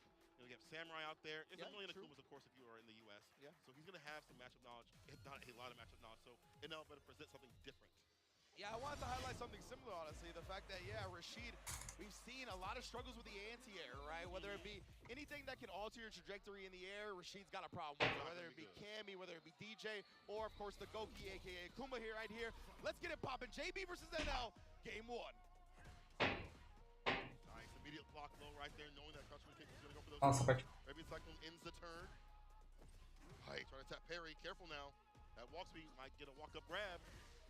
Indeed, and JB is going to test him. Saw that NL had been kind of looking for the fireball, so got in there with a drive rush, but NL sending him Começaram a Sky High. by the air cyclone. Nice, Sky High, excuse me. Was not his turn. Got the counter combo. Fishing with that crouching medium punch as well. Perfect parry on the drive rush jab. JP puts that ass right back up in the corner. This is where you belong. Indeed, this is where he's trying to shut him down, but NL, a forward medium kick, one of the most potent tools in Akuma's arsenal. Even after the nerfs that have happened, that snap kick, good establishment tool with the counter hit the trade, delays the cross kick to get the low. Fantastic. Goes for level 2. Isar. See, he's got the enhancement. Oh, yeah, he didn't want to follow it up because he knew he was going to follow it up right into the tornado. Puts the pressure on him, trying to save a bit of that drive gauge with the parry. He's looking for the perfect, but man, the DI, it was definitely unpredictable. JB finds it and rides it all the way to the victory. JB also backed off a little bit, I felt, because, you know, you have that level 2 that it'll splash you with that parries that can cut through. So he's like, I'll just wait a little bit. And the perfect parry again. He sees green, he becomes a stop sign. Stays fine. Reversal jab, though, happens. Sweep, go for the Oki. No back throw, just a medium. And again, JP staggers, waits, finds his button. That stand fierce fantastically. And the catch. You can't lead for free. And it's all. Yeah, and NL didn't press the button in the air either, right? He was going to be able to block if he landed. So great stuff from JB hitting him beforehand. Now, of course, trying to establish this, but he got caught whiffing the roundhouse, and that is going to be massive damage. And if not burnout, it's going to be a magic pixel left. Nah, he burned out, right? No, it's gone, it's gone. Yeah, oh yeah. Bye-bye, flushed. And now it's going to be long for him. He doesn't have the level 2 either, but at least he's got a dub on the board, so if we go to the round 3, he'll have it for that. Oh, that chase as well. No easy escapes, even with the wall clean, even with the Sky High. Deixa eu acertar nessa altura. Got that knee for speed with that walk speed, always able to track care where they're at. Não é todo boneco que tem botão pra fazer isso aí. Easy jump ins, he's got quicker fireballs, better fireballs. Now you're ass up in the corner, heavy kick Tatsu. Air to air trade, you'll take that as an L. Absolutely, right. As long as you keep him cornered, that's a victory for you. But JB did snipe him low with the crouching medium kick. I wonder if we see NL do a drive rush and a throw because of the parries that we saw earlier. But right now, we're not going to see it because he has to deal with the Asar enhanced into the spin mixer, and you even get the combo afterwards. You already know what Mokin. Heavy mixer in there, that was great. Again, delays here from NL trying to find a conversion. Did not get much off that counter at this time. Someone dying. NL trying to find the appropriate way to just enter in. He can't drive rush jab. We saw how guys been perfect parries. The fireballs now. JB keeping up that bar. Now in the green. Indeed. Starving for the meter, though. Doesn't even have one to his name right now. NL close to building the second. Both players playing very patient. Oh my goodness, just as I say that though, NL able to get the counter here with the crouch medium kick, trying to bait something out. JB not gonna give it to him just yet. And again, discipline right now, just taking throws. Are you gonna get looped to death, JB? Oh my goodness, bro. He tried it at the end, of course. NL more than content to chill out for a second. And yeah, accidental going back to the versus screen. It's okay. We'll get back into the match in a second. Of course. But yeah, NL with such a life lead, right? He was like, I don't need to make him guess strike throw right here, right now, right? He's like, I'll wait, see if he pops off, and if he pops off, then it's an easy conclusion for me.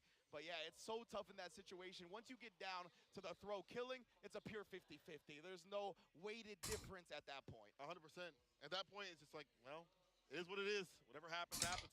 So like most people be like, well, I backdash early or whatever, but to be there, it just feels different, right? You're getting throw looped after a couple throws. You're like, damn, now I'm in the verge of dying at that point. And honestly, it feels like to be able to get walked down, it's the danger, the fear of that crouching medium kick. JB doing a lot of preemptive stand heavy kicks to catch that, clip that, and then NL responds in kind with fireballs, drive rush jab when he catches it whipping, things like that, looking out for the button right after. You know, you talked about, oh, I would have backdashed earlier. Well, hindsight's 20/20, no, right? of course, like, yeah. All the arm chart. Right, I'm not saying you did. Yeah. That's the armchair quarterbacks at home. But yeah, of course, it's always better to not be in that scenario in the first place. Of course. You're always going to find yourself in unfortunate scenarios in fighting games. That's just how it goes. And now already we've established the corner. What are we going to do with it? Oh, the JB. walk back stand fierce confirmed. Yeah. And you saw JB, he walked forward to try to call out NL, like hesitating for a second. Yeah. But wasn't quick enough on the trigger, got counter hit, and NL has already found himself at set point. He's not even flight time with that. He's trying to get for that walk up back to possibly switch it up a little bit. Perhaps. And then with that big stand fierce, he can control the corner, but we're going to the corner. Let's see what Rashid can do. Meaty. And now that's that pick looking for that counter hit. Ooh, beautiful spacing from JB though. Clean whip punish on the big heavy attempt. Now he's got to keep riding this. I know he wants to keep that meter in his pocket because he's found himself at a deficit, but no, the pressure. Backdoor works out here for now. First option. That could have been a throw. Rod Gage gone now with the drive reversal, get some distance. Yeah, and now JB's going to be willing to use the level 2, right? Because it's a burnout. Oh my goodness, NL could have canceled that into CA. Oh my goodness, he's going to get a combo off of that instead. The wall cling, you are dead. That is game, set, match. Falcons and L perfectly plotting, right? JB had consistently been going to the wall cling, trying to combo the sky high to escape the corner. NL had been trapping him there, but not getting anything significant until now, right? Beautiful intel and adjustments over the course of the set to make sure he scouted that and made JB pay dearly. That was fantastic in terms of like the corner pressure too as well. We saw previously. We saw that JB won that walk up back throw. He walked up back to hit that stand fierce. Perfectly done for the corner to call that out, and after go for the throw, that's what you want to do. You want to be a little more active after like the first or second one. After that, you're like, okay, never again, not me. Never but that, again. you can play around that though. Never That again. plays around that. Oh, man. So yeah, we'll take a quick look at the replay here. JB, he was off to a solid start, right? He actually took the first round, but that's sometimes all the opponent needs, right? That first game, that first round can be intel, and that's what it looked like for NL this time. Was just able to really figure out the type of rhythm that JB was going to be playing at, what options he was going to be relying on, different scenarios, and he had the perfect reads, right? And of course, just the strike throw at the end, JB cracking, trying to thwart both options when NL was ready for the bait out. It was just perfect conditioning and perfect adjustments in the decision making later on. Seems like that stability that NL's been looking for is like enhancing the corner pressure, and honestly, it's not even about the character. Bom, beleza, minha coisa tá feita já, só vou esperar a hora de... He has all that. He's got the 4 fierce stand, fierce fireballs, aerial approach, all things you have to worry about. But when it comes down to the player aspect, NL has been hyper focusing on that. We see it in the match. We see him get some big dubs on the board. 2-0 on JB. We knew it was gonna be a hard one to play, but in the way it happened on the ground, of all things, the ground game is insane. Esperar a minha hora de começar aqui. Ai, gente. Normal in their abilities and the reward he gets off them. But Gamer. best walk speed, and that's always going to be one of the most potent things in Street Fighter.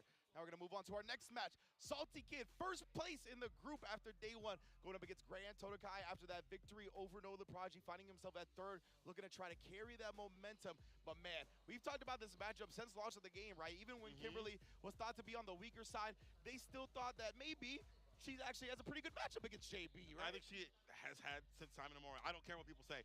She was great in that matchup in Season 1. Yeah. And in Season 2, she still stands supreme, I feel like. Oh, Even yeah. if it's a slight edge or a bigger edge, it doesn't matter. Aerial approach is really good. You have now a stand fierce that can whip punish his buttons as well. Yeah. You've always been have ways to apply, slide, whatever it may be, or drive rush in, or OD overhead possibly against a fireball, and you get him on that knockdown scenario, go to town right after. So I think Kimberly did well before, could do well now. And the cans, I forgot, if they land, you try to go for the amnesia, it don't work out. Yep. It don't work out. Of course, the OD amnesia, the one thing it does not answer is the projectile. So Yes, yeah, sir. the fact that her Oki involves placing a projectile on top of you that can nullify a lot of what amnesia brings to the table. That's one of the reasons people had theorized that she would be good in this matchup, in addition to the teleports and the different ways, the speed of the character alone to get past all of the zoning and the different obstacles that JP puts up.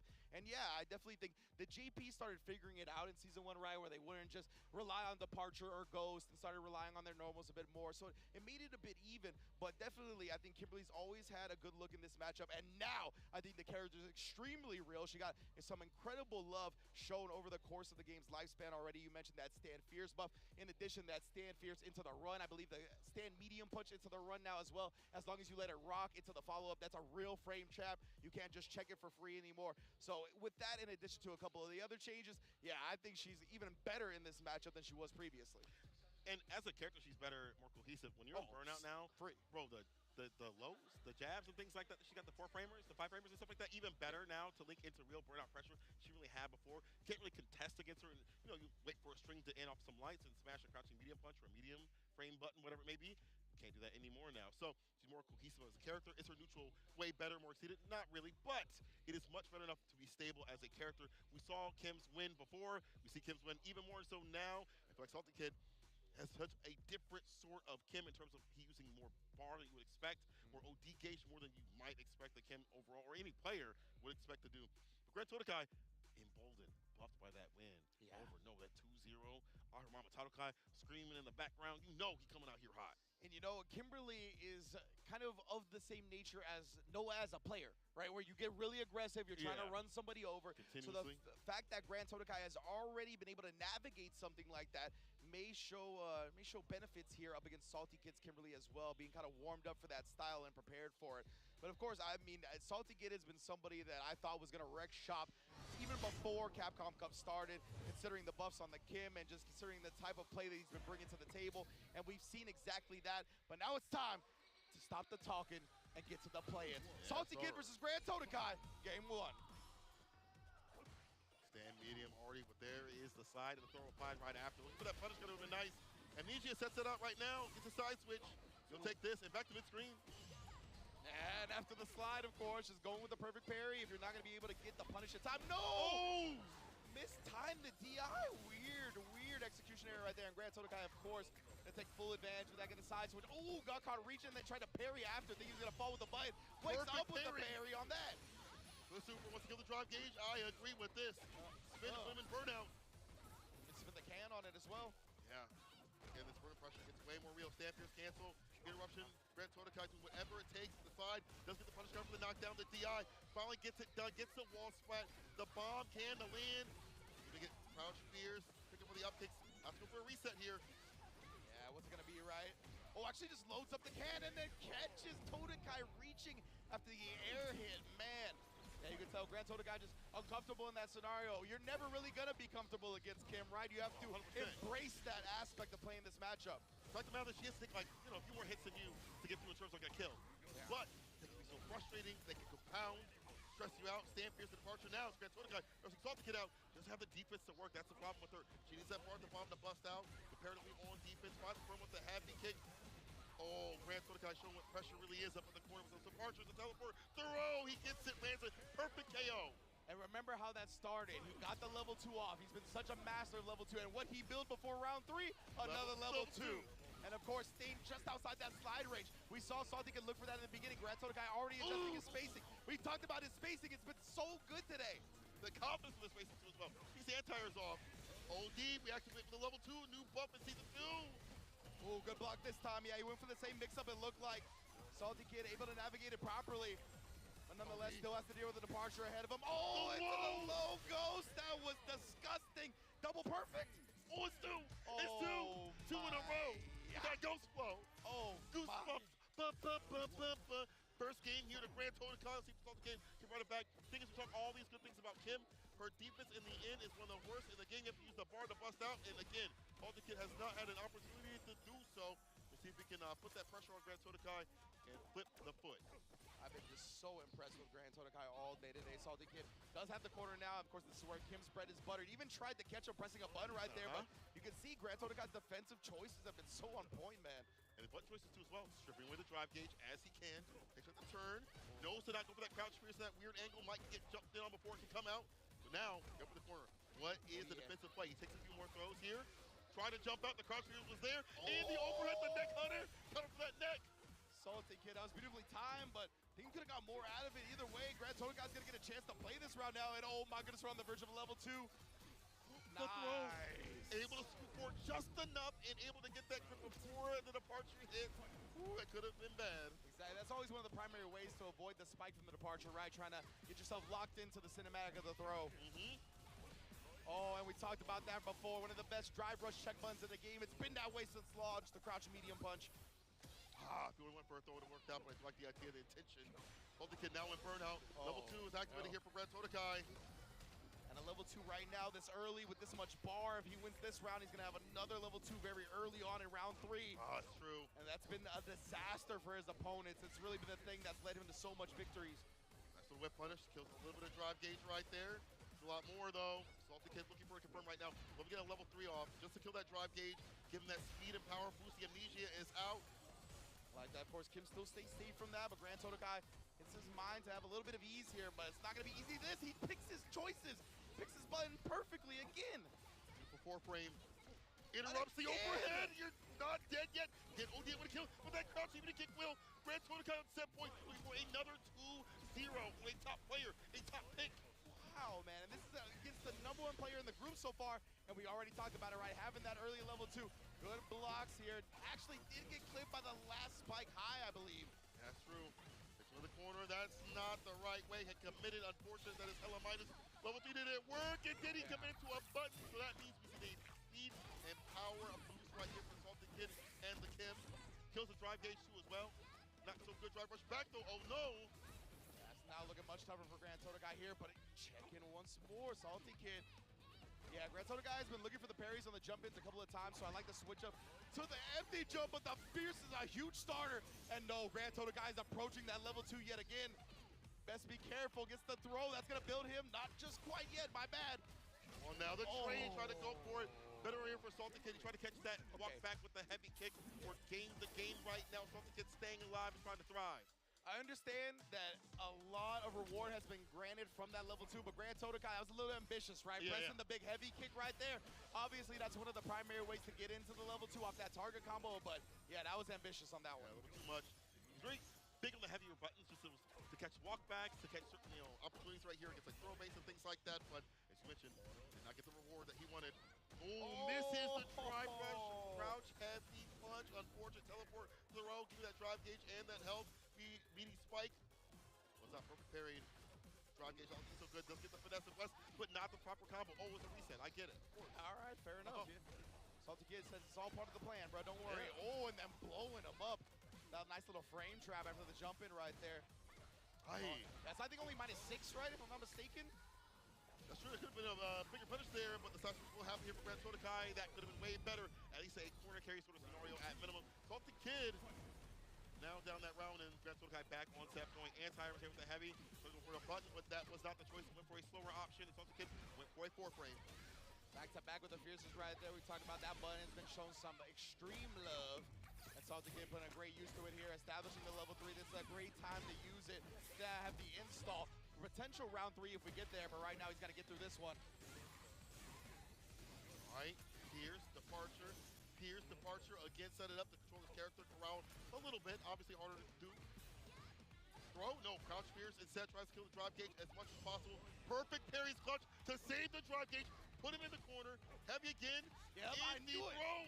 You see it. Grand Todokai has been looking for parries to primarily deal with these jump ins, and Salty Kid had already shown the empty jump throw. Went right back to it, but no, he tried to check it. It was at an improper angle. Grand Todokai checking the drive rush once again with the crouch medium punch on the verge of taking the set. Can he clutch it out here? He's about to get his drive gauge back. Oh, he threw it out of the overhead. What in the world, Grand Todokai? Ready for it, and Salty Kid, man, it was one of those situations, right, where you go with a panic throw and a scramble like that, and Salty Kid, that's not an actual airborne move, despite her looking like it is. Yes. So yeah, it was a little bit too long a startup. Throw beats it in time, and Grand Tota Kai, man. What clutch performances here on day 2. Gotta be kidding me. On some top dogs out here.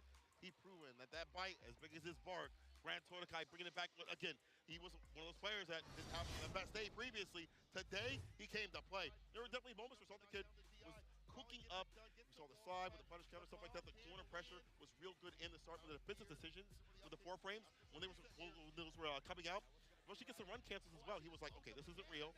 I'm going to jab this out. I know you're going to dash up. I'm going to jab this out. Yeah.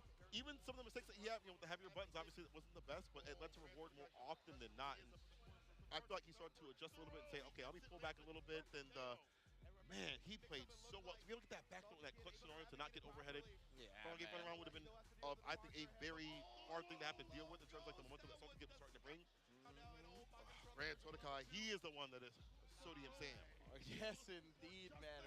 What a performance here so far in game 2. And yeah, I was just impressed. So many great defensive choices, right? We hardly ever see him got caught by the frame trap from the run, right? Yeah. He always picked the right time to jab, knew when Salty Kid was going to switch it up and stop and try a different type of reset pressure. Just immaculate. When somebody's that right, it's extremely difficult to defeat them. And of course, the level 2s were in potent presence. And man, there it is once again, right? You can see him grasping his hand, clasping his hands.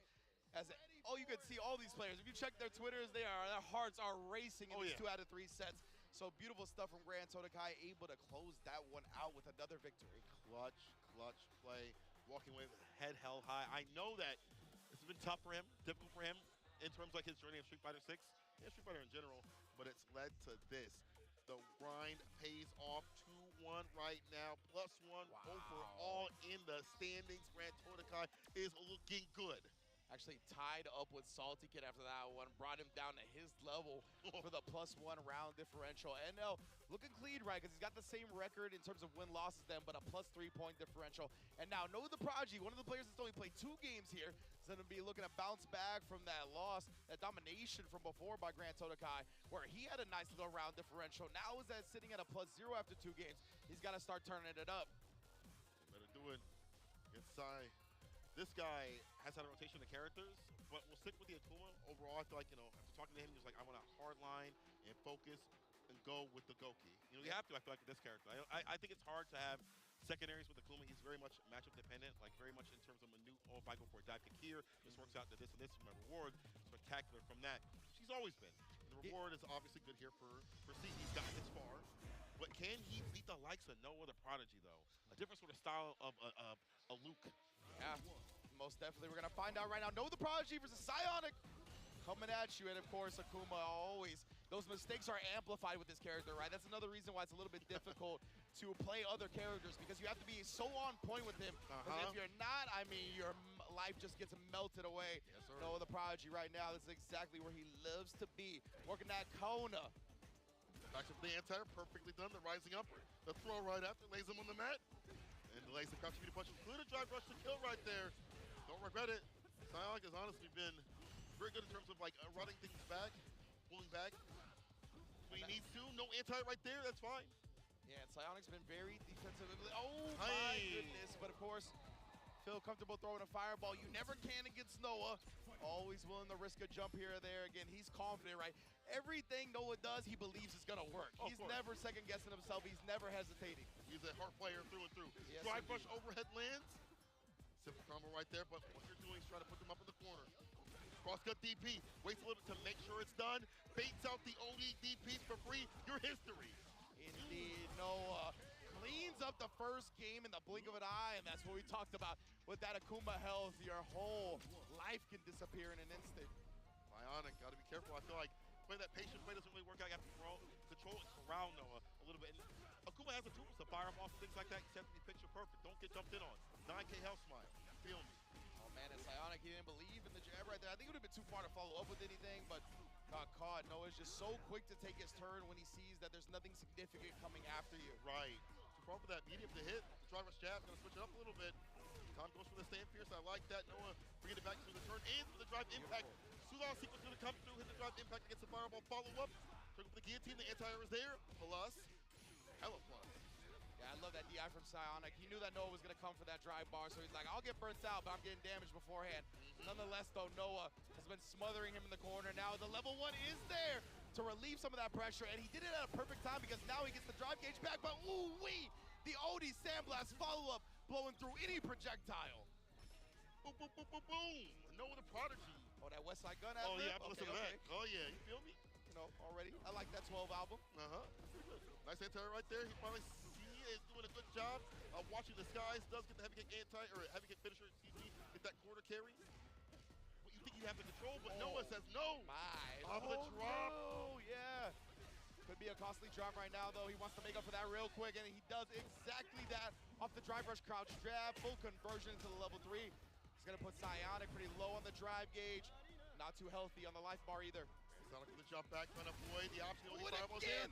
He's got the bouncer to get the follow-up. That could have been sick, but gets in either way. The crouching medium punch closes it out. The magic 6 frame for success. Noah with Psionic to rest, and that is a very quick game. Wow, we just got here. Yeah, exactly right. Is that already over? You know the game? Like, come on. But yeah, you see the reversal crouch medium punch. I mean, that is a Luke classic. In this game, you got to be so on point with your light strings because people are so willing to reversal. Like, if it's Ken, it's crouch medium kick. If it's Noah, it's going to be crouch medium punch. All these, I said Noah, but I meant Luke. But you already know they're synonymous at this point, 100%. But yeah, so if you're ever in a situation where you just panic into a light string, it's going to cost you a lot of the time. So Noah does exactly that. And what a way to bounce back, right? He needed another dominant performance because the round differential is so important in all these group stages. So dominant victories go so far, and that's exactly what he had here. Every day matters, every match matters. It's definitely matter here for Noah, as you mentioned. I do like the fact that, you know, we see a slight little delay on his moves. You know, like usually what happens after a knockout situation, you see Noah press or look for a defensive option to blow that up. This time you see him slight delay a little bit against Psionic, just waits a little bit, went for the OD fireball at the very end to catch him lacking. That was good. Notice that leg gets cracking and gets that 2-0. That is significant. Look at that. Walk back, crouching medium punch. Bow. The light, as you mentioned, don't be doing that.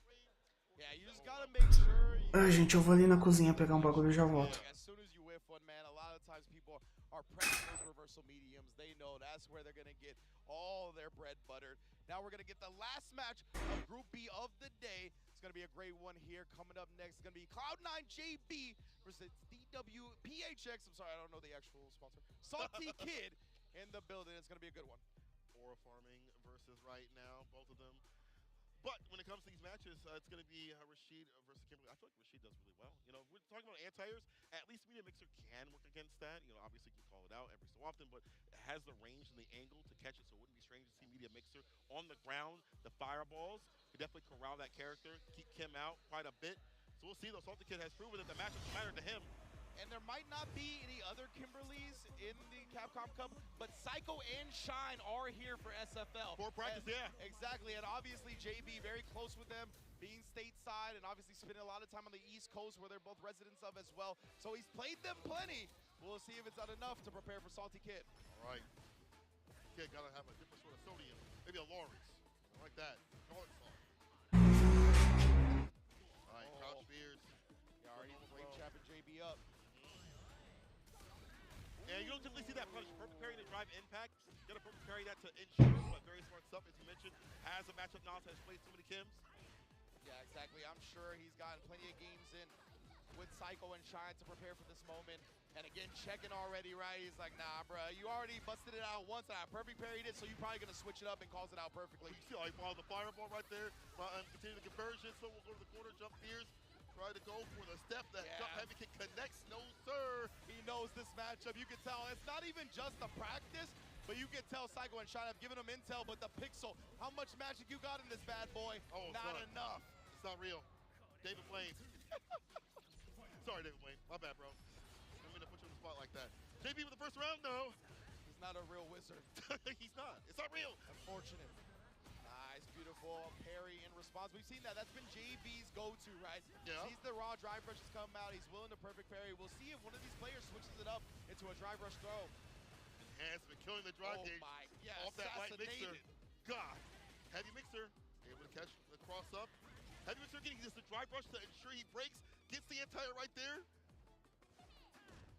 Yeah, just piecing her up right now, taking Putz, precisava saber qual que é a ordem que falta aqui. Ooh, but the elbow on the other side, Salty Kid. Why did you know? Mas eu vou tomar um banho ali rapidão, gente, já volto. Salty Kid full green. Oh, yeah. Put the pressure on. Put him in front with that Sand Fierce. There's the air right there. The only top to the can. About the land explosion. The walk-up throw. One more touch will seal it. It's a nice and meaty low. No vegan option. Yeah, exactly. And JB, he wasn't willing to risk his meter right there. I think he was kind of resigned to his fate.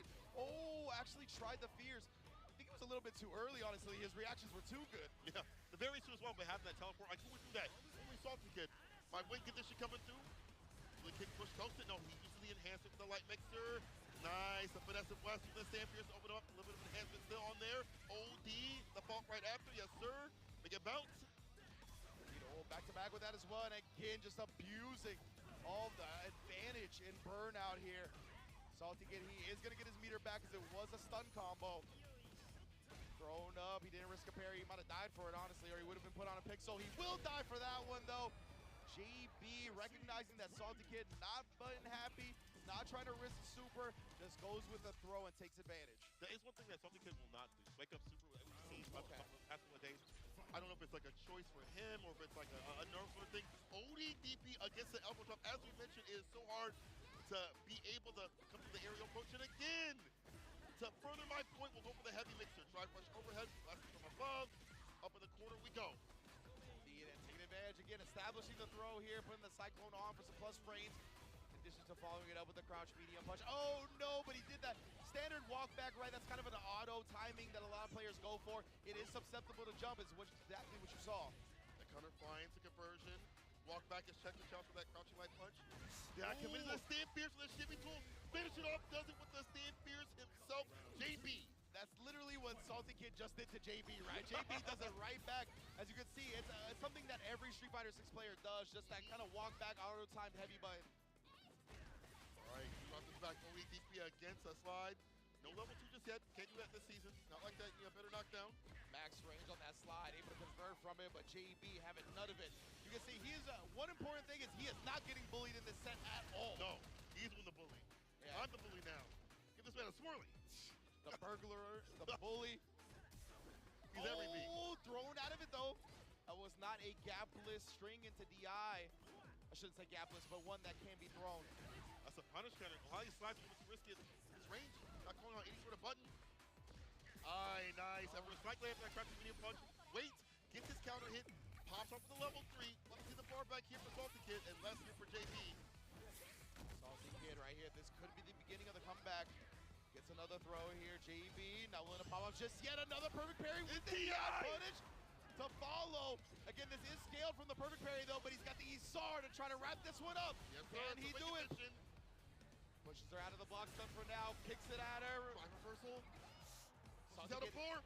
He entered with Stand Fierce, and now ODDP. Meaty fireball, no, he waits. He slaps him away with a crouching jab to seal it. JB with a 2-0 over Salty Kid. That's what I'm talking about. JB composed. And I think we really talked about it at the beginning, right? We nailed it. Psycho shined. Made sure he was completely prepared, over-prepared for the matchup even. My man was 200% ready for anything that Salty Kid was going to throw at him. You can see that's the benefits, right? Being such close mates with people like that. Some of the best Kimberly players in the world. Yes. And yeah, they prepared him very well. And I mean, hey, you got to think, even though he was in SFL US and lost, you got to think, be happy, right? Yeah, that FlyQuest, it was the ones that won and have 2 of the best Kimberlys on the squad. So big ups to JB right there, and big ups to Psycho and Shine, making sure that Salty Kid wasn't going to catch him off guard with anything. It was hard for Salty Kid to establish his pressure. You saw the fireballs kind of bait him out right there. Stand meter kick as he tried to come through. You saw the slides not really working out and leading to anything significant. Not really punish counters, not really counter hits that often as it was in the previous days. And then again, we talked about how these anti-airs can work out for Rashid. For once, that sharp angle actually works out with a heavy mixer, medium mixer, and OD. And I guess at the end, Stand Fierce, which we'll probably see. But then as you mentioned right there, JB taking a page out of Salty Kid's book, he was like, you know what, that was cool. Let me do that too. Yeah, exactly. Heavy kick, that looks fun. Yeah, that's definitely something people will look to as well when they need big damage or want big damage, right? That's always a very potent starter for anybody. Salty get at that point in burnout, so there was no type of drive rush approach. He had to go with the standard run. And again, JB, it just felt like he had visually seen everything so much. He was so quick to react to everything. Been here. Anytime he got a chance to. He's definitely been here, and he continues to be here as he goes up in the standings with that one. We do have Salty Kid with the 2-2. C with the 0-3, NL with the 2-1, Grand Story with the 2-1, JB with the 2-2, and Noah the Prodigy with the 2-1. It still is going to be dicey, and will come down to tomorrow. We square everything down.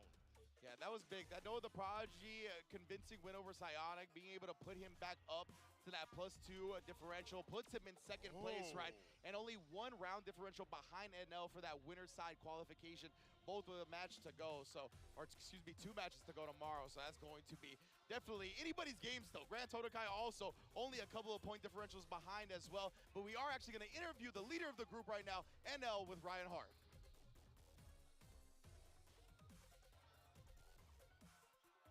Oh, not quite yet. Not quite yet. They're still getting ready. Maybe it's this way. I don't know which way. Yeah, you know. Maybe I'm going to blame way, on Majin up, Obama, down. but now we are going to go to the interview. Here we go. All right, Majin Obama, this is your fault 100%. I just want you to know you messaged me all those things that you know you messaged me about. This one's on you, fam.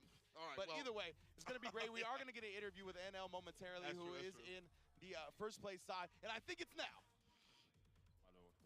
いうことを言ってたんですけど、今日 JB2-0 を倒していい結果を出せたので、ちょっとそれについて聞きたいと思います。So yesterday you didn't have the ideal day. You wanted it to go differently, especially against a Salty Kid. And we spoke a little bit yesterday, and you said tomorrow is my day. I'm going to deliver what I want to do.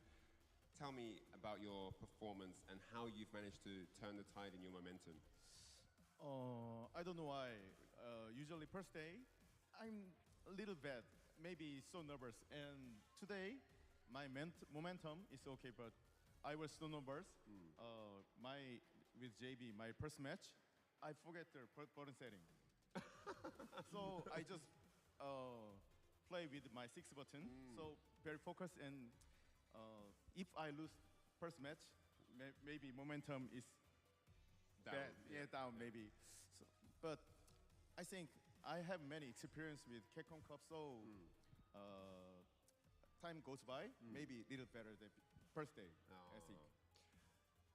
はいですね。もう緊張しすぎて JB の1試合目にすごい緊張しすぎてボタン乗せてまで忘れちゃってもう普通の6つボタンとやって勝つことができたんですけどまあちょっと運が良くてそれもできてでなんかやっぱり大会の1日目はいつもすごい緊張してるって言ってて2日目はいつも大丈夫なんですけど、まあ、ストリートファイターリーグにも同じパターンがあったしそういうことはずっと繰り返してるどんな大会でも繰り返しててであと聞きたいのはですねこれから続くのに自信あるかどうかとかそういう質問そういう答えを聞きたいんですよねはい聞いてみます So moving forward you've got a few more matches before you know whether you're in or out the group and you move on to top 16 You know, you've seen how you performed yesterday when you thought you were ready and then it all fell apart. Are you confident moving forward now you've had a better day too, or what's the vibe now in your mind? I think now my mentor is okay, and tomorrow Noah and me is the match of the first place fight. I know the player as personal things, so maybe okay for me, maybe. So. I'm confident. Okay. 明日はノア選手と対戦しなきゃいけなくてで勝った方はとりあえずグループから抜けるっていう試合になってて緊張感もなしでやろうと思ってて一応自身も大丈夫ですという形です。今のところはまあ終了となりまして皆様見てくれてありがとうございます。これからのカプコンカップもお楽しみください。Well, we are back. Wow. A lot of diversity, a lot of characters we haven't been able to see. You can see more Storm Collectibles. In fact, you can see the likes of Rolento, who is out there. It's one of my favorite characters. You can also see your favorite characters from Storm Collectibles and their figures. Let's actually take a quick chat about that. We see some of them out there. We see them also in this next advertisement coming up on the screen real soon. How articulate they are. Real quick. All right. Deixa eu ver, são 8h20 agora. Putz, não vai dar tempo de ver o... Eu vou fechar daqui a pouco, gente. Não vai dar de ver... De ver todas as partidas em live. Finest details from head sculpt to the body, preparation, and accessories.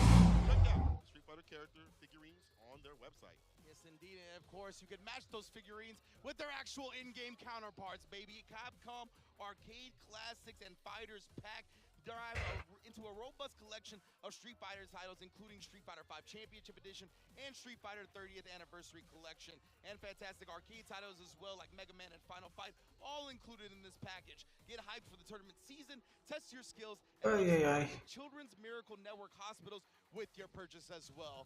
Big ups, and of course, Street Fighter 6 includes a 50% off coupon for this as well. So big ups to everybody. Thank you for joining us so far. We got one more to go, and we're going to be back in around 7 minutes. Don't go anywhere.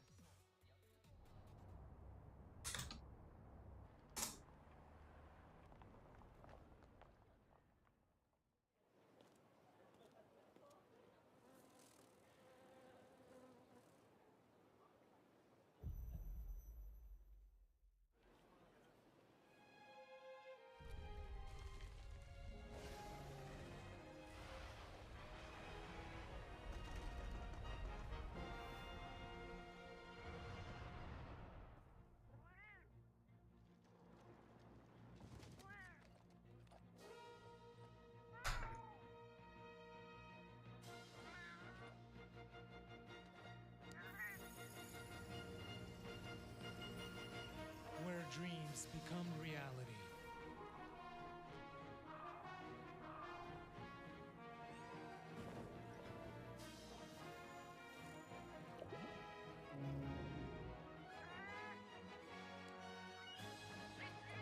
Se soubesse que... Não sabia quantas partidas faltavam, então... Se eu soubesse que só faltava aquela, eu tinha esperado pra fazer os bagulho aqui. Monster Hunter Bridge.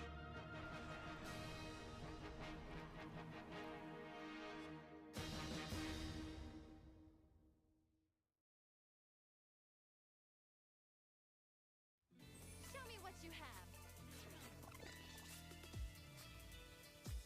What?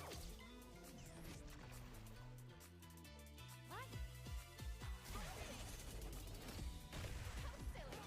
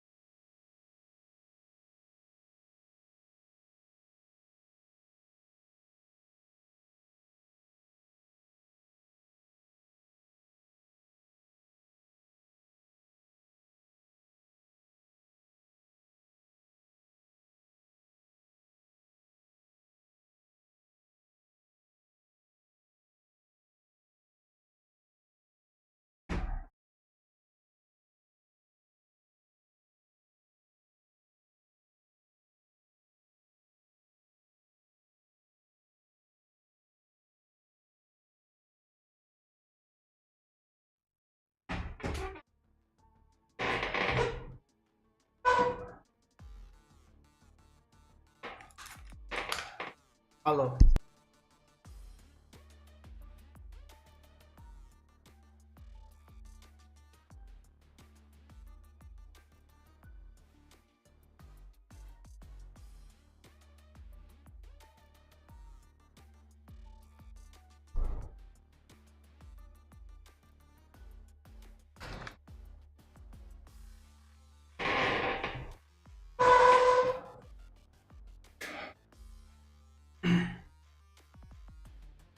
Ver quanto tempo vai rolar da jogada, dependendo de quanto tempo for, vamos ver pelo menos vamos ver uma das partidas dele, que eu acho que ele vai jogar 2 vezes hoje.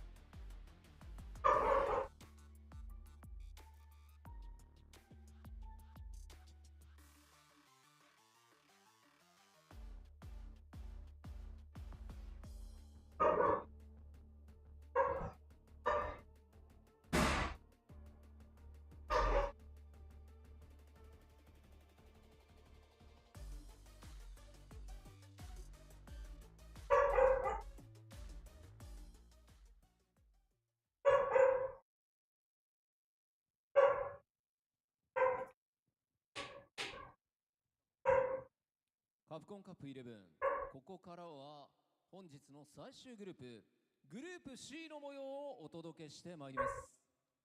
Here at Capcom Cup 11, it's now time to introduce the final group for day 2. 会場の皆さん、元気ですか？まだまだ叫べますか？盛り上がっていくよ！さあ、それではこのグループ C、プレイヤーの入場です！ And now it's time for the player entrances for Group C.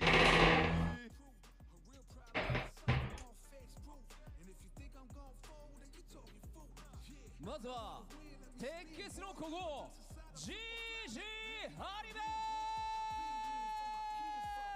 Fresh from the gates of Frankfurt, Germany, it's the cold-blooded veteran, it's GG Hallibell! You know the pressure make all of this time on. I tell them get back, step back, fast track, big lap, big 南アフリカ共和国の英雄ジャビー・The man, the myth, the legend who upset Torpedo. It's the African hero from South Africa, Jabeem!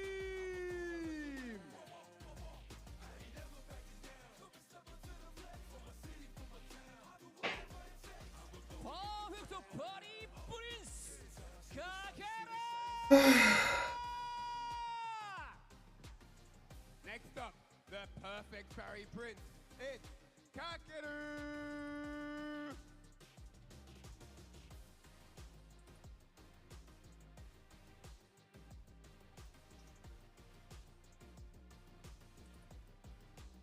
サンパウロのイカれるサイクロンザンギャンボロード Next up, hailing from Brazil, it's the Cyclone, Zangief Bolado! Bora, bolado.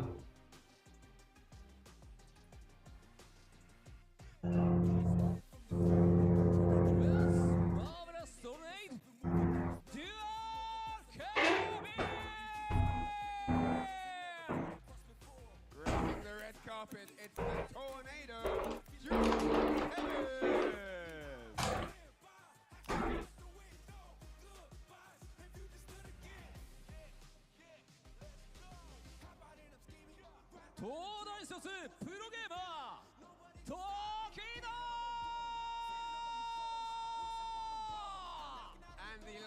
entrant for the day. It's the FG Scout, the legendary Torpedo!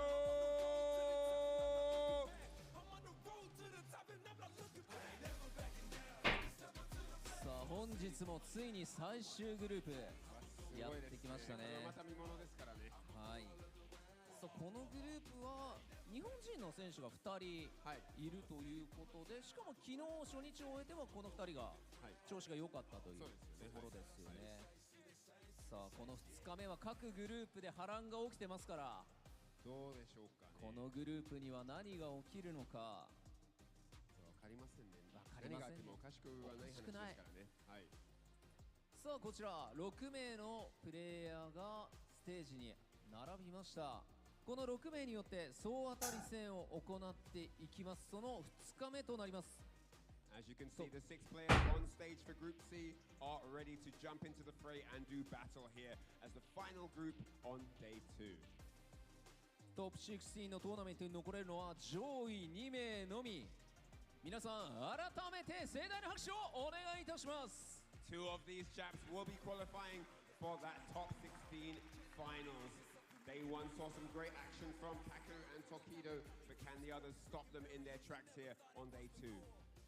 それでは選手の皆さんはスタンバイをお願いいたします。 Alright, would all players please be ready on standby as the matches are about to begin momentarily. さあそしてこの熱い戦いをさらに盛り上げてくれる実況席の皆さんにお渡ししたいと思います。実況席お願いいたします。 For the absolute electric matches we're about to commence, we need our amazing and genius minds on the mic. So with that said, let's head back over to the casters and get the matches started.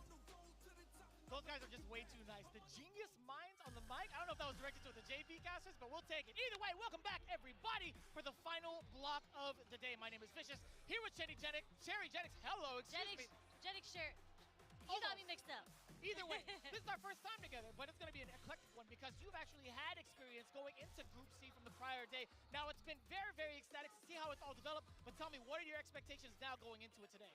I mean, as you know, the blocks that we commentated earlier, this is day 2. I was saying this is the day that we kind of find out the trajectory of where the players end up, because there are some players leaving after today knowing that there's no chance, unfortunately, for them to make it to top 16, but they still have the chance to mess up someone else's opportunity tomorrow. Without a doubt, yeah. There were a couple of surprises that we had seen in regards to the matchups and how it actually went down. Just taking a look at the matchup results, right? We have GG Holly-Bell not performing the way he wanted to, but he kept it rather close, at least to Jabi and Kakadu. I feel like although it's 0-2, it was, you know, a couple of scrambles that could have gone his way. Jabi M sitting at 1-1, Kakadu 2-0.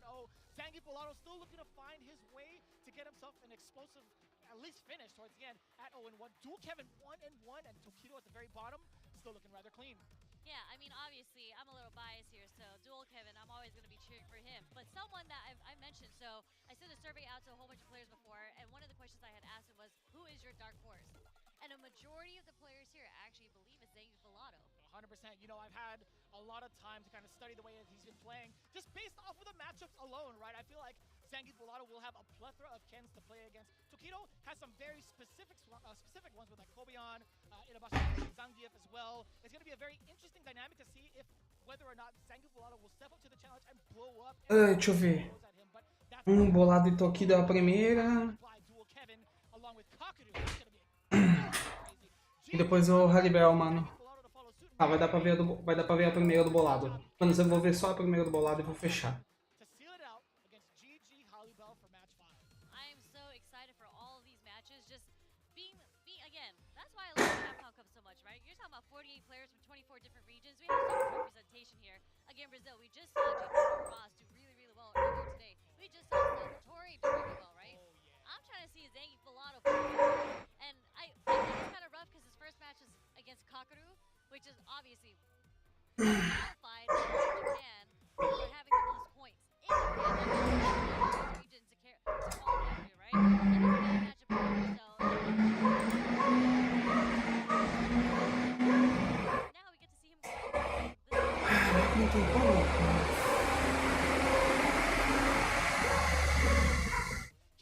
Might be a little bit of a tough matchup, and I say that with a grain of salt. I mean, I know a lot of the Zangief players have a certain opinion on it. I know Ken players have a certain opinion on it, but you are right. I mean, this is one of the titans of all titans. This is Tokido that we're talking confident about. However, Volato, I feel like is going to be much more comfortable versus Ken in general, right? Because of the abundance of it. Like, he gets to face off against a very particular champion special. Exactly, 100%.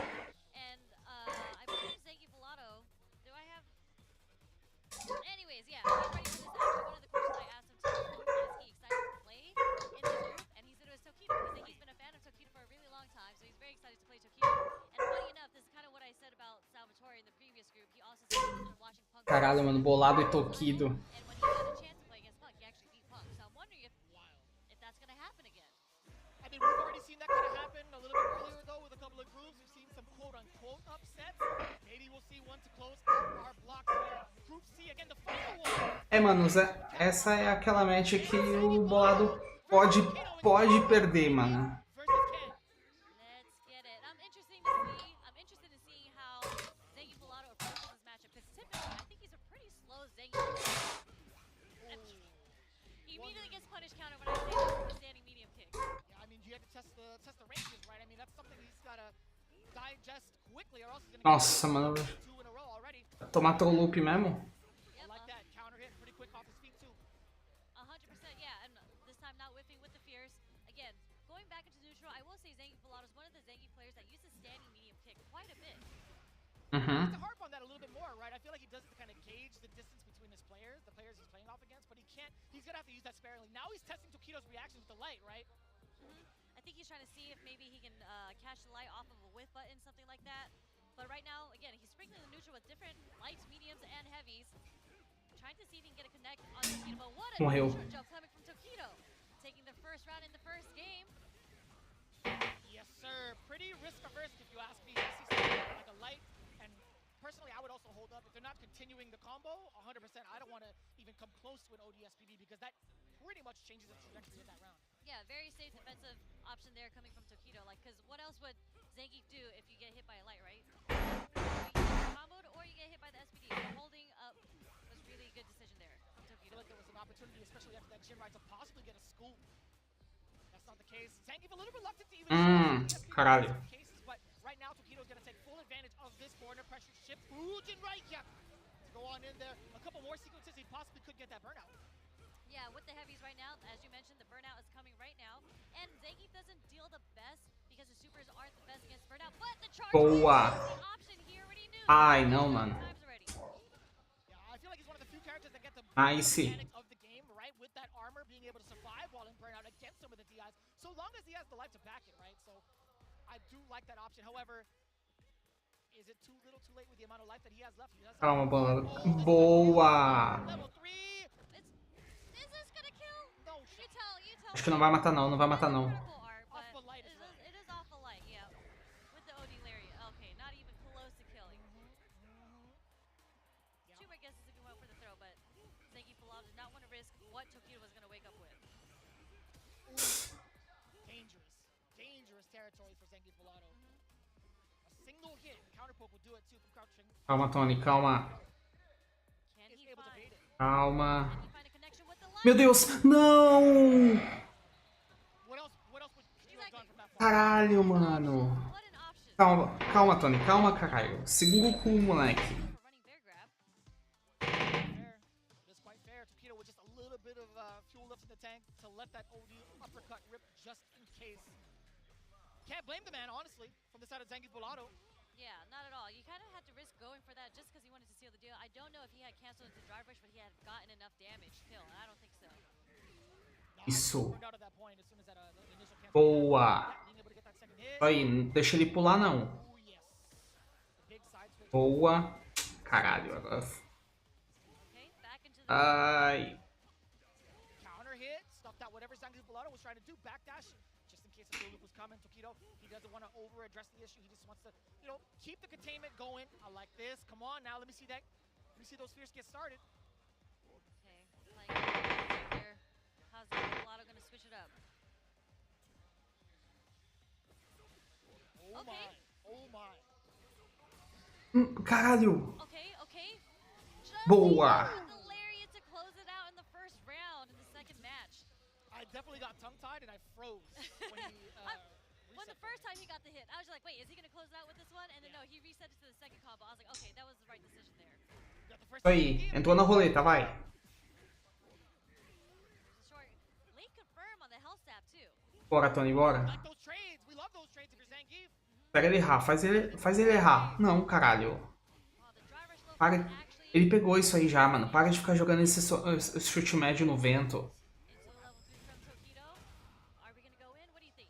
He has a level 3. I don't think we go in here. No, we definitely don't. I feel like he just wants to drive gauge back, kind of keep it contained. He's at a life deficit too. He doesn't want to press the issue too much against Zangief Pilato to lose that momentum. But we'll see how that plays out. Zangief Pilato could still find his way in if he makes the appropriate reads. Ai. Something that fast. Tokido still quicker to the gun. Boa! Boa, G29.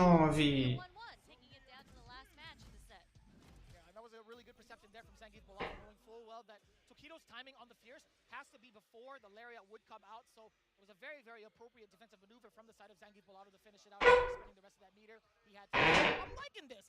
1-to-1 in a matchup that we're very much so looking forward to. Beautiful, and you still see on Tokido's end, he is trying to whip punish with the crouch strong, but unfortunately, sometimes it's not easy. It's not that easy to whip punish Zangief's, especially standing light kick. So I like Tokido that he started throwing in dry rush with a normal as a whip punish versus just going for the crouch strong. There's a short reset to that. He recognized that Tokido likes holding up during block strings, and that's why that headbutt connected. Damn, you get so much mileage off of that punish. Flying towards Ai, não! shot. Yeah, Tokido helicoptering his way out of that private jet. Ai, não. Yeah, with the Jinrai was able to break the armor, and unfortunately that makes Zangief Pilato burnt out as well. But again, he's still sitting on that charge fierce. He'll still have it. Yeah, it's more so the chip damage he's about to take. Okay, yeah, that is a counter hit. You get the full string up off the medium target combo, the chops to the chest. One false Eita, caralho. from Tokido could actually spell his demise. And I like that option, yo. Zangief's defensive options have been so clean by Isso! Tokido tried to empty jump the bait with the parry. Zangief Pilato 2 steps ahead. And now looking at match point. What a Beautiful play, and we're starting to see a little bit more activity coming off for Zangief Pilato. I think that was one of the first dry rush charge fierces he actually did in neutral. Calma, moleque, calma. But we're back to the crouch strong coming from Tokido, trying to find a whip punish. Oh, I'm liking this too. He's still hovering around the ranges as to where like Tokido wants to try to press up for a fireball. Calma, ele não vai tomar o bagulho de qualquer jeito. Não, caralho, presta atenção. Ele já entendeu o bagulho, mano. Ele já entendeu o soco forte, mano.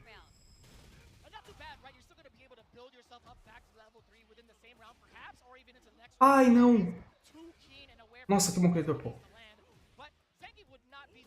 Ai, não. O que você tentou fazer, Tony? Não, cara, não dá pra pular nele de qualquer jeito, não. Presta atenção. Oxi. Visão por quê? Calma. Ah, ele foi fazer parry e errou o timing.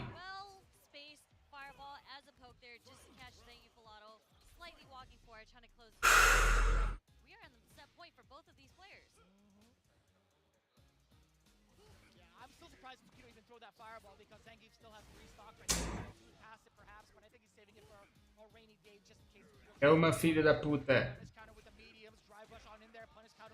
Ah, puta merda. Calma.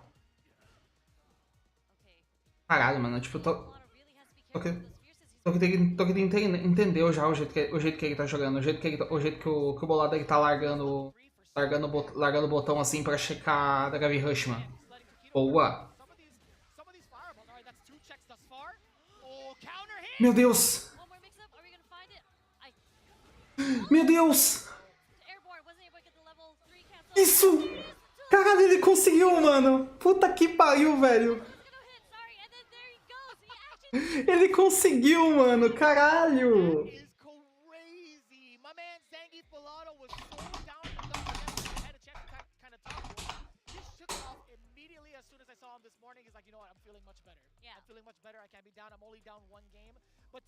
Caralho, mano. Puta que pariu, mano.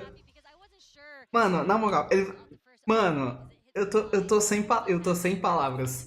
Real, mano. Eu tô sem palavras de verdade, mano. Ele Ele perdeu a partida que a gente achou que ele ia perder, mano. Caralho, velho. Porra. Errar. Mano. Mano, eu tô sem palavras. Eu tô sem palavras de verdade, mano. Caralho, mano. Ele matou quem nós achou que ele ia perder, mano. Puta merda, mano. Mano, a confiança dele vai na casa do caralho agora, velho. Mano, ele vai conseguir classificar, mano. Ele vai conseguir classificar, mano. A confiança dele tá lá na casa do caralho agora. Tipo, ele perdeu pro Kakeiro, mas matou o Tokido, porra.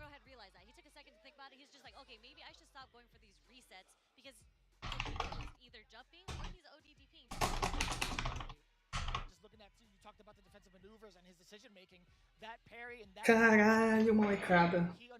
Puta que pariu, que foda, que foda. Ah, mano. Bom, eu vou conseguir ver as outras partidas, mas eu vou precisar fechar a live agora. Eu vou começar a trampar daqui 5 minutos, manos. Vejo vocês hoje à noite de novo.